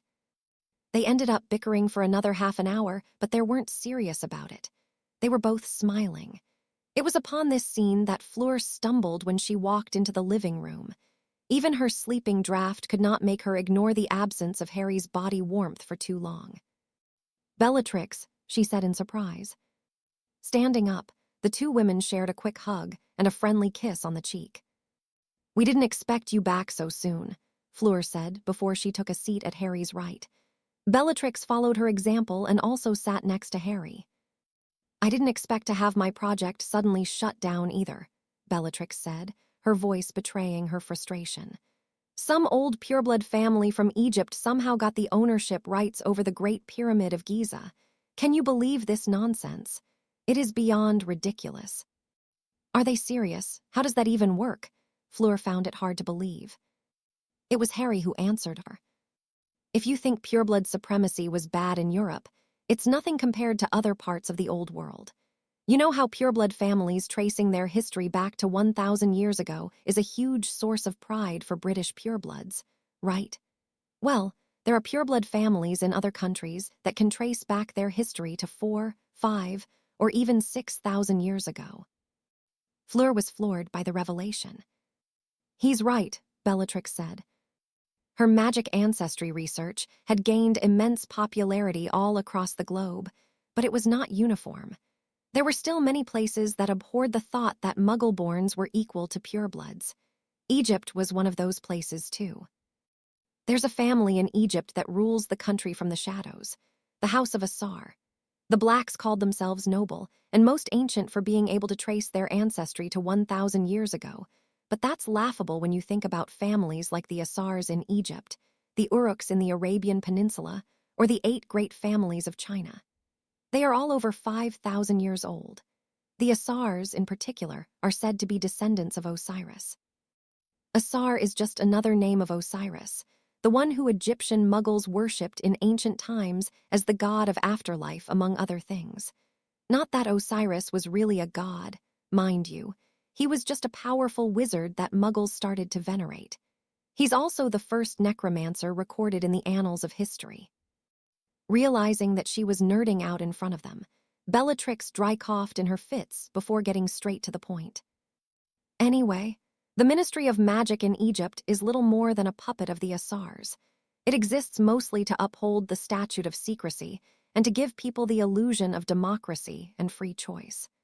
The general population doesn't know exactly how deep is the House of Asar's influence on the ministry. Let me guess, the Asars became interested in the altar of bones and the pool of blood that you guys discovered in the Great Pyramid's underground, Harry said. Spot on, Bellatrix said with dropped shoulders. Their ancestor is the one who created the dark arts of necromancy. The Asars kicking us out and taking the bone altar and the rest of the underground for themselves was just a matter of time. While Harry, Fleur, and Bellatrix were talking about the Asars in Blackthorn's living room, a few thousand miles away, the subject of their conversation were very busy at work. Half a dozen wizards and witches, garbed in dark cloaks, and with their faces covered by silver mummy-like masks, were in the Great Pyramid of Giza's underground, working hard to collect the pool of blood surrounding the altar of human bones. Even for a powerful and wealthy family like the Asars, it was not an easy task to get a hold of such a huge quantity of human blood, a pool of blood that had been created from sacrifices. Human blood was one of the most important reagents for necromantic rituals and spells. That being said, even despite their supposedly untouchable statute, the Asars could not openly let the public know about their necromantic activities. Horcruxes, inferi, sacrificial rituals, blood curses, these were all part of the bigger branch of dark arts called necromancy. It was something that most dark wizards and witches did not dare to dabble in. If the Asars were seen practicing such dark magic, even their lofty position would not be enough to save them from the wrath of the masses. Damn it, why were we sent to collect this shit? One of the mummy-masked individuals said in chagrin. The reason for his frustration was that the pool of blood was huge. In the context where they had to collect it by hand, none of the spells they had tried worked on the blood. Haven't you heard? The head of the main house is nearing the end of his lifespan, one of his colleagues replied. Those bastards from the main house should have come to collect it then, he retorted. With the House of Asar being nearly 6,000 years old, the number of members had increased so much over the years that the family had split into several different branches, especially those who had polluted their blood by marrying Muggles or Muggle-borns. That said, the status of a branch family member compared to that of someone from the main house was as different as the day was from the night. Some branch family members were no different than errand boys or servants of the main house. "No need to blow up on me, you know. Go and take it to the main house if you got the stones," that colleague shot back. "Sorry," the first guy apologized before going back to his work. The 6 people labored manually for some time without speaking, only focusing on collecting the blood in buckets and pouring it into large wooden barrels that had been charmed with space expansion spells. "I wonder how many people were sacrificed here, and what kind of psycho would do something like this," another one from among the 6, a tall and very thin man, said. "I know, right? Some people are messed up in the head," said another one. It was a woman going by the voice. They were all dark wizards and witches, and they had all killed a person or two in their lifetime. They were far from innocent, but even they had a hard time understanding what kind of cruelty would push someone to do something that horrible. The head of the family isn't much different, though, is he? He's already lived like 400 or 500 years, yet he keeps extending his life with sacrifices and other inhumane rituals. "Oi, Yasin, you better watch your mouth. The walls have ears everywhere in this country." Yasin scoffed at that and said, "We're in the ruined underground of a blown-up pyramid. Who's gonna eavesdrop on us now? Unless one of you goes running like a dog and snitches on me, I'll be fine." While the 6 grunts of the Asar family were venting their frustrations, they didn't notice the red vapor slowly beginning to rise from the pool of blood and filling the air. It was only when everything in their eyes was starting to get a reddish color that they finally realized something terribly wrong was going on. However, at that point, it was too late. One by one, the 6 masked individuals collapsed on the ground with a heavy thud. They were dead. Chapter 54, Dead Men Walking. While the 6 grunts of the Asar family were venting their frustrations, they didn't notice the red vapor beginning to rise from the pool of blood and filling the air. It was only when everything in their eyes was starting to get a reddish color that they finally realized something terribly wrong was going on. It was too late, though. One by one, the 6 masked individuals collapsed on the ground with a heavy thud. They were dead. At that moment, it was as if the pool of blood came to life. 5 thick tendrils of blood rose up in the air and wrapped around 5 of the 6 lifeless bodies before dragging them into the pool. A sizzling sound was heard, and bubbles appeared on the surface of the pool of blood as the 5 corpses were liquefied. Soon, the sizzling sound stopped, and the surface of the pool of blood became still. But then, a humanoid silhouette unexpectedly rose from the pool. As it stepped onto the shore, the viscous blood obscuring its appearance trickled down like a miracle, revealing a tall and well-built man, naked as the day he was born. "Akio," the man said, and the wand belonging to the dead wizard that still lay on the shore flew into his outstretched hand. Trying it out, the man let out a sniff of dissatisfaction. It was not a good match for him, but it was still better than being wandless. With a swish of his new wand, a large, full-length mirror appeared out of nowhere and started floating in front of him. As he looked at his reflection in the mirror, the man started touching his body all over with his hands. The skin feels no different to touch than that of any human. It doesn't have an unpleasant smell, and the color is natural as well. Examining his upper body, he smiled in contentment at the sight of his healthy-looking long black hair and his handsome facial features, bright blue eyes, a straight and narrow nose, a sharp jawline, perfect white teeth, and a beautiful smile. He looked like a tall, well-built, and very handsome man in his late 20s or early 30s. "I look even better than before," he thought and chuckled. With another wave of his wand, the man conjured a set of plain black wizarding robes and made himself more presentable. "Not the best-looking robes, but they'll have to do until I get out of here." But now that he was done checking out his new body, the man's countenance became cloudy. "I can't believe I was forced to use the curse of the damned." He had never thought there was anybody in the whole world powerful enough to push him to such a desperate act. Just who was that man and that woman? In the first place, he had never even seen such magic before breaking warding spells as strong as the ones that had protected the Minister of Magic's house with just one spell, summoning a devastating tornado, cleaving his fiendir with the strongest cutting curse that he had ever seen or the soul-binding curse that had shackled him his soul when he had tried to get away. If he had not sacrificed that piece of his soul to cast the curse of the damned, he reckoned that the soul-binding curse would have captured him for good. Voldemort wiped his sweaty palms on his black tunic. Just thinking about that outrageous display of magic gave him chills. Regardless of his strength, in the end, I was the victor. Although he had lost a piece of his soul in the process, he had killed his foe. Even so, he could not bring himself to be happy. Ever since he had come back to life, nothing worked well for him. Stealing the Philosopher's Stone from under Dumbledore's nose had taken some time and planning, but it had not been particularly difficult. However, after that, he met one obstacle after another. My assets at the Ministry, Malfoy and Nott, were murdered. All my loyal Death Eaters from Azkaban were murdered as well. My spy in Dumbledore's camp, Severus, was killed too. And then, Bellatrix Black's magic ancestry ruined everything I had worked for until a decade ago because purebloods don't have an exalted statute anymore. Mudbloods and half-bloods have already started getting positions of power in the Ministry. Last but not least, although he had managed to seduce the Ministry of Magic and have her wrapped around his little finger, somehow, he was still discovered and driven to cast a suicidal spell in order to survive.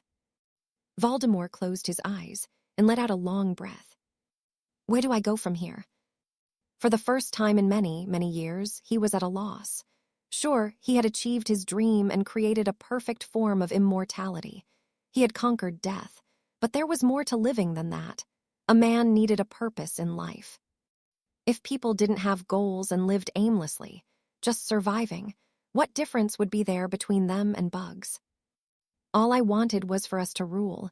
We shouldn't be hiding like rats. We shouldn't be afraid of rabble and live in secrecy. We are the chosen ones. We have magic. We shouldn't submit to filth like the Muggles. A red glint flickered in his eyes as his rage abruptly soared. Why can't others see it too? Why are they so adamant about opposing me? He was so angry that he was heaving. They'd more easily believe in a senile old man, or in that Muggle-loving bitch and her irrelevant research. But then, his mood did a 180 turn, and his face became inexplicably calm in an instant. Wait. Thinking about Bellatrix Black's research again, for the first time, it dawned on him. Doesn't magic ancestry prove what I've always believed to be true? Magic cannot come from Muggles. According to Bellatrix Black's magic ancestry, magic was hereditary. Even Muggle-borns were, in fact, descendants of a wizard, witch, or even a squib. In the first place, Voldemort had never truly believed in pureblood supremacy because he was the living proof that denied that dogma. Despite being only a half-blood, he was the most powerful wizard in the world. It was his motto that there was only power and those too weak to seek it. I can use this. He was a proud man, but he was not blind to his wrongdoings either. Maybe it was a mistake trying to appeal only to the purebloods, especially nowadays when the mudbloods' number is on the rise. I should have appealed to a larger segment of the society. But then, he also said to himself, Gellert Grindelwald did that and still failed in the end, though. Would he be able to succeed where Grindelwald failed? Even in spite of his recent brush with death, Voldemort still was supremely confident in his power. He had no doubt that he was stronger than Grindelwald or that he could charm people just as well. However, society is different nowadays. Purebloods are too cautious and timid these days. Also, too many mudbloods have joined our world in the last century. Would they be willing to fight against their own families and kill their relatives? It was a rhetorical question. He knew the answer to it. While he had never experienced that kind of bond, he knew that humans valued their blood relatives sometimes even more than their own lives, as irrational as that sounded in his ears. He had experienced humans' obsession with protecting their family firsthand.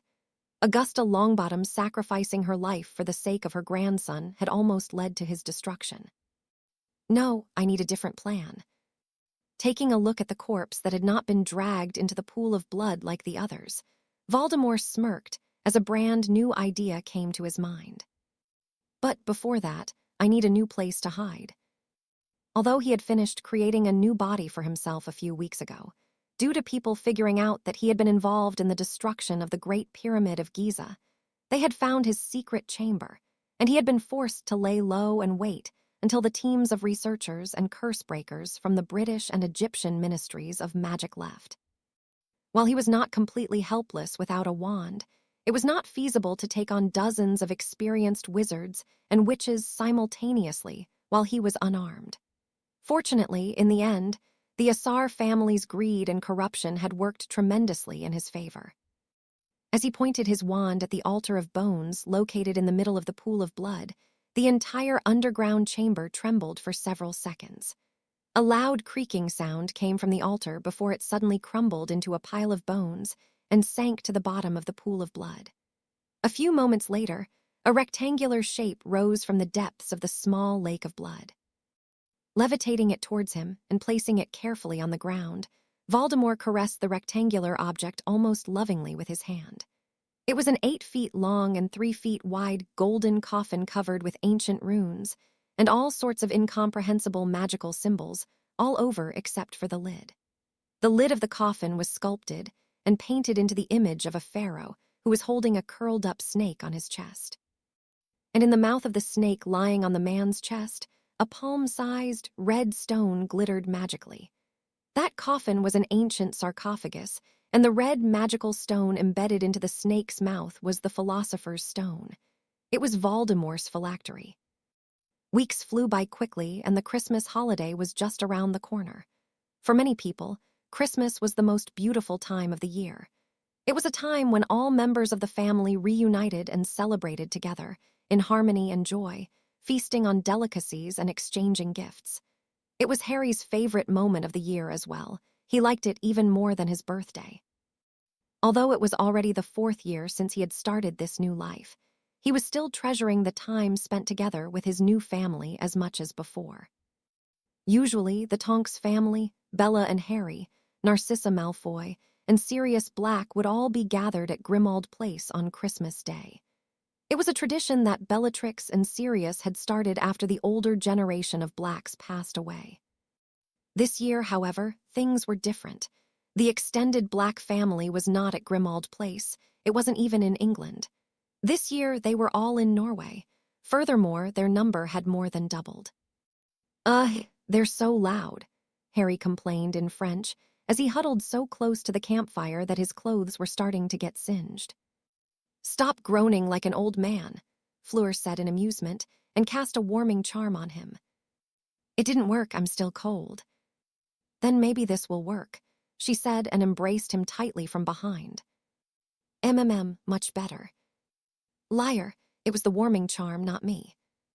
They laughed as they huddled together in front of the fire. On the other side of the campfire, opposite them, Sirius Black was rolling his eyes at their behavior. "Teenagers being in love.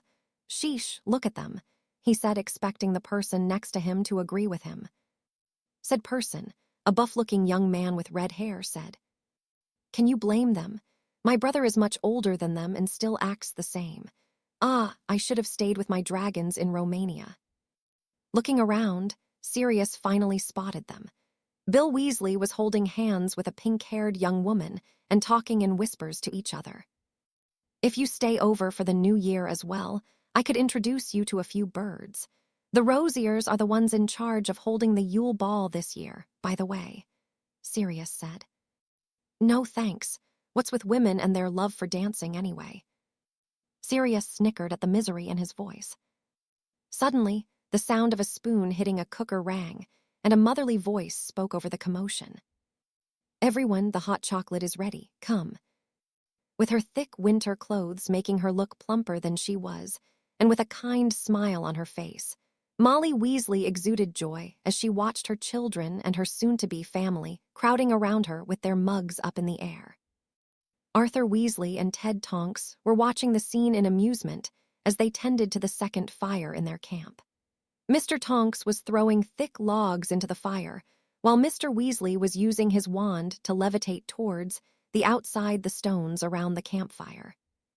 "Seeing how many of us are here, we'll probably need a much bigger fire," Mr. Weasley said, and proceeded to also cast a Gemini charm to duplicate the stones and enlarge the circle bordering the fire. "The more the merrier," Mr. Tonks said, his voice filled with happiness. "I have never spent a holiday together with so many people. It is incredible," another man said, his voice carrying a distinct French accent. His wife seemed to mirror his thoughts, too, if the way she was busily snapping pics all over the camp was anything to go by. "You better get used to it. If their behavior is anything to go by, we're probably going to become in-laws quite soon," Mr. Tonks said with a laugh, and pointed towards Harry and Fleur, who seemed like they were lost in their own little world. Seeing with how much love his daughter was looking at Harry, Mr. Delacour could only smile. "I don't know what exactly had done to charm my daughter like that, but I fully support anyone that can make my little flower that happy. Do you see that smile? As a father, that's what I live for." This year, 4 families, the Tonks, the Weasleys, the Delacours, and the Blacks, had agreed to spend Christmas together. The reason for that was that Bill Weasley had asked for Nymphadora Tonks' hand in marriage after returning from Egypt several weeks ago, with the pink-haired Auror saying yes. The Weasleys and the Tonks decided to take the chance to spend more time together and get to know each other better. But Sirius and Bellatrix did not want to be left out, and Fleur did not want to be away from Harry either, so the Delacours ended up coming over as well.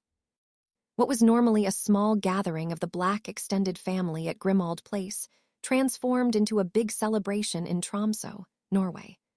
The desolate rocky mountain peak where the 4 families had made their camp looked incredibly lively.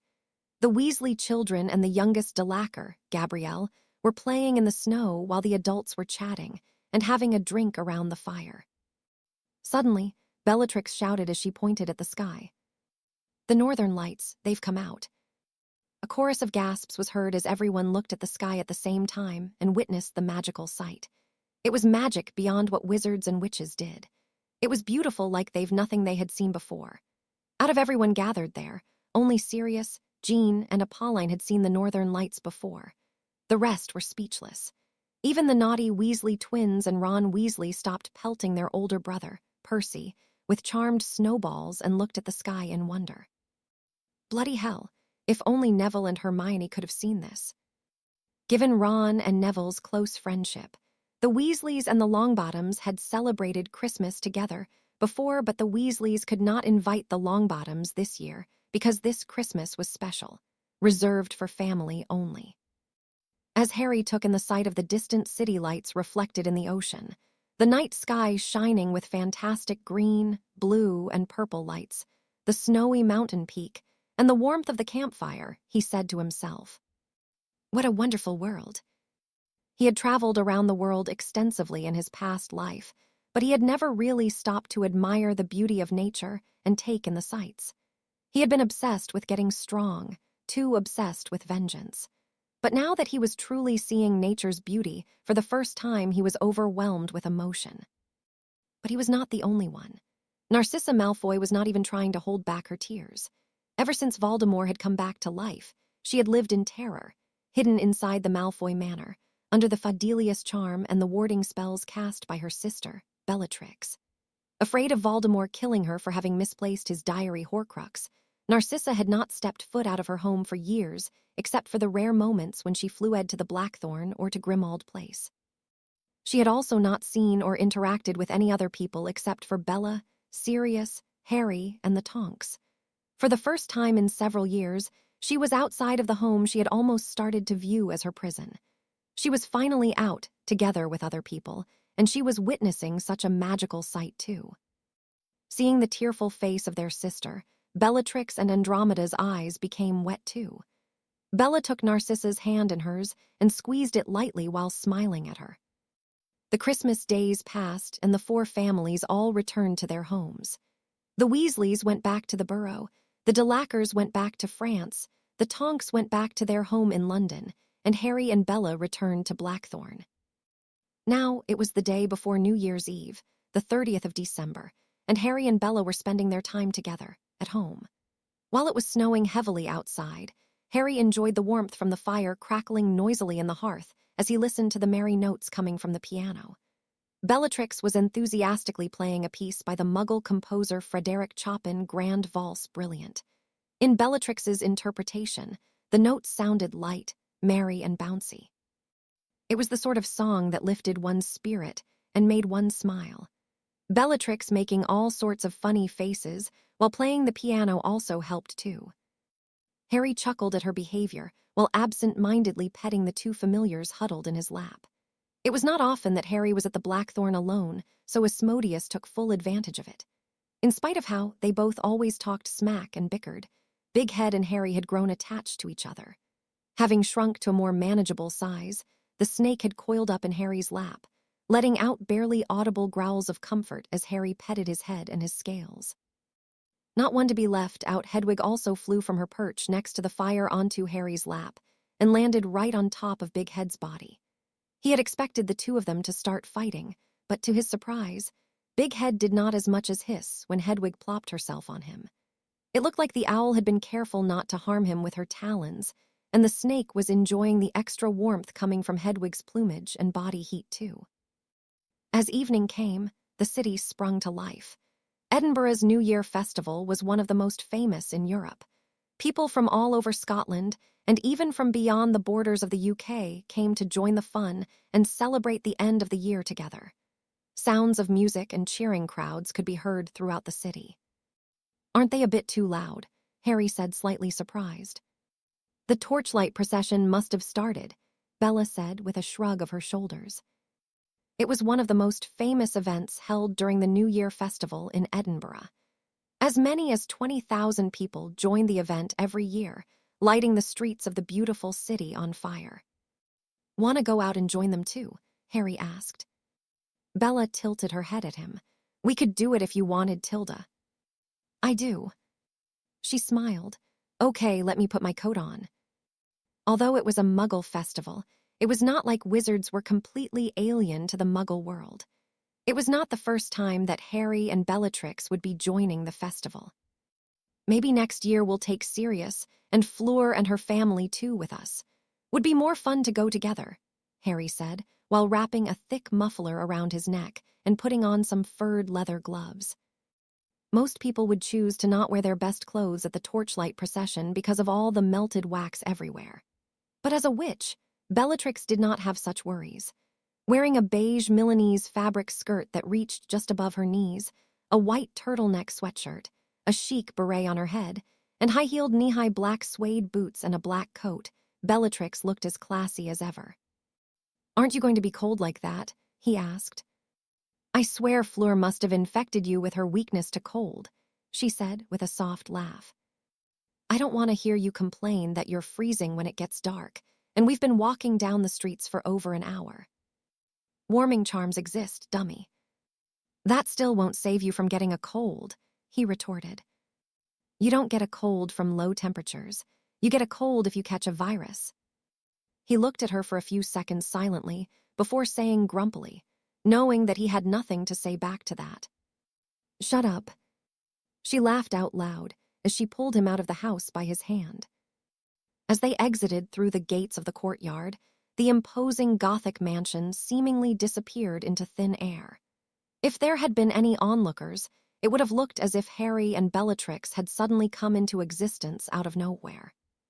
Seeing as the torchlight procession started from the old town, Bella decided to apparate somewhere closer to their destination, but somewhere that was still private enough that other people would not notice their sudden arrival. She apparated them in the Prince's Street garden, right next to Edinburgh Castle. An incredibly loud noise hit their eardrums when they apparated. However, it did not sound like cheering or the sound of a merry crowd of partygoers. There were no drumming noises and no bagpipe songs either. There was only screaming. Harry and Bella unconsciously started running towards the main street from where the screams were coming from, but when they got there, they froze in disbelief. Hundreds of people were screaming in terror, pushing, shoving and stepping on each other as they desperately tried to run away from the monsters chasing them. "Holy shit," Harry cursed under his breath. "In fairy," Bellatrix also said breathlessly.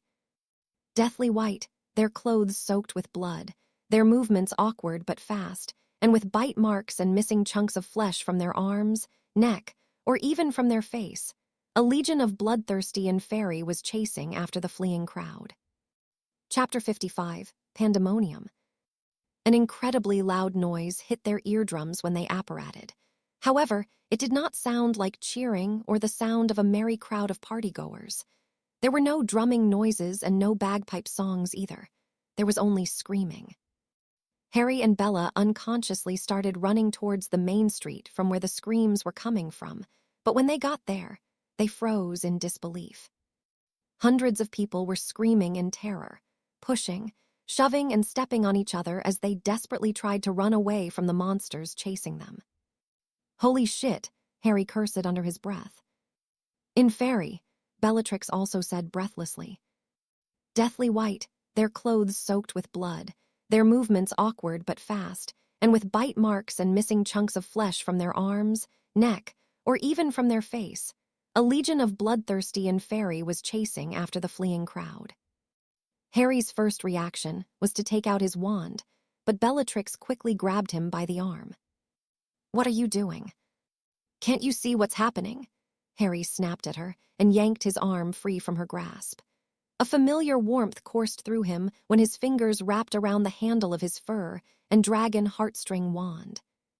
"Are you seriously crazy?" Bellatrix shouted at him.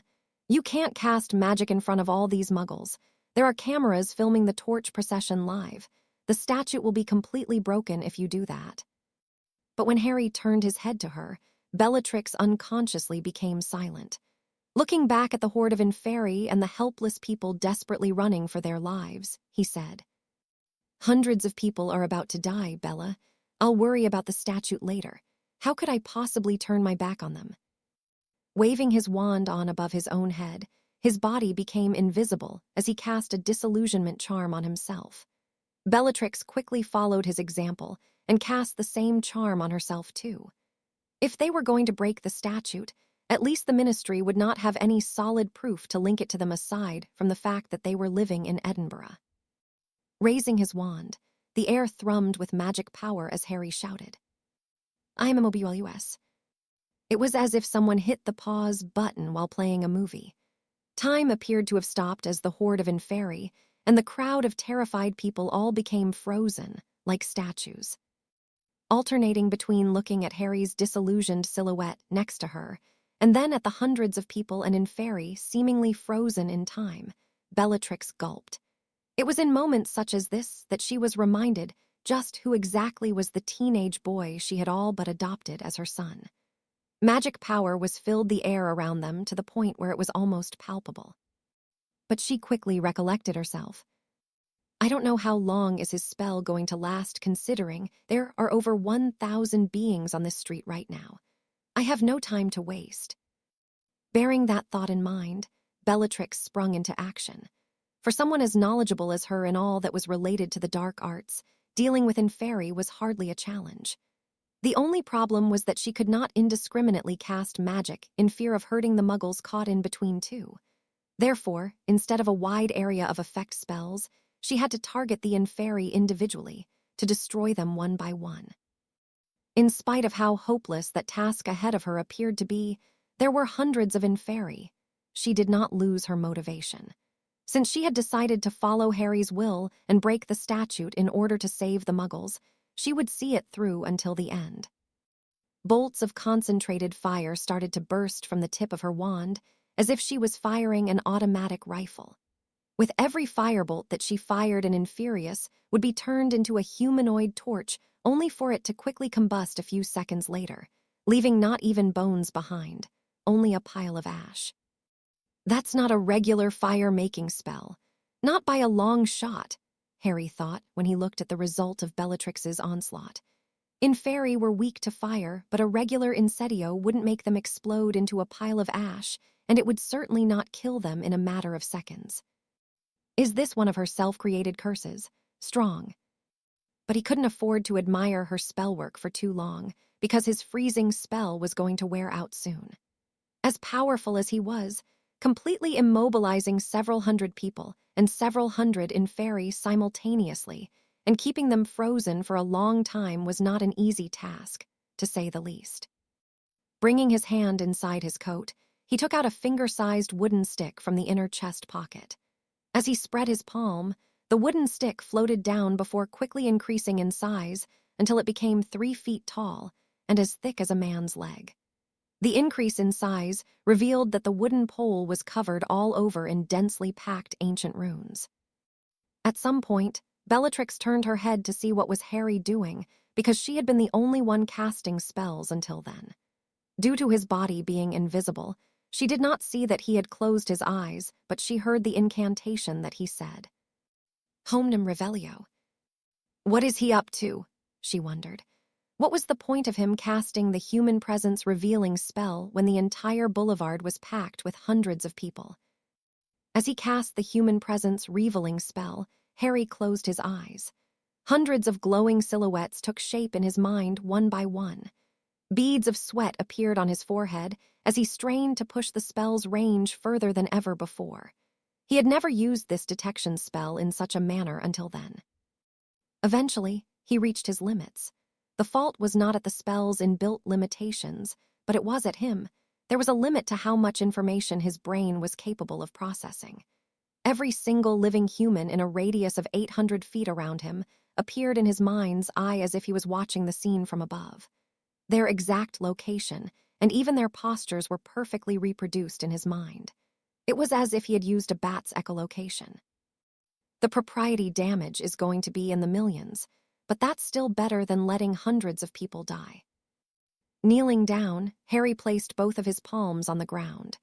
His eyes still closed, and his attention focused on the virtual map of the living people in his mind.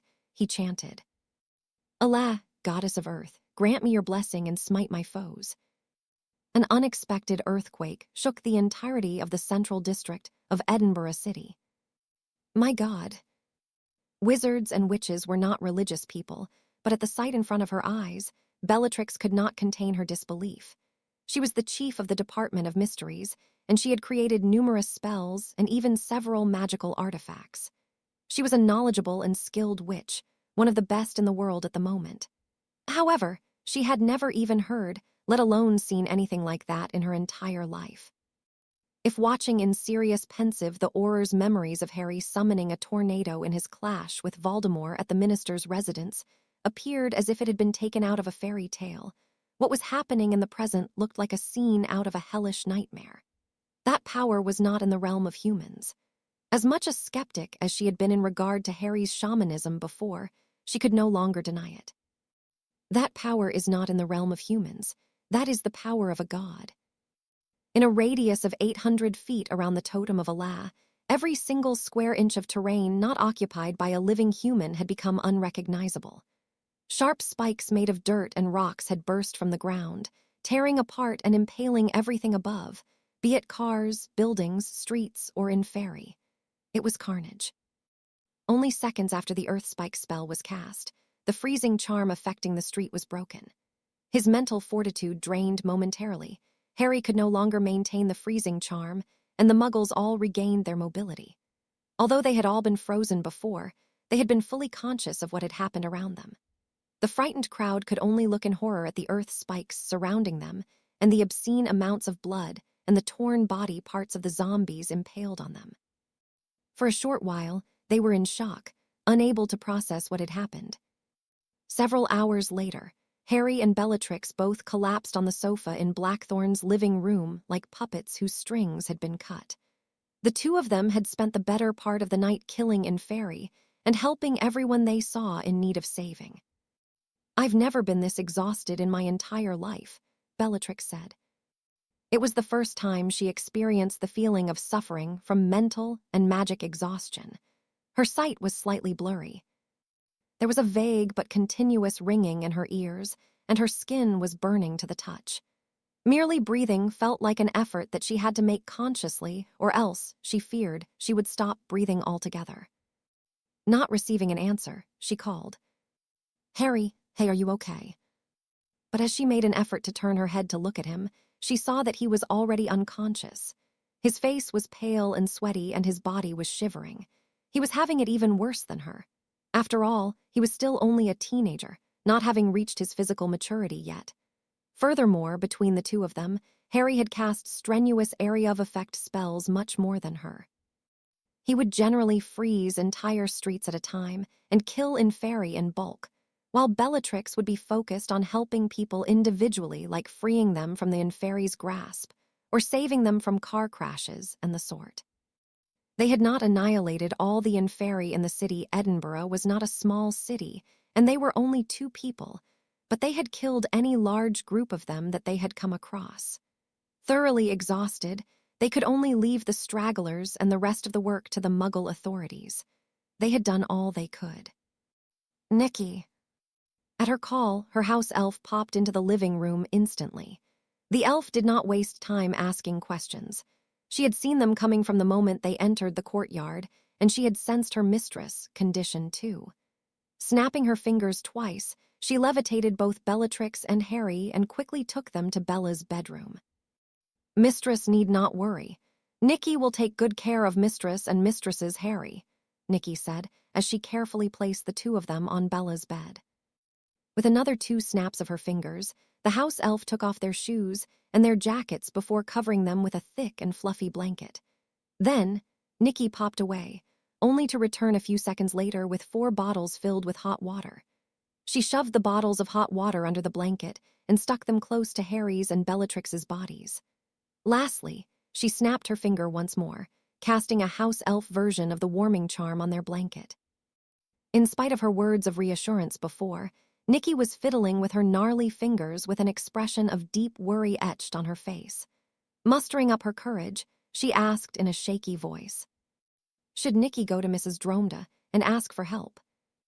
However, she received no answer. Bellatrix had fallen asleep too. In the end, a determined expression appeared on Nicky's face before she popped away. Her mistress was too precious to her. She could not simply leave her be. Even if she ended up being scolded later on, she would rather be safe than sorry.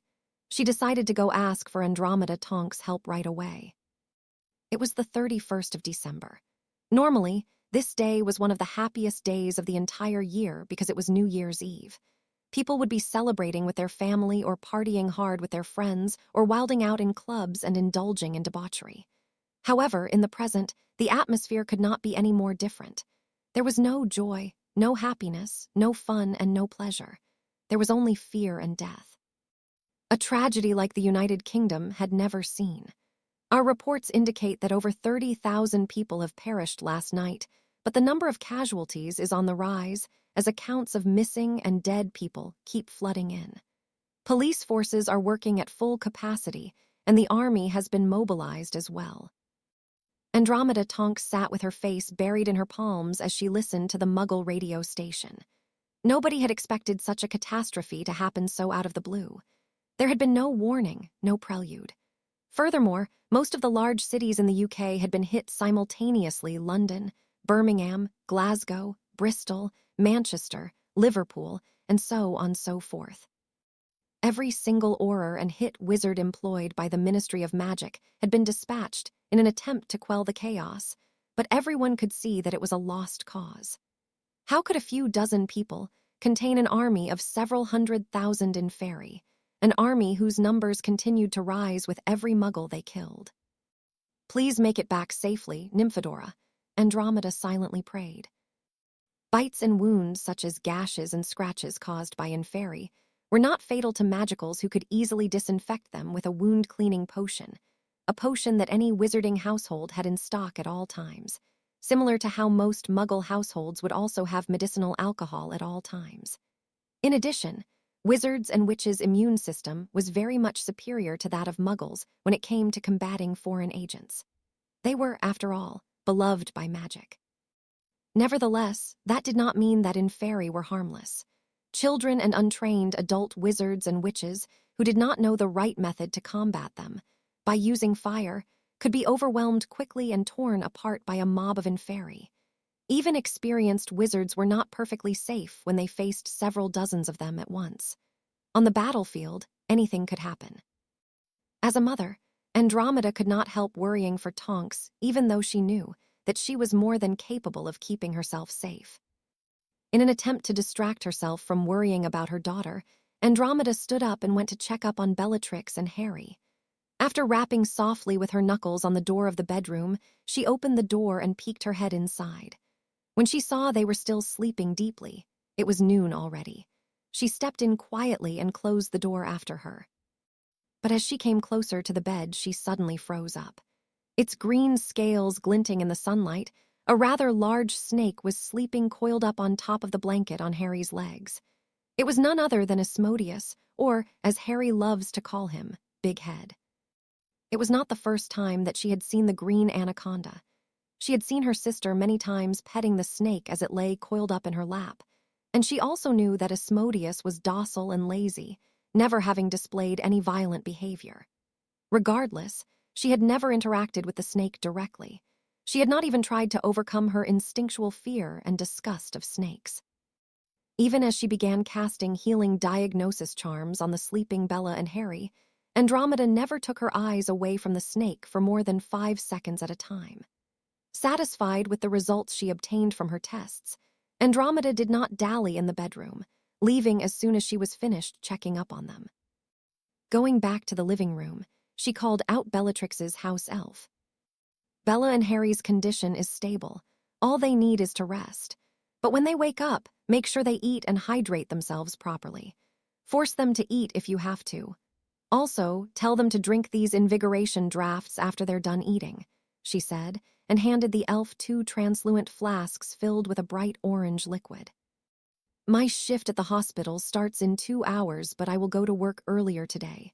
I reckon with everything that happened last night, they'll need all the help they can get. You call me if anything happens, okay?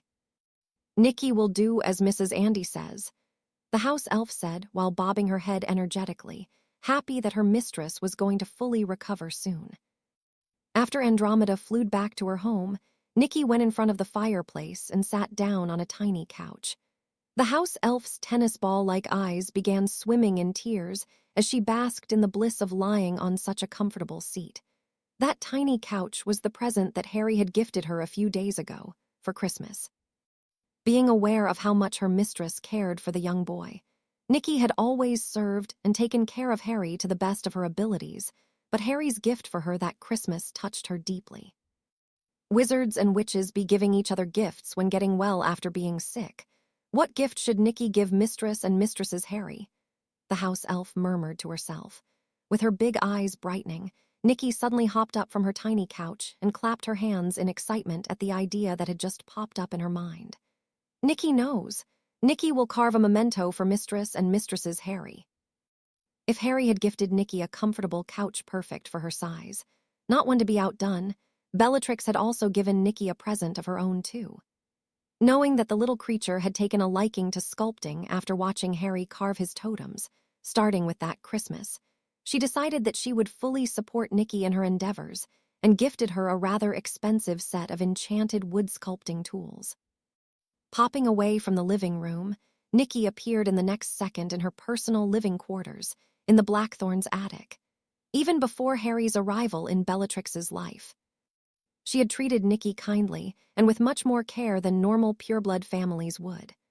The attic was reasonably spacious, and it was equipped with a heating stove, a window, 2 gas lamps, a house elf-sized bed with clean white sheets, a table, several chairs, and recently added a small platform where a workbench and several wooden logs lay.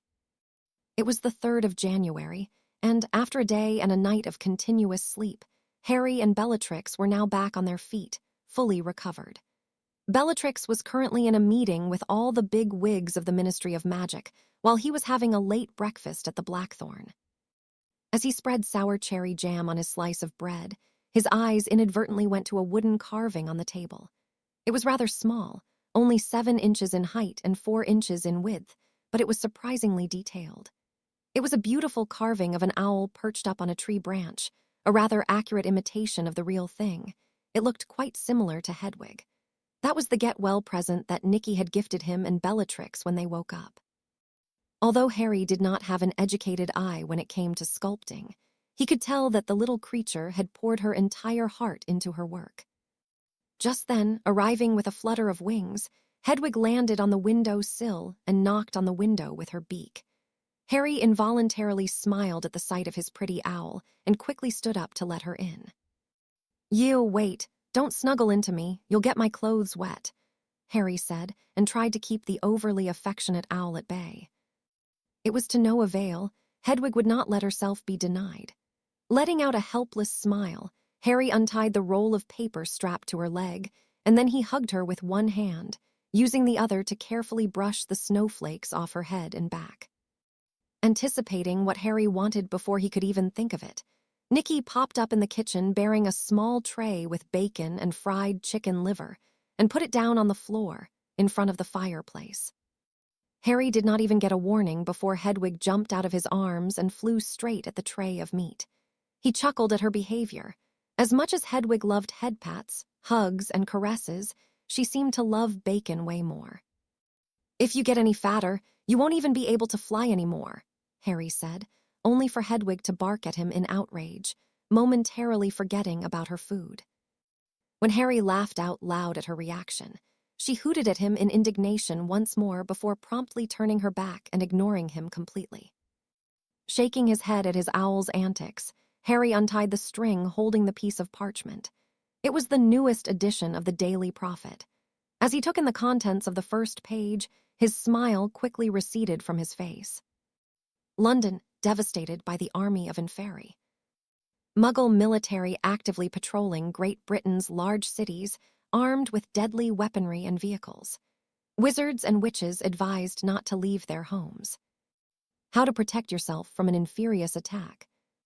But the title that worried Harry the most was Statue of Secrecy completely broken in Edinburgh. The article went on to say how hundreds of Muggles had witnessed an almost invisible being casting jets of fire at the moving corpses, making spears of earth grow up and impale the zombies, or levitating crashed cars and rescuing the people trapped inside them.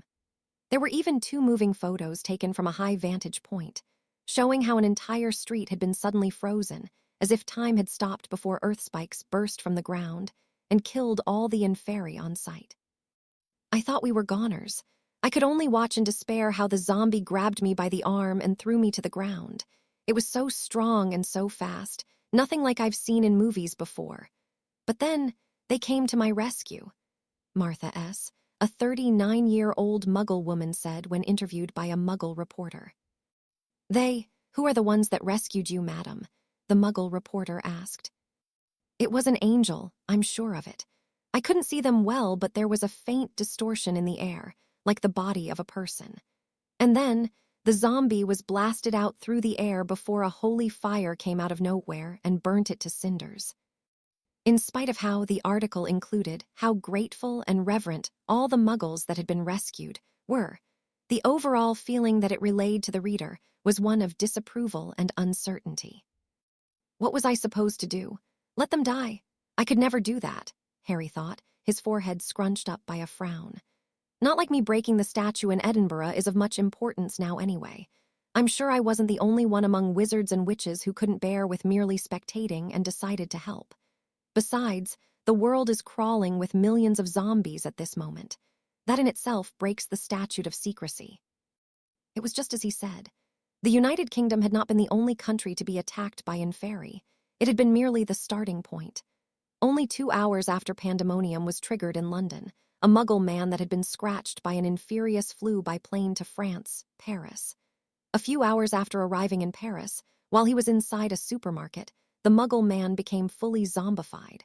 From there on, what happened was just a repeat of the tragedy in the UK. In a matter of days, cases of people becoming zombies seemingly out of nowhere, and attacking all the people nearby started to appear all over the continent and even beyond. It was the same in North Africa, with the nidus of infection being Egypt, and North America as well, where the Boswash megalopolis had been hit the hardest, even despite the fact that the headquarters of the militant MACUSA, the American Ministry of Magic, was located in New York. It looked like the end of the world. Chapter 56, Oracle. It was late in the evening, yet the Prime Minister was still sitting at his desk in his office. Most of the employees had already gone home for the day, and the only other people present were his bodyguards. Security had become much tighter ever since the bloody apocalypse. The Prime Minister suddenly yelled and slammed his fists on the desk, his nostrils flaring from anger. But then, he fell back on his leathery chair and buried his face in his palms. Of all things, to think that the world was going to end like this. He was boiling with helpless rage. How were they supposed to stop such a pandemic?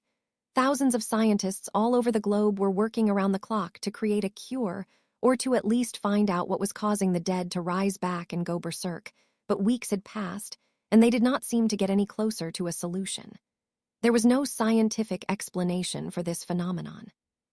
The population was terrified, and many workplaces had been completely shut down. The government had not even needed to force people to wear masks and latex gloves. People were doing it of their own volition, trying everything in their power to protect themselves from the unknown and deadly virus.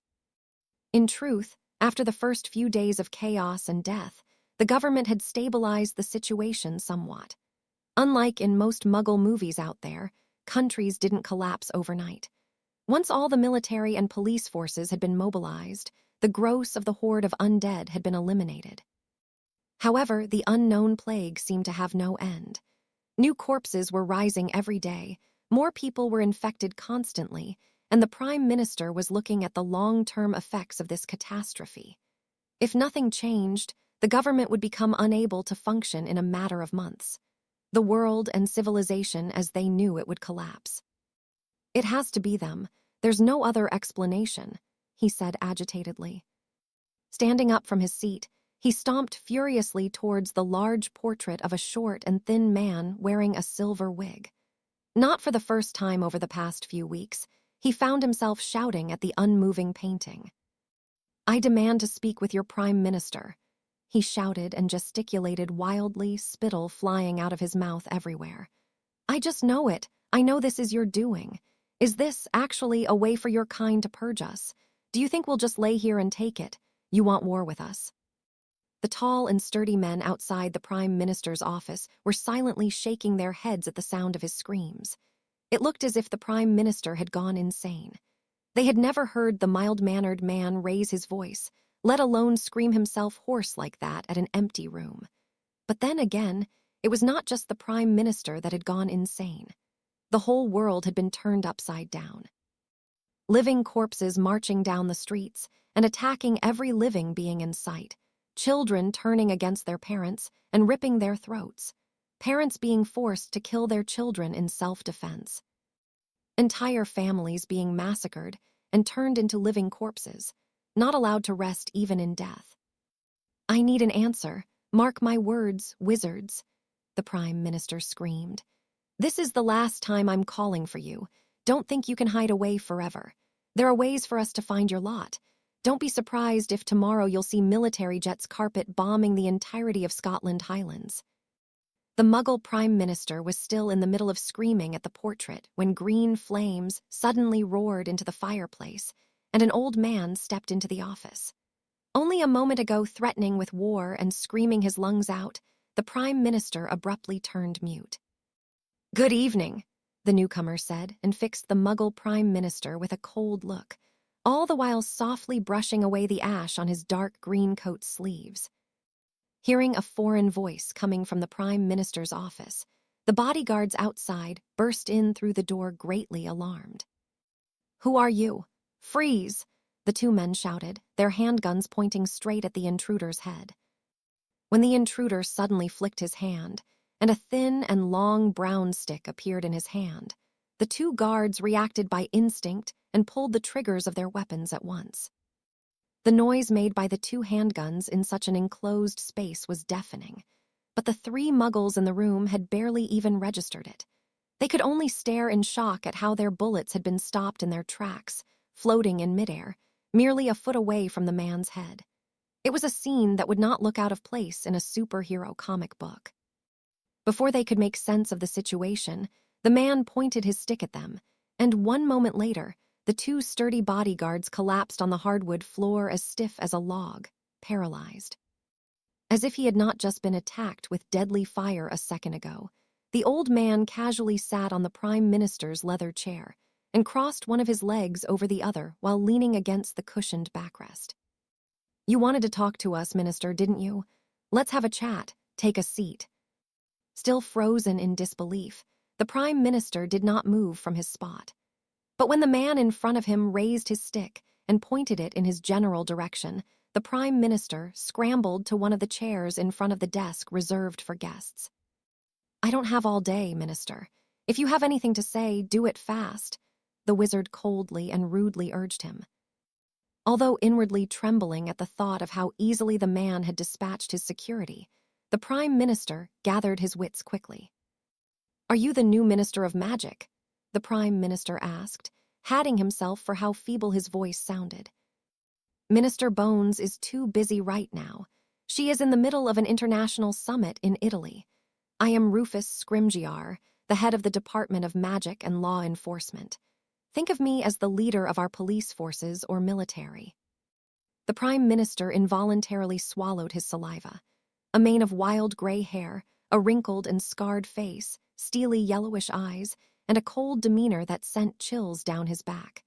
The man in front of him gave off the impression of an old but fierce lion. Nevertheless, the Prime Minister was at his limits. He was desperate. The UK was on the verge of collapse and hundreds of people were dying every day. He could not afford to be intimidated now that he had finally managed to get the wizard's attention. What is going on? What is this plague? What are these corpses that attack and kill everything around them? The Prime Minister said, breaking into a yell towards the end. All the pent-up rage and helplessness accumulated over the past few weeks erupted at that moment, giving him a dose of courage that he himself had not known he could be capable of. No matter how I look at it, it's not natural. This has to be your kind's doing, he shouted, gasping for breath at the end. I suggest you keep your voice down and stay civil. Prime Minister or not, you are only a muggle, Scrimgeour said coolly, his yellow eyes boring into the Prime Minister's tired ones. The current plague that you are speaking of is, indeed, not natural. It is probably the work of a group of dark wizards and witches. We call these corpses inferi.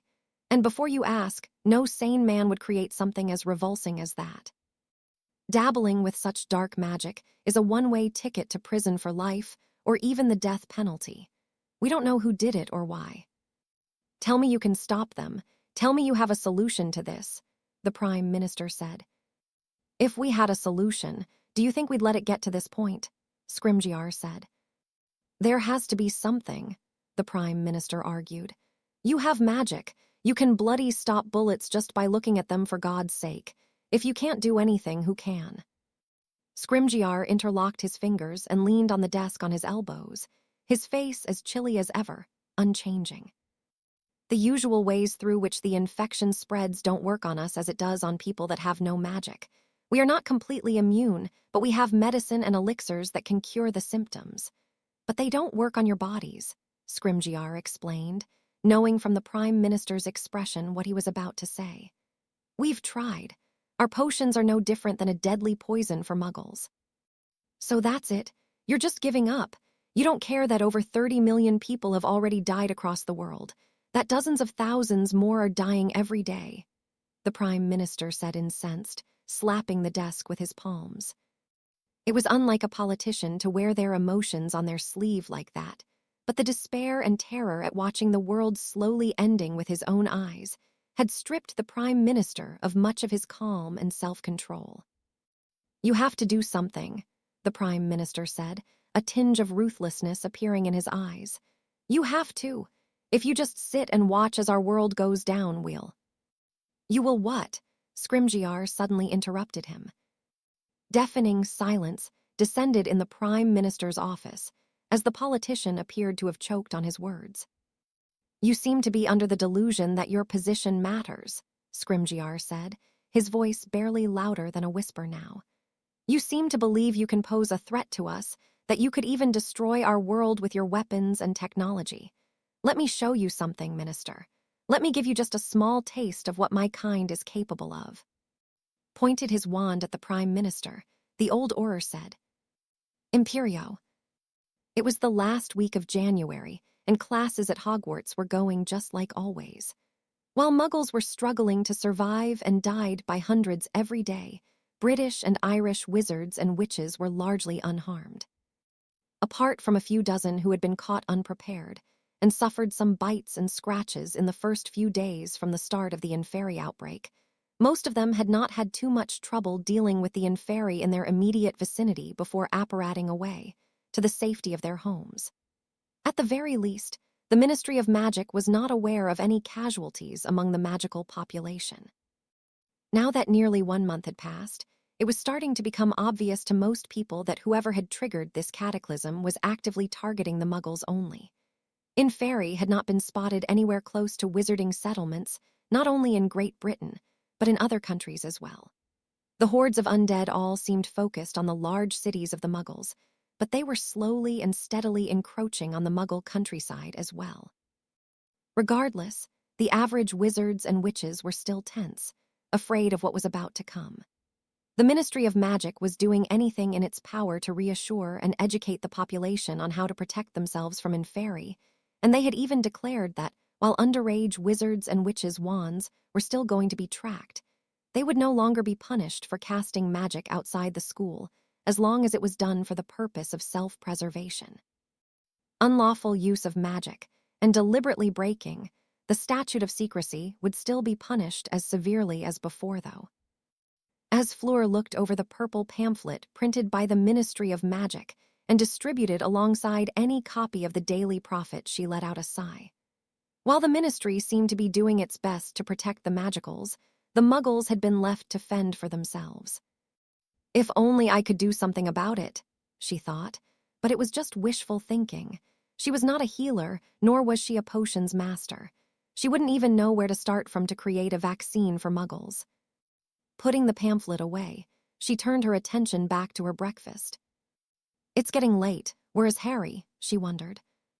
Normally, she and Harry would go for a run around the Black Lake and the castle every morning, but that day he didn't show up. She couldn't find him in his bedroom when she checked either, and now he was skipping breakfast too. As if to answer her question, a few minutes later, Hedwig flew into the great hall together with the rest of the owls to deliver mail.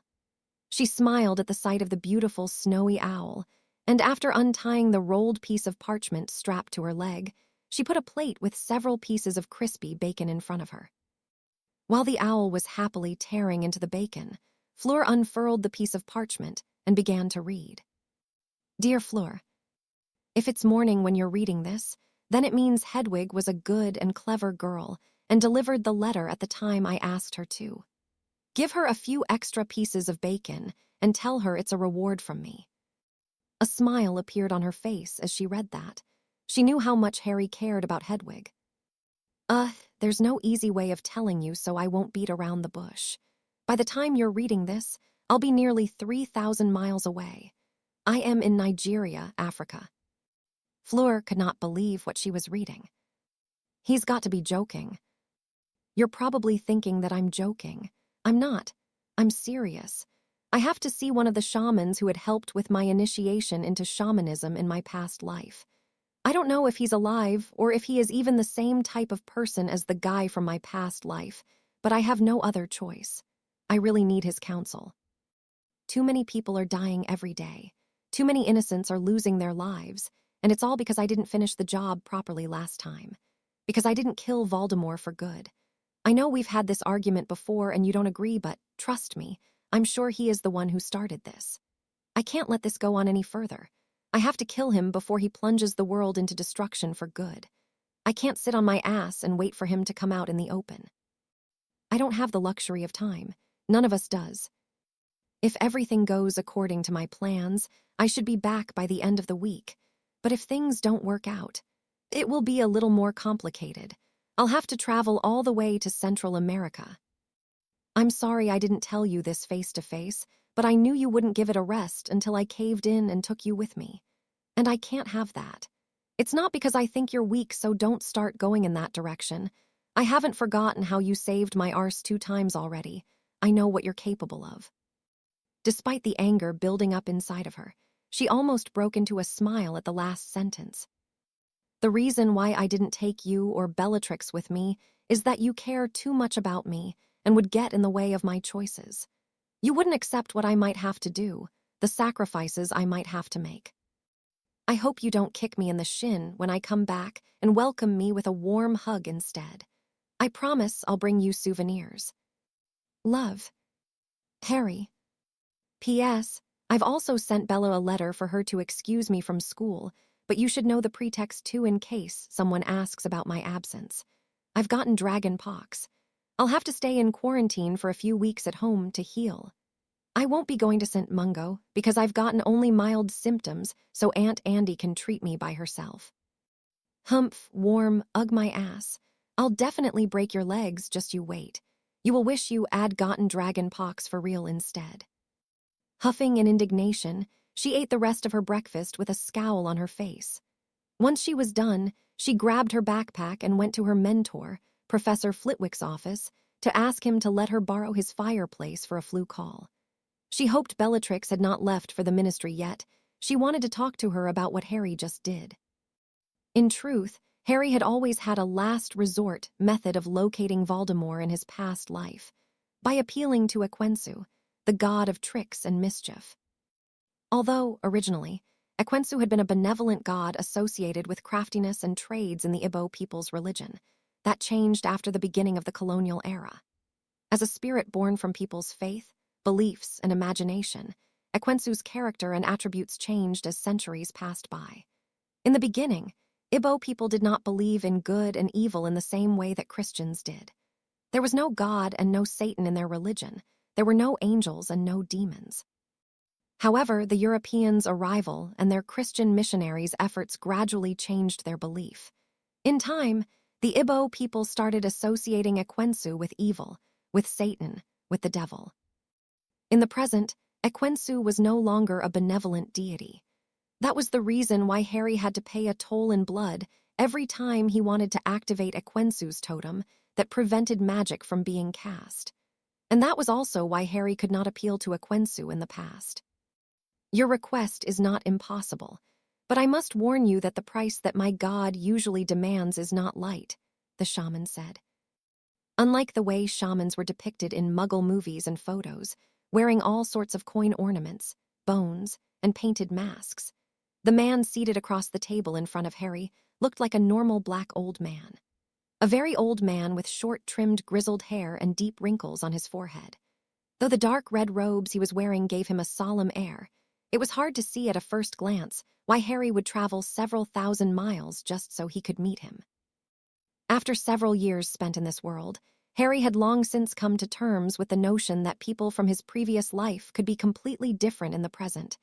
The two closest people to him, Fleur and Bella, were proof of that. Nonetheless, he could not help feeling nostalgic at the sight of the old man who had taught him Equensu's lore and had guided him in carving his first totem. But in his past life, Harry had not been particularly close to him.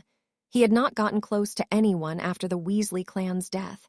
He had been too obsessed with vengeance, so he did not dwell on sentimentalism for long. "What is it?" Harry asked. "I do not have an answer to that question yet. We shall both stand in Equensu's presence and await his judgment, if you would follow me." Standing up, the old shaman made a gesture towards the door for Harry to follow him. Walking behind the old man, Harry involuntarily breathed out a sigh of relief when he arrived in the basement. As far as he could recall, it was identical to the one from his memories. It was a circular room, alluding to Equensu's identity as a lunar deity, about 30 feet in diameter. As for its height, he could not measure it because the entire room was covered in a semi-darkness, the only source of light being 7 palm-sized candles burning on the stone floor. In the middle of the room, there was a thick and tall wooden pole covered entirely in ancient runes. Unsheathing a silver ceremonial dagger from his waist, the shaman asked for Harry's hand. The old man quickly cut open the flesh of Harry's palm and then proceeded to cut his own palm with the dagger too before saying, "Place your hand on the Equensu's totem and close your eyes. Do not interrupt me until I say it is done." Once they both placed their hands on the totem and closed their eyes, the old shaman chanted a mantra in the Ibo language. Although Harry did not understand his language, after a few minutes, he picked up the fact that the old man was chanting the same incantation on repeat. At some point, The shaman unexpectedly stopped his chants and opened his eyes. Ekwensu has spoken. He demands an offering in blood. Ekwensu demands your main arm, your left arm. Harry's face stiffened at the old man's words. He studied the shaman's facial expression with great attention for a few very long seconds, looking for signs of deceit. Accurately reading people's faces was a passive skill that most masters of the mind arts picked over time. The old shaman inwardly trembled, greatly unnerved by the young man's intense stare. Unlike ordinary wizards and witches, his attunement to his deity gave him a greater degree of sensitivity to all things related to magic. He had realized from the first sight that the young man in front of him was wearing a disguise, and he had also sensed the incredible magic power slumbering within his body. Ekwensu is a god of tricks and mischief, but he does not cheat those that form a contract with him. The contracts are sacred. They are the lifeblood of his faith, I understand, Harry replied calmly. He believed him because it's the same as in my past life. The reason why he had not been able to make use of Ekwensu's oracle and find Voldemort's whereabouts quickly in his past life was that back then the deity had also demanded his left arm. However, at the time, Harry had already lost his right arm in his previous battle with Voldemort. Losing his other arm, too, would have been suicide. It was different in the present, though. Now he was whole. Losing one arm would not be unbearable. If sacrificing one arm meant he could find Voldemort and end his existence for good, Harry was more than willing to make that trade. Half an hour later, Harry and the old shaman were sitting cross-legged in front of Ekwensu's totem in the basement, a wide circular stone bowl filled with a crystal-clear liquid between them. The shaman's eyebrows shot into his hairline when he sensed the filthy and evil magic oozing from the object that the young man had taken out. For the ritual to work, Harry had to provide the priest with a sacrifice, his left arm in this case, and an object belonging to the person that he wanted to locate. The more attached was the target to the object, the more accurate would Ekwensu's prophecy be. Knowing that, Harry had taken with him Voldemort's soul Horcrux with him before leaving. He had taken Tom Riddle's diary. No other object could be any closer to Voldemort than his very Horcrux, a portion of his soul. After placing the diary Horcrux at the base of the totem, he grabbed a piece of fabric and stuffed it in his mouth. He bit on it hard before lifting his left arm above the bowl, too. Closing his eyes, he inhaled and exhaled loudly through his nose a few times in an attempt to calm himself. 1 moment later, a muffled scream of agony rang in the basement. As the ancient runes covering the totem of Ekwensu started glowing, a fire suddenly engulfed the diary and the severed arm lying in front of it. An inhuman scream came from the diary as it was consumed by the divine fire, drowning the muffled sounds of pain coming from Harry. While the offerings were being incinerated, a spark of fire also fell from the totem and engulfed Harry's shoulder, cauterizing the wound and stopping the bleeding. His cries of pain broke anew. But he steeled his resolve and tried his hardest to clear his mind. Occlumency was not all-powerful, but it did help lessen the feeling of pain. He had been hit with the Cruciatus curse enough times in his past life to realize that. Even as he was huffing and sweating a river, his eyes never left the bowl in front of him. Slowly, several images started appearing on the surface of the clear liquid in the scrying bowl. Chapter 57, ICW Summit. Over 600 wizards and witches, each one of them wearing robes stranger and more eye-catching than the other, were gathered in a very large chamber. The ceiling of the chamber was unnaturally dark, but various gems embedded in it were shining like stars in the night sky. The air was cool and humid, and the walls of the large chamber were rugged and unpolished. If I didn't know any better, I'd say we're at a bloody fashion show in Paris, not in a dingy cave in a desert, Alistair Moody said, his magical eye whirring around crazily and making all the surrounding people give him a wide berth. Whenever wizards and witches from different parts of the world met, it was almost like a tradition for them to show off in front of each other. Some people were wearing dragon-hide clothes, others had all exotic-looking feathers on their outfits, while others were wearing ornamental armor with scales coming from various aquatic magical beasts, and so on and so forth. The Muggle world is ending, yet look at how casual they all appear to be. A middle-aged man with short, grizzled hair and a well-trimmed brown beard, said bitterly. He was a veteran Auror accompanying Minister Bones together with Alastair Moody and a charming witch dressed in black from head to toe. The three of them were there to act as her bodyguards. The four English wizards and witches made small talk while waiting for the rest of the people in the chamber to go to their seats for the meeting to finally start. Eventually, a turban-wearing old man stepped on the stage in the middle of the amphitheater-like cave. Holding his wand below his chin, his magically amplified voice resounded clearly in the large chamber. Good afternoon. As the Arabian Peninsula's Minister of Magic and the host of the ICW's summit, it is with great pleasure that I welcome each and every one of you. Without further ado, I would like to invite Supreme Mugwump and Russian Minister of Magic, Alexei Orlov, on the stage. At his words, the wizards and witches in the stands clapped politely as a short, pale-skinned man wearing a brown suit and a fur hat walked on the stage. Good evening. The moment he opened his mouth, the several hundred people in the stands all became quiet. We all busy people, so I make this quick. In spite of his short stature and broken English, nobody made fun of him. What we do about in fairy plague in Muggle world, this is subject of our meeting. We find solution or ignore them. From this moment, everybody has 5 minutes to decide. Then we vote by putting our wand on the armrest of chairs. Left side for no, right side for yes. For abstaining from vote, do not put wand on either. A protean charm counts all votes, so there is no cheating. Before voting, I tell everyone, Russian magicals all are in favor of supporting Muggle world. As soon as he finished speaking, the cave was flooded by a chorus of voices, everyone talking in their native language with their peers. The English delegation was no different either. While the two Aurors were sitting quietly by the side of the minister, Minister Bones and the witch dressed in black were talking animatedly to each other. You can't be passive about this, Amelia, the black-wearing witch said sharply.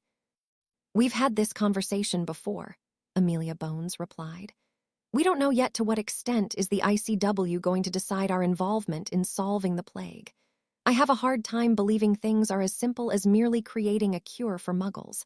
If we also have to find and stop whoever is behind this thing too, we can't spare any manpower for that. Our plate is full enough as it is.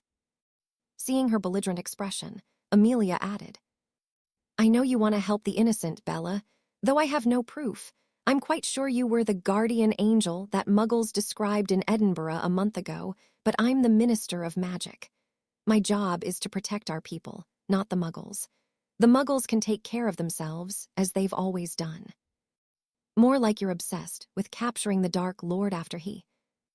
Do not go there, Bellatrix, Minister Bones said dangerously, her nostrils flaring. Has it not occurred to you that he might be the one behind all of this? Bellatrix insisted. For God's sake, Amelia, you can't let your hatred and thirst for vengeance cloud your mind. Even the Russians want to help the Muggles. Minister Bones snorted unfazed. That's because their ministry is neck-deep into the Muggles' politics. They recently orchestrated the fall of the Muggle USSR, and the country was already struggling economically before the Inferi invasion. At this rate, if the Russian magicals don't intervene directly, the Muggle country will collapse for real. Unfortunately, at that moment, a bell-like sound rang signifying the end of the 5 minutes. A few moments later, the Supreme Mugwump spoke again. 35.5% in favor, 40% against, 24.5% abstained from vote, results inconclusive. Narrowing his eyes at the percentage of delegations abstaining from voting, the Russian Ministry of Magic spoke again. 24.5% did not vote. I need to hear reason. Following his words, however, nobody spoke momentarily. It was then that Amelia Bones stood up, and holding her wand under her chin to magically amplify her voice, she said, I am Amelia Bones, the Minister of Magic of Great Britain and Ireland. I cannot vote until we know the extent to which we are supposed to aid the Muggles. Murmurs could be heard from the crowd at her words, but if she felt pressured, the stoic woman did not show it on her face. Some of you might not know, but most Europeans should be acquainted with the situation in our lands. The Dark Lord Voldemort has risen once again. At her words, shocked cries erupted from quite a few people all over the chamber. But he was killed. Didn't he die when he tried to kill Neville Longbottom, the boy who lived? How can he be back? You expect us to believe such rumors? The Bulgarian Ministry of Magic asked in disbelief. Wizards and witches from distant parts of the world like South America, East China, or Oceania were not familiar with the name because Voldemort had never become an international threat like Grindelwald. But all the Europeans present in the cave were keenly aware of Lord Voldemort's acts of terror around a decade ago in Western Europe. Considering that I had barely escaped an assassination attempt on my life only a few months ago, I assure you, Minister, the Dark Lord is back. She spat back at him, not taking kindly to being called a liar. Turning her attention towards the Supreme Mugwump, she said, "With that being said, what is the degree of involvement that is expected from us?" The Russian minister said flatly, "Everything in our power to cull in fairy plague. Finding cure, healing infected muggles, repairing important infrastructure objectives that had been damaged. As long as statute of secrecy is maintained, nothing is off table." Not missing a beat, Amelia Bones said before placing her wand on the left armrest of her chair.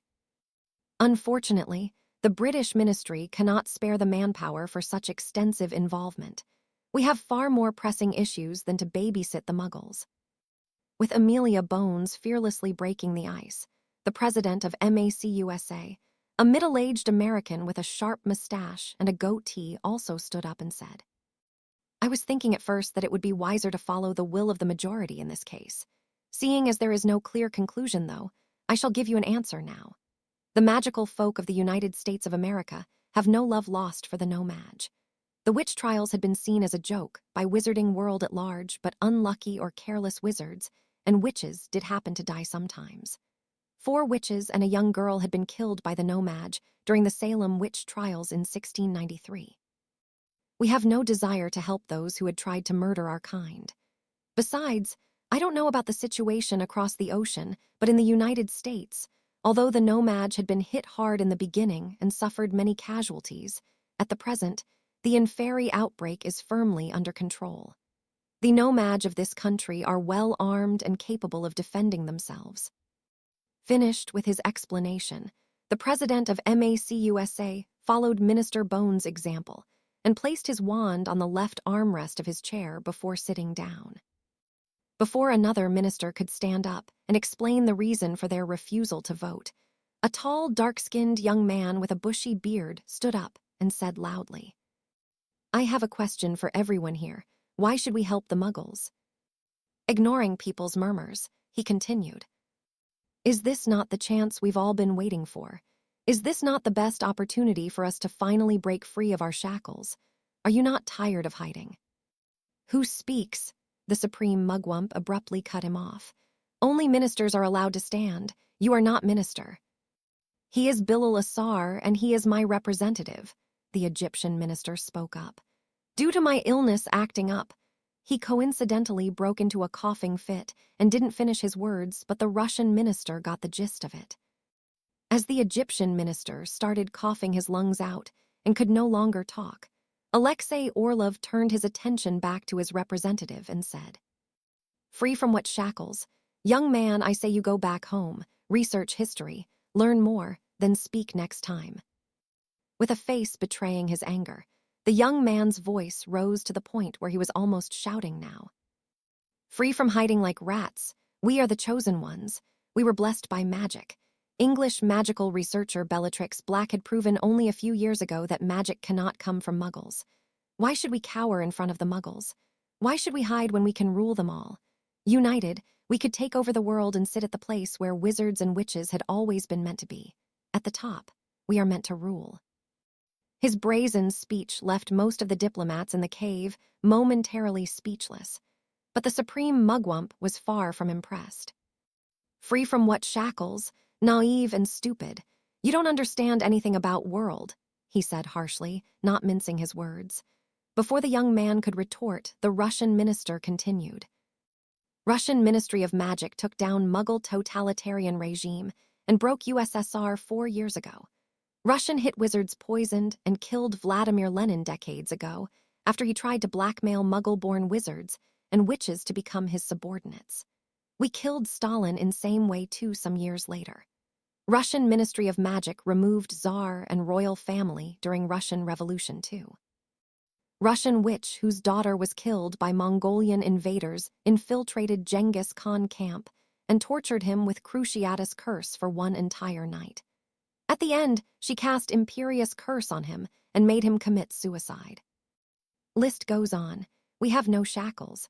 Russian ministry rules all from shadows. The ministers and diplomats in the cave felt chills running down their backs as they listened to the supreme mugwump's words. The Russian magicals being involved in the Muggle country's politics was an open secret, but very few had been aware of just how deep their involvement truly was. Most magicals across the globe wanted to have as little contact with the Muggles as possible, and there were even countries where the Minister of Magic did not keep in touch with their Muggle counterparts at all. Wizards and witches, in general, had no interest in the world of Muggles. A deafening silence had been instilled after the Russian minister finished speaking. However, all of a sudden, a terrible tremor shook the entire cave from its foundations. Extremely quick to react, several dozens of Aurors had instantly grabbed onto their respective ministers and tried to disapparate or portkey away, only for every single one of them to bounce back and fall on the ground painfully as if they had crashed into an invisible wall. Another powerful tremor shook the cave, and the enchanted gems embedded into the ceiling started falling down together with sharp stalactites and other forms of debris. However, none of the wizards and witches accompanying the ministers of magic from all over the world was a slouch. Hundreds of bright domes of light were conjured at once, protecting everyone from harm. When another tremor shook the cave again, an enormous hole was all of a sudden blasted into the right side of the cave, filling the air with sand, dust, and debris. As the 600 wizards and witches all pointed their wands towards the newly created hole, a silence that one could hear a pin drop was instilled in the cave. When a humanoid silhouette appeared under the bright rays of sun peering inside the cave through the hole, several Aurors shouted at the same time. "Who are you? Identify yourself." As the intruder stepped through the hole into the cave, and everyone realized that it was just one man, they involuntarily relaxed. Moreover, the young man appeared as though he was wounded. Blood was gushing out like a stream from an open wound at his thigh. Instead of answering their question, the intruder said something that only a handful of people understood the meaning of, and that handful of people paled when they heard his words. "Ekwensu, receive my sacrifice and show me your strength."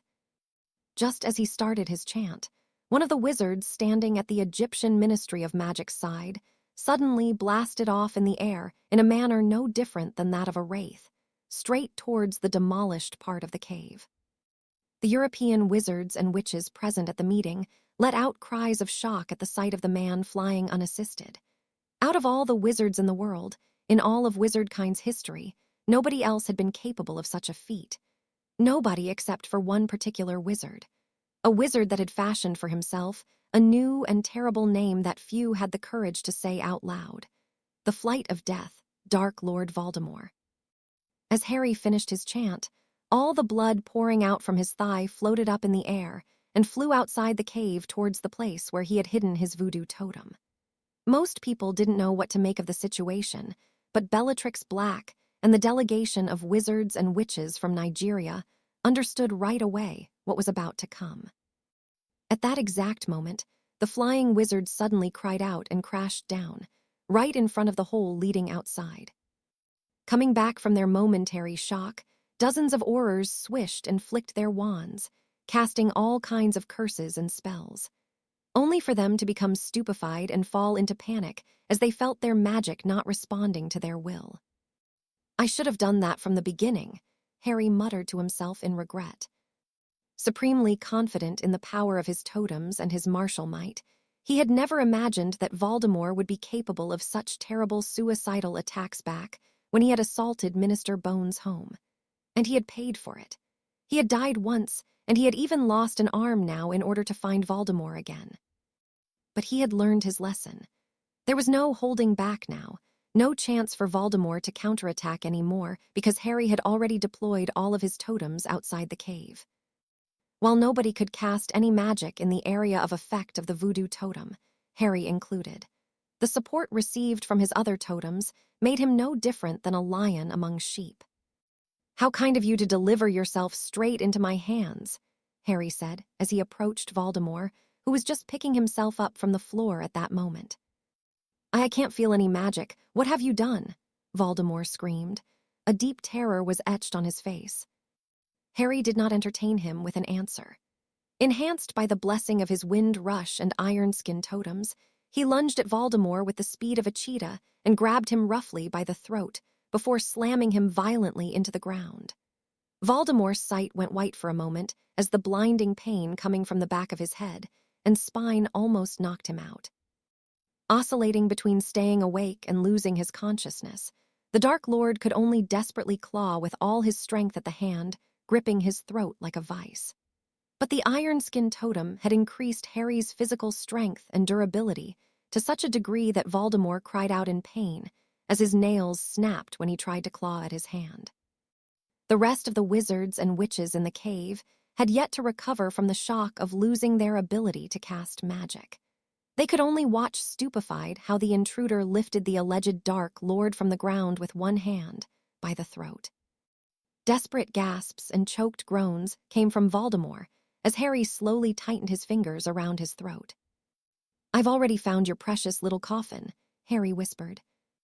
At his words, Voldemort started kicking and flailing his arms even more desperately than before. All the while, Harry smiled mockingly. "It was well protected, I'll give you that. You've even cast the Fadelius charm on it. If I hadn't had a piece of your soul, your dear diary, to use it as an offering, I would have never been able to find it. But I did. I burned it to ashes. Mind you, I used the Fiendfire curse just to be sure." Harry watched unblinkingly how Voldemort's body slowly came to a still. His feet stopped kicking the air, and his bloodied hands stopped clawing at his arm. His fingers still clenched around his throat, Harry could no longer feel his pulse. In a display of barbaric violence and brutality, Harry threw Voldemort's corpse on the ground and suddenly stomped his foot on his head, smashing it like a watermelon into a bloody paste. Just like the last time, a wraith rose from Voldemort's lifeless and headless body. However, all it could do was vanish through the walls of the cave, escaping because, under the effect of Equensu's totem, the wraith could not cast the curse of the damned again. As if woken from a dream, dozens of Aurors broke into a run, intent on apprehending Harry even without their magic, by using physical means. But they were too late to react as Harry blurred out from the cave like a gust of wind. By the time the Aurors climbed their way up through the hole, he was nowhere to be found. Harry had long since cancelled the magic of totems, collected them, and disapparated away. The ICW summit had been thrown into chaos. Not only that someone had broken into the extremely well-warded location of their meeting, but it was also revealed that a Dark Lord had been sitting among them the entire time. Furthermore, the intruder had somehow cancelled their magic and eliminated the Dark Lord by choking him to death before they even had the time to react. While most people were still recovering from their shock, a feeling of unease washed over Bellatrix. That had to be Harry. He had been wearing a completely different appearance, but Bellatrix had a feeling it was him. In the first place, she was deeply familiar with Harry's totems and the spirits whose powers he borrowed. Furthermore, the disdain that she used to have for shamanism had not been unwarranted. Harry was an anomaly. She had never heard of any other wizard or witch, be they shaman or not, capable of summoning tornadoes or canceling the magic of several hundred people at once. Most shamans weren't that powerful, not by a mile. Blimey, he's gone mad for good this time. Single-handedly crashing the ICW summit and killing Voldemort in such a brutal manner in front of everyone here. As she thought of that, the feeling of unease in her heart started growing stronger than before. Why would he try to kill Voldemort now? No. He knows that Voldemort would just come back again. Harry is not an imbecile. He wouldn't attack Voldemort unless he's already found a way to kill him for good. Her eyes widened in surprise as a new thought came to her mind. If that's the case, then by Morgana. Don't tell me he's going to go after the Longbottom boy next too. Amelia, we have to go. She suddenly grabbed the minster by the arm and shook her. Mad-Eye, Jones, activate the port key. Now, she yelled at them when they appeared to be hesitating.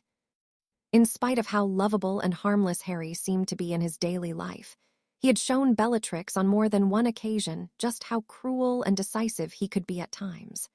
She feared that it was for the sake of killing Voldemort for good. He wouldn't hesitate to kill Neville Longbottom at all. Bellatrix had not forgotten how, for the sake of lifting up the Jinx over the Dada teaching position and making sure that she would be safe, Harry had been contemplating even going as far as to breed a basilisk in order to force Moaning Myrtle into the Vale of Death if she had decided not to go by herself. Even as the two Aurors quickly complied with her order and activated the port key after she yelled at them, she could not help biting her lower lip in worry and impatience. Never before had she wished so badly for her deductions to be wrong. I hope I'm wrong. Please let me be wrong. She considered killing filth undeserving of forgiveness like the Death Eaters as a noble deed, a service to humanity. But she did not want Harry to stain his hands with the blood of an innocent boy like Neville Longbottom. It would weigh on his conscience forever. It would scar him for life. Although she was not a religious person, at that moment, Bellatrix prayed. Please let me get to Hogwarts in time. Chapter 58. Deal. Most magical people hated traveling by portkey, and for good reason. Elderly, pregnant women and children were advised by healers against using such means of transportation often. Even grown-ups with no disabilities could experience nausea or migraines after traveling by portkey. In fact, for a very long time, students used to travel to Hogwarts by portkey before Hogwarts Express was created. At that time, it was not unusual for classes to be half empty in the first 2 or 3 days due to students claiming to be portkey sick. While some were probably using this excuse as a pretext to skip classes, there is no smoke without fire. Portkey sickness was a real thing, especially in the case of international portkeys. When Bellatrix, the minister, and the two Aurors were transported by the portkey from the Arabian Peninsula back to London, all 4 of them fell on the hard floor unceremoniously, the world appearing to be spinning around them. It was only the presence of a horde of journalists and reporters that gave Amelia Bones the strength to grit her teeth and hold back her nausea. Alastor Moody, however, had no such reservations. He threw up loudly all over the floor. Jesus! Get a hold of yourself, mate, the middle-aged Auror with short, grizzled hair and a brown beard said, and turned his face away from the scene.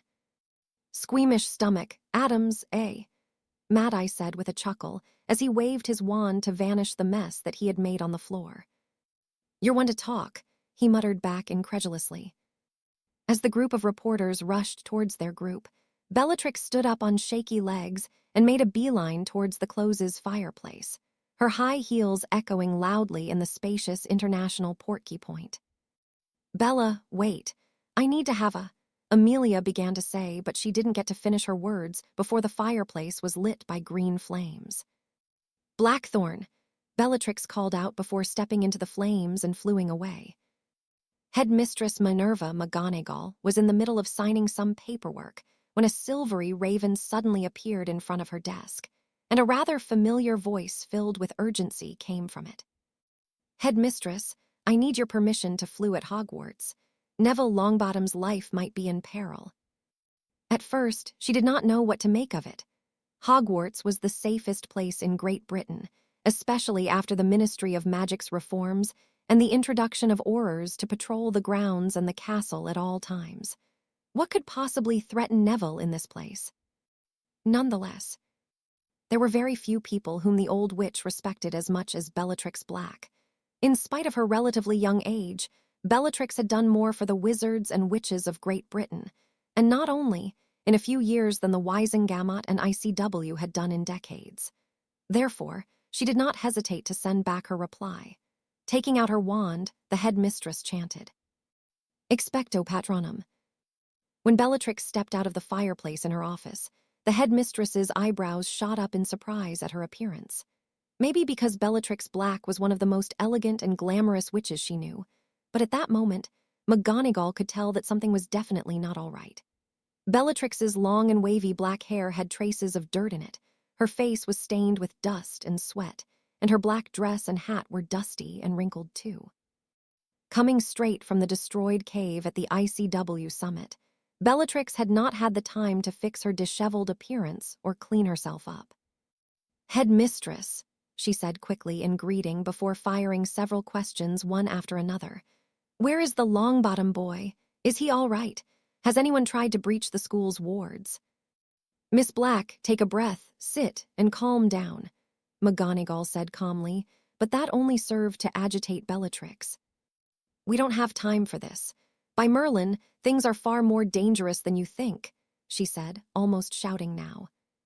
Having had Bellatrix as a colleague 2 years ago, Minerva McGonagall knew what kind of person she was.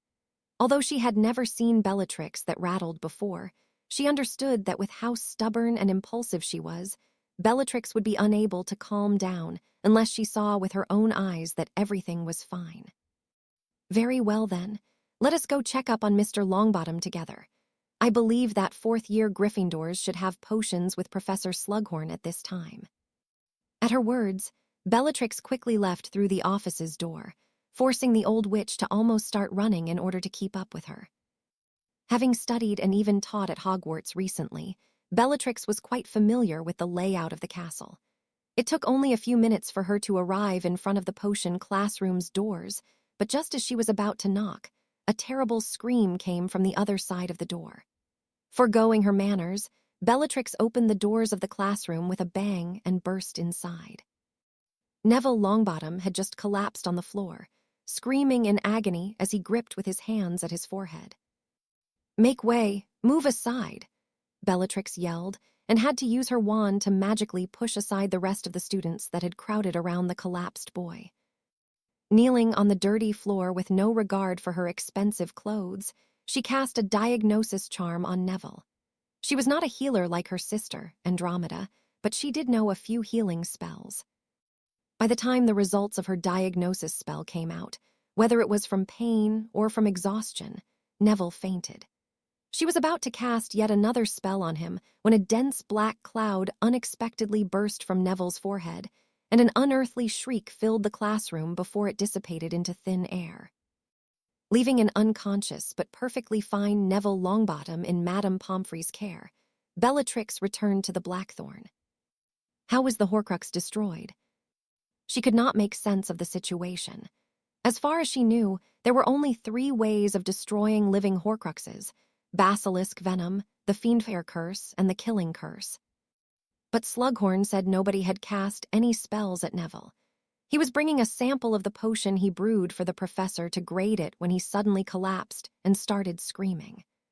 So absorbed by her thoughts, she was that Bellatrix did not notice that the warding spells that she had cast on her home notified her of the presence of another person. She did not realize that Harry was at home at that moment, too. As she stepped into her spacious shower cabin and hot water started pouring from half a dozen shower heads, Bellatrix sighed in bliss. Done showering, she went to the bathtub that was already filled with hot water thanks to her diligent house elf, Nikki. Leaving only her head above the water, Bella closed her eyes and enjoyed the water massage of her charmed tub to the fullest. But even that heavenly comfort could not chase away her thoughts. How did Harry do it? How did he remove the Horcrux without even being there? How did he do it without killing Neville? Her researcher mind could not rest until she found the answer. While Bellatrix was half asleep in the comfort of her magical bathtub, Harry's body was in a state of clinical death. Had Bellatrix come into Harry's bedroom at that moment, she would have seen that his face was deathly pale. He was cold to the touch, and that his chest was not moving in the telltale sign of someone breathing. "For one so reticent about becoming my slave, you were pretty quick to lay down your life for someone else," Death said in their characteristic cold voice. But Harry was starting to become familiar with them. He noticed the hint of amusement in their tone. "Why did you not just kill him? You're acquaintances at best, you are not friends. Is your life worth that little that you'd trade it for just anyone?" Death asked. "You hold the past, the present, and the future in your hands, don't you? Why ask questions you already know the answer to?" Harry said. Death took their time to reply to his question. The moment you became my emissary, you ceased to be a regular mortal. I do not know your thoughts. So tell me, why did you trade your life for his?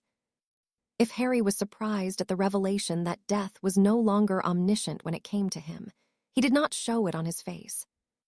He didn't deserve to die. He was just a boy, Harry said. You were just a boy too, but you've never run away. You even chose to pay the ultimate price when you stepped into the veil, Death said. Harry was momentarily silent, his eyes looking vacantly at the expanse of pitch-black darkness in front of him. It's because I know how it is to be fate's plaything that I didn't want him to be a casualty of his destiny too. There was nobody to mourn me when I died, but Neville has a family. I wish at least he got to live a happy life.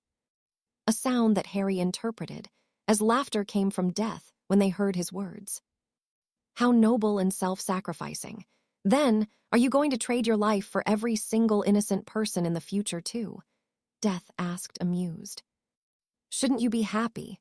Harry shot back. A life for a life. In exchange for allowing Neville to keep on living, you've extended my contract for one more lifetime. I always keep my end of the deal, so you have nothing to worry about, Death said. And I am happy. At this rate, you'll never leave my care. You will be mine for eternity.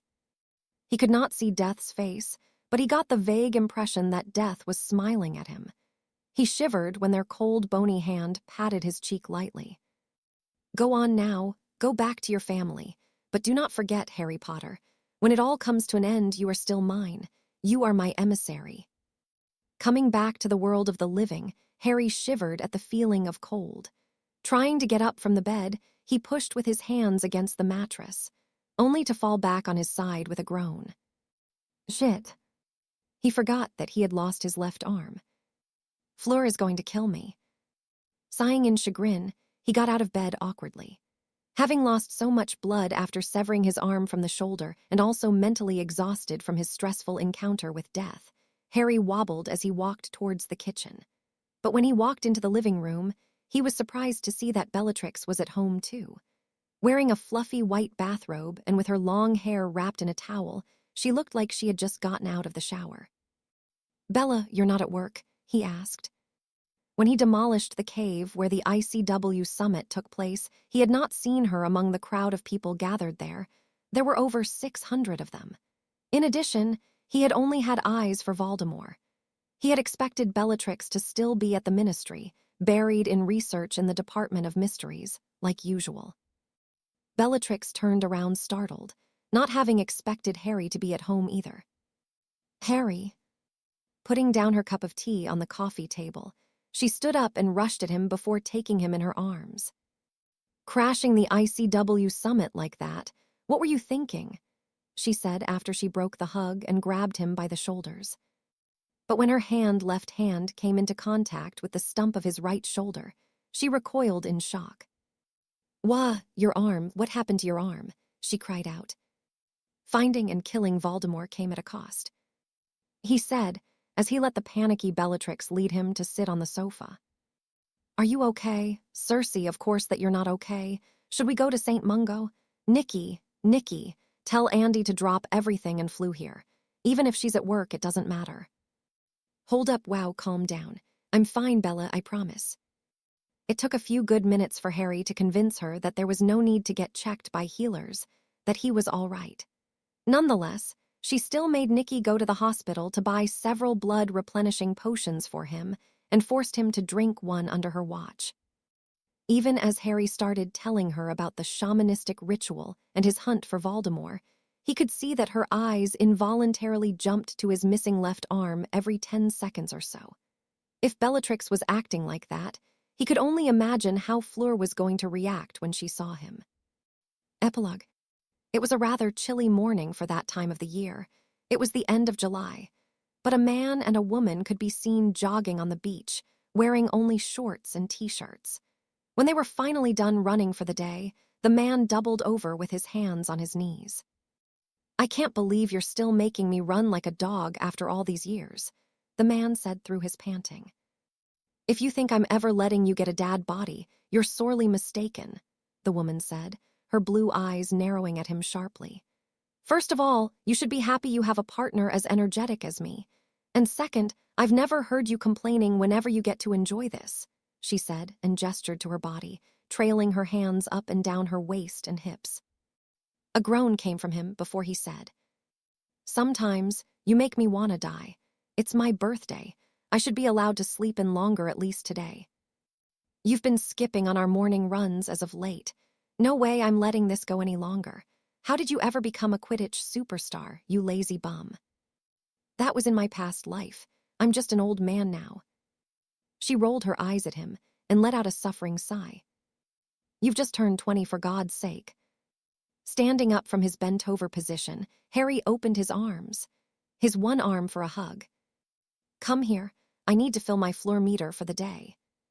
She giggled at his choice of words before wrapping her arms around him tightly. Whenever she took a look at his missing arm, she could not help the overwhelming urge to embrace him and let him know just how much she loved him. But Harry was aware of it, and he took full advantage of it. He was addicted to the feeling of intimacy and love he felt whenever she embraced him. After a while, Fleur broke the hug and looked up at him with a smile before raising on her tippy toes and pecking him on the lips. Puberty had done him well. While Fleur's height stayed mostly the same, around 57, he was now 3 inches taller than her. Moreover, Fleur's adamant insistence when it came to working out and staying healthy was shown in Harry's appearance as well. Unexpectedly, it was 6 another pair of people appeared in the distance, and Harry let out a dejected sigh. "We should go." "Yeah." It was another young couple who was out for a morning run. However, they were Muggles Harry and Fleur knew all the magicals living close to them, and those people weren't sporty. Wizards and witches in general weren't. "Do you have to go to work today?" Harry asked, his voice letting her know clearly how bummed out he was. "It's only a few hours. I'll be back before you know it, I promise," Fleur said, and gave him a quick kiss before stepping into a tall but narrow cabinet. It was a vanishing cabinet connected to the Blackthorn. As they had dreamt of doing while they were still students, after graduating, Fleur and Harry got married and built a home for themselves in southern France, Provence, by the sea, not far from Fleur's parents. However, with Fleur's workplace being in London, UK, traveling there by portkey every day was too inconvenient due to the portkey sickness that came with it, so Harry came up with the idea of using the vanishing cabinets. With both the Blackthorn and their home being protected by Fidelius charms, the cabinets were perfectly secure. "It's always only a few hours," Harry muttered after the cabinet's door closed and she vanished. When he lost his arm several years ago, unlike his expectations, "Fleur is going to kill me," his then-girlfriend reacted in a completely different manner. She didn't berate him for being reckless or for not consulting with her first. She wasn't angry at him and she didn't nag at him. That was because she knew what it was like to be willing to sacrifice anything for one's goals. She had been willing to throw her life away for the sake of preventing the terrible future of her timeline, to prevent her parents and her little sister from being killed again. However, starting with that day, considering that most of the people that had played a key role in the terrible future from her timeline were dead, and Voldemort was gone for good too, there was nothing to hold her back. She threw herself into her studies. Years passed, but she's still fixated on it, he thought. Her hard work did not betray her.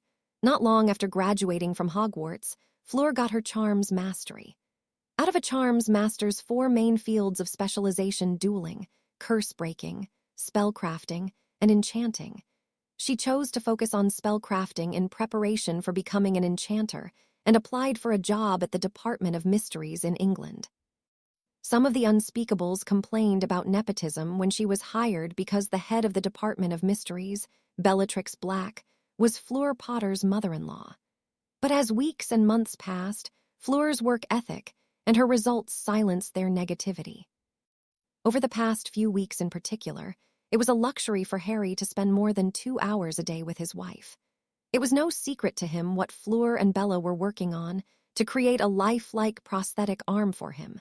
But Harry had long since given up on that thought, and he had gotten used to doing everything with one arm, just like in his previous life. It was 4 o'clock in the afternoon, And, as per Harry's predictions, Fleur's only a few hours became a full shift, just like usual. Grumbling to himself about his workaholic Vila wife, he went to his music room. It was a soundproofed room holding little else besides the black grand piano by the large window and its seat. As a child, when Bellatrix started teaching him the piano, Harry gave his best to learn how to play it mostly as a way of showing his appreciation for her. A single woman in her late 30s had taken in an orphan child and cared for him as if it was her own without asking for anything in return. Although mentally he had been an adult, his gratitude for her couldn't be put into simple words. However, after a while, he started to love the piano himself too. But losing his left arm robbed him of the pleasure of playing the piano. Although unable to play his favorite instrument properly anymore, he had still bought a grand piano and dedicated a room for it when he and Fleur moved into their own home. The number of songs that he could play with only one hand was small, but he had continued to study the piano over the years, and he always bothered Bellatrix to play for him whenever she visited them. Off days are rather lonely, he thought as he put down the book he was reading. It was a book by Alexandre Dumas, one of the most well-known Muggle French writers. As his eyes wandered around the living room, his gaze momentarily stopped on the two framed golden medals hanging from the wall right across the entrance door. In spite of knowing about his past and his real prowess, Fleur was so proud of him winning the British dueling championship, and then the international one that she framed them and put them on display for all the guests to see. But we don't have any guests outside of our family, he thought, and snorted in amusement.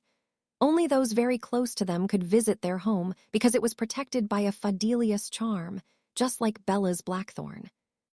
In truth, it was unheard of for someone as young as 17 and respectively 18 years old to become the national and then world champion in the dueling championships organized by the ICW. In general, the wizards and witches that won were well into their 30s, many were even older. The consensus was that people into their mid or late 40s were the best duelists, striking the perfect balance between knowledge, experience, magic power, and athleticism. It had not been his intention to cause such waves and become internationally famous, but due to his handicap, his original career path went down the drain.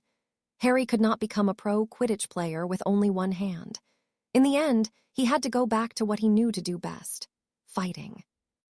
However, chasing down dark wizards and witches and fighting for his life on the battlefield once again was the last thing he wanted. From the beginning of this second chance at life, his wish had been to have peace and quiet, and that's how he had decided to get into dueling. Off-season, when he was not participating in tournaments, he was working as an instructor-mentor for other aspiring duelists. Suddenly, a very familiar voice rang from the hallway. "Honey, I'm home." His annoyance at Fleur not taking a day off to spend it together with him on his birthday melted like a miracle at the sound of her voice, and he quickly stood up, going to the entrance hall to welcome her.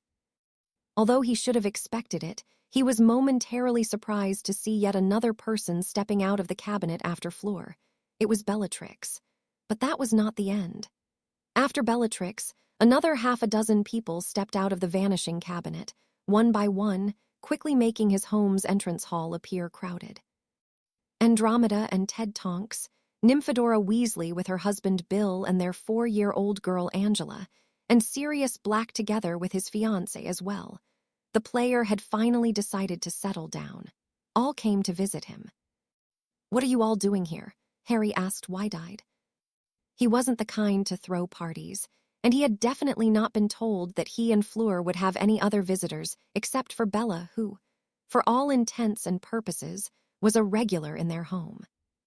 Before they could reply, the doorbell rang, and when Andromeda opened the door, the Delacour couple together and Gabrielle came in as well.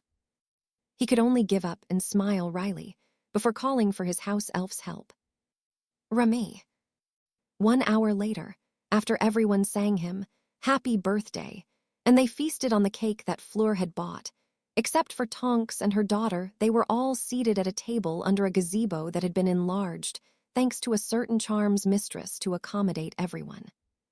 Seeing as everyone had their own lives and jobs, it wasn't that often that they met, so they were happy to catch up over a glass or two of white wine.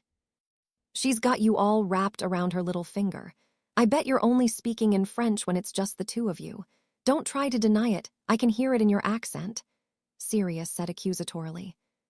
What can I say? I love my wife, Harry said, and grinned at the way Fleur's face lit up when she heard his words. And French is a very beautiful language, too. Damn it, Harry, you're an Englishman. How could you? Sirius said in irritation and downed his entire glass of wine in one gulp. As a wine producer and connoisseur, Mr. Delacour felt his eyebrow twitch at Sirius's barbaric way of drinking white wine.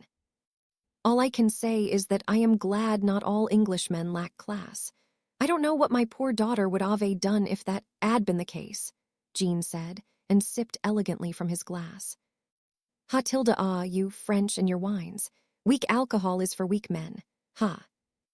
Apolline put her hand on her husband's forearm and giggled quietly, while Sirius's fiancé also attempted to calm him down. Siri, baby, I think you've had too much wine. But when she tried to take away his now full glass of wine, he quickly downed it one gulp once more, faster than she could even react, making everyone at the table start laughing. In spite of Sirius's and Jean's cutting remarks at each other, there was no tension. They all knew by now that Sirius and Jean were like oil and vinegar. They went together, but they didn't mix.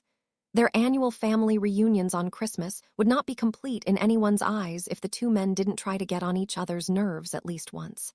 At this point, it was almost like a tradition. By now, the sky had turned several shades of orange and red as the sun was about to set. I think it's time we gave the birthday boy his present, isn't? Bellatrix suddenly stood up and said. I've been telling you every year that you don't have to buy me presents, Harry said helplessly. I have all that I could wish for. Spending my birthday together with you is the best thing you could have given me. I didn't expect all of you to come over this year. Hee, I am pretty sure you'll be eating your words in a few moments. Fleur, would you be a dear and bring me my suitcase, please? The look of anticipation on Fleur's and Bella's faces was hard to ignore, and Harry felt himself getting excited because of them too. While Fleur went back in the house, Bellatrix called Harry's house elf and asked him to take away the bottles and glasses of wine from the table, much to Jean's and Sirius's chagrin. Once Fleur put the suitcase right on the table, she came next to Bellatrix and said, Bella and I have been working on this present for a very long time. It's been 6 years since you lost your left arm. You didn't, Harry said in disbelief. Fleur's eyes teared up with emotion, and she nodded several times. We did it, she said, and finally opened the suitcase. Fleur and Bella's present for Harry had been kept a secret not just from him, but from everyone else. When she opened the suitcase, everyone huddled around closely to take a better look at it. It's incredible, Harry said in a whisper. It was an arm, a man's left arm to be precise, but it wasn't like the arm that Voldemort had rewarded Wormtail with in his past life. The arm in front of him looked lifelike, impossible to distinguish from a real one at a first glance. Fleur came around the table and grabbed the artificial arm before raising it in front of Harry. Roll up your sleeve, please. Harry was mostly on autopilot as he rolled up the short sleeve of his t-shirt, revealing the stump that was left after he had severed his arm 6 years ago. This is going to hurt in the beginning for a few moments when the arm will connect to the rest of your nervous system. Bear with it. Saying that, she raised the artificial arm and touched its end to his left shoulder. Harry was forced to lean on his other hand against the table to not fall from the sharp burst of pain that suddenly rocked his body, but thankfully it did not last long. When the pain disappeared, the artificial arm melded into his shoulder, and its skin tone changed to match the rest of his body as well. Come on, give it a try, Bellatrix urged from the side, tears rolling freely down her cheeks at the scene. Slowly, as if he was afraid to not break something, Harry gently moved the fingers of his new left arm. I can't believe it. He had resigned himself to a life as a cripple because, as far as he knew, even magic couldn't regrow whole limbs from scratch. Harry suddenly took Fleur in his arms, hugged her tightly to his chest, and buried his face into his hair. He wasn't making any sounds, but the rocking of his shoulders let everyone know that the was crying his eyes out. "Thank you." It was only two barely audible words, but they were so thick with emotion that the others felt themselves tearing up too. "Got him, Knit. Who is cutting onions now?" Sirius said, and wiped the wetness at the corners of his eyes with the back of his hand. In spite of himself, Harry found himself chuckling through his tears at Sirius's words. Breaking the hug, he opened his other arm and embraced Bellatrix too, who joined them in a three-way embrace. That heartwarming scene was not meant to last forever, though. Half an hour later, while they were all having dinner, a tawny owl-carrying male suddenly landed on the dinner table and stopped in front of Bellatrix. Bellatrix let out a sigh of annoyance, but she did not take her anger on the poor owl. Instead, after untying the rolled piece of parchment on its leg, she fed the owl a generous piece of chicken breast before sending it back on its way. Unfurling the piece of parchment, she quickly skimmed through its contents before using her wand to vanish it, all the while looking as if she was fed up with it. "What did it say?" Tonks asked curiously, alternating between looking at Bellatrix and making sure that her pink-haired daughter did pour her bowl of tomato soup on her head. "Nothing out of ordinary, just another couple of Muggle-borns lacking common sense. The parents of a young witch from Manchester went to the police and tried to divulge the secret of our world.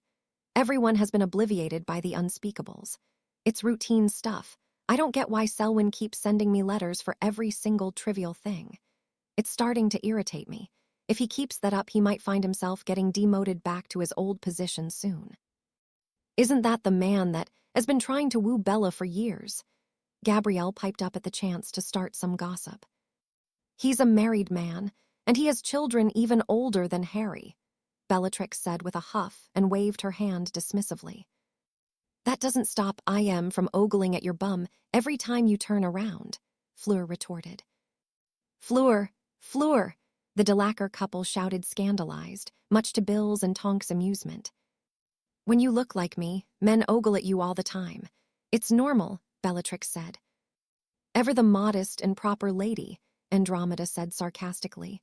"Don't ever change, Bella." "By the way, where is Narcissa?" Bill asked curiously. The Weasleys and the Malfoys had been at odds for so many years before Lucius and Draco's unexpected death that it was hard for him not to notice her absence. "She's on a trip around Europe with her husband. I think they are in Italy now," Andromeda replied to him. While everyone was making small talk about this and that, Harry could not ignore the contents of Bellatrix's letter. The zombie apocalypse, as the Muggles had dubbed the Inferi pandemic from 6 years ago, had left a deep wound on the non-magical world. Hundreds of millions of people had lost their lives, and even half a year after Voldemort's death and the end of the plague, people were still burying dead bodies all over the world. 6 years later, the world was barely now coming back to normal. However, while society started functioning again rather fast and economic activities went back on track, people were not like soulless machines to so easily forget the horrors of the past. There was almost no one who had not lost a father, a mother, a lover, a sibling, a cousin, or at least a friend in the apocalypse. Because of that, nowadays, it was not all that uncommon for the parents of first-year Muggle-born students to sneakily try to inform the authorities about Wizarding World. Due to the fact that even half a decade later, the scientists had not been able to find an answer to how dead bodies could start moving again and attack the living. After learning about the fact that magic was real, one of the first things that people would ask themselves was the zombie apocalypse caused by magic? "It's getting increasingly difficult for us to continue our lives like before," Harry thought, and his mind also went to the ever-increasing number of CCTV cameras in most of the large cities in Europe. Then, he also knew from his previous life that Muggles' technology was bound to experience extraordinary growth in the years to come. Obliviation won't be able to erase all evidence once smartphones become common among the Muggle population. The Wizarding World would soon be confronted with a crucial decision. Were they going to come out of hiding and expose their existence to the Muggles? Or would they decide to isolate themselves completely from the Muggle world? Harry didn't know what decision were the leading figures of the ICW going to take, as he had not been around long enough to see it in his previous life. He had stepped into the veil of death before he had the chance to witness that historic event. Besides, this was a different world with different circumstances. Harry had long since learnt not to put much stock in his knowledge about the future of his previous life. "You okay? Any discomfort from your left arm?" Fleur asked with a smile and put her right hand on top of his, squeezing it lightly. "None whatsoever," he said, and also smiled before bringing her hand up to his lips and kissing the back of her palm tenderly. "Everything is fine." And it was fine.